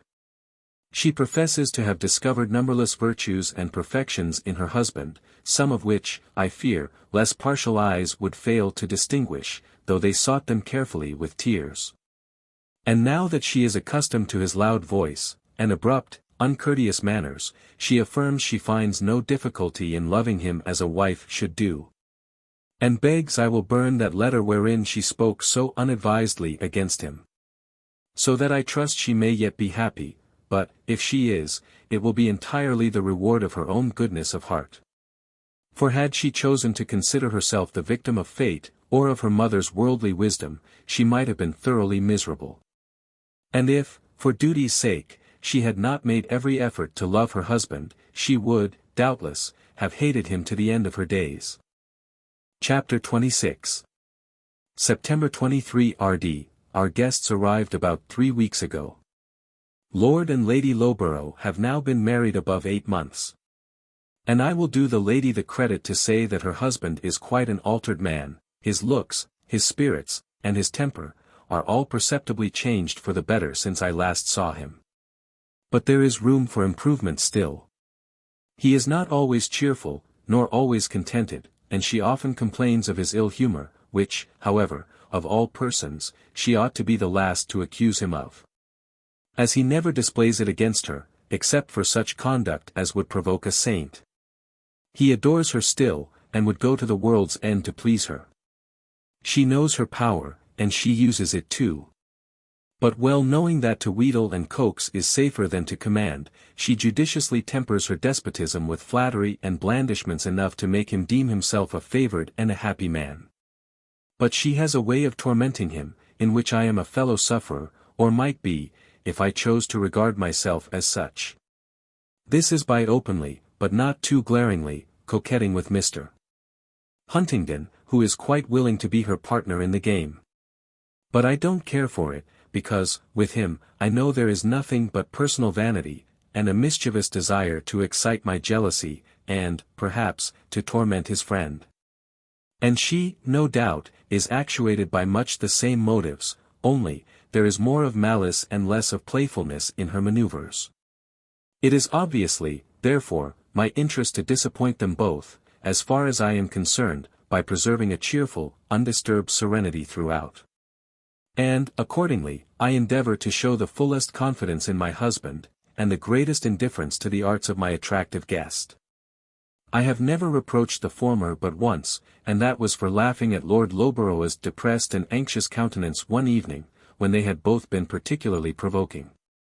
And then, indeed, I said a good deal on the subject, and rebuked him sternly enough, but he only laughed, and said, "You can feel for him, Helen, can't you?" "I can feel for anyone that is unjustly treated," I replied, "and I can feel for those that injure them too." "Why, Helen, you are as jealous as he is," cried he, laughing still more. And I found it impossible to convince him of his mistake. So, from that time, I have carefully refrained from any notice of the subject whatever, and left Lord Loughborough to take care of himself. He either has not the sense or the power to follow my example, though he does try to conceal his uneasiness as well as he can. But still, it will appear in his face, and his ill humor will peep out at intervals, though not in the expression of open resentment. They never go far enough for that. But I confess I do feel jealous at times, most painfully, bitterly so, when she sings and plays to him, and he hangs over the instrument, and dwells upon her voice with no affected interest. For then I know he is really delighted, and I have no power to awaken similar fervor. I can amuse and please him with my simple songs, but not delight him thus. 28th. Yesterday, we all went to the Grove, Mr. Hargrave's much neglected home. His mother frequently asks us over, that she may have the pleasure of her dear Walter's company. And this time she had invited us to a dinner party, and got together as many of the country gentry as were within reach to meet us. The entertainment was very well got up. But I could not help thinking about the cost of it all the time. I don't like Mrs. Hargrave. She is a hard, pretentious, worldly-minded woman. She has money enough to live very comfortably, if she only knew how to use it judiciously, and had taught her son to do the same. But she is ever straining to keep up appearances, with that despicable pride that shuns the semblance of poverty as of a shameful crime. She grinds her dependents, pinches her servants, and deprives even her daughters and herself of the real comforts of life. Because she will not consent to yield the palm in outward show to those who have 3 times her wealth. And, above all, because she is determined her cherished son shall be enabled to hold up his head with the highest gentleman in the land. This same son, I imagine, is a man of expensive habits, no reckless spendthrift and no abandoned sensualist, but one who likes to have everything handsome about him. And to go to a certain length in youthful indulgences, not so much to gratify his own tastes as to maintain his reputation as a man of fashion in the world. And a respectable fellow among his own lawless companions. While he is too selfish to consider how many comforts might be obtained for his fond mother and sisters with the money he thus wastes upon himself, as long as they can contrive to make a respectable appearance once a year. When they come to town, he gives himself little concern about their private stintings and struggles at home. This is a harsh judgment to form of dear, noble-minded, generous-hearted Walter, but I fear it is too just. Mrs. Hargrave's anxiety to make good matches for her daughters is partly the cause, and partly the result, of these errors, by making a figure in the world, and showing them off to advantage. She hopes to obtain better chances for them. And by thus living beyond her legitimate means, and lavishing so much on their brother, she renders them portionless, and makes them burdens on her hands. Poor Millicent, I fear, has already fallen a sacrifice to the maneuverings of this mistaken mother, who congratulates herself on having so satisfactorily discharged her maternal duty. And hopes to do as well for Esther.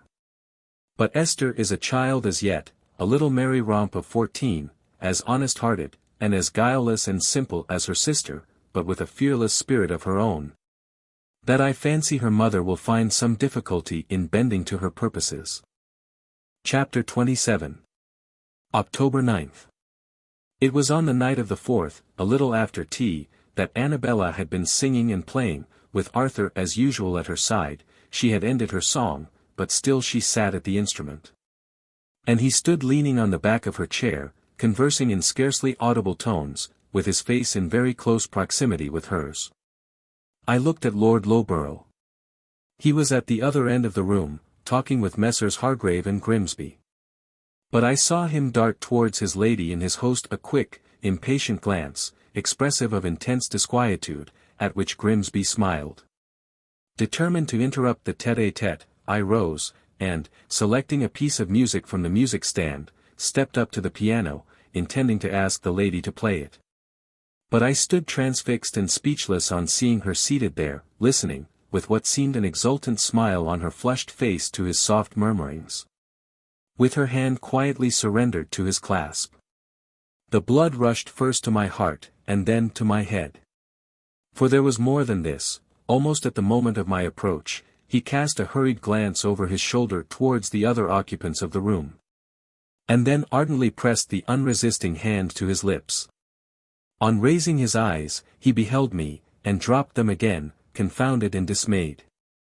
She saw me too, and confronted me with a look of hard defiance. I laid the music on the piano, and retired. I felt ill, but I did not leave the room. Happily, it was getting late, and could not be long before the company dispersed. I went to the fire, and leant my head against the chimney-piece. In a minute or two, someone asked me if I felt unwell.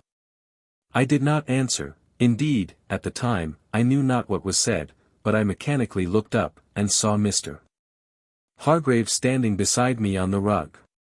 "Shall I get you a glass of wine?" said he. "No, thank you," I replied, and, turning from him, I looked round. Lady Loughborough was beside her husband, bending over him as he sat, with her hand on his shoulder, softly talking and smiling in his face. And Arthur was at the table, turning over a book of engravings. I seated myself in the nearest chair, and Mr. Hargrave, finding his services were not desired, judiciously withdrew. Shortly after, the company broke up, and, as the guests were retiring to their rooms, Arthur approached me, smiling with the utmost assurance. "Are you very angry, Helen?" murmured he. "This is no jest, Arthur," said I, seriously, but as calmly as I could, "unless you think it a jest to lose my affection forever." "What? So bitter?" he exclaimed, laughingly, clasping my hand between both his, but I snatched it away, in indignation, almost in disgust, for he was obviously affected with wine. "Then I must go down on my knees," said he. And kneeling before me, with clasped hands, uplifted in mock humiliation, he continued imploringly, "Forgive me, Helen, dear Helen, forgive me, and I'll never do it again." And, burying his face in his handkerchief, he affected to sob aloud. Leaving him thus employed, I took my candle, and, slipping quietly from the room, hastened upstairs as fast as I could. But he soon discovered that I had left him, and, rushing up after me, caught me in his arms, just as I had entered the chamber, and was about to shut the door in his face. "No, no, by heaven, you shan't escape me so," he cried. Then, alarmed at my agitation, he begged me not to put myself in such a passion, telling me I was white in the face, and should kill myself if I did so. "Let me go, then," I murmured. And immediately he released me, and it was well he did, for I was really in a passion. I sank into the easy chair and endeavored to compose myself, for I wanted to speak to him calmly. He stood beside me, but did not venture to touch me or to speak for a few seconds. Then, approaching a little nearer, he dropped on one knee, not in mock humility, but to bring himself nearer my level, and leaning his hand on the arm of the chair. He began in a low voice, "It is all nonsense, Helen, a jest, a mere nothing, not worth a thought. Will you never learn," he continued more boldly, "that you have nothing to fear from me? That I love you wholly and entirely? Or if," he added with a lurking smile, "I ever give a thought to another, you may well spare it, for those fancies are here and gone like a flash of lightning. While my love for you burns on steadily, and forever, like the sun. You little exorbitant tyrant, will not that? Be quiet a moment, will you, Arthur," said I, "and listen to me, and don't think I'm in a jealous fury, I am perfectly calm. Feel my hand. And I gravely extended it towards him, but closed it upon his with an energy that seemed to disprove the assertion, and made him smile. "You needn't smile, sir," said I, still tightening my grasp, and looking steadfastly on him till he almost quailed before me. "You may think it all very fine, Mr. Huntingdon, to amuse yourself with rousing my jealousy, but take care you don't rouse my hate instead. And when you have once extinguished my love, you will find it no easy matter to kindle it again. Well, Helen, I won't repeat the offense. But I meant nothing by it, I assure you. I had taken too much wine, and I was scarcely myself at the time. You often take too much, and that is another practice I detest." He looked up astonished at my warmth. "Yes," I continued. "I never mentioned it before, because I was ashamed to do so. But now I'll tell you that it distresses me, and may disgust me, if you go on and suffer the habit to grow upon you, as it will if you don't check it in time. But the whole system of your conduct to Lady Loughborough is not referable to wine, and this night you knew perfectly well what you were doing." "Well, I'm sorry for it," replied he, with more of sulkiness than contrition. "What more would you have?" "You are sorry that I saw you, no doubt," I answered coldly. "If you had not seen me," he muttered, fixing his eyes on the carpet, "it would have done no harm." My heart felt ready to burst. But I resolutely swallowed back my emotion, and answered calmly. "You think not?" "No," replied he, boldly. "After all, what have I done? It's nothing, except as you choose to make it a subject of accusation and distress. What would Lord Loughborough, your friend, think, if he knew all? Or what would you yourself think, if he or any other had acted the same part to me, throughout, as you have to Annabella? I would blow his brains out."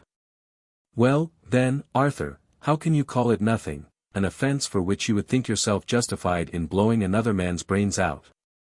Is it nothing to trifle with your friend's feelings and mine, to endeavour to steal a woman's affections from her husband, what he values more than his gold?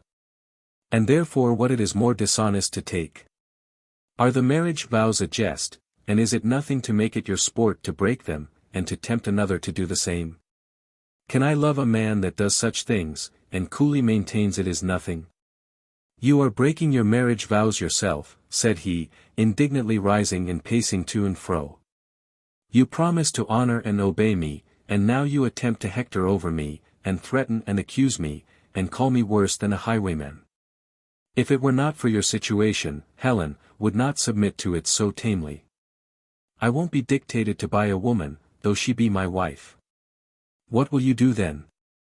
Will you go on till I hate you, and then accuse me of breaking my vows?" He was silent a moment, and then replied, "You never will hate me." Returning and resuming his former position at my feet, he repeated more vehemently, "You cannot hate me as long as I love you. But how can I believe that you love me, if you continue to act in this way? Just imagine yourself in my place, would you think I loved you, if I did so? Would you believe my protestations, and honor and trust me under such circumstances?" "The cases are different," he replied. "It is a woman's nature to be constant, to love one and one only, blindly, tenderly, and forever, bless them, dear creatures. And you above them all. But you must have some commiseration for us, Helen.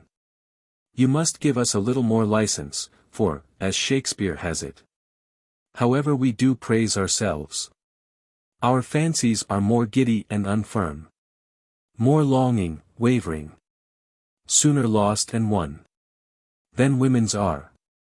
"Do you mean by that, that your fancies are lost to me, and won by Lady Loughborough?" "No. Heaven is my witness that I think her mere dust and ashes in comparison with you, and shall continue to think so, unless you drive me from you by too much severity. She is a daughter of earth. You are an angel of heaven, only be not too austere in your divinity, and remember that I am a poor, fallible mortal. Come now, Helen, won't you forgive me?" he said, gently taking my hand, and looking up with an innocent smile. "If I do, you will repeat the offense." "I swear by—" "Don't swear, I'll believe your word as well as your oath." I wish I could have confidence in either.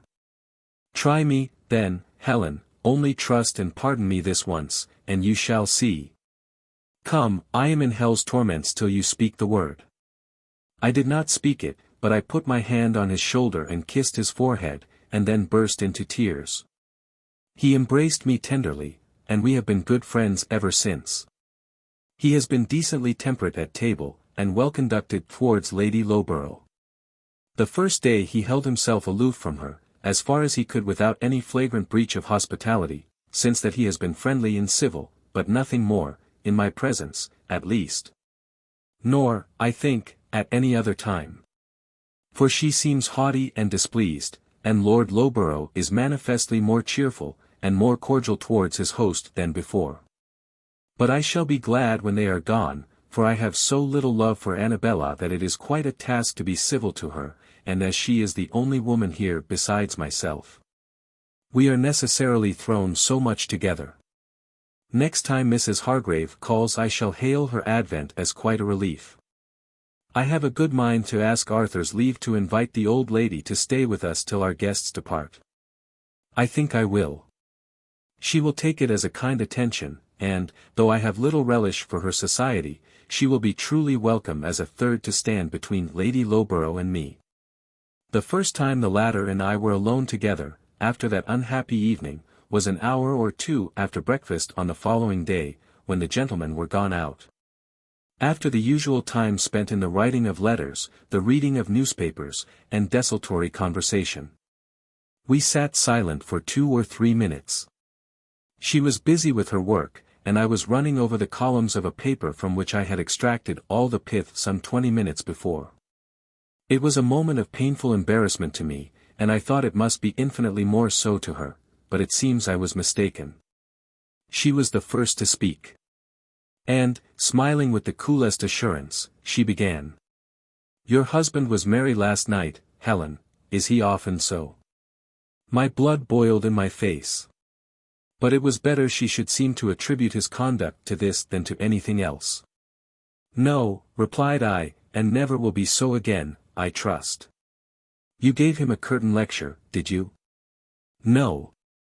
But I told him I disliked such conduct, and he promised me not to repeat it." "I thought he looked rather subdued this morning," she continued, "and you, Helen? You've been weeping, I see, that's our grand resource, you know. But doesn't it make your eyes smart? And do you always find it to answer?" "I never cry for effect.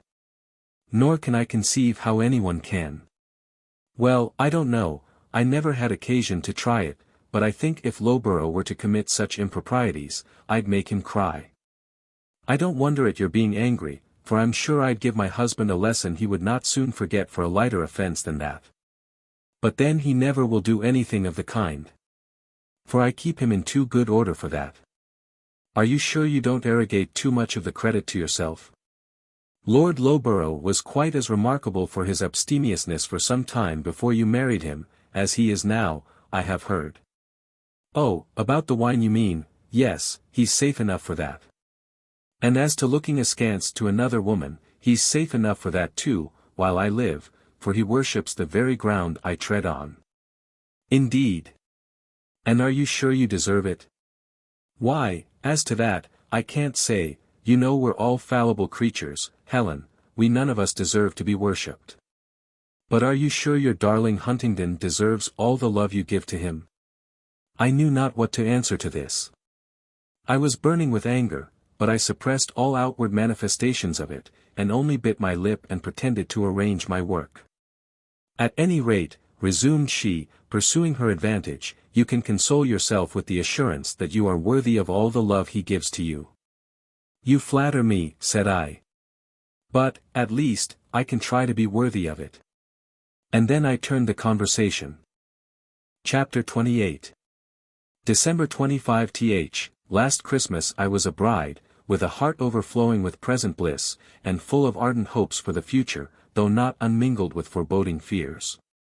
Now I am a wife, my bliss is sobered, but not destroyed, my hopes diminished, but not departed, my fears increased, but not yet thoroughly confirmed, and, thank heaven, I am a mother too. God has sent me a soul to educate for heaven, and give me a new and calmer bliss, and stronger hopes to comfort me. December 25, 1823, another year is gone. My little Arthur lives and thrives. He is healthy, but not robust, full of gentle playfulness and vivacity, already affectionate, and susceptible of passions and emotions it will be long ere he can find words to express. He has won his father's heart at last, and now my constant terror is, lest he should be ruined by that father's thoughtless indulgence. But I must beware of my own weakness too, for I never knew till now how strong are a parent's temptations to spoil an only child. I have need of consolation in my son, for, to this silent paper I may confess it, I have but little in my husband. I love him still. And he loves me, in his own way, but oh, how different from the love I could have given, and once had hoped to receive. How little real sympathy there exists between us. How many of my thoughts and feelings are gloomily cloistered within my own mind. How much of my higher and better self is indeed unmarried, doomed either to harden and sour in the sunless shade of solitude, or to quite degenerate and fall away for lack of nutriment in this unwholesome soil. But, I repeat, I have no right to complain, only let me state the truth, some of the truth, at least, and see hereafter if any darker truths will blot these pages. We have now been full 2 years united, the romance of our attachment must be worn away. Surely I have now got down to the lowest gradation in Arthur's affection, and discovered all the evils of his nature. If there be any further change, it must be for the better. As we become still more accustomed to each other, surely we shall find no lower depth than this. And, if so, I can bear it well, at least, as I have borne it hitherto. Arthur is not what is commonly called a bad man, he has many good qualities.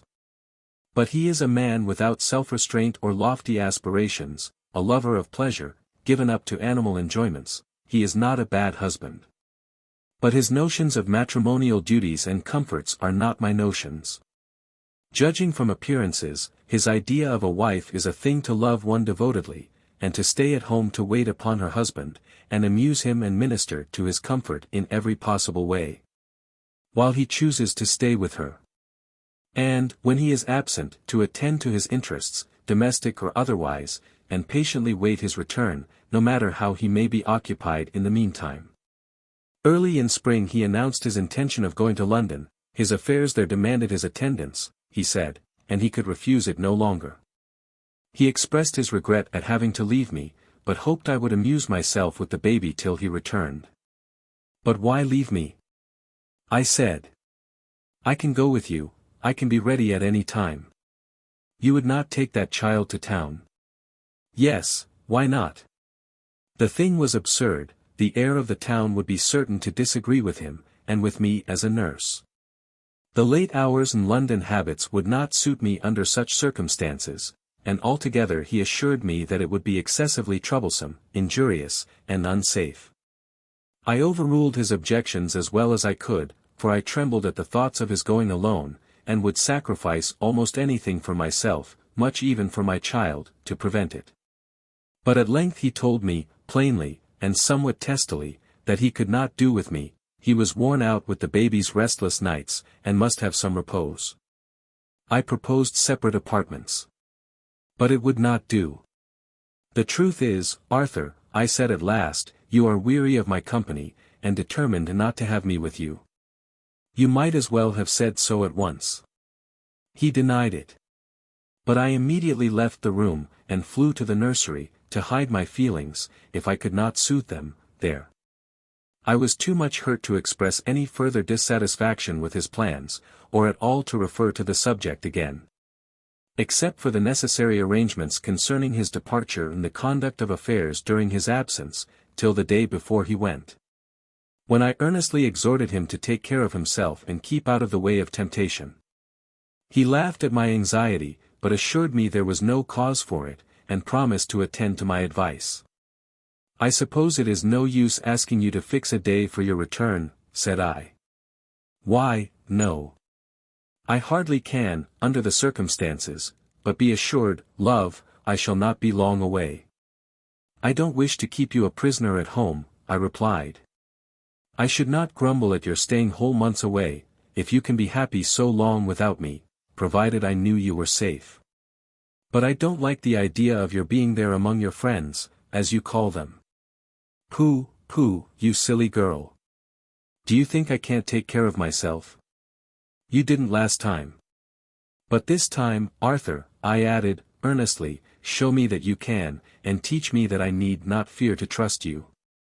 He promised fair, but in such a manner as we seek to soothe a child. And did he keep his promise? No, and henceforth I can never trust his word. Bitter, bitter confession. Tears blind me while I write. It was early in March that he went, and he did not return till July. This time he did not trouble himself to make excuses as before, and his letters were less frequent, and shorter and less affectionate. Especially after the first few weeks, they came slower and slower, and more terse and careless every time. But still, when I omitted writing, he complained of my neglect. When I wrote sternly and coldly, as I confess I frequently did at the last, he blamed my harshness, and said it was enough to scare him from his home. When I tried mild persuasion, he was a little more gentle in his replies, and promised to return. But I had learnt, at last, to disregard his promises. Chapter 29.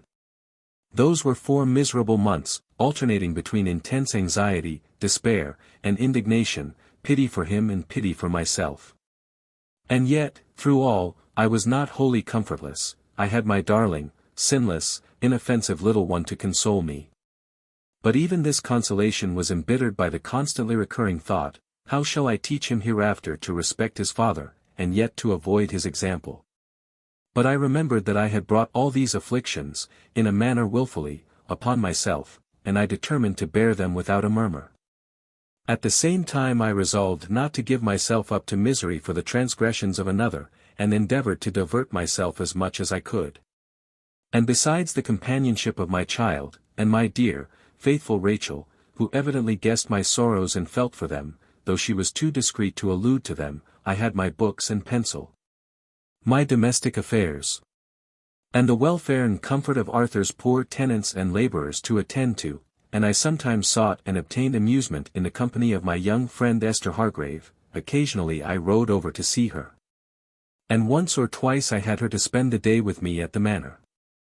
Mrs. Hargrave did not visit London that season. Having no daughter to marry, she thought it as well to stay at home and economize. And, for a wonder, Walter came down to join her in the beginning of June, and stayed till near the close of August. The first time I saw him was on a sweet, warm evening, when I was sauntering in the park with little Arthur and Rachel, who is head nurse and lady's maid in one, for with my secluded life and tolerably active habits, I require but little attendance, and as she had nursed me and coveted to nurse my child, and was moreover so very trustworthy, I preferred committing the important charge to her, with a young nursery maid under her directions, to engaging anyone else. Besides, it saves money. And since I have made acquaintance with Arthur's affairs, I have learnt to regard that as no trifling recommendation. For, by my own desire, nearly the whole of the income of my fortune is devoted, for years to come, to the paying off of his debts. And the money he contrives to squander away in London is incomprehensible. But to return to Mr. Hargrave. I was standing with Rachel beside the water, amusing the laughing baby in her arms with a twig of willow laden with golden catkins, when, greatly to my surprise, he entered the park, mounted on his costly black hunter, and crossed over the grass to meet me. He saluted me with a very fine compliment, delicately worded, and modestly delivered withal, which he had doubtless concocted as he rode along. He told me he had brought a message from his mother, who, as he was riding that way, had desired him to call at the manor and beg the pleasure of my company to a friendly family dinner tomorrow. "There is no one to meet but ourselves," said he, "but Esther is very anxious to see you. And my mother fears you will feel solitary in this great house so much alone, and wishes she could persuade you to give her the pleasure of your company more frequently, and make yourself at home in our more humble dwelling, till Mr. Huntingdon's return shall render this a little more conducive to your comfort." "She is very kind," I answered, "but I am not alone, you see. And those whose time is fully occupied seldom complain of solitude. Will you not come tomorrow, then? She will be sadly disappointed if you refuse." I did not relish being thus compassionate for my loneliness, but, however, I promised to come. "What a sweet evening this is!" observed he, looking round upon the sunny park, with its imposing swell and slope, its placid water, and majestic clumps of trees. "And what a paradise you live in!" "It is a lovely evening," answered I. And I sighed to think how little I had felt its loveliness, and how little of a paradise sweet Grassdale was to me, how still less to the voluntary exile from its scenes. Whether Mr. Hargrave divined my thoughts, I cannot tell, but, with a half-hesitating, sympathizing seriousness of tone and manner, he asked if I had lately heard from Mr. Huntingdon. "Not lately," I replied. "I thought not," he muttered, as if to himself, looking thoughtfully on the ground. "Are you not lately returned from London?" I asked. "Only yesterday." "And did you see him there?" "Yes, I saw him." "Was he well?" "Yes, that is," said he, with increasing hesitation and an appearance of suppressed indignation, "he was as well as he deserved to be. But under circumstances I should have deemed incredible for a man so favored as he is." He here looked up and pointed the sentence with a serious bow to me. I suppose my face was crimson.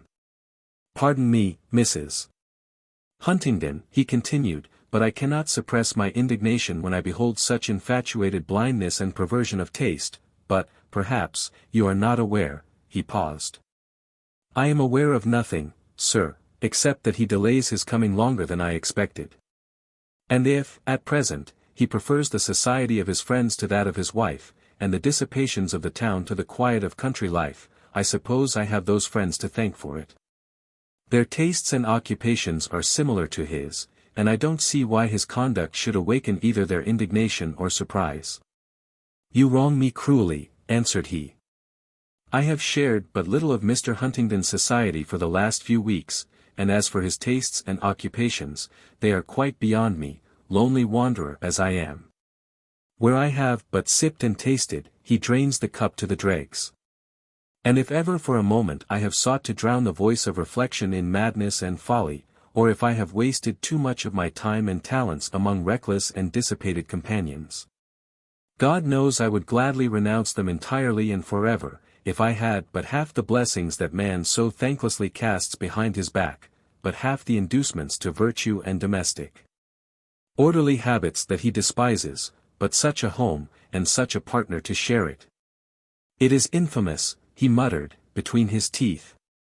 "And don't think, Mrs. Huntingdon," he added aloud, "that I could be guilty of inciting him to persevere in his present pursuits. On the contrary, I have remonstrated with him again and again. I have frequently expressed my surprise at his conduct, and reminded him of his duties and his privileges, but to no purpose. He only. Enough, Mr. Hargrave. You ought to be aware that whatever my husband's faults may be, it can only aggravate the evil for me to hear them from a stranger's lips." "Am I then a stranger?" said he in a sorrowful tone. "I am your nearest neighbor, your son's godfather, and your husband's friend. May I not be yours also? Intimate acquaintance must precede real friendship. I know but little of you, Mr. Hargrave, except from report. Have you then forgotten the 6 or 7 weeks I spent under your roof last autumn?"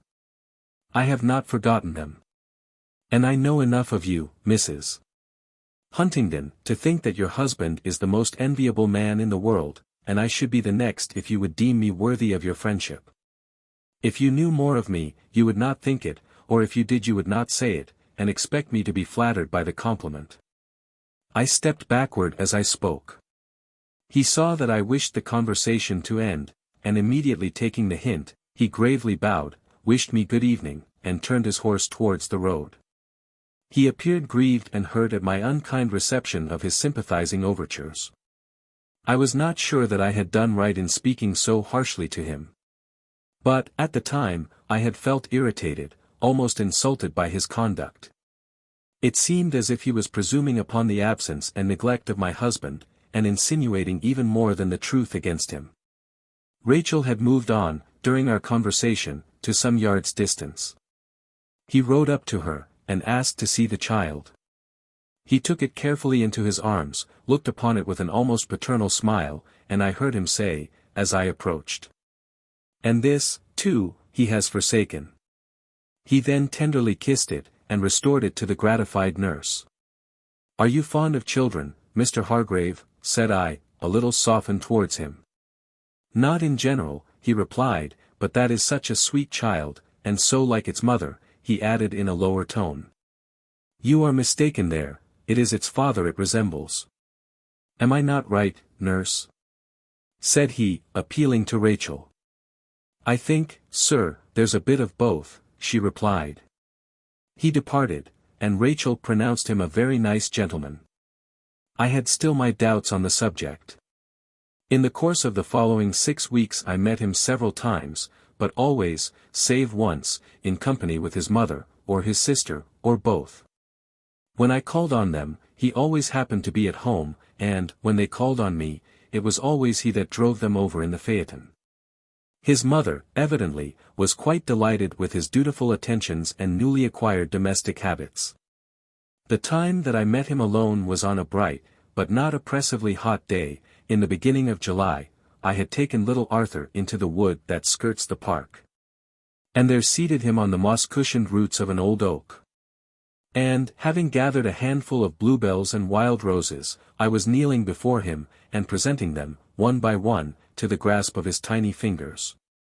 Enjoying the heavenly beauty of the flowers, through the medium of his smiling eyes, forgetting, for the moment, all my cares, laughing at his gleeful laughter, and delighting myself with his delight, when a shadow suddenly eclipsed the little space of sunshine on the grass before us.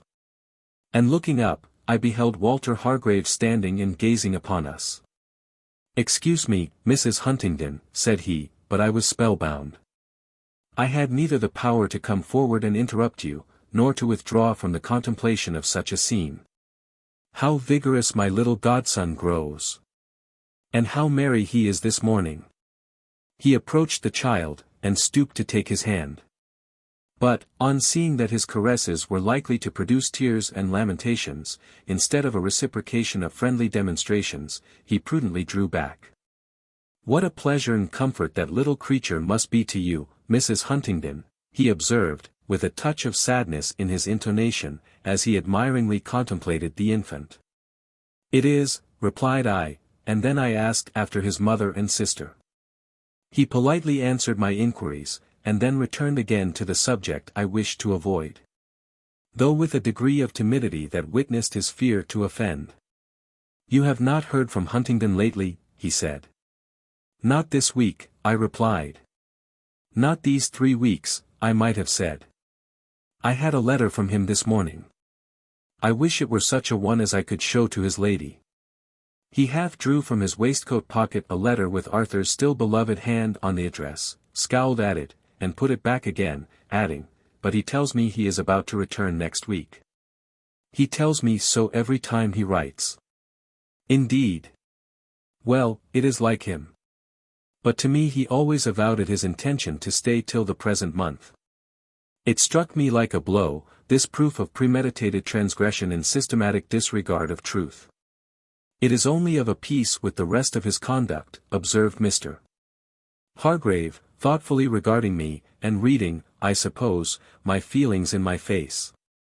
"Then he is really coming next week," said I, after a pause.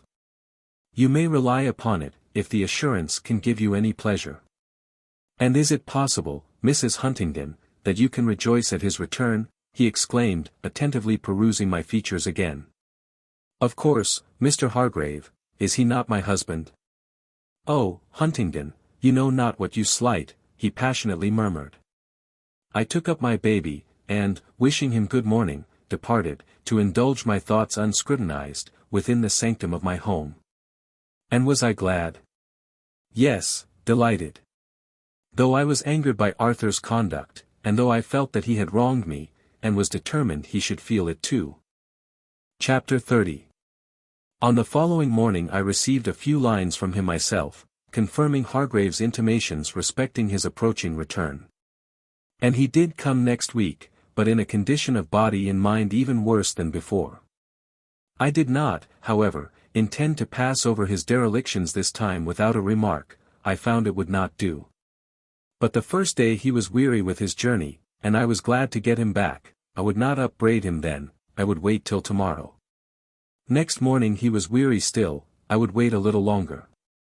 But at dinner, when, after breakfasting at 12 o'clock on a bottle of soda water and a cup of strong coffee, and lunching at 2 on another bottle of soda water mingled with brandy, he was finding fault with everything on the table, and declaring we must change our cook, I thought the time was come. "It is the same cook as we had before you went, Arthur," said I. "You were generally pretty well satisfied with her then. You must have been letting her get into slovenly habits, then, while I was away. It is enough to poison one, eating such a disgusting mess." And he pettishly pushed away his plate, and leant back despairingly in his chair.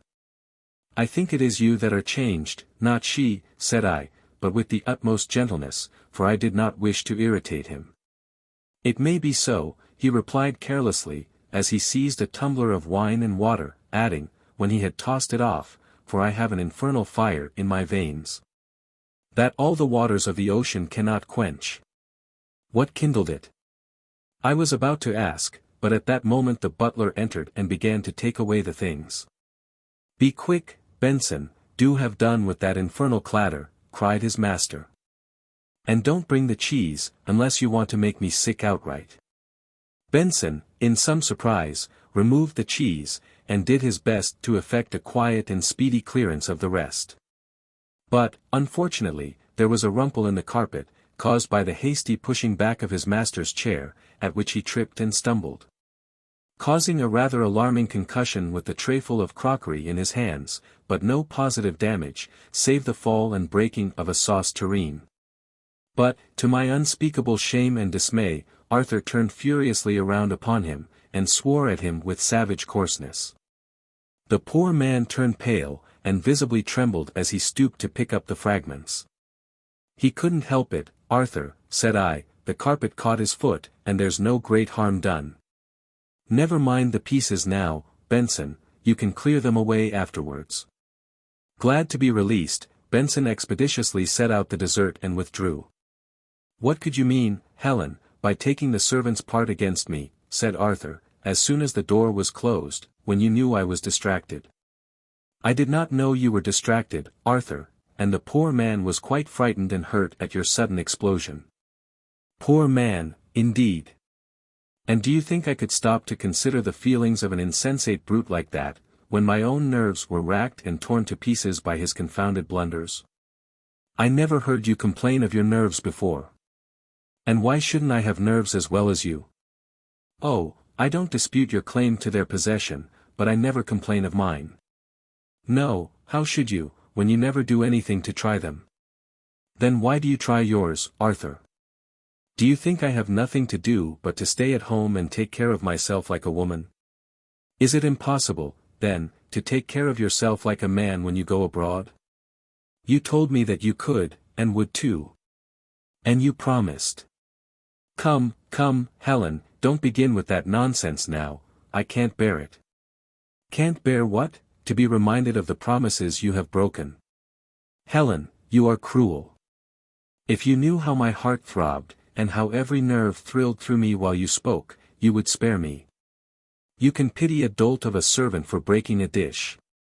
But you have no compassion for me when my head is split in two and all on fire with this consuming fever." He leant his head on his hand, and sighed. I went to him and put my hand on his forehead. It was burning indeed. "Then come with me into the drawing-room, Arthur, and don't take any more wine. You have taken several glasses since dinner, and eaten next to nothing all the day. How can that make you better?" With some coaxing and persuasion, I got him to leave the table.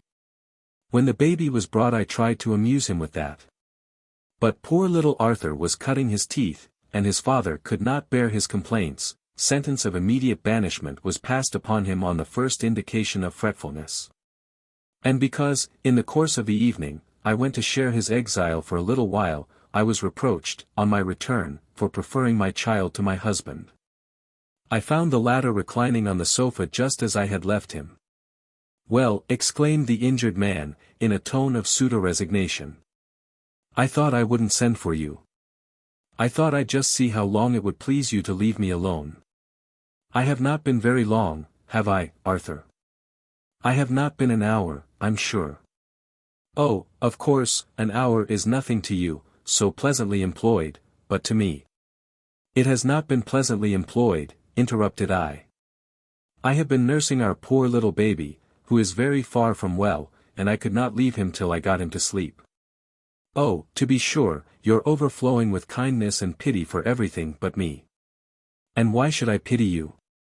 What is the matter with you? Well, that passes everything. After all the wear and tear that I've had, when I come home sick and weary, longing for comfort, and expecting to find attention and kindness, at least from my wife. She calmly asks what is the matter with me.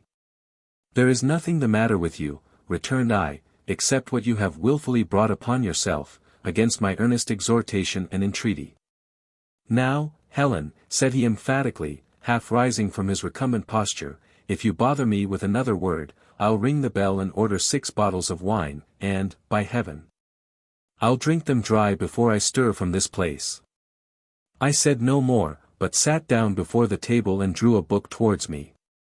Do let me have quietness at least, continued he, if you deny me every other comfort. And sinking back into his former position, with an impatient expiration between a sigh and a groan, he languidly closed his eyes, as if to sleep.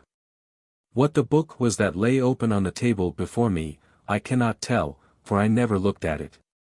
With an elbow on each side of it, and my hands clasped before my eyes, I delivered myself up to silent weeping.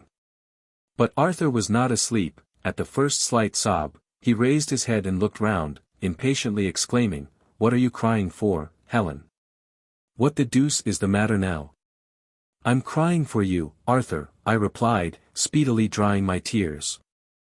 And starting up, I threw myself on my knees before him, and clasping his nerveless hand between my own, continued, "Don't you know that you are a part of myself? And do you think you can injure and degrade yourself, and I not feel it?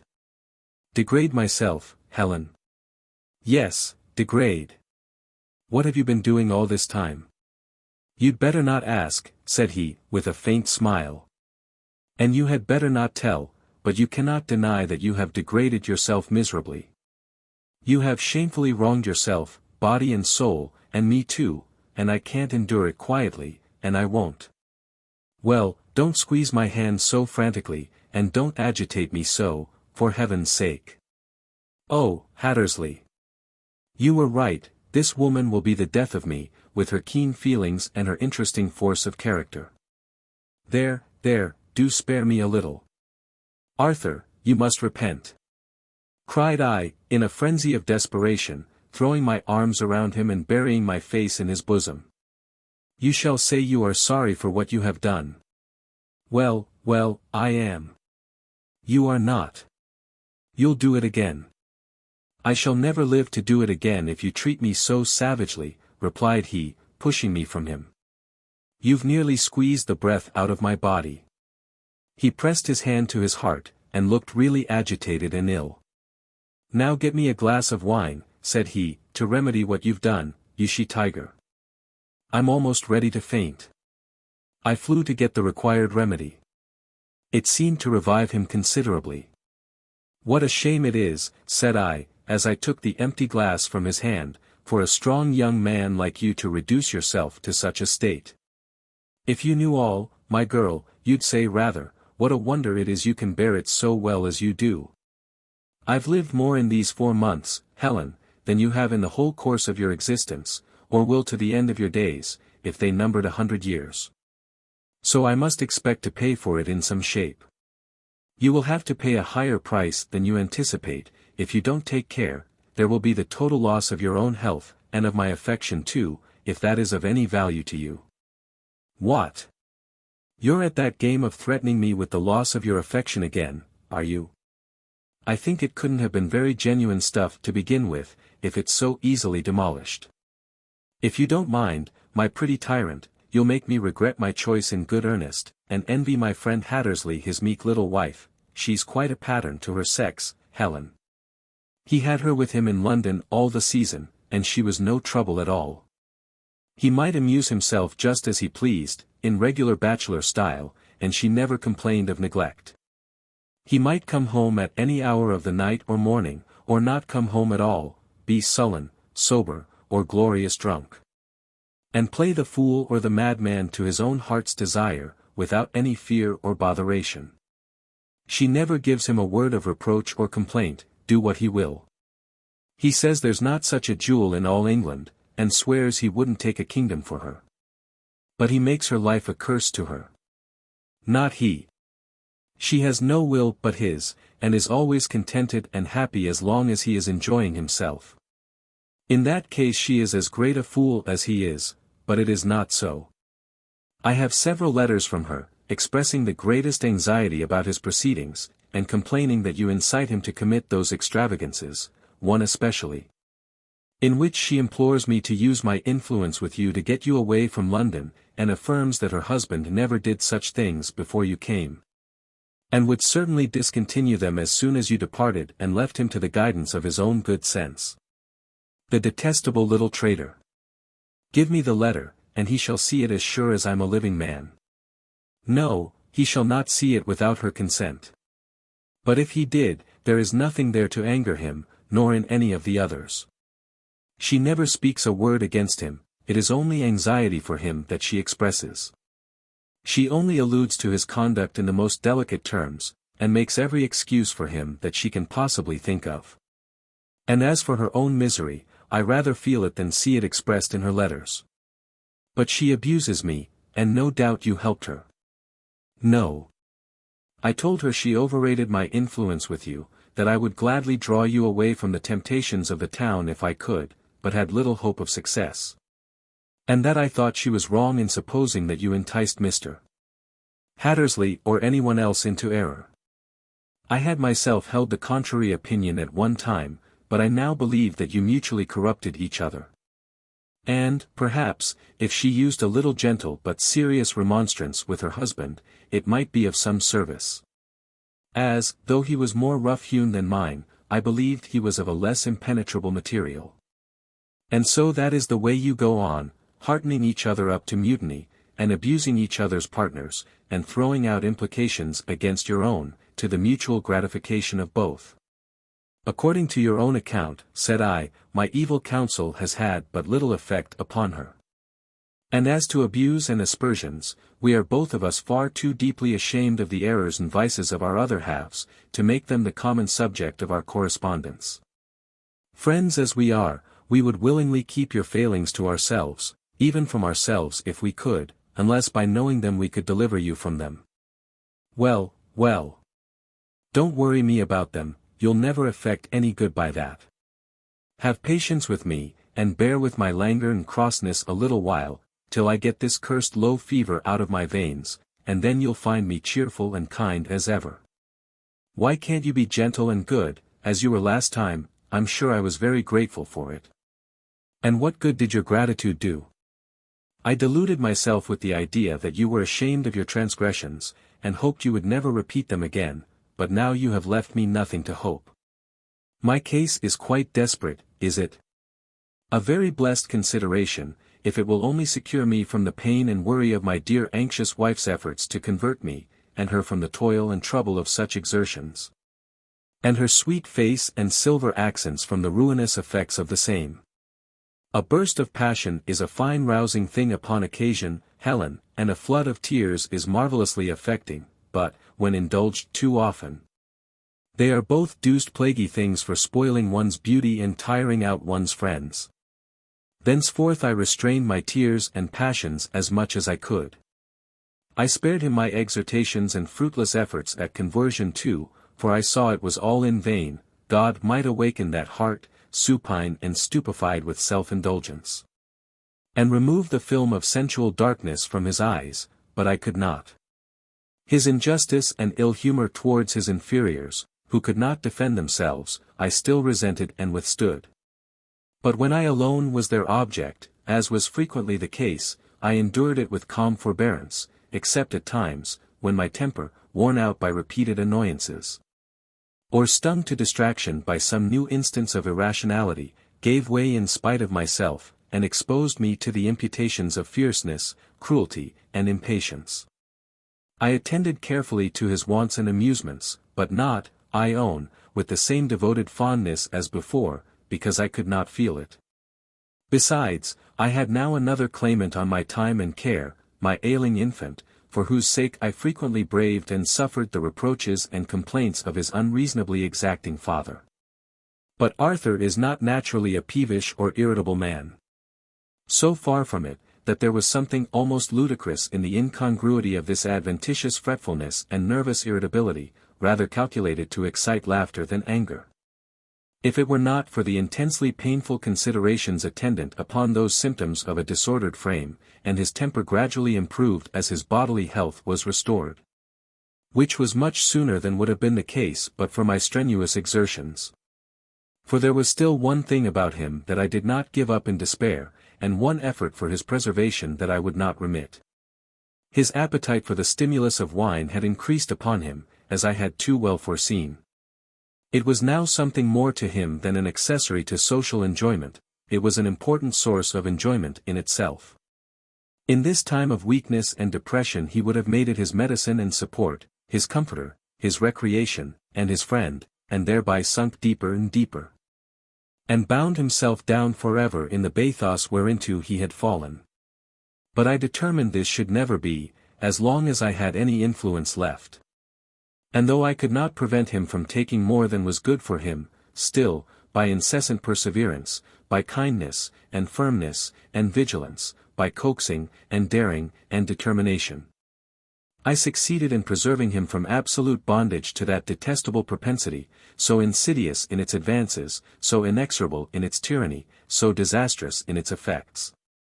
And here I must not forget that I am not a little indebted to his friend Mr. Hargrave. About that time he frequently called at Grassdale, and often dined with us, on which occasions I fear Arthur would willingly have cast prudence and decorum to the winds, and made a night of it. As often as his friend would have consented to join him in that exalted pastime. And if the latter had chosen to comply, he might, in a night or two, have ruined the labor of weeks, and overthrown with a touch the frail bulwark it had cost me such trouble and toil to construct. I was so fearful of this at first, that I humbled myself to intimate to him, in private, my apprehensions of Arthur's proneness to these excesses, and to express a hope that he would not encourage it. He was pleased with this mark of confidence, and certainly did not betray it. On that and every subsequent occasion his presence served rather as a check upon his host, than an incitement to further acts of intemperance. And he always succeeded in bringing him from the dining-room in good time, and in tolerably good condition. For if Arthur disregarded such intimations as, "Well, I must not detain you from your lady," or, "We must not forget that Mrs. Huntingdon is alone," he would insist upon leaving the table himself, to join me, and his host, however unwillingly, was obliged to follow. Hence I learned to welcome Mr.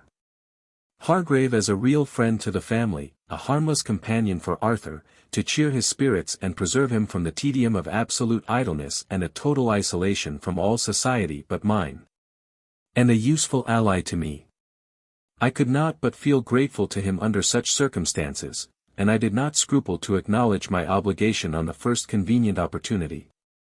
Yet, as I did so, my heart whispered all was not right, and brought a glow to my face, which he heightened by his steady, serious gaze, while, by his manner of receiving those acknowledgments, he more than doubled my misgivings.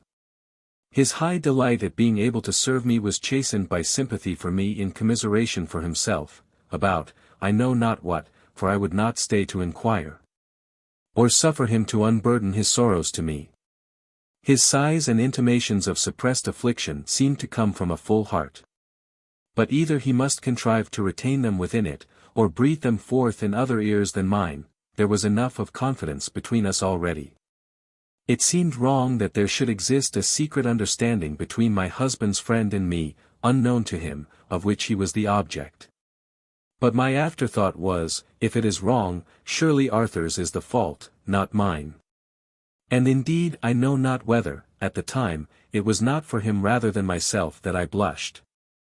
For, since he and I are one, I so identify myself with him, that I feel his degradation, his failings, and transgressions as my own. I blush for him, I fear for him. I repent for him, weep, pray, and feel for him as for myself, but I cannot act for him, and hence I must be, and I am, debased, contaminated by the union, both in my own eyes and in the actual truth. I am so determined to love him, so intensely anxious to excuse his errors, that I am continually dwelling upon them, and laboring to extenuate the loosest of his principles and the worst of his practices, till I am familiarized with vice, and almost a partaker in his sins. Things that formerly shocked and disgusted me, now seem only natural. I know them to be wrong, because reason and God's word declare them to be so. But I am gradually losing that instinctive horror and repulsion which were given me by nature, or instilled into me by the precepts and example of my aunt. Perhaps then I was too severe in my judgments, for I abhorred the sinner as well as the sin. Now I flatter myself I am more charitable and considerate. But am I not becoming more indifferent and insensate too? Fool that I was, to dream that I had strength and purity enough to save myself and him. Such vain presumption would be rightly served, if I should perish with him in the gulf from which I sought to save him. Yet, God preserve me from it, and him too. Yes, poor Arthur, I will still hope and pray for you. And though I write as if you were some abandoned wretch, past hope and past reprieve, it is only my anxious fears, my strong desires that make me do so. One who loved you less would be less bitter, less dissatisfied. His conduct has, of late, been what the world calls irreproachable, but then I know his heart is still unchanged. And I know that spring is approaching, and deeply dread the consequences. As he began to recover the tone and vigor of his exhausted frame, and with it something of his former impatience of retirement and repose, I suggested a short residence by the seaside. For his recreation and further restoration, and for the benefit of our little one as well. But no, watering places were so intolerably dull. Besides, he had been invited by one of his friends to spend a month or two in Scotland for the better recreation of grouse shooting and deer stalking, and had promised to go. "Then you will leave me again, Arthur," said I. "Yes, dearest, but only to love you the better when I come back, and make up for all past offences and shortcomings. And you needn't fear me this time, there are no temptations on the mountains. And during my absence you may pay a visit to Staningley, if you like, your uncle and aunt have long been wanting us to go there, you know. But somehow there's such a repulsion between the good lady and me, that I never could bring myself up to the scratch." About the third week in August, Arthur set out for Scotland, and Mr. Hargrave accompanied him thither, to my private satisfaction. Shortly after, I, with little Arthur and Rachel, went to Staningley, my dear old home, which, as well as my dear old friends its inhabitants, I saw again with mingled feelings of pleasure and pain so intimately blended that I could scarcely distinguish the one from the other, or tell to which to attribute the various tears, and smiles, and sighs awakened by those old familiar scenes, and tones, and faces. Arthur did not come home till several weeks after my return to Grassdale, but I did not feel so anxious about him now.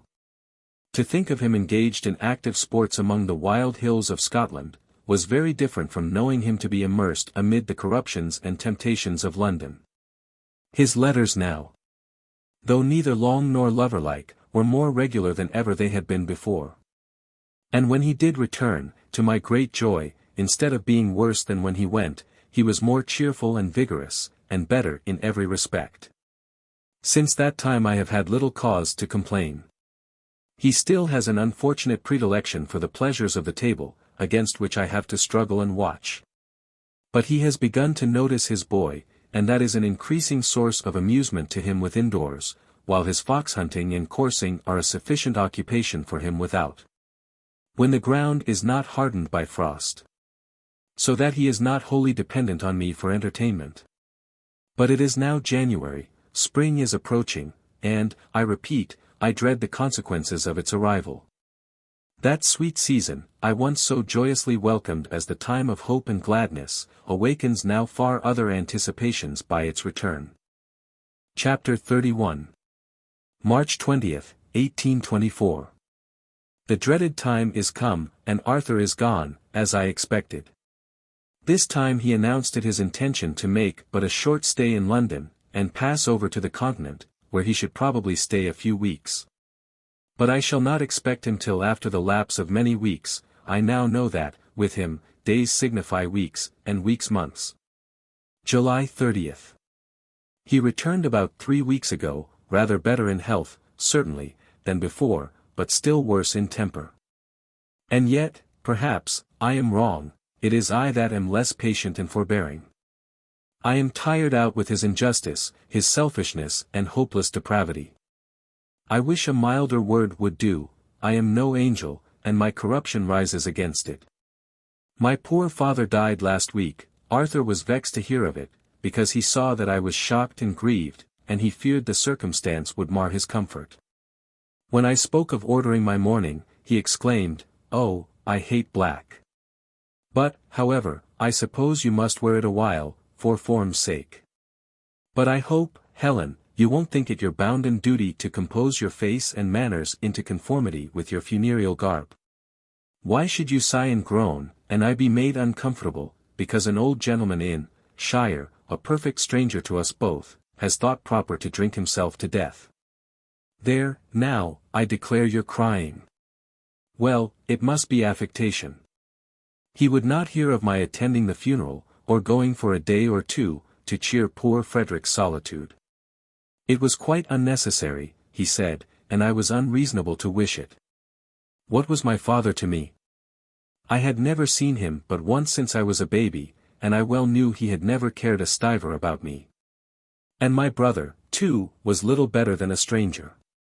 Besides, dear Helen, said he, embracing me with flattering fondness, I cannot spare you for a single day. Then how have you managed without me these many days, said I. Ah! Then I was knocking about the world, now I am at home, and home without you, my household deity, would be intolerable. Yes, as long as I am necessary to your comfort, but you did not say so before, when you urged me to leave you, in order that you might get away from your home without me, retorted I. But before the words were well out of my mouth, I regretted having uttered them. It seemed so heavy a charge, if false, too gross an insult. If true, too humiliating a fact to be thus openly cast in his teeth. But I might have spared myself that momentary pang of self-reproach. The accusation awoke neither shame nor indignation in him. He attempted neither denial nor excuse, but only answered with a long, low, chuckling laugh. As if he viewed the whole transaction as a clever, merry jest from beginning to end. Surely that man will make me dislike him at last. Sign as ye brew, my maiden fair. Keep mind that ye maun drink the yill. Yes. And I will drink it to the very dregs, and none but myself shall know how bitter I find it. August 20th, we are shaken down again to about our usual position. Arthur has returned to nearly his former condition and habits. And I have found it my wisest plan to shut my eyes against the past and future, as far as he, at least, is concerned, and live only for the present, to love him when I can. To smile, if possible, when he smiles, be cheerful when he is cheerful, and pleased when he is agreeable, and when he is not, to try to make him so. And if that won't answer, to bear with him, to excuse him, and forgive him as well as I can, and restrain my own evil passions from aggravating his. And yet, while I thus yield and minister to his more harmless propensities to self-indulgence, to do all in my power to save him from the worse. But we shall not be long alone together. I shall shortly be called upon to entertain the same select body of friends as we had the autumn before last, with the addition of Mr. Hattersley and, at my special request, his wife and child. I long to see Millicent, and her little girl too. The latter is now above a year old. she will be a charming playmate for my little Arthur. September 30th. Our guests have been here a week or two. But I have had no leisure to pass any comments upon them till now. I cannot get over my dislike to Lady Loughborough. It is not founded on mere personal pique. It is the woman herself that I dislike, because I so thoroughly disapprove of her. I always avoid her company as much as I can without violating the laws of hospitality. But when we do speak or converse together, it is with the utmost civility, even apparent cordiality on her part, but preserve me from such cordiality. It is like handling briar roses and may blossoms, bright enough to the eye, and outwardly soft to the touch, but you know there are thorns beneath, and every now and then you feel them too. And perhaps resent the injury by crushing them in till you have destroyed their power, though somewhat to the detriment of your own fingers.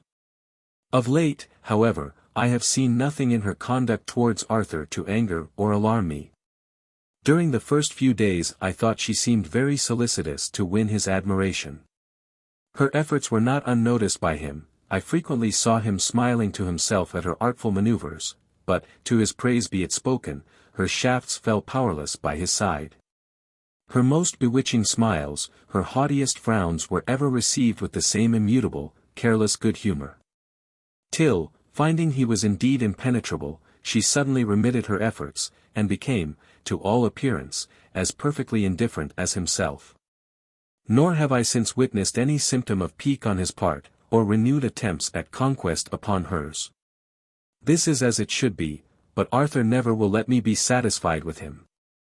I have never, for a single hour since I married him, known what it is to realize that sweet idea, in quietness and confidence shall be your rest.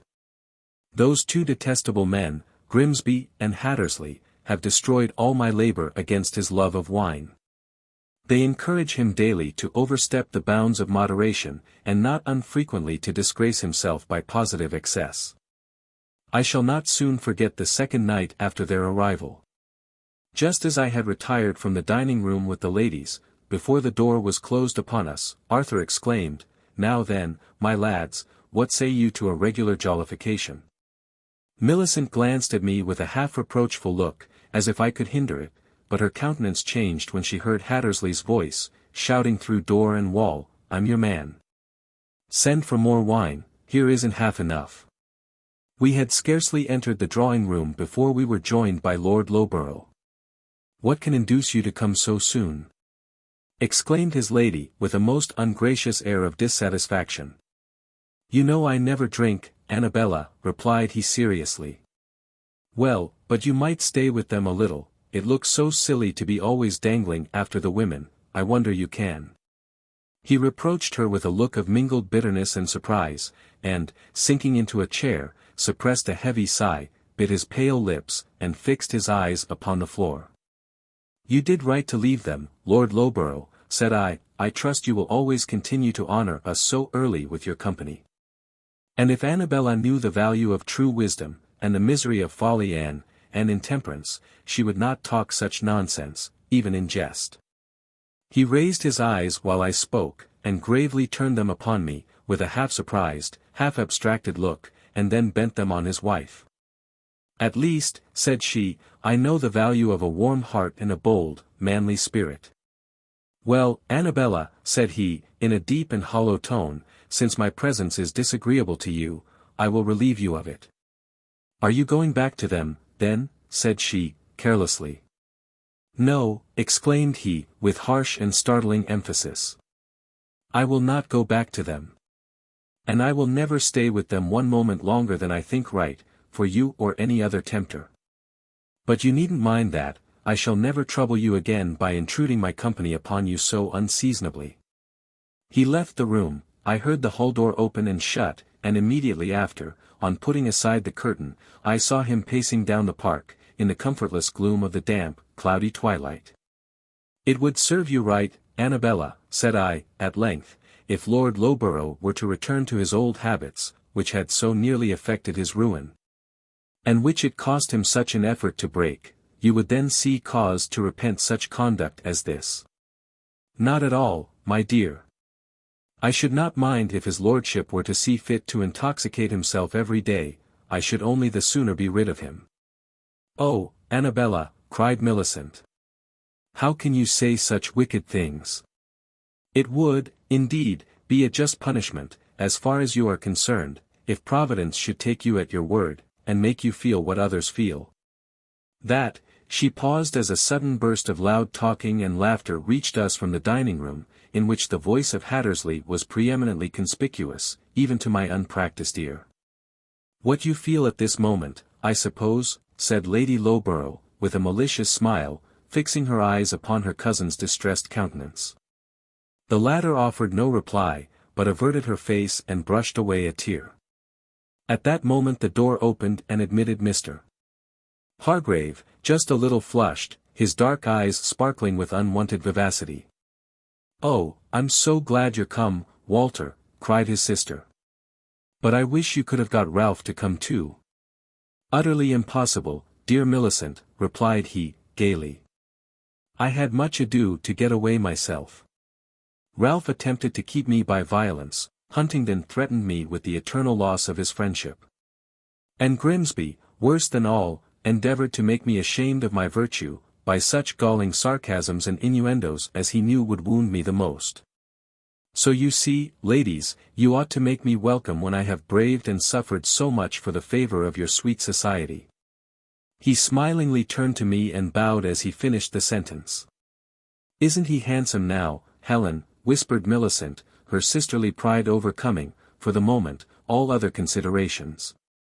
"He would be," I returned, "if that brilliance of eye, and lip, and cheek were natural to him, but look again, a few hours hence."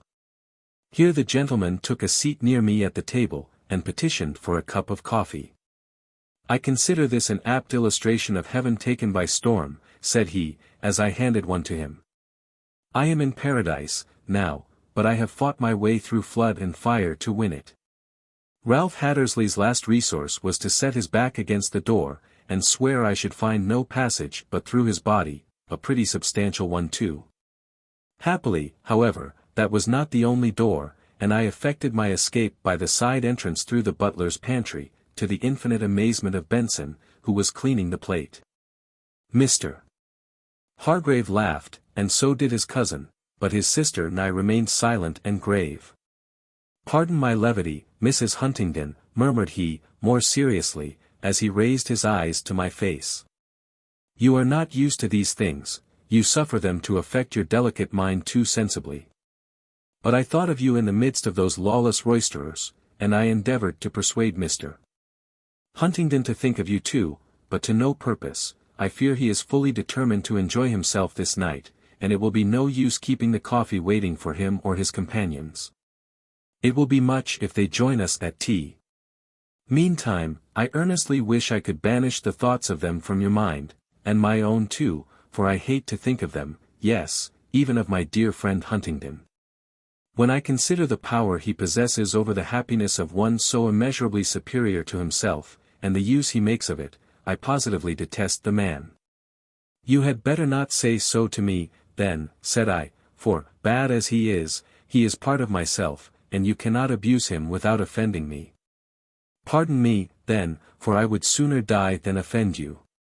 But let us say no more of him for the present, if you please." At last they came, but not till after 10, when tea, which had been delayed for more than half an hour, was nearly over. Much as I had longed for their coming, my heart failed me at the riotous uproar of their approach, and Millicent turned pale, and almost started from her seat, as Mr. Hattersley burst into the room with a clamorous volley of oaths in his mouth, which Hargrave endeavored to check by entreating him to remember the ladies. "Ah! You do well to remind me of the ladies, you dastardly deserter," cried he, shaking his formidable fist at his brother-in-law. "If it were not for them, you well know, I'd demolish you in the twinkling of an eye, and give your body to the fowls of heaven and the lilies of the fields." Then, planting a chair by Lady Loughborough's side, he stationed himself in it, and began to talk to her with a mixture of absurdity and impudence that seemed rather to amuse than to offend her. Though she affected to resent his insolence, and to keep him at bay with sallies of smart and spirited repartee. Meantime Mr. Grimsby seated himself by me, in the chair vacated by Hargrave as they entered, and gravely stated that he would thank me for a cup of tea, and Arthur placed himself beside poor Millicent, confidentially pushing his head into her face, and drawing in closer to her as she shrank away from him.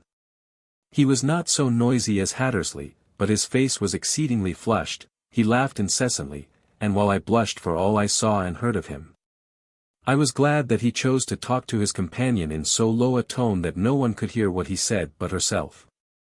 "What fools they are," drawled Mr. Grimsby, who had been talking away, at my elbow, with sententious gravity all the time. But I had been too much absorbed in contemplating the deplorable state of the other two, especially Arthur, to attend to him. "Did you ever hear such nonsense as they talk, Mrs. Huntingdon?" he continued. "I'm quite ashamed of them for my part, they can't take so much as a bottle between them without its getting into their heads." "You are pouring the cream into your saucer, Mr. Grimsby." "Ah. Yes, I see, but we're almost in darkness here. Hargrave, snuff those candles, will you?" "They're wax, they don't require snuffing," said I. "The light of the body is the eye," observed Hargrave, with a sarcastic smile. "If thine eye be single, thy whole body shall be full of light." Grimsby repulsed him with a solemn wave of the hand, and then turning to me, continued, with the same drawling tones and strange uncertainty of utterance and heavy gravity of aspect as before, "But as I was saying, Mrs. Huntingdon, they have no head at all, they can't take half a bottle without being affected some way. Whereas well, I've taken 3 times as much as they have tonight, and you see I'm perfectly steady. Now that may strike you as very singular, but I think I can explain it. You see their brains, I mention no names, but you'll understand to whom I allude, their brains are light to begin with. And the fumes of the fermented liquor render them lighter still, and produce an entire lightheadedness, or giddiness, resulting in intoxication. Whereas my brains, being composed of more solid materials, will absorb a considerable quantity of this alcoholic vapor without the production of any sensible result." "I think you will find a sensible result produced on that tea," interrupted Mr. Hargrave, "by the quantity of sugar you have put into it. Instead of your usual complement of 1 lump, you have put in 6. "Have I so?" replied the philosopher, diving with his spoon into the cup, and bringing up several half-dissolved pieces in confirmation of the assertion. "I perceive. Thus, madam, you see the evil of absence of mind, of thinking too much while engaged in the common concerns of life. Now, if I had had my wits about me, like ordinary men, instead of within me like a philosopher, I should not have spoiled this cup of tea, and been constrained to trouble you for another. That is the sugar basin, Mr. Grimsby. Now you have spoiled the sugar too, and I'll thank you to ring for some more, for here is Lord Loughborough at last. And I hope his lordship will condescend to sit down with us, such as we are, and allow me to give him some tea." His lordship gravely bowed in answer to my appeal, but said nothing. Meantime, Hargrave volunteered to ring for the sugar, while Grimsby lamented his mistake, and attempted to prove that it was owing to the shadow of the urn and the badness of the lights. Lord Loughborough had entered a minute or 2 before, unobserved by anyone but me, and had been standing before the door, grimly surveying the company. He now stepped up to Annabella, who sat with her back towards him, with Hattersley still beside her, though not now attending to her, being occupied in vociferously abusing and bullying his host. "Well, Annabella," said her husband, as he leant over the back of her chair, "which of these 3 bold, manly spirits would you have me to resemble?" "By heaven and earth, you shall resemble us all," cried Hattersley, starting up and rudely seizing him by the arm. "Hullo, Huntingdon," he shouted, "I've got him. Come, man, and help me. And me, if I don't make him drunk before I let him go. He shall make up for all past delinquencies as sure as I'm a living soul." There followed a disgraceful contest, Lord Loughborough, in desperate earnest, and pale with anger, silently struggling to release himself from the powerful madman that was striving to drag him from the room. I attempted to urge Arthur to interfere in behalf of his outraged guest, but he could do nothing but laugh. "Huntingdon, you fool, come and help me, can't you?" cried Hattersley, himself somewhat weakened by his excesses. "I'm wishing you Godspeed, Hattersley," cried Arthur, "and aiding you with my prayers. I can't do anything else if my life depended on it. I'm quite used up. Oh, oh." And leaning back in his seat, he clapped his hands on his sides and groaned aloud. "Annabella, give me a candle," said Loughborough, whose antagonist had now got him round the waist and was endeavouring to root him from the doorpost, to which he madly clung with all the energy of desperation. "I shall take no part in your rude sports," replied the lady coldly drawing back. "I wonder you can expect it." But I snatched up a candle and brought it to him. He took it and held the flame to Hattersley's hands, till, roaring like a wild beast, the latter unclasped them and let him go. He vanished, I suppose to his own apartment, for nothing more was seen of him till the morning. Swearing and cursing like a maniac, Hattersley threw himself on to the ottoman beside the window. The door being now free, Millicent attempted to make her escape from the scene of her husband's disgrace, but he called her back, and insisted upon her coming to him. "What do you want, Ralph?" murmured she, reluctantly approaching him. "I want to know what's the matter with you," said he, pulling her on to his knee like a child. "What are you crying for, Millicent, tell me?" "I'm not crying." "You are," persisted he, rudely pulling her hands from her face. "How dare you tell such a lie?" "I'm not crying now," pleaded she. "But you have been, and just this minute too. And I will know what for. Come, now, you shall tell me. Do let me alone, Ralph. Remember, we are not at home." "No matter, you shall answer my question," exclaimed her tormentor. And he attempted to extort the confession by shaking her, and remorselessly crushing her slight arms in the grip of his powerful fingers. "Don't let him treat your sister in that way," said I to Mr. Hargrave. "Come now, Hattersley, I can't allow that," said that gentleman, stepping up to the ill-assorted couple. "Let my sister alone, if you please." And he made an effort to unclasp the ruffian's fingers from her arm, but was suddenly driven backward, and nearly laid upon the floor by a violent blow on the chest, accompanied with the admonition, "Take that for your insolence. And learn to interfere between me and mine again. If you were not drunk, I'd have satisfaction for that." Gasped Hargrave, white and breathless as much from passion as from the immediate effects of the blow. "Go to the devil," responded his brother-in-law. "Now, Millicent, tell me what you were crying for." "I'll tell you some other time," murmured she, "when we are alone." "Tell me now," said he, with another shake and a squeeze that made her draw in her breath and bite her lip to suppress a cry of pain.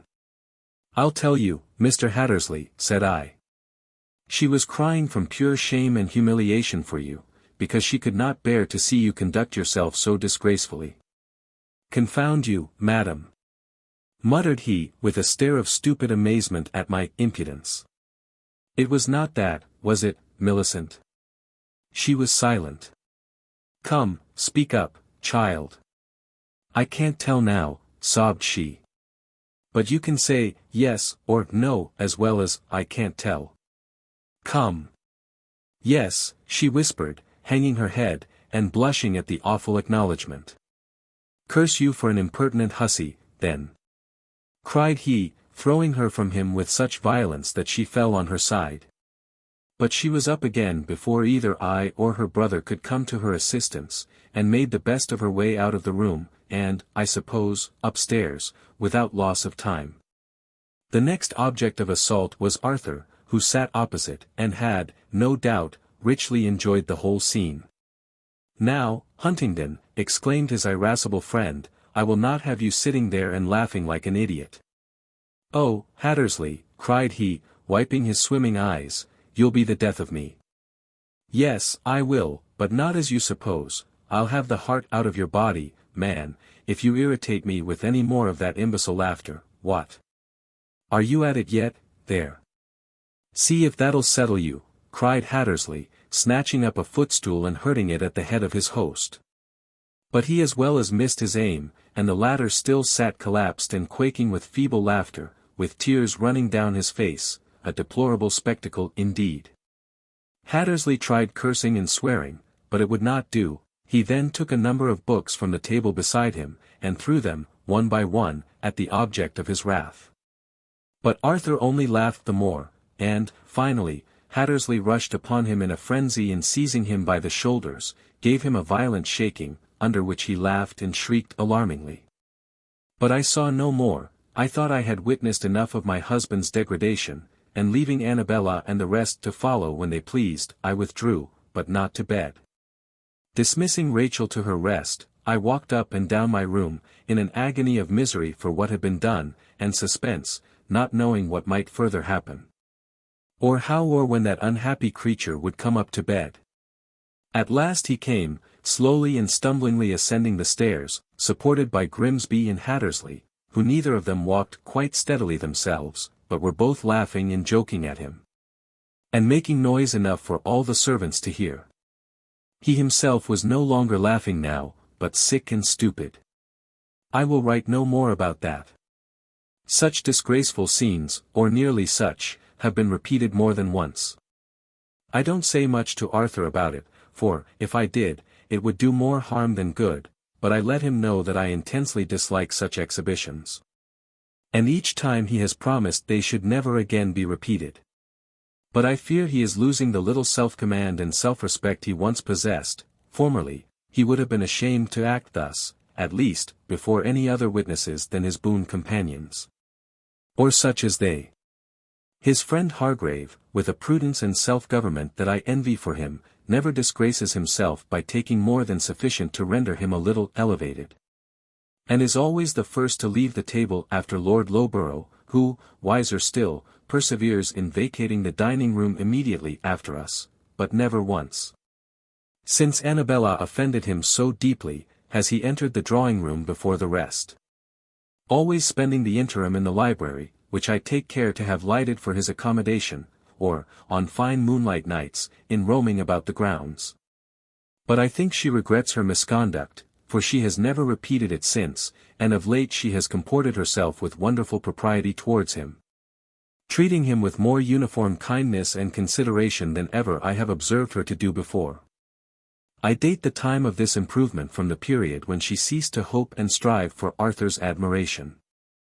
Chapter 32. October 5th. Esther Hargrave is getting a fine girl.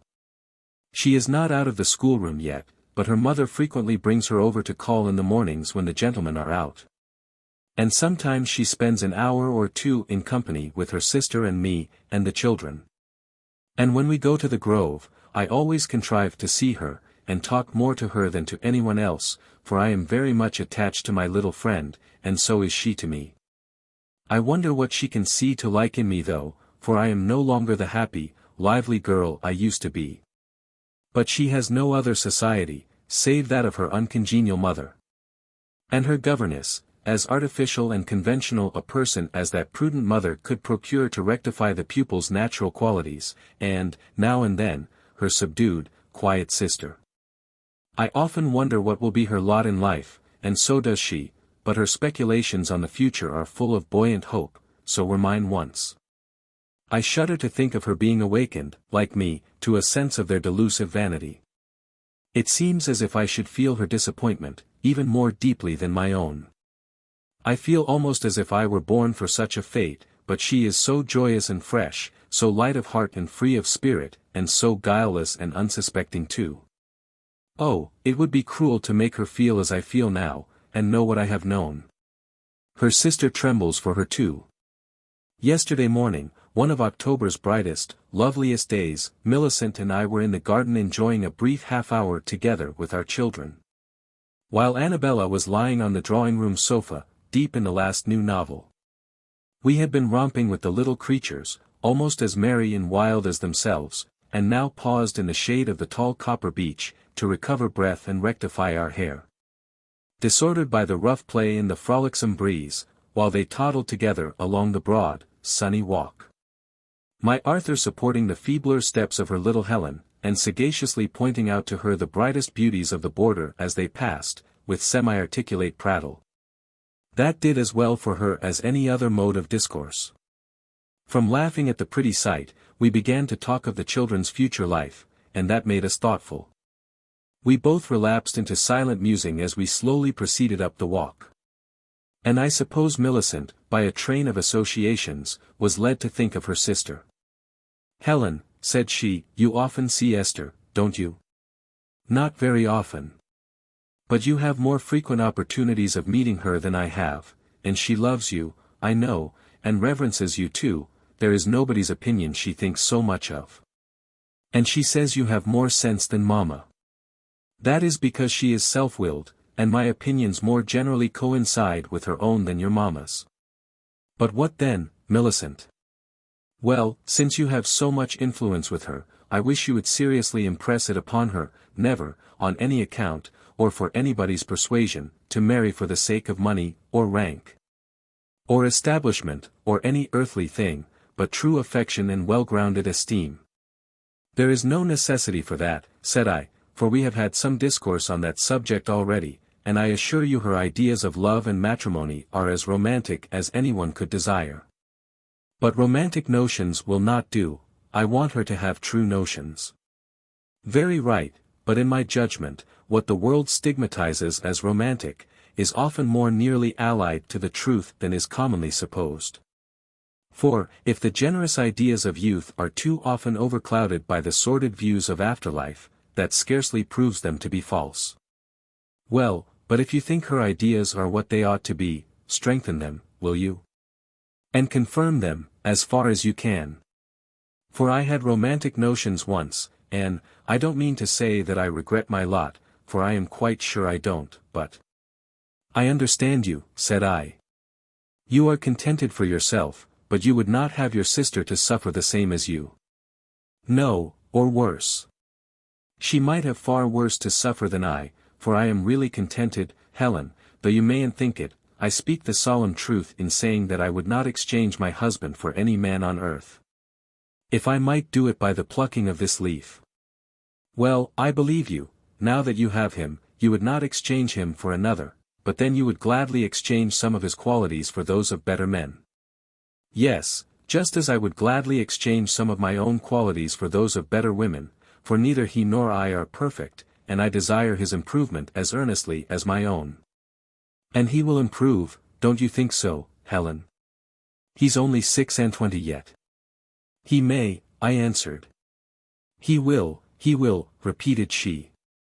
"Excuse the faintness of my acquiescence, Millicent, I would not discourage your hopes for the world, but mine have been so often disappointed, that I am become as cold and doubtful in my expectations as the flattest of octogenarians." "And yet you do hope, still, even for Mr. Huntingdon?"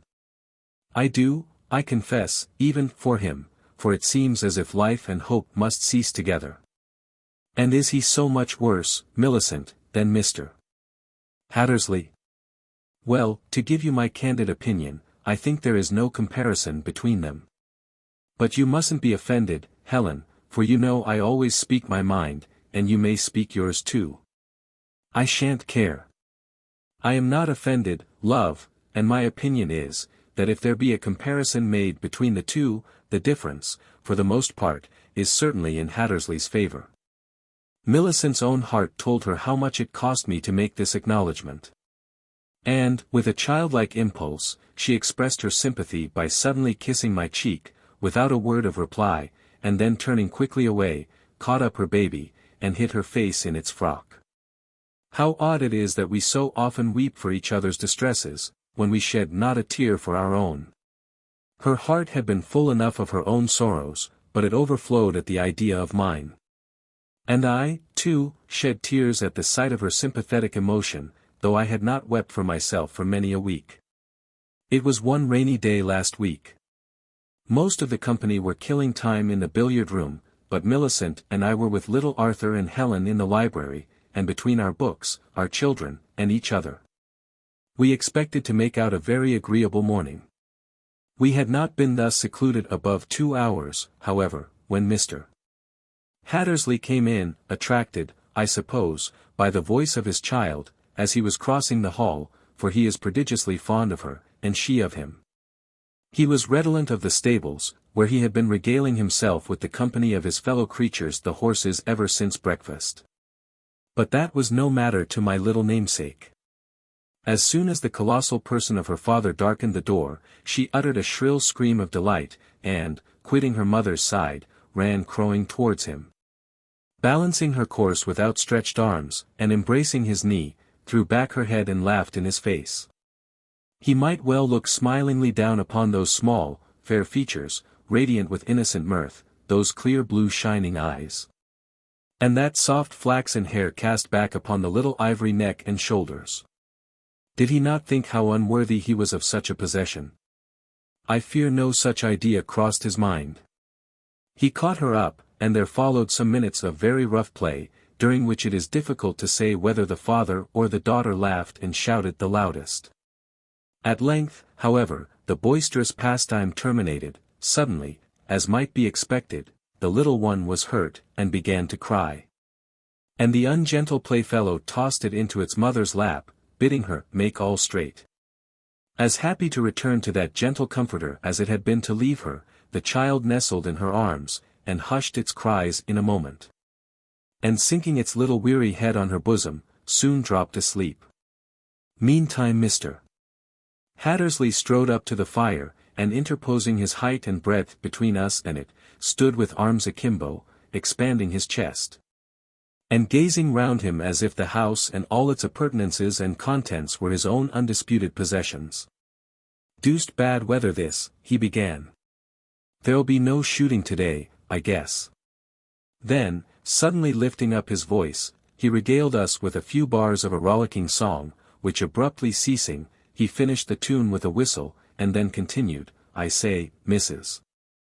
Huntingdon, what a fine stud your husband has. Not large, but good. I've been looking at them a bit this morning. And upon my word, Black Boss, and Grey Tom, and that young Nimrod are the finest animals I've seen for many a day." Then followed a particular discussion of their various merits, succeeded by a sketch of the great things he intended to do in the horse-jockey line, when his old governor thought proper to quit the stage.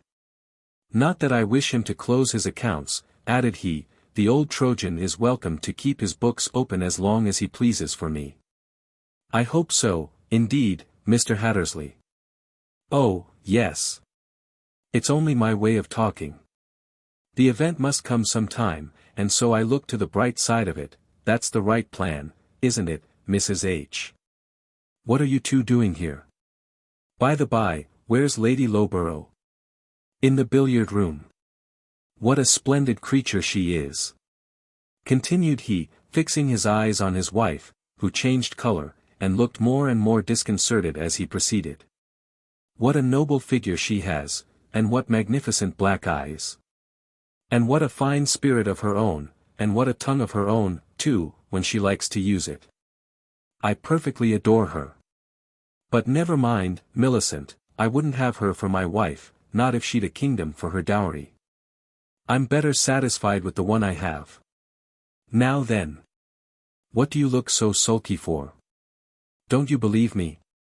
"Yes, I believe you," murmured she, in a tone of half-sad, half-sullen resignation, as she turned away to stroke the hair of her sleeping infant, that she had laid on the sofa beside her.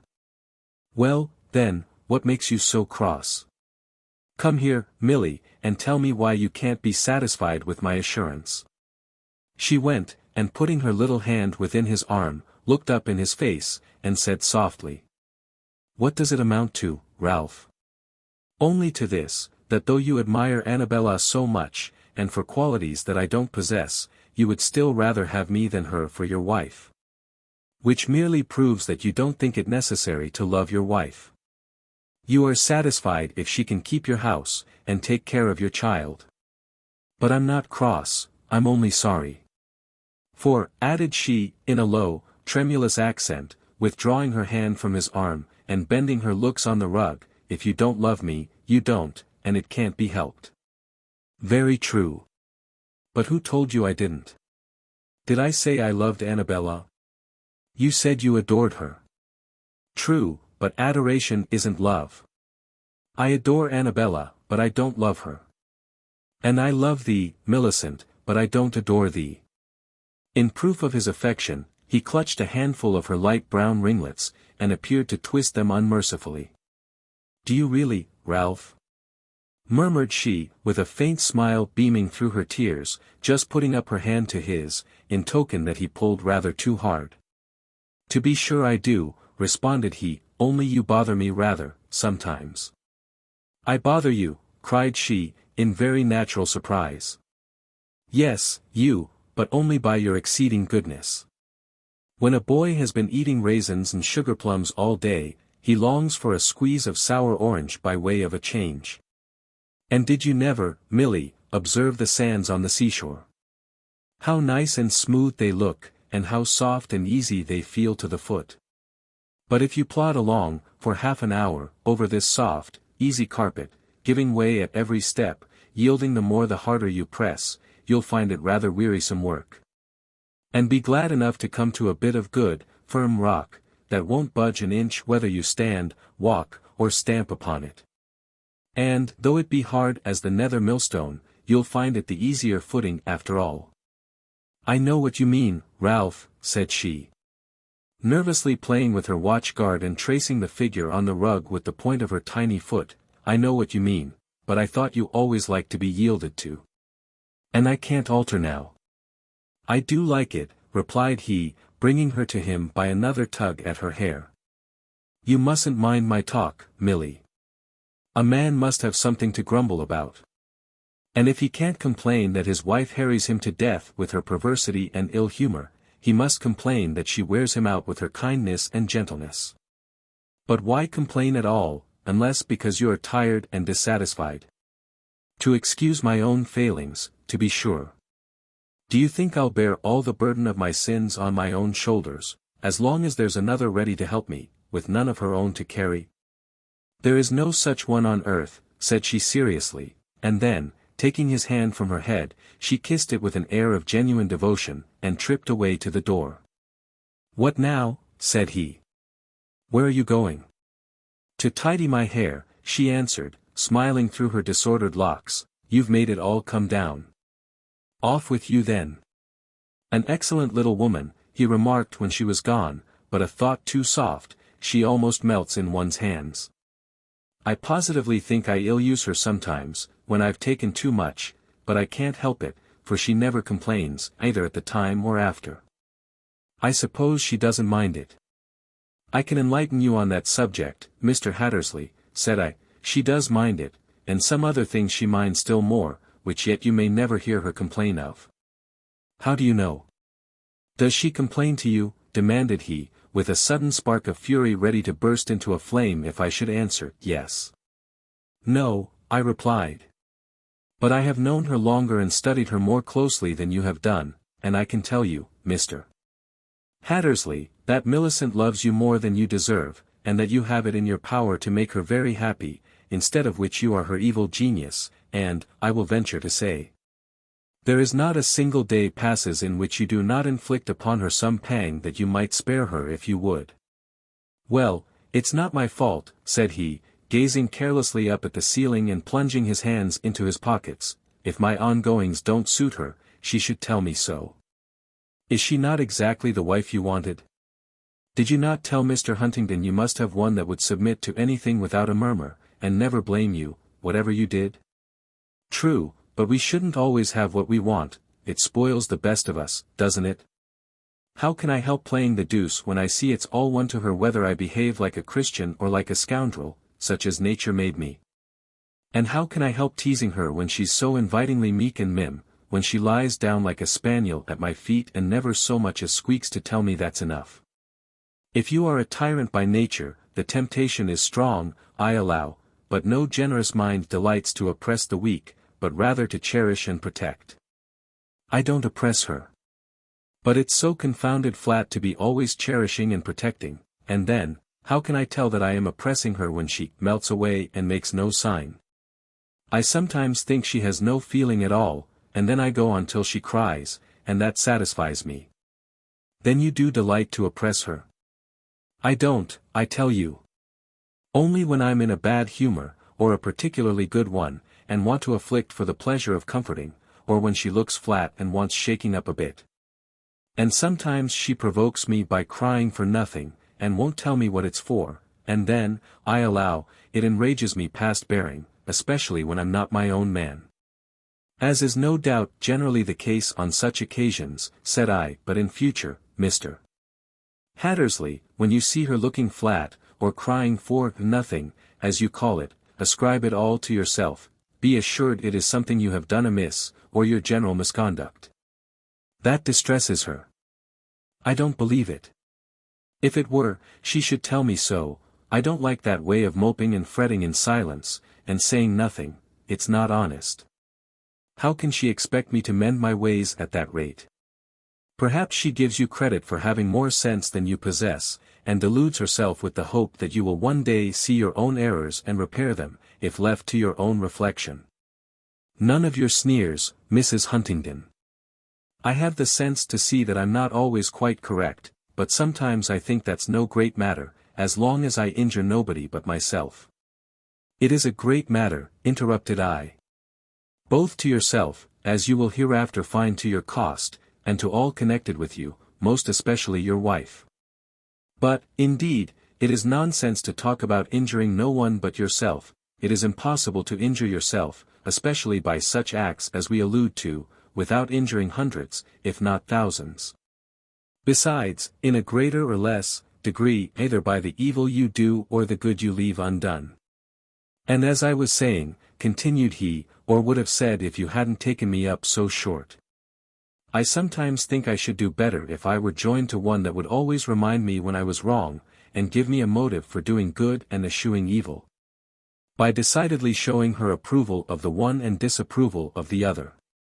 If you had no higher motive than the approval of your fellow mortal, it would do you little good. Well, but if I had a mate that would not always be yielding, and always equally kind, but that would have the spirit to stand at bay now and then, and honestly tell me her mind at all times. Such a one as yourself, for instance. Now, if I went on with you as I do with her when I'm in London, you'd make the house too hot to hold me at times, I'll be sworn. You mistake me, I'm no termagant. Well, all the better for that, for I can't stand contradiction, in a general way, and I'm as fond of my own will as another, only I think too much of it doesn't answer for any man. Well, I would never contradict you without a cause, but certainly I would always let you know what I thought of your conduct. And if you oppressed me, in body, mind, or estate, you should at least have no reason to suppose I didn't mind it. I know that, my lady. And I think if my little wife were to follow the same plan, it would be better for us both. I'll tell her. No, no, let her be. There's much to be said on both sides, and, now I think upon it, Huntingdon often regrets that you are not more like her, scoundrelly dog that he is, and you see, after all, you can't reform him, he's 10 times worse than I. He's afraid of you, to be sure, that is, he's always on his best behavior in your presence, but I wonder what his worst behavior is like, then. I could not forbear observing. Why, to tell you the truth, it's very bad indeed, isn't it, Hargrave? Said he, addressing that gentleman, who had entered the room unperceived by me, for I was now standing near the fire, with my back to the door. Isn't Huntingdon, he continued, as great a reprobate as ever was D. His lady will not hear him censured with impunity, replied Mr. Hargrave, coming forward. But I must say, I thank God I am not such another. Perhaps it would become you better, said I, to look at what you are, and say, God be merciful to me a sinner. You are severe, returned he, bowing slightly and drawing himself up with a proud yet injured air. Hattersley laughed, and clapped him on the shoulder. Moving from under his hand with a gesture of insulted dignity, Mr. Hargrave took himself away to the other end of the rug. Isn't it a shame, Mrs. Huntingdon? Cried his brother-in-law. I struck Walter Hargrave when I was drunk, the second night after we came, and he's turned a cold shoulder on me ever since, though I asked his pardon the very morning after it was done. Your manner of asking it, returned the other, and the clearness with which you remembered the whole transaction, showed you were not too drunk to be fully conscious of what you were about. And quite responsible for the deed. You wanted to interfere between me and my wife, grumbled Hattersley, and that is enough to provoke any man. You justify it, then, said his opponent, darting upon him a most vindictive glance. No, I tell you I wouldn't have done it if I hadn't been under excitement, and if you choose to bear malice for it after all the handsome things I've said, do so and be d. I would refrain from such language in a lady's presence, at least, said Mr. Hargrave, hiding his anger under a mask of disgust. What have I said? Returned Hattersley, nothing but heaven's truth. He will be damned, won't he, Mrs. Huntingdon, if he doesn't forgive his brother's trespasses? You ought to forgive him, Mr. Hargrave, since he asks you, said I. Do you say so? Then I will.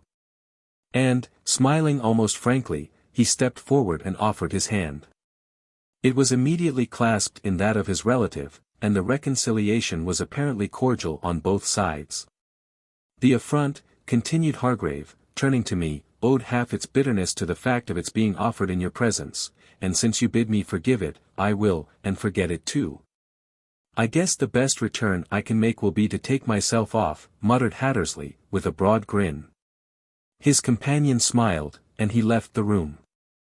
This put me on my guard. Mr. Hargrave turned seriously to me, and earnestly began. Dear Mrs. Huntingdon, how I have longed for, yet dreaded, this hour. Do not be alarmed, he added, for my face was crimson with anger, I am not about to offend you with any useless entreaties or complaints. I am not going to presume to trouble you with the mention of my own feelings or your perfections, but I have something to reveal to you which you ought to know, and which, yet, it pains me inexpressibly. Then don't trouble yourself to reveal it. But it is of importance. If so, I shall hear it soon enough, especially if it is bad news, as you seem to consider it. At present I am going to take the children to the nursery. But can't you ring and send them? No, I want the exercise of a run to the top of the house. Come, Arthur. But you will return. Not yet, don't wait. Then when may I see you again? At lunch, said I, departing with little Helen in one arm and leading Arthur by the hand. He turned away, muttering some sentence of impatient censure or complaint, in which heartless was the only distinguishable word. What nonsense is this, Mr. Hargrave? Said I, pausing in the doorway. What do you mean? Oh, nothing, I did not intend you should hear my soliloquy. But the fact is, Mrs. Huntingdon, I have a disclosure to make, painful for me to offer as for you to hear, and I want you to give me a few minutes of your attention in private at any time and place you like to appoint. It is from no selfish motive that I ask it, and not for any cause that could alarm your superhuman purity, therefore you need not kill me with that look of cold and pitiless disdain. I know too well the feelings with which the bearers of bad tidings are commonly regarded not to. What is this wonderful piece of intelligence, said I, impatiently interrupting him. If it is anything of real importance, speak it in 3 words before I go. In 3 words I cannot. Send those children away and stay with me. No, keep your bad tidings to yourself. I know it is something I don't want to hear, and something you would displease me by telling. You have divined too truly, I fear. But still, since I know it, I feel it my duty to disclose it to you. Oh, spare us both the infliction, and I will exonerate you from the duty. You have offered to tell. I have refused to hear, my ignorance will not be charged on you. Be it so, you shall not hear it from me. But if the blow fall too suddenly upon you when it comes, remember I wish to soften it. I left him. I was determined his words should not alarm me. What could he, of all men, have to reveal that was of importance for me to hear? It was no doubt some exaggerated tale about my unfortunate husband that he wished to make the most of to serve his own bad purposes. 6th. He has not alluded to this momentous mystery since, and I have seen no reason to repent of my unwillingness to hear it. The threatened blow has not been struck yet, and I do not greatly fear it. At present I am pleased with Arthur, he has not positively disgraced himself for upwards of a fortnight. And all this last week has been so very moderate in his indulgence at table that I can perceive a marked difference in his general temper and appearance. Dare I hope this will continue? Chapter 33. 7th, yes, I will hope.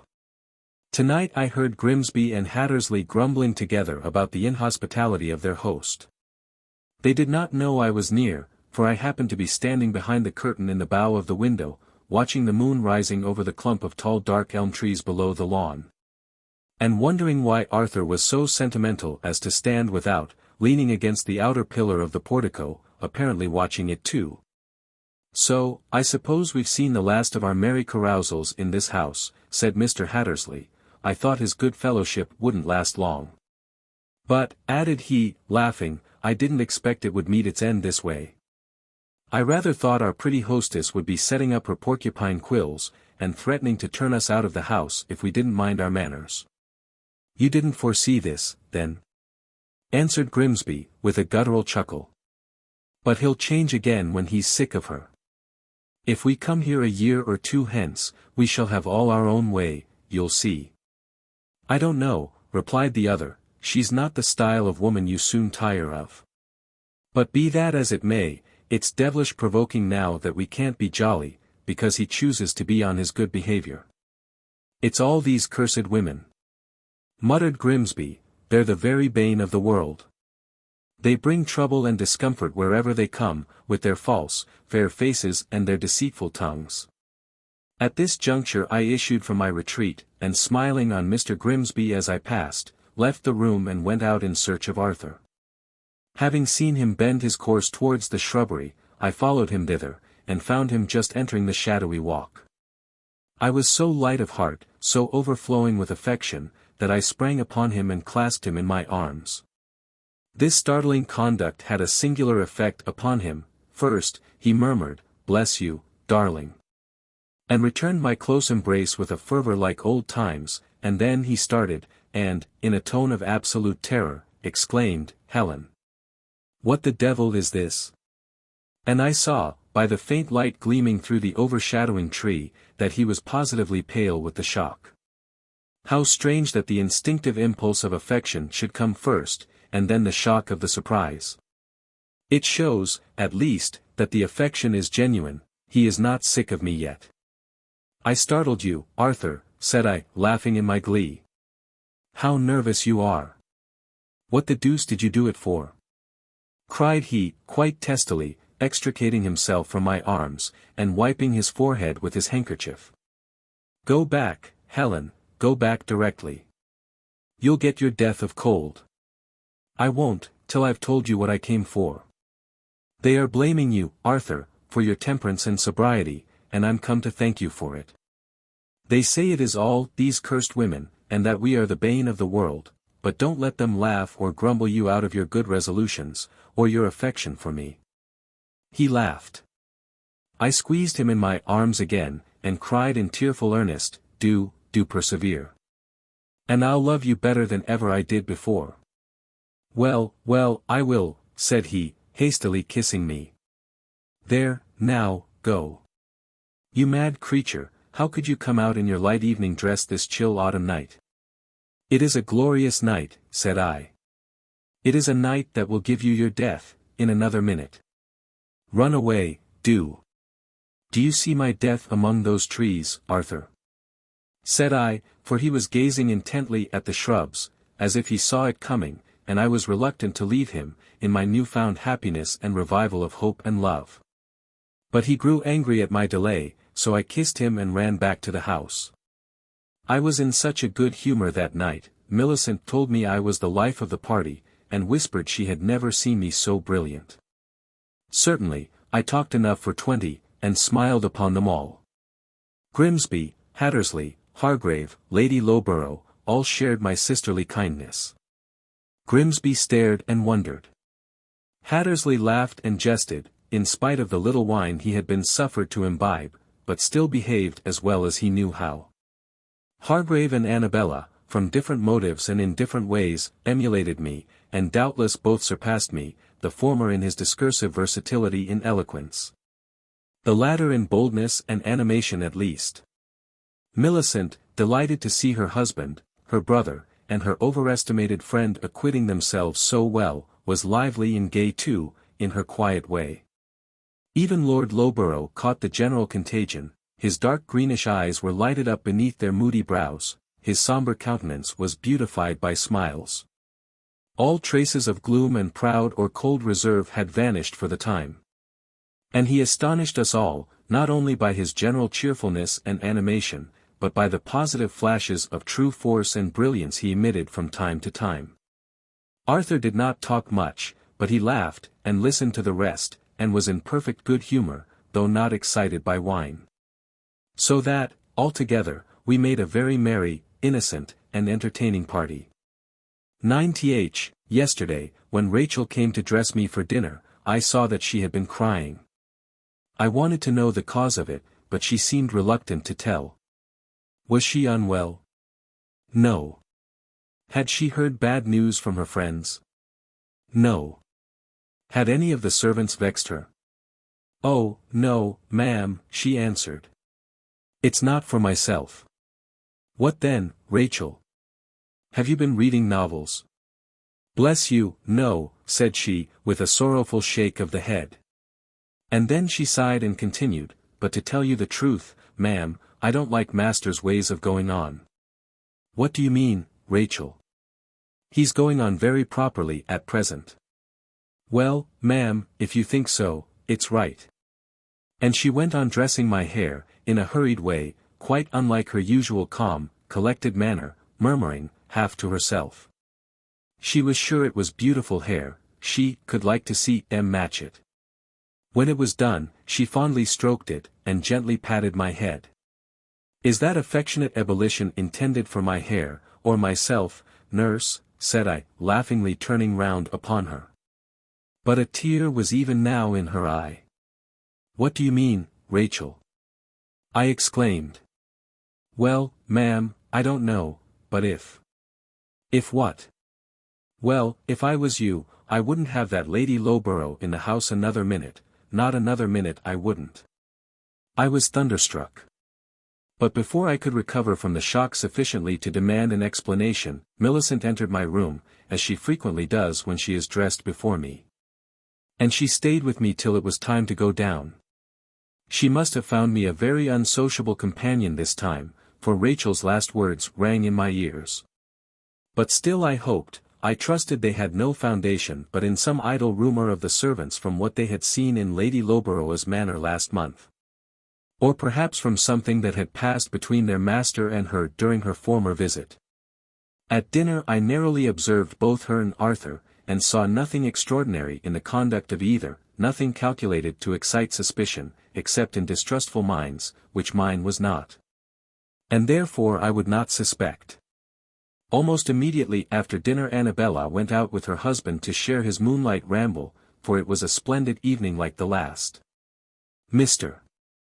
Hargrave entered the drawing-room a little before the others, and challenged me to a game of chess. He did it without any of that sad but proud humility he usually assumes in addressing me, unless he is excited with wine. I looked at his face to see if that was the case now. His eye met mine keenly, but steadily. There was something about him I did not understand, but he seemed sober enough. Not choosing to engage with him, I referred him to Millicent. She plays badly, said he, I want to match my skill with yours. Come now. You can't pretend you are reluctant to lay down your work. I know you never take it up except to pass an idle hour, when there is nothing better you can do. But chess players are so unsociable, I objected, they are no company for any but themselves. There is no one here but Millicent, and she. Oh, I shall be delighted to watch you, cried our mutual friend. Two such players, it will be quite a treat. I wonder which will conquer. I consented. Now, Mrs. Huntingdon, said Hargrave, as he arranged the men on the board, speaking distinctly, and with a peculiar emphasis, as if he had a double meaning to all his words, you are a good player. But I am a better, we shall have a long game, and you will give me some trouble. But I can be as patient as you, and in the end I shall certainly win. He fixed his eyes upon me with a glance I did not like, keen, crafty, bold, and almost impudent. Already half triumphant in his anticipated success. I hope not, Mr. Hargrave, returned I, with vehemence that must have startled Millicent at least. But he only smiled and murmured, "Time will show." We set to work, he sufficiently interested in the game, but calm and fearless in the consciousness of superior skill, I, intensely eager to disappoint his expectations.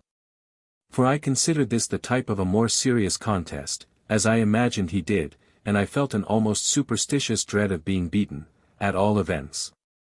I could ill endure that present success should add one tittle to his conscious power, his insolent self-confidence I ought to say, or encourage for a moment his dream of future conquest. His play was cautious and deep, but I struggled hard against him. For some time the combat was doubtful, at length, to my joy, the victory seemed inclining to my side. I had taken several of his best pieces, and manifestly baffled his projects. He put his hand to his brow and paused, in evident perplexity. I rejoiced in my advantage, but dared not glory in it yet. At length, he lifted his head, and quietly making his move, looked at me and said, calmly, "Now you think you will win, don't you?" "I hope so," replied I, taking his pawn that he had pushed into the way of my bishop with so careless an air that I thought it was an oversight, but was not generous enough, under the circumstances, to direct his attention to it, and too heedless, at the moment, to foresee the after consequences of my move.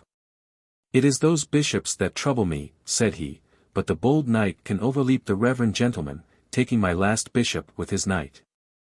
And now, those sacred persons once removed, I shall carry all before me." "Oh, Walter, how you talk," cried Millicent, "she has far more pieces than you still." "I intend to give you some trouble yet," said I, "and perhaps, sir, you will find yourself checkmated before you are aware. Look to your queen." The combat deepened.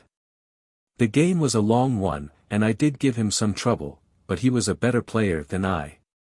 "What keen gamesters you are," said Mr. Hattersley, who had now entered, and been watching us for some time. "Why, Mrs. Huntingdon, your hand trembles as if you had staked your all upon it. And, Walter, you dog, you look as deep and cool as if you were certain of success, and as keen and cruel as if you would drain her heart's blood. But if I were you, I wouldn't beat her, for very fear, she'll hate you if you do, she will, by heaven. I see it in her eye. Hold your tongue, will you?" said I. His talk distracted me, for I was driven to extremities. A few more moves, and I was inextricably entangled in the snare of my antagonist. "Check," cried he. I sought in agony some means of escape. "Mate," he added, quietly, but with evident delight. He had suspended the utterance of that last fatal syllable the better to enjoy my dismay. I was foolishly disconcerted by the event. Hattersley laughed. Millicent was troubled to see me so disturbed.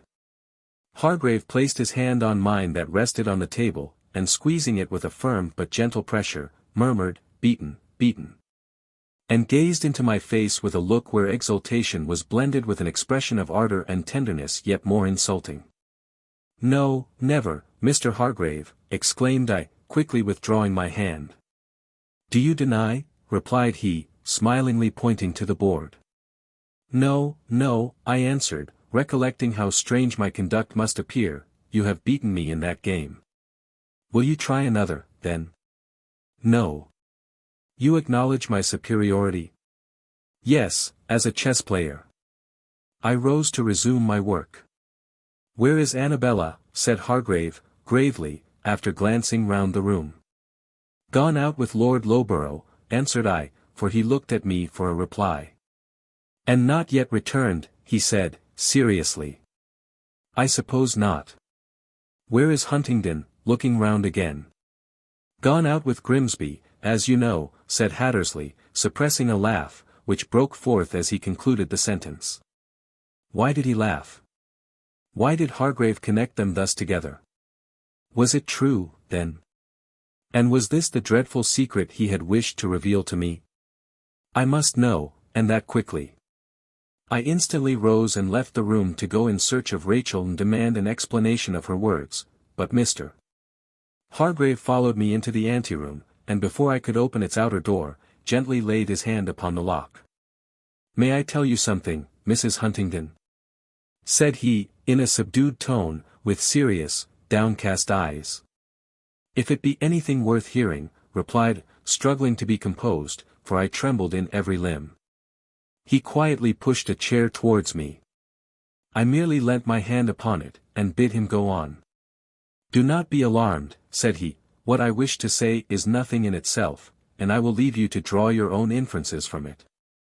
You say that Annabella is not yet returned?" "Yes, yes, go on," said I, impatiently, for I feared my forced calmness would leave me before the end of his disclosure, whatever it might be. "And you hear," continued he, "that Huntingdon is gone out with Grimsby?" "Well, I heard the latter say to your husband, or the man who calls himself so." "Go on, sir." He bowed submissively, and continued, "I heard him say, 'I shall manage it, you'll see. They're gone down by the water. I shall meet them there, and tell him I want a bit of talk with him about some things that we needn't trouble the lady with, and she'll say she can be walking back to the house. And then I shall apologize, you know, and all that, and tip her a wink to take the way of the shrubbery. I'll keep him talking there, about those matters I mentioned, and anything else I can think of, as long as I can, and then bring him round the other way, stopping to look at the trees, the fields, and anything else I can find to discourse of." Mr. Hargrave paused, and looked at me. Without a word of comment or further questioning, I rose, and darted from the room and out of the house. The torment of suspense was not to be endured. I would not suspect my husband falsely, on this man's accusation, and I would not trust him unworthily. I must know the truth at once. I flew to the shrubbery. Scarcely had I reached it, when a sound of voices arrested my breathless speed. "We have lingered too long, he will be back," said Lady Loughborough's voice. "Surely not, dearest," was his reply, "but you can run across the lawn, and get in as quietly as you can. I'll follow in a while." My knees trembled under me, my brain swam round. I was ready to faint. She must not see me thus. I shrunk among the bushes, and leant against the trunk of a tree to let her pass. "Ah, Huntingdon," said she reproachfully, pausing where I had stood with him the night before, "it was here you kissed that woman." She looked back into the leafy shade. Advancing thence, he answered, with a careless laugh. "Well, dearest, I couldn't help it. You know I must keep straight with her as long as I can. Haven't I seen you kiss your dolt of a husband scores of times, and do I ever complain? But tell me, don't you love her still, a little?" said she, placing her hand on his arm, looking earnestly in his face, for I could see them, plainly, the moon shining full upon them from between the branches of the tree that sheltered me. "Not one bit, by all that's sacred," he replied, kissing her glowing cheek. "Good heavens, I must be gone," cried she, suddenly breaking from him, and away she flew. There he stood before me. But I had not strength to confront him now, my tongue cleaved to the roof of my mouth. I was well nigh sinking to the earth, and I almost wondered he did not hear the beating of my heart above the low sighing of the wind and the fitful rustle of the falling leaves. My senses seemed to fail me, but still I saw his shadowy form pass before me, and through the rushing sound in my ears I distinctly heard him say, as he stood looking up the lawn, "There goes the fool. Run, Annabella, run. There, in with you." Ah, he didn't see. "That's right, Grimsby, keep him back." And even his low laugh reached me as he walked away. "God help me now," I murmured, sinking on my knees among the damp weeds and brushwood that surrounded me, and looking up at the moonlit sky, through the scant foliage above. It seemed all dim and quivering now to my darkened sight. My burning, bursting heart strove to pour forth its agony to God, but could not frame its anguish into prayer. Until a gust of wind swept over me, which, while it scattered the dead leaves, like blighted hopes, around, cooled my forehead, and seemed a little to revive my sinking frame. Then, while I lifted up my soul in speechless, earnest supplication, some heavenly influence seemed to strengthen me within, I breathed more freely, my vision cleared. I saw distinctly the pure moon shining on, and the light clouds skimming the clear, dark sky, and then I saw the eternal stars twinkling down upon me. I knew their God was mine, and he was strong to save and swift to hear. I will never leave thee, nor forsake thee, seemed whispered from above their myriad orbs. No, no. I felt he would not leave me comfortless. In spite of earth and hell I should have strength for all my trials, and win a glorious rest at last. Refreshed, invigorated, if not composed, I rose and returned to the house. Much of my newborn strength and courage forsook me, I confess, as I entered it, and shut out the fresh wind and the glorious sky. Everything I saw and heard seemed to sicken my heart, the hall, the lamp, the staircase, the doors of the different apartments, the social sound of talk and laughter from the drawing-room. How could I bear my future life? In this house, among those people, oh, how could I endure to live? John just then entered the hall, and seeing me, told me he had been sent in search of me, adding that he had taken in the tea, and master wished to know if I were coming. Ask Mrs. Hattersley to be so kind as to make the tea, John, said I. Say I am not well tonight, and wish to be excused. I retired into the large, empty dining room, where all was silence and darkness, but for the soft sighing of the wind without, and the faint gleam of moonlight that pierced the blinds and curtains. And there I walked rapidly up and down, thinking of my bitter thoughts alone. How different was this from the evening of yesterday! That, it seems, was the last expiring flash of my life's happiness. Poor, blinded fool that I was to be so happy. I could now see the reason of Arthur's strange reception of me in the shrubbery. The burst of kindness was for his paramour, the start of horror for his wife. Now, too, I could better understand the conversation between Hattersley and Grimsby. It was doubtless of his love for her they spoke, not for me. I heard the drawing-room door open, a light quick step came out of the anteroom, crossed the hall, and ascended the stairs. It was Millicent, poor Millicent, gone to see how I was. No one else cared for me, but she still was kind. I shed no tears before, but now they came, fast and free. Thus she did me good, without approaching me. Disappointed in her search, I heard her come down, more slowly than she had ascended. Would she come in there, and find me out? No, she turned in the opposite direction and re-entered the drawing-room. I was glad, for I knew not how to meet her, or what to say. I wanted no confidant in my distress. I deserved none, and I wanted none. I had taken the burden upon myself, let me bear it alone. As the usual hour of retirement approached I dried my eyes, and tried to clear my voice and calm my mind. I must see Arthur tonight, and speak to him. But I would do it calmly, there should be no scene, nothing to complain or to boast of to his companions, nothing to laugh at with his ladylove. When the company were retiring to their chambers I gently opened the door, and just as he passed, beckoned him in. "What's to do with you, Helen?" said he. "Why couldn't you come to make tea for us? And what the deuce are you here for, in the dark? What ails you, young woman? You look like a ghost," he continued, surveying me by the light of his candle. "No matter," I answered, "to you. You have no longer any regard for me it appears, and I have no longer any for you." "How low! What the devil is this?" he muttered. "I would leave you tomorrow," continued I, "and never again come under this roof, but for my child." I paused a moment to steady my voice. "What in the devil's name is this, Helen?" cried he. "What can you be driving at? You know perfectly well. Let us waste no time in useless explanation, but tell me, will you?"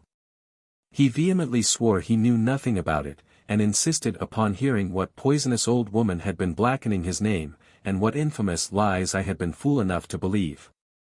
Spare yourself the trouble of forswearing yourself and racking your brains to stifle truth with falsehood, I coldly replied. I have trusted to the testimony of no third person. I was in the shrubbery this evening, and I saw and heard for myself. This was enough.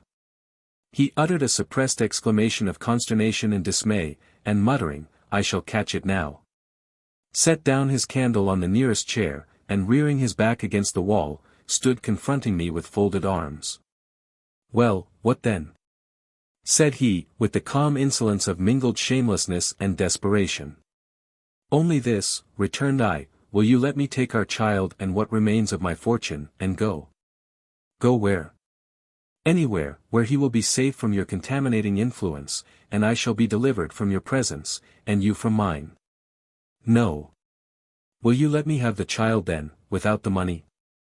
No, nor yourself without the child. Do you think I'm going to be made the talk of the country for your fastidious caprices? Then I must stay here, to be hated and despised. But henceforth we are husband and wife only in the name. Very good. I am your child's mother, and your housekeeper, nothing more. So you need not trouble yourself any longer to feign the love you cannot feel. I will exact no more heartless caresses from you, nor offer nor endure them either. I will not be mocked with the empty husk of conjugal endearments, when you have given the substance to another. Very good, if you please. We shall see who will tire first, my lady. If I tire, it will be of living in the world with you, not of living without your mockery of love. When you tire of your sinful ways, and show yourself truly repentant, I will forgive you, and, perhaps, try to love you again, though that will be hard indeed. Humph. And meantime you will go and talk me over to Mrs. Hargrave, and write long letters to Aunt Maxwell to complain of the wicked wretch you have married? I shall complain to no one. Hitherto I have struggled hard to hide your vices from every eye, and invest you with virtues you never possessed, but now you must look to yourself. I left him muttering bad language to himself, and went upstairs. You are poorly, ma'am, said Rachel, surveying me with deep anxiety. It is too true, Rachel, said I, answering her sad looks rather than her words. I knew it, or I wouldn't have mentioned such a thing. But don't you trouble yourself about it, said I, kissing her pale, time-wasted cheek. I can bear it better than you imagine. Yes, you were always forbearing. But if I was you I wouldn't bear it, I'd give way to it, and cry right hard. And I'd talk too, I just would, I'd let him know what it was to. I have talked, said I, I've said enough. Then I'd cry, persisted she. I wouldn't look so white and so calm, and burst my heart with keeping it in. I have cried, said I, smiling, in spite of my misery. And I am calm now, really, so don't discompose me again, nurse, let us say no more about it, and don't mention it to the servants. There, you may go now. Good night. And don't disturb your rest for me, I shall sleep well, if I can. Notwithstanding this resolution, I found my bed so intolerable that, before 2 o'clock, I rose, and lighting my candle by the rushlight that was still burning, I got my desk and sat down in my dressing gown to recount the events of the past evening. It was better to be so occupied than to be lying in bed torturing my brain with recollections of the far past and anticipations of the dreadful future. I have found relief in describing the very circumstances that have destroyed my peace, as well as the little trivial details attendant upon their discovery. No sleep I could have got this night would have done so much towards composing my mind, and preparing me to meet the trials of the day. I fancy so, at least. And yet, when I cease writing, I find my head aches terribly, and when I look into the glass, I am startled at my haggard, worn appearance. Rachel has been to dress me, and says I have had a sad night of it, she can see. Millicent has just looked in to ask me how I was. I told her I was better, but to excuse my appearance admitted I had had a restless night. I wish this day were over. I shudder at the thoughts of going down to breakfast. How shall I encounter them all? Yet let me remember it is not I that am guilty, I have no cause to fear. And if they scorn me as a victim of their guilt, I can pity their folly and despise their scorn. Chapter 34. Evening, breakfast passed well over, I was calm and cool throughout. I answered composedly all inquiries respecting my health. And whatever was unusual in my look or manner was generally attributed to the trifling indisposition that had occasioned my early retirement last night. But how am I to get over the 10 or 12 days that must yet elapse before they go? Yet why so long for their departure? When they are gone, how shall I get through the months or years of my future life in company with that man, my greatest enemy?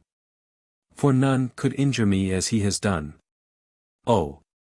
When I think how fondly, how foolishly I have loved him, how madly I have trusted him, how constantly I have labored, and studied, and prayed, and struggled for his advantage.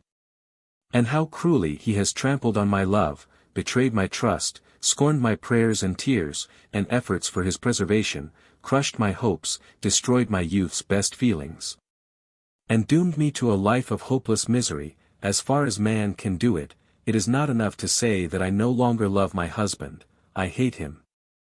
The word stares me in the face like a guilty confession, but it is true, I hate him, I hate him. But God have mercy on his miserable soul, and make him see and feel his guilt. I ask no other vengeance. If he could but fully know and truly feel my wrongs, I should be well avenged, and I could freely pardon all. But he is so lost, so hardened in his heartless depravity, that in this life I believe he never will. But it is useless dwelling on this theme, let me seek once more to dissipate reflection in the minor details of passing events. Mr. Hargrave has annoyed me all day long with his serious, sympathizing, and, as he thinks, unobtrusive politeness. If it were more obtrusive it would trouble me less, for then I could snub him. But, as it is, he contrives to appear so really kind and thoughtful that I cannot do so without rudeness and seeming ingratitude. I sometimes think I ought to give him credit for the good feeling he simulates so well, and then again, I think it is my duty to suspect him under the peculiar circumstances in which I am placed. His kindness may not all be feigned. But still, let not the purest impulse of gratitude to him induce me to forget myself. Let me remember the game of chess, the expressions he used on the occasion, and those indescribable looks of his. That so justly roused my indignation, and I think I shall be safe enough. I have done well to record them so minutely. I think he wishes to find an opportunity of speaking to me alone, he has seemed to be on the watch all day. But I have taken care to disappoint him, not that I fear anything he could say, but I have trouble enough without the addition of his insulting consolations, condolences, or whatever else he might attempt. And, for Millicent's sake, I do not wish to quarrel with him.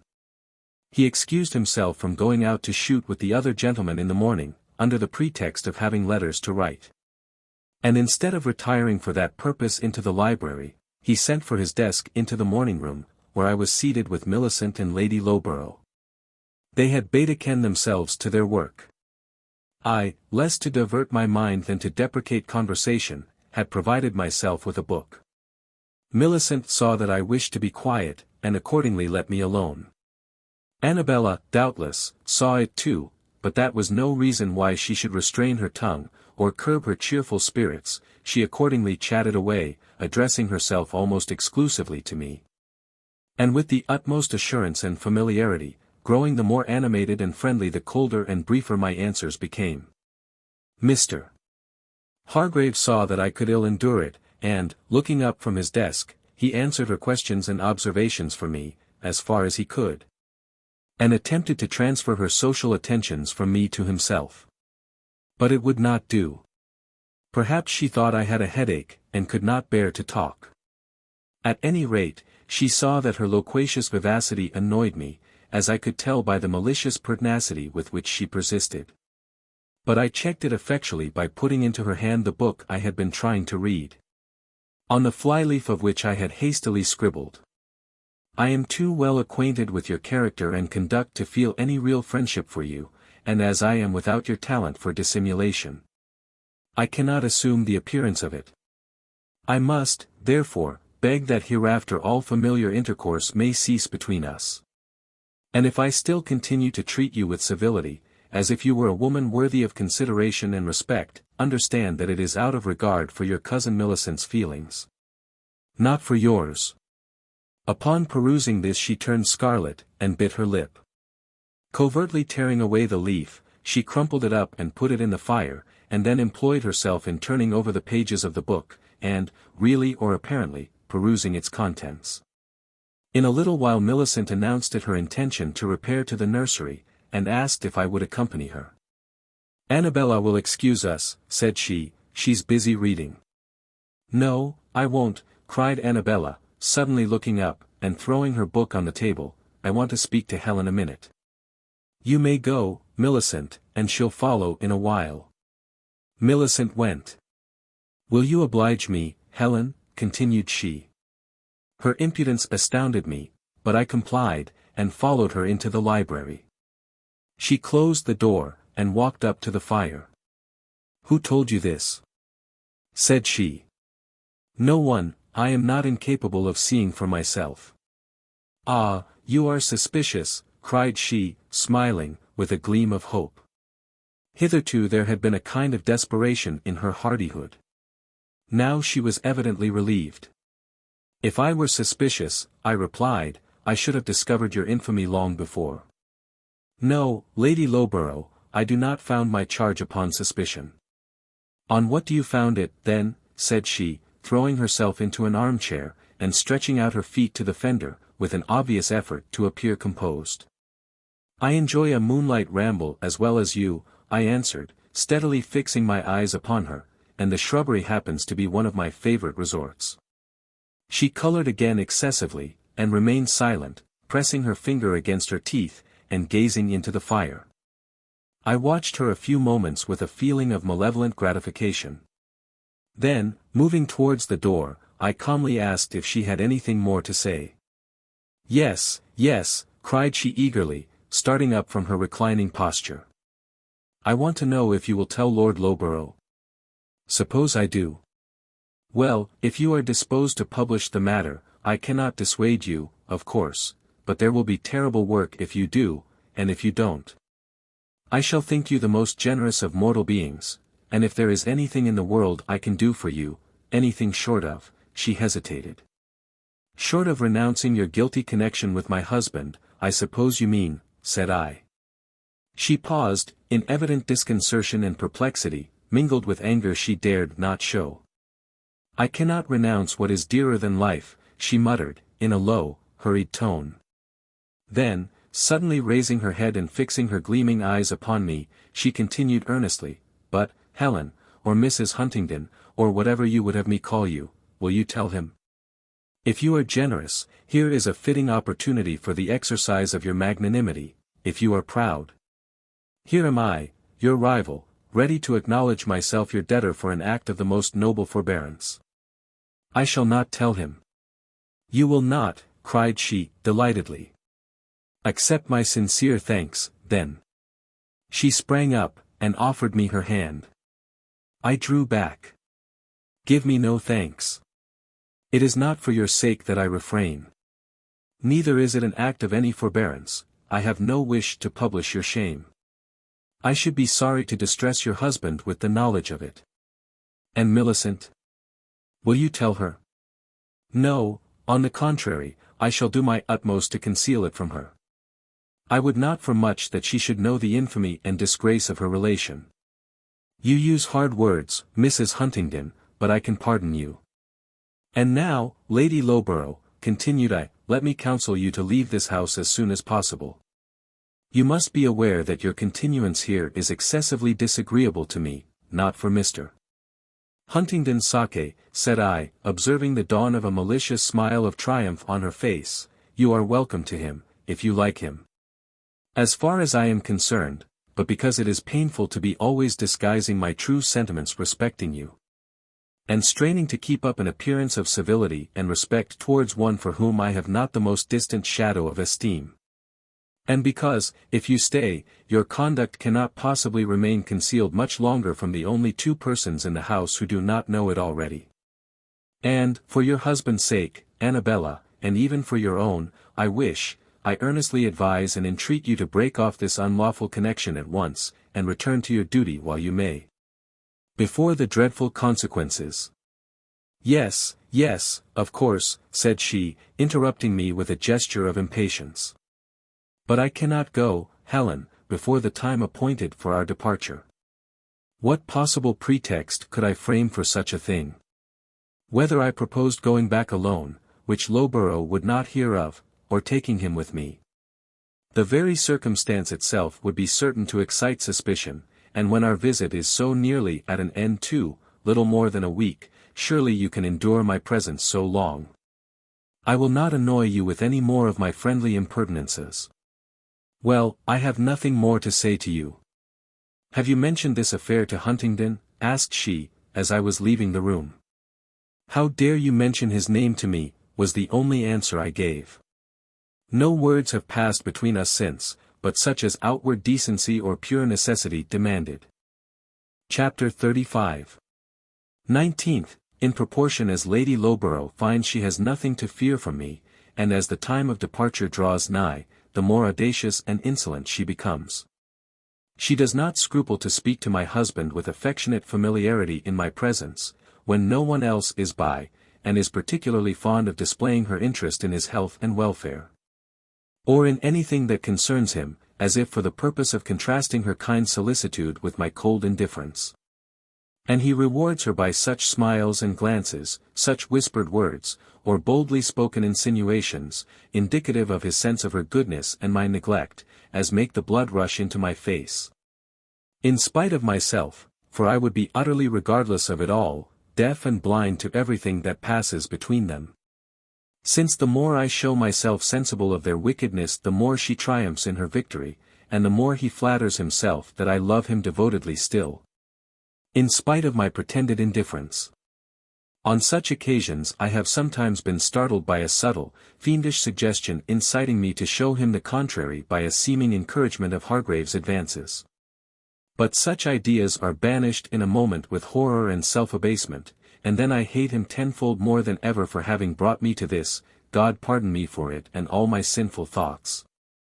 Instead of being humbled and purified by my afflictions, I feel that they are turning my nature into gall. This must be my fault as much as theirs that wrong me. No true Christian could cherish such bitter feelings as I do against him and her, especially the latter. Him, I still feel that I could pardon, freely, gladly, on the slightest token of repentance. But she, words cannot utter my abhorrence. Reason forbids, but passion urges strongly, and I must pray and struggle long ere I subdue it. It is well that she is leaving tomorrow, for I could not well endure her presence for another day. This morning she rose earlier than usual. I found her in the room alone, when I went down to breakfast. "Oh, Helen! Is it you?" said she, turning as I entered.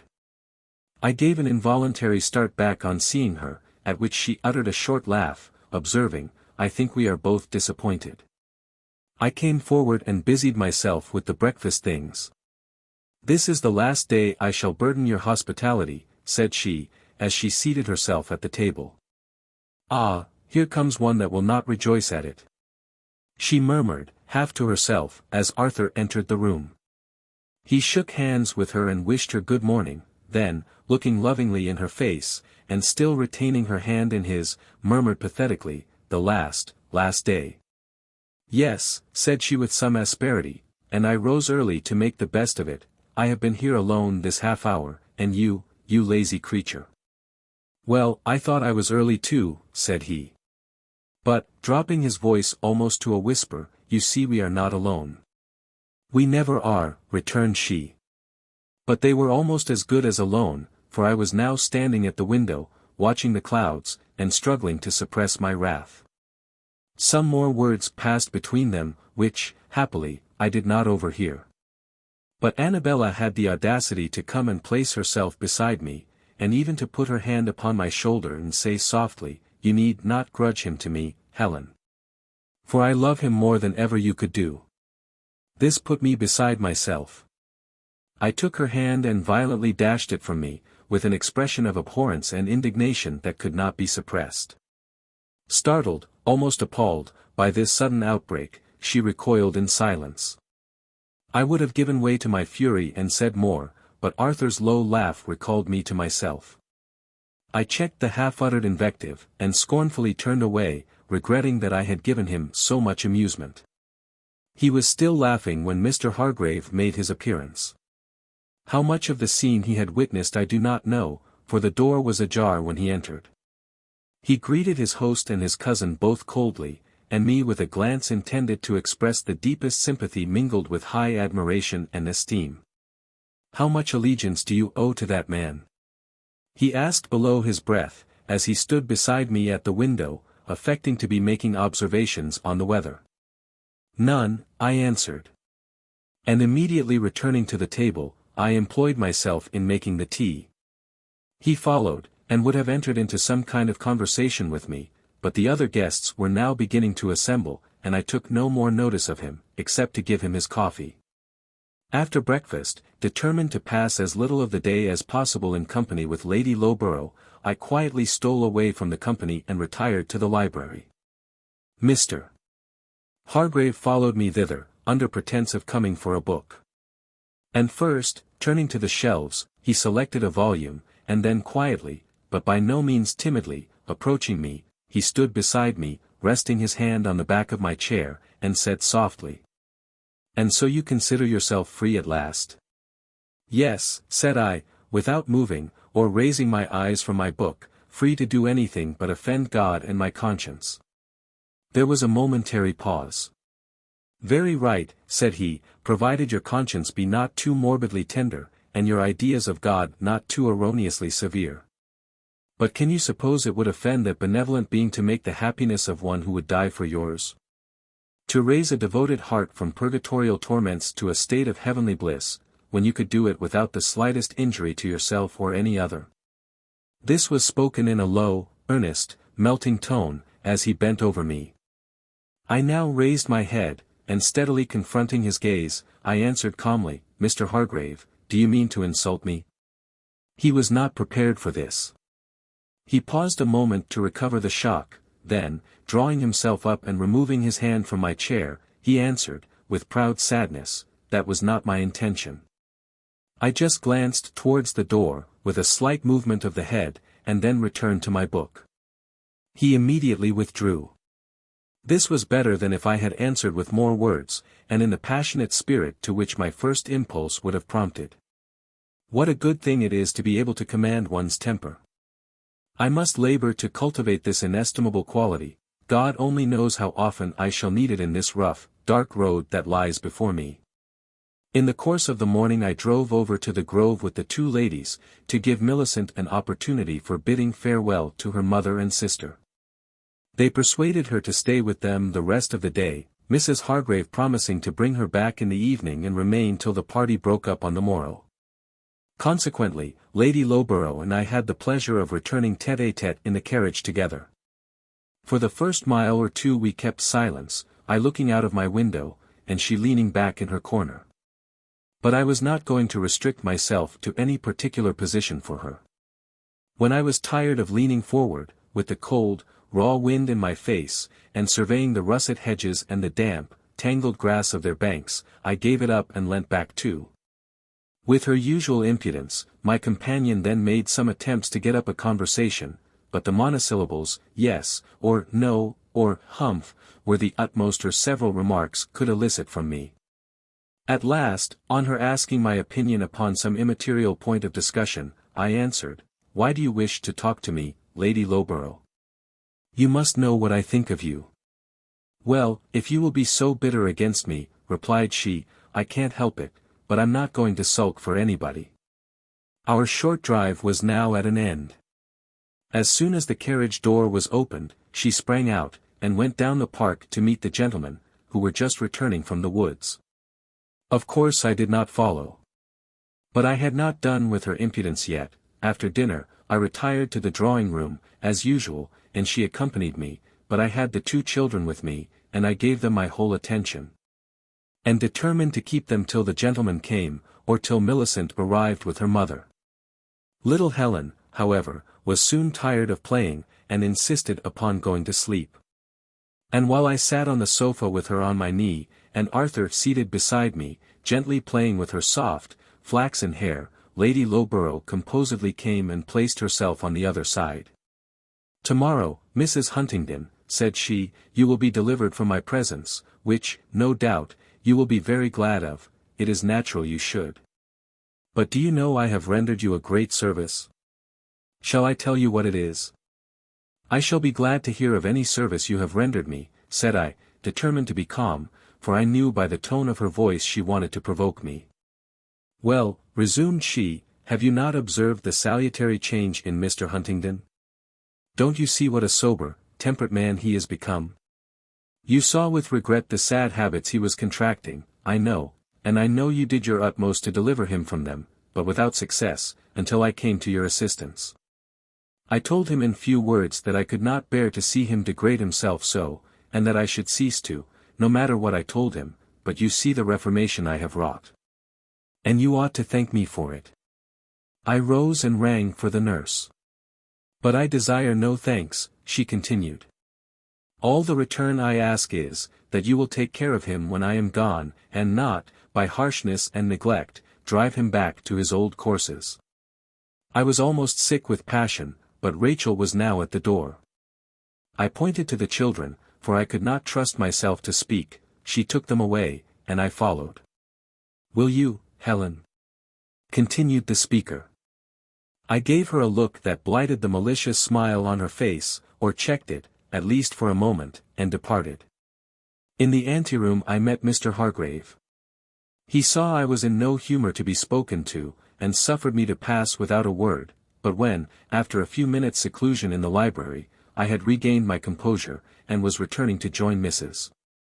Hargrave and Millicent, whom I had just heard come downstairs and go into the drawing-room, I found him there still lingering in the dimly lighted apartment, and evidently waiting for me.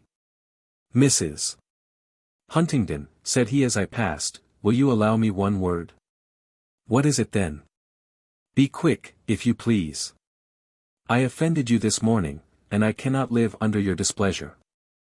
"Then go, and sin no more," replied I, turning away. "No, no," said he, hastily, setting himself before me. "Pardon me, but I must have your forgiveness. I leave you tomorrow, and I may not have an opportunity of speaking to you again. I was wrong to forget myself and you, as I did. But let me implore you to forget and forgive my rash presumption, and think of me as if those words had never been spoken. For, believe me, I regret them deeply, and the loss of your esteem is too severe a penalty. I cannot bear it. Forgetfulness is not to be purchased with a wish. And I cannot bestow my esteem on all who desire it, unless they deserve it too. I shall think my life well spent in laboring to deserve it, if you will but pardon this offense, will you?" "Yes. Yes. But that is coldly spoken. Give me your hand and I'll believe you." "You won't? Then, Mrs. Huntingdon, you do not forgive me." "Yes, here it is, and my forgiveness with it, only, sin no more." He pressed my cold hand with sentimental fervor, but said nothing, and stood aside to let me pass into the room, where all the company were now assembled. Mr. Grimsby was seated near the door. On seeing me enter, almost immediately followed by Hargrave, he leered at me with a glance of intolerable significance, as I passed. I looked him in the face, till he sullenly turned away, if not ashamed, at least confounded for the moment.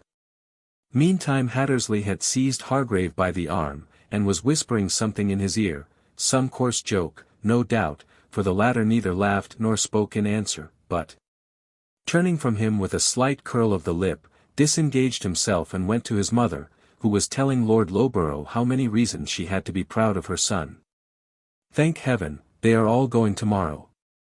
Chapter 36. December 20th, 1824, this is the 3rd anniversary of our felicitous union. It is now 2 months since our guests left us to the enjoyment of each other's society.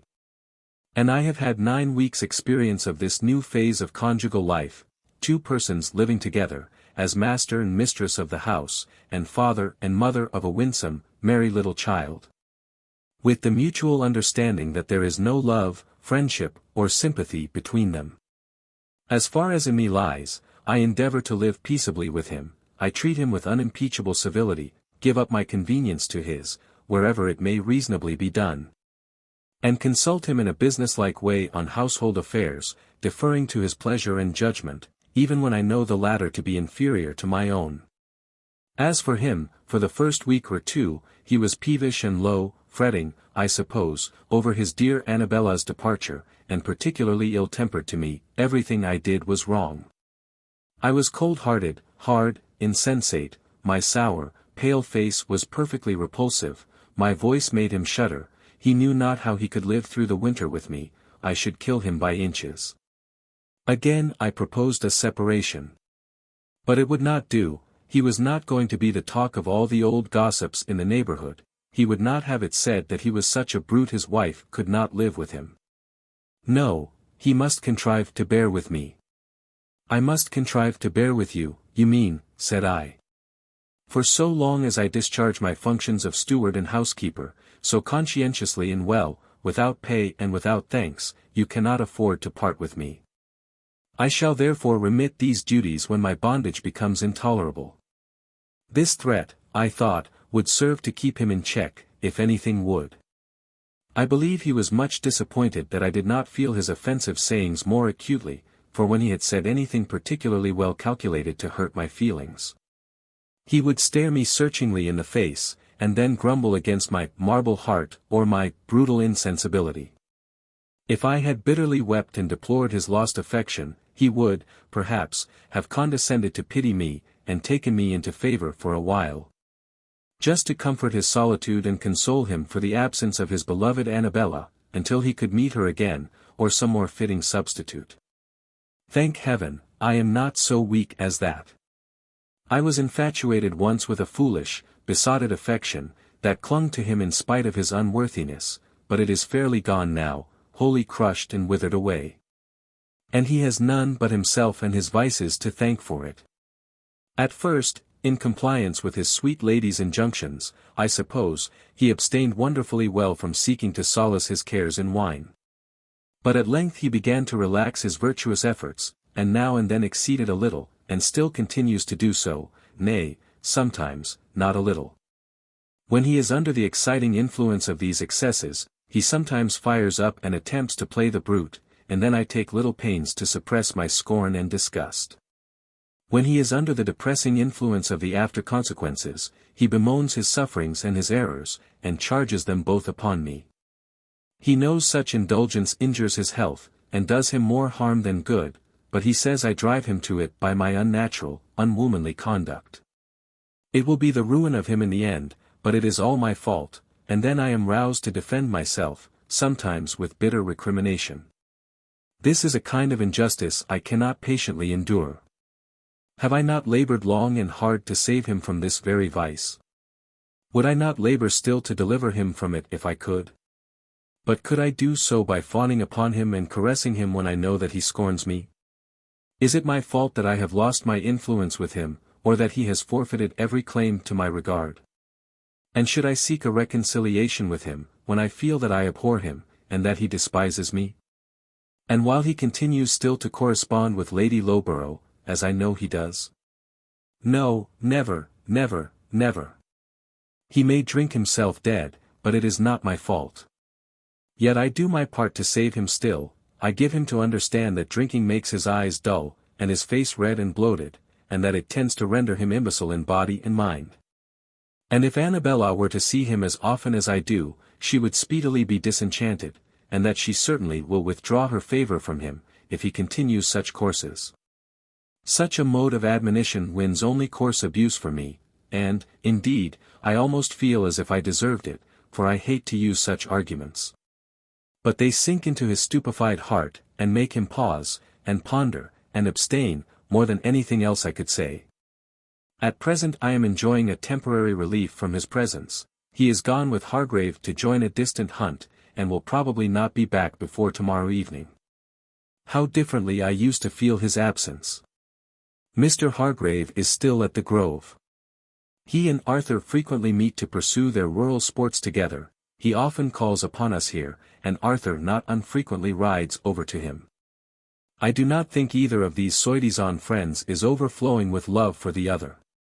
But such intercourse serves to get the time on, and I am very willing it should continue, as it saves me some hours of discomfort in Arthur's society, and gives him some better employment than the sottish indulgence of his sensual appetites. The only objection I have to Mr. Hargrave's being in the neighborhood, is that the fear of meeting him at the Grove prevents me from seeing his sister so often as I otherwise should. For, of late, he has conducted himself towards me with such unerring propriety, that I have almost forgotten his former conduct. I suppose he is striving to win my esteem. If he continue to act in this way, he may win it, but what then? The moment he attempts to demand anything more, he will lose it again. February 10th. It is a hard, embittering thing to have one's kind feelings and good intentions cast back in one's teeth. I was beginning to relent towards my wretched partner.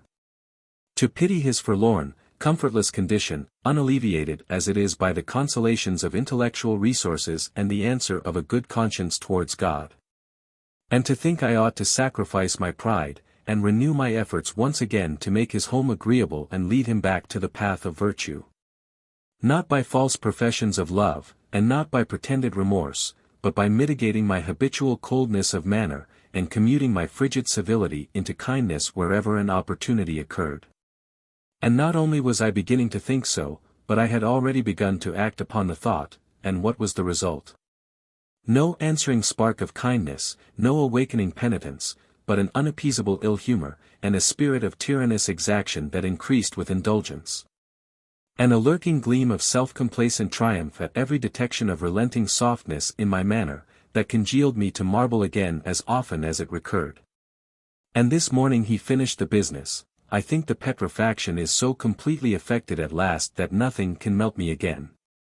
Among his letters was one which he perused with symptoms of unusual gratification, and then threw it across the table to me, with the admonition: "There. Read that, and take a lesson by it." It was in the free, dashing hand of Lady Loughborough.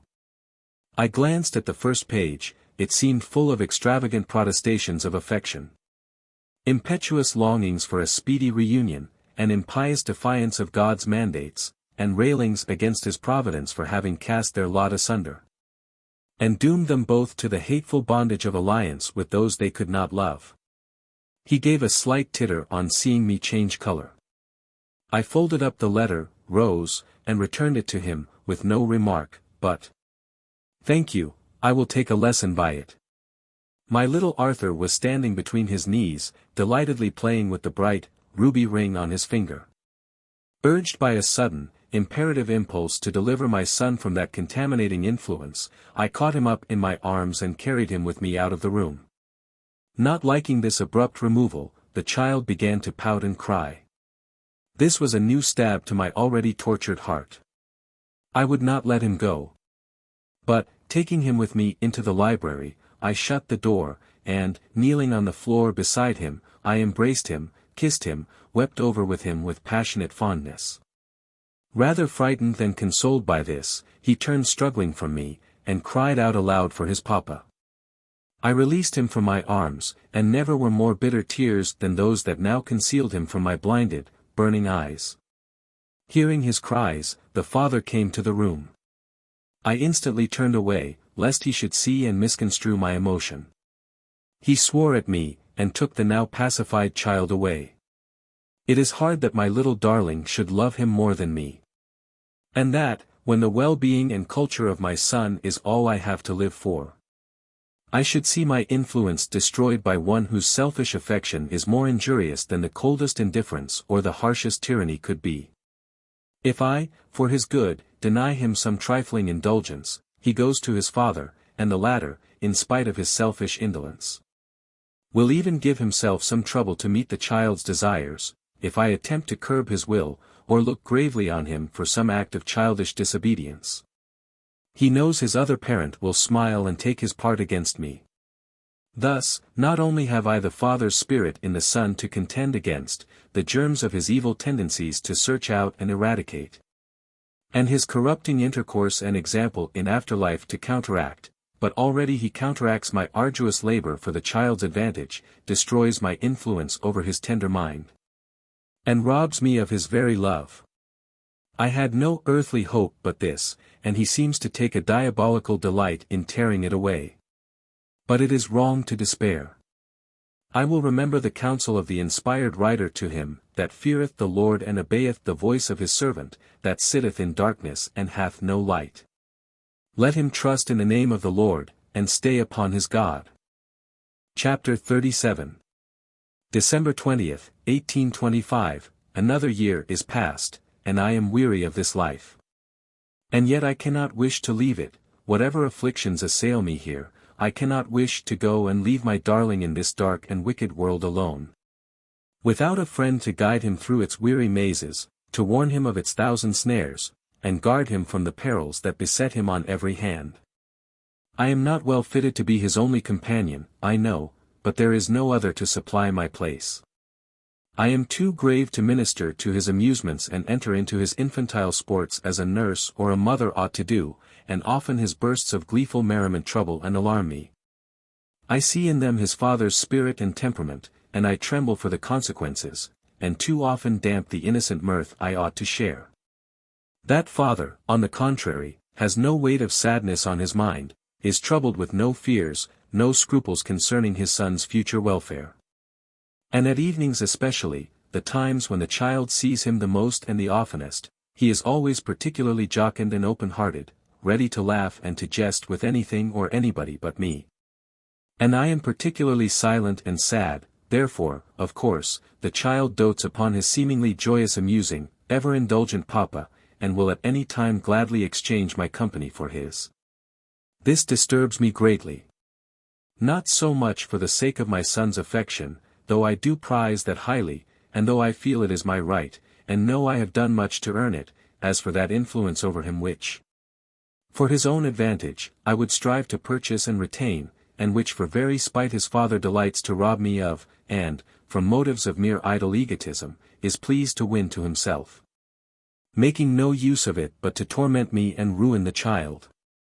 My only consolation is, that he spends comparatively little of his time at home, and, during the months he passes in London or elsewhere, I have a chance of recovering the ground I had lost, and overcoming with good the evil he has wrought by his wilful mismanagement. But then it is a bitter trial to behold him, on his return, doing his utmost to subvert my labors and transform my innocent, affectionate, tractable darling into a selfish, disobedient, and mischievous boy, thereby preparing the soil for those vices he has so successfully cultivated in his own perverted nature.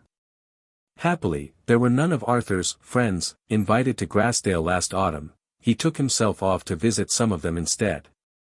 I wish he would always do so, and I wish his friends were numerous and loving enough to keep him amongst them all the year round. Mr. Hargrave, considerably to my annoyance, did not go with him. But I think I have done with that gentleman at last. For 7 or 8 months he behaved so remarkably well, and managed so skilfully too, that I was almost completely off my guard, and was really beginning to look upon him as a friend, and even to treat him as such, with certain prudent restrictions, which I deemed scarcely necessary. When, presuming upon my unsuspecting kindness, he thought he might venture to overstep the bounds of decent moderation and propriety that had so long restrained him. It was on a pleasant evening at the close of May. I was wandering in the park, and he, on seeing me there as he rode past, made bold to enter and approach me, dismounting and leaving his horse at the gate. This was the first time he had ventured to come within its enclosure since I had been left alone, without the sanction of his mother's or sister's company, or at least the excuse of a message from them. But he managed to appear so calm and easy, so respectful and self-possessed in his friendliness, that, though a little surprised, I was neither alarmed nor offended at the unusual liberty. And he walked with me under the ash trees and by the waterside, and talked, with considerable animation, good taste, and intelligence, on many subjects, before I began to think about getting rid of him. Then, after a pause, during which we both stood gazing on the calm, blue water, I revolving in my mind the best means of politely dismissing my companion, he, no doubt. Pondering other matters equally alien to the sweet sights and sounds that alone were present to his senses, he suddenly electrified me by beginning, in a peculiar tone, low, soft, but perfectly distinct, to pour forth the most unequivocal expressions of earnest and passionate love, pleading his cause with all the bold yet artful eloquence he could summon to his aid. But I cut short his appeal, and repulsed him so determinately, so decidedly, and with such a mixture of scornful indignation, tempered with cool, dispassionate sorrow and pity for his benighted mind, that he withdrew, astonished, mortified, and discomfort. And, a few days after, I heard that he had departed for London. He returned, however, in 8 or 9 weeks, and did not entirely keep aloof from me, but comported himself in so remarkable a manner that his quick-sighted sister could not fail to notice the change. "What have you done to Walter, Mrs. Huntingdon?" said she one morning, when I had called at the Grove, and he had just left the room after exchanging a few words of the coldest civility. "He has been so extremely ceremonious and stately of late, I can't imagine what it is all about, unless you have desperately offended him. Tell me what it is, that I may be your mediator, and make you friends again." "I have done nothing willingly to offend him," said I. "If he is offended, he can best tell you himself what it is about." "I'll ask him," cried the giddy girl, springing up and putting her head out of the window. "He's only in the garden, Walter." "No, no, Esther. You will seriously displease me if you do, and I shall leave you immediately, and not come again for months, perhaps years." "Did you call, Esther?" said her brother, approaching the window from without. "Yes, I wanted to ask you." "Good morning, Esther," said I, taking her hand and giving it a severe squeeze. "To ask you," continued she, "to get me a rose for Mrs. Huntingdon." He departed. "Mrs. Huntingdon," she exclaimed, turning to me and still holding me fast by the hand, "I'm quite shocked at you, you're just as angry, and distant, and cold as he is, and I'm determined you shall be as good friends as ever before you go." "Esther, how can you be so rude?" cried Mrs. Hargrave, who was seated gravely knitting in her easy chair. "Surely, you never will learn to conduct yourself like a lady." "Well, mamma, you said yourself," but the young lady was silenced by the uplifted finger of her mamma, accompanied with a very stern shake of the head. "Isn't she cross?" whispered she to me. But, before I could add my share of reproof, Mr. Hargrave reappeared at the window with a beautiful moss rose in his hand. "Here, Esther, I've brought you the rose," said he, extending it towards her. "Give it her yourself, you blockhead," cried she, recoiling with a spring from between us. "Mrs. Huntingdon would rather receive it from you," replied he, in a very serious tone, but lowering his voice that his mother might not hear. His sister took the rose and gave it to me. "My brother's compliments, Mrs. Huntingdon, and he hopes you and he will come to a better understanding by and by." "Will that do, Walter?" added the saucy girl, turning to him and putting her arm round his neck, as he stood leaning upon the sill of the window. "Or should I have said that you are sorry you were so touchy? Or that you hope she will pardon your offense?" "You silly girl. You don't know what you are talking about," replied he gravely. "Indeed I don't, for I'm quite in the dark." "Now, Esther," interposed Mrs. Hargrave, who, if equally benighted on the subject of our estrangement, saw at least that her daughter was behaving very improperly, "I must insist upon your leaving the room." "Pray don't, Mrs. Hargrave, for I'm going to leave it myself," said I, and immediately made my adieus. About a week after Mr. Hargrave brought his sister to see me. He conducted himself, at first, with his usual cold, distant, half stately, half melancholy, altogether injured air. But Esther made no remark upon it this time. She had evidently been schooled into better manners. She talked to me, and laughed and romped with little Arthur, her loved and loving playmate. He, somewhat to my discomfort, enticed her from the room to have a run in the hall, and thence into the garden. I got up to stir the fire. Mr. Hargrave asked if I felt cold, and shut the door, a very unseasonable piece of officiousness, for I had meditated following the noisy playfellows if they did not speedily return. He then took the liberty of walking up to the fire himself, and asking me if I were aware that Mr. Huntingdon was now at the seat of Lord Loughborough, and likely to continue there some time. No. But it's no matter, I answered carelessly, and if my cheek glowed like fire, it was rather at the question than the information it conveyed. You don't object to it, he said. Not at all, if Lord Loughborough likes his company. You have no love left for him, then? Not the least. I knew that. I knew you were too high-minded and pure in your own nature to continue to regard one so utterly false and polluted with any feelings but those of indignation and scornful abhorrence. Is he not your friend? Said I, turning my eyes from the fire to his face, with perhaps a slight touch of those feelings he assigned to another. He was, replied he, with the same calm gravity as before. But do not wrong me by supposing that I could continue my friendship and esteem to a man who could so infamously, so impiously forsake and injure one so transcendently. Well, I won't speak of it. But tell me, do you never think of revenge? Revenge? No, what good would that do? It would make him no better, and me no happier. I don't know how to talk to you, Mrs. Huntingdon, said he, smiling. You are only half a woman. Your nature must be half human, half angelic. Such goodness overawes me, I don't know what to make of it.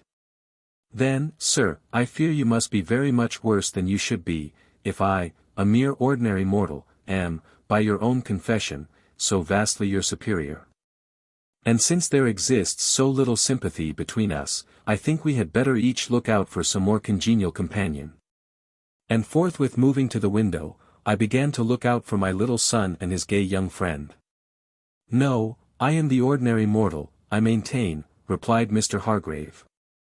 I will not allow myself to be worse than my fellows, but you, madam, I equally maintain there is nobody like you. But are you happy? He asked in a serious tone. As happy as some others, I suppose. Are you as happy as you desire to be? No one is so blessed as that comes to on this side of eternity. One thing I know, returned he, with a deep sad sigh, you are immeasurably happier than I am. I am very sorry for you, then, I could not help replying. Are you, indeed? No, for if you were you would be glad to relieve me. And so I should if I could do so without injuring myself or any other. And can you suppose that I should wish you to injure yourself? No. On the contrary, it is your own happiness I long for more than mine. You are miserable now, Mrs. Huntingdon, continued he, looking me boldly in the face. You do not complain, but I see, and feel, and know that you are miserable, and must remain so as long as you keep those walls of impenetrable ice about your still warm and palpitating heart. And I am miserable, too. Deign to smile on me and I am happy, trust me, and you shall be happy also, for if you are a woman I can make you so, and I will do it in spite of yourself. He muttered between his teeth, and as for others, the question is between ourselves alone, you cannot injure your husband, you know, and no one else has any concern in the matter. I have a son, Mr. Hargrave, and you have a mother, said I, retiring from the window, whither he had followed me. They need not know, he began. But before anything more could be said on either side, Esther and Arthur re-entered the room. The former glanced at Walter's flushed, excited countenance, and then at mine, a little flushed and excited too, I dare say, though from far different causes. She must have thought we had been quarrelling desperately, and was evidently perplexed and disturbed at the circumstance. But she was too polite or too much afraid of her brother's anger to refer to it. She seated herself on the sofa, and putting back her bright, golden ringlets, that were scattered in wild profusion over her face, she immediately began to talk about the garden and her little playfellow, and continued to chatter away in her usual strain till her brother summoned her to depart. If I have spoken too warmly, forgive me, he murmured on taking his leave, or I shall never forgive myself. Esther smiled and glanced at me, I merely bowed, and her countenance fell. She thought it a poor return for Walter's generous concession, and was disappointed in her friend. Poor child, she little knows the world she lives in. Mr. Hargrave had not an opportunity of meeting me again in private for several weeks after this, but when he did meet me there was less of pride and more of touching melancholy in his manner than before. Oh, how he annoyed me! I was obliged at last almost entirely to remit my visits to the Grove, at the expense of deeply offending Mrs. Hargrave and seriously afflicting poor Esther, who really values my society for want of better, and who ought not to suffer for the fault of her brother. But that indefatigable foe was not yet vanquished, he seemed to be always on the watch. I frequently saw him riding lingeringly past the premises, looking searchingly round him as he went, or, if I did not, Rachel did. That sharp-sighted woman soon guessed how matters stood between us, and descrying the enemy's movements from her elevation at the nursery window.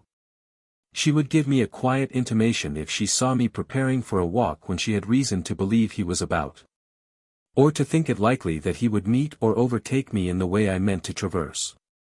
I would then defer my ramble, or confine myself for that day to the park and gardens, or, if the proposed excursion was a matter of importance, such as a visit to the sick or afflicted, I would take Rachel with me, and then I was never molested. But one mild, sunshiny day, early in November, I had ventured forth alone to visit the village school and a few of the poor tenants. And on my return I was alarmed at the clatter of a horse's feet behind me, approaching at a rapid, steady trot. There was no stile or gap at hand by which I could escape into the fields, so I walked quietly on, saying to myself, it may not be he after all. And if it is, and if he do annoy me, it shall be for the last time. I am determined, if there be power in words and looks against cool impudence and mawkish sentimentality so inexhaustible as his. The horse soon overtook me, and was reined up close beside me. It was Mr. Hargrave. He greeted me with a smile intended to be soft and melancholy, but his triumphant satisfaction at having caught me at last so shone through that it was quite a failure. After briefly answering his salutation and inquiring after the ladies at the Grove, I turned away and walked on. But he followed and kept his horse at my side. It was evident he intended to be my companion all the way. Well, I don't much care. If you want another rebuff, take it, and welcome, was my inward remark. Now, sir, what next? This question, though unspoken, was not long unanswered. After a few passing observations upon indifferent subjects, he began in solemn tones the following appeal to my humanity. It will be 4 years next April since I first saw you, Mrs. Huntingdon. You may have forgotten the circumstance, but I never can.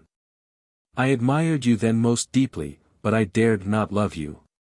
In the following autumn I saw so much of your perfections that I could not fail to love you, though I dared not show it.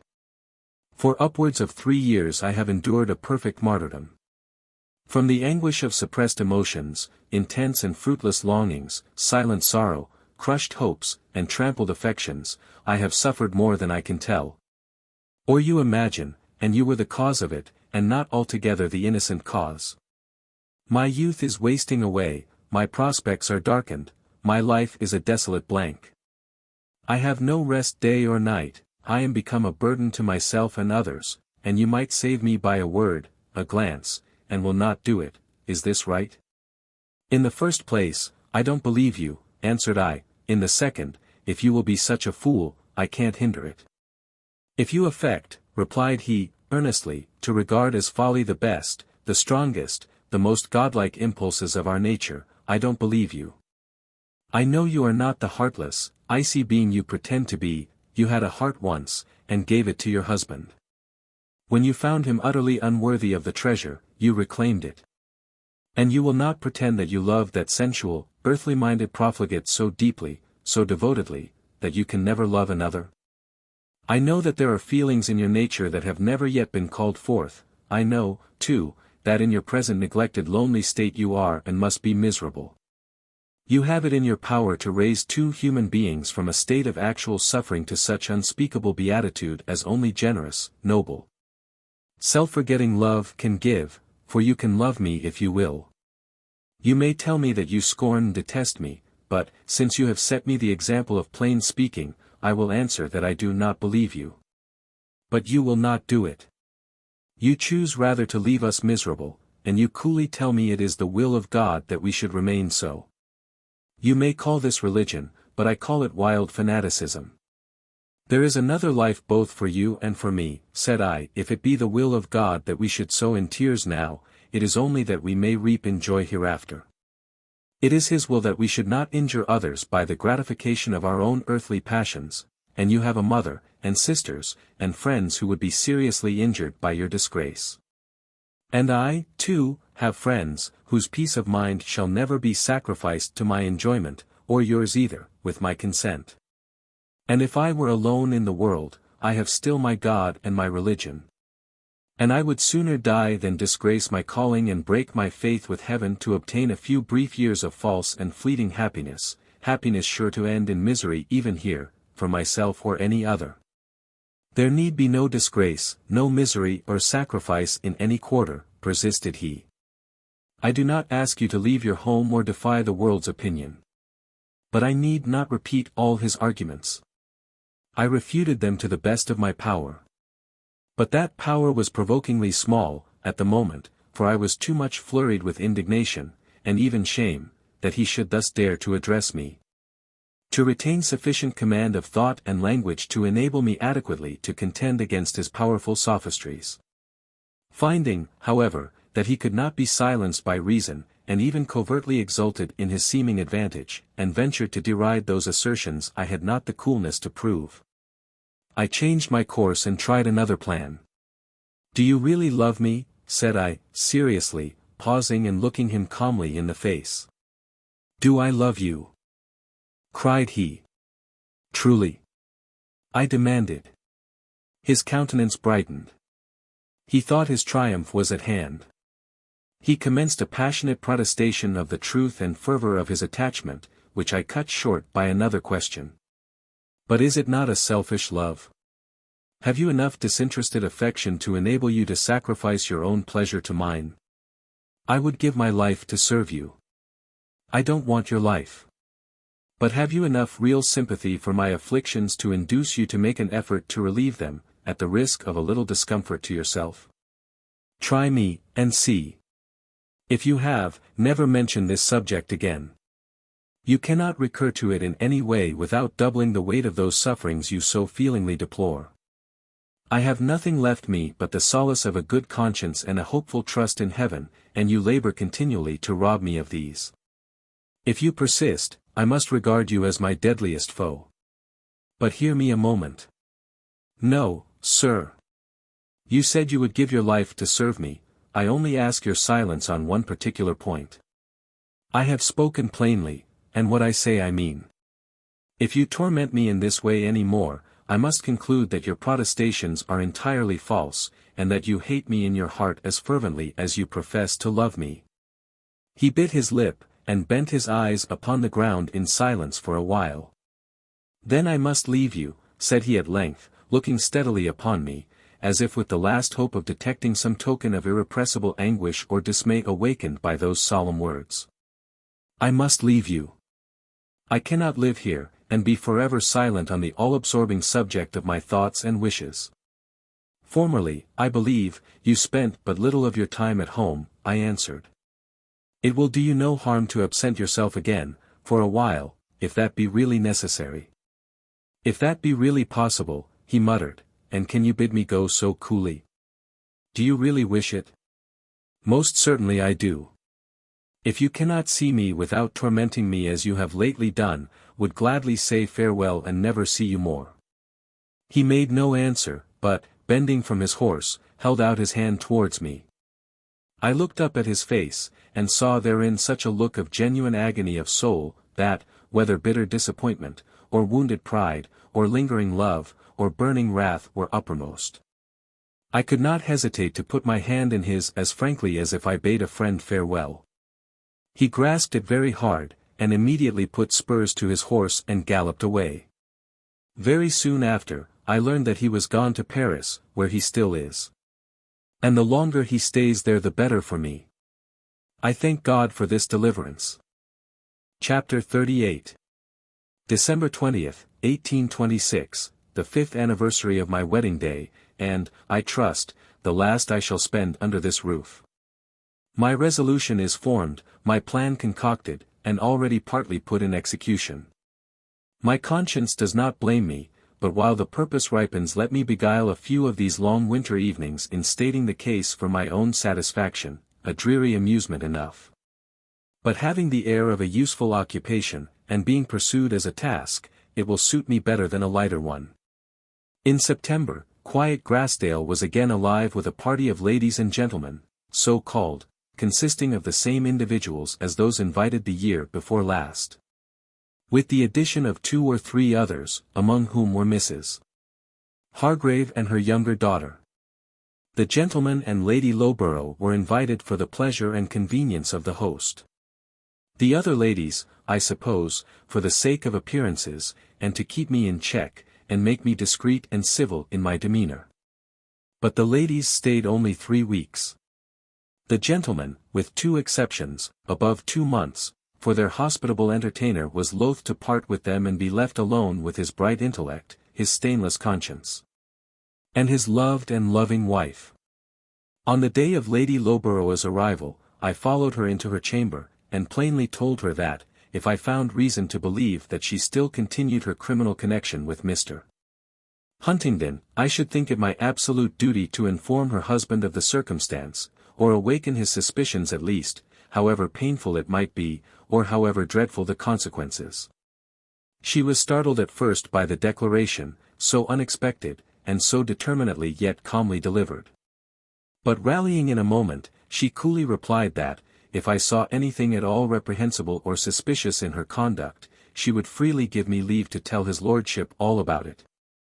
Willing to be satisfied with this, I left her, and certainly I saw nothing thenceforth particularly reprehensible or suspicious in her demeanour towards her host.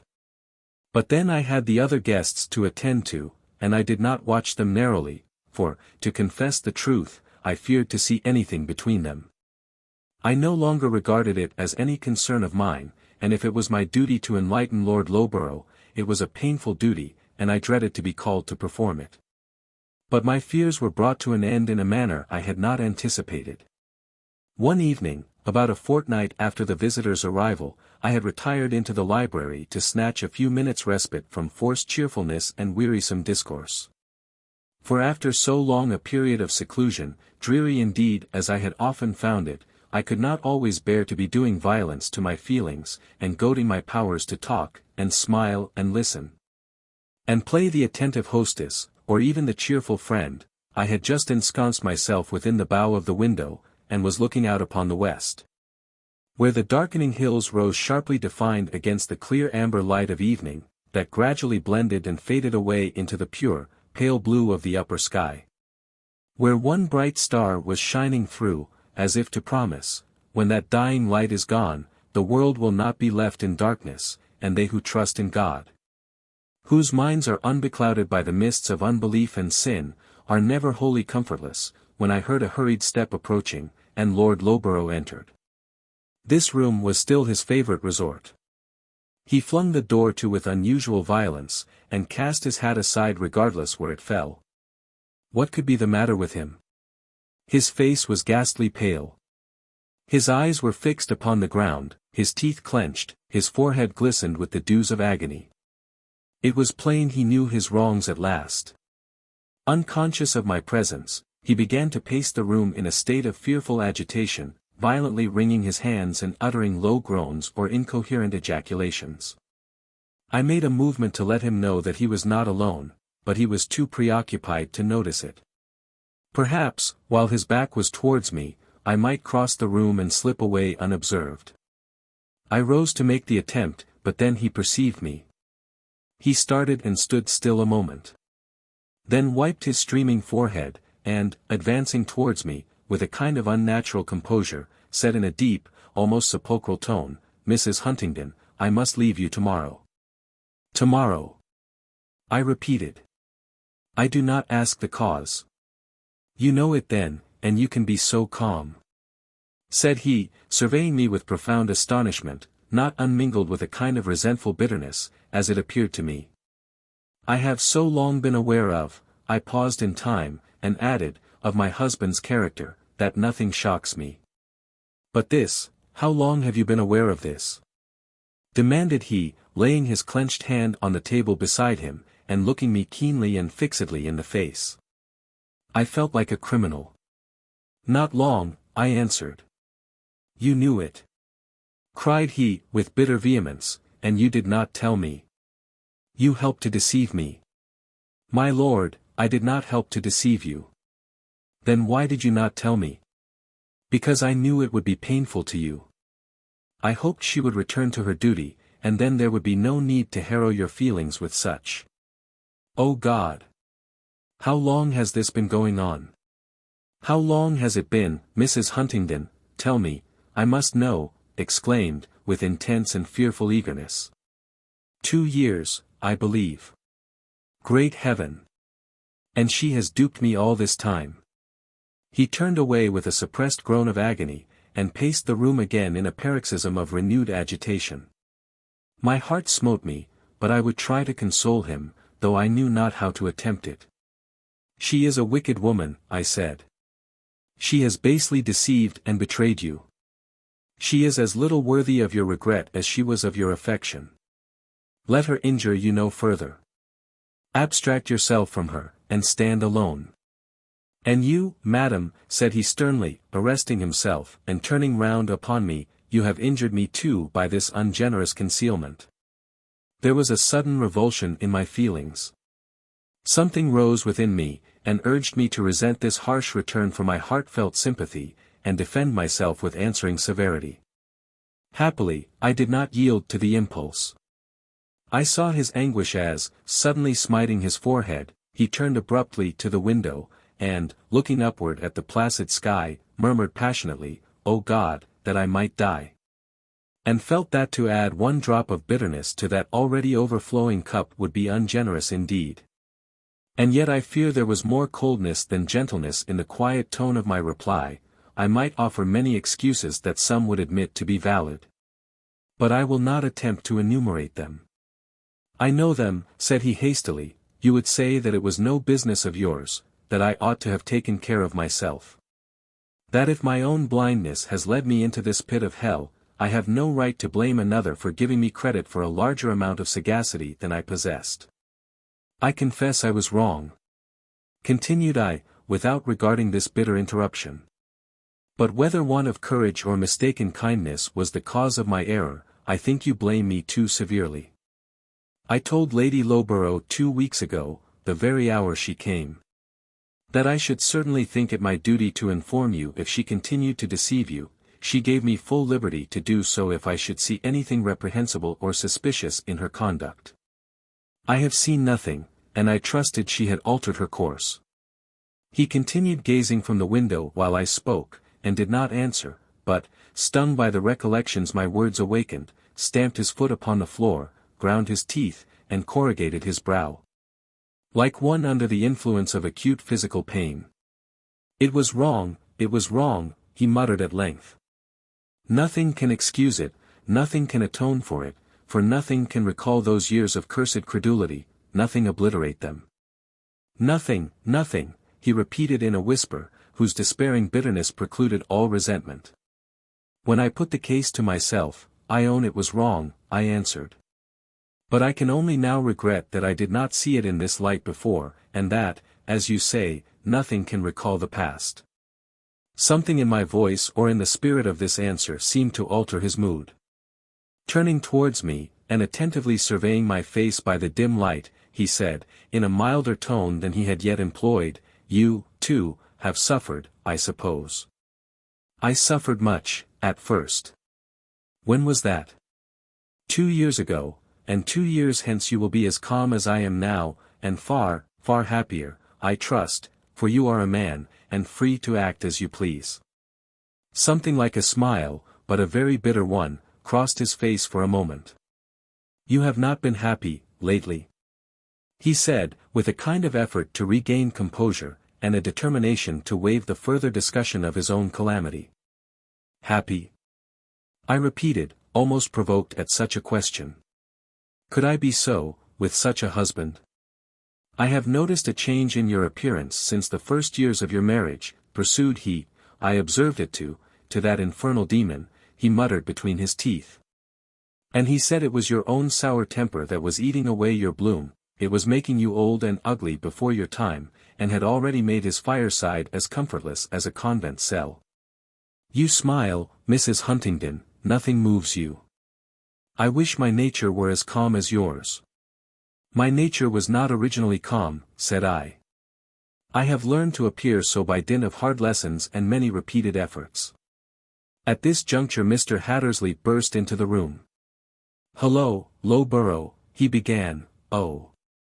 I beg your pardon, he exclaimed on seeing me. I didn't know it was a tête-à-tête.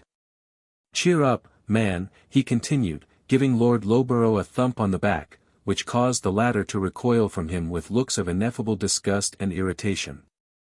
Come, I want to speak with you a bit. Speak, then.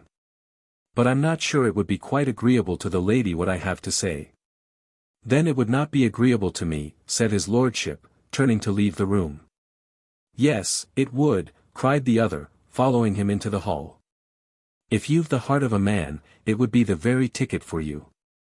It's just this, my lad, he continued, rather lowering his voice, but not enough to prevent me from hearing every word he said, though the half-closed door stood between us. I think you're an ill-used man, nay, now, don't flare up, I don't want to offend you, it's only my rough way of talking. I must speak right out, you know, or else not at all, and I'm come, stop now. Let me explain, I'm come to offer you my services, for though Huntingdon is my friend, he's a devilish scamp, as we all know, and I'll be your friend for the nonce. I know what it is you want, to make matters straight, it's just to exchange a shot with him, and then you'll feel yourself all right again. And if an accident happens, why, that'll be all right too, I dare say, to a desperate fellow like you.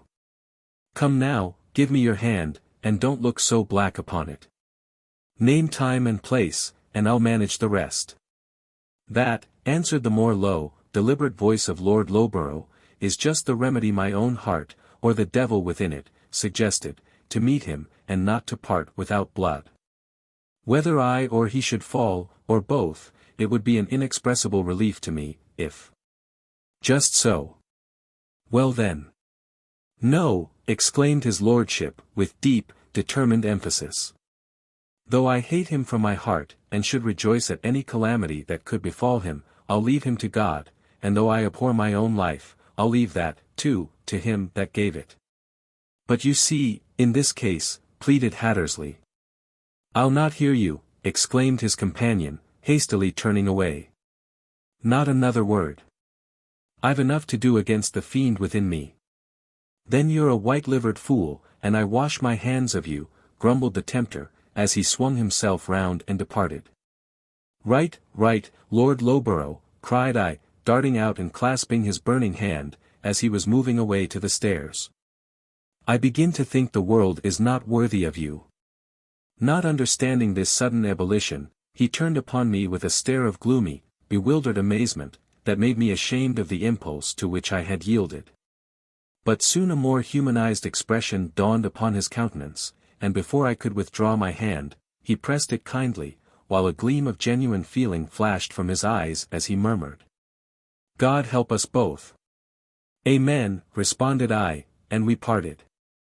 I returned to the drawing-room, where, doubtless, my presence would be expected by most, desired by one or two. In the anteroom was Mr. Hattersley, railing against Lord Lowborough's poltroonery before a select audience, viz. Mr. Huntingdon, who was lounging against the table, exulting in his own treacherous villainy, and laughing his victim to scorn, and Mr.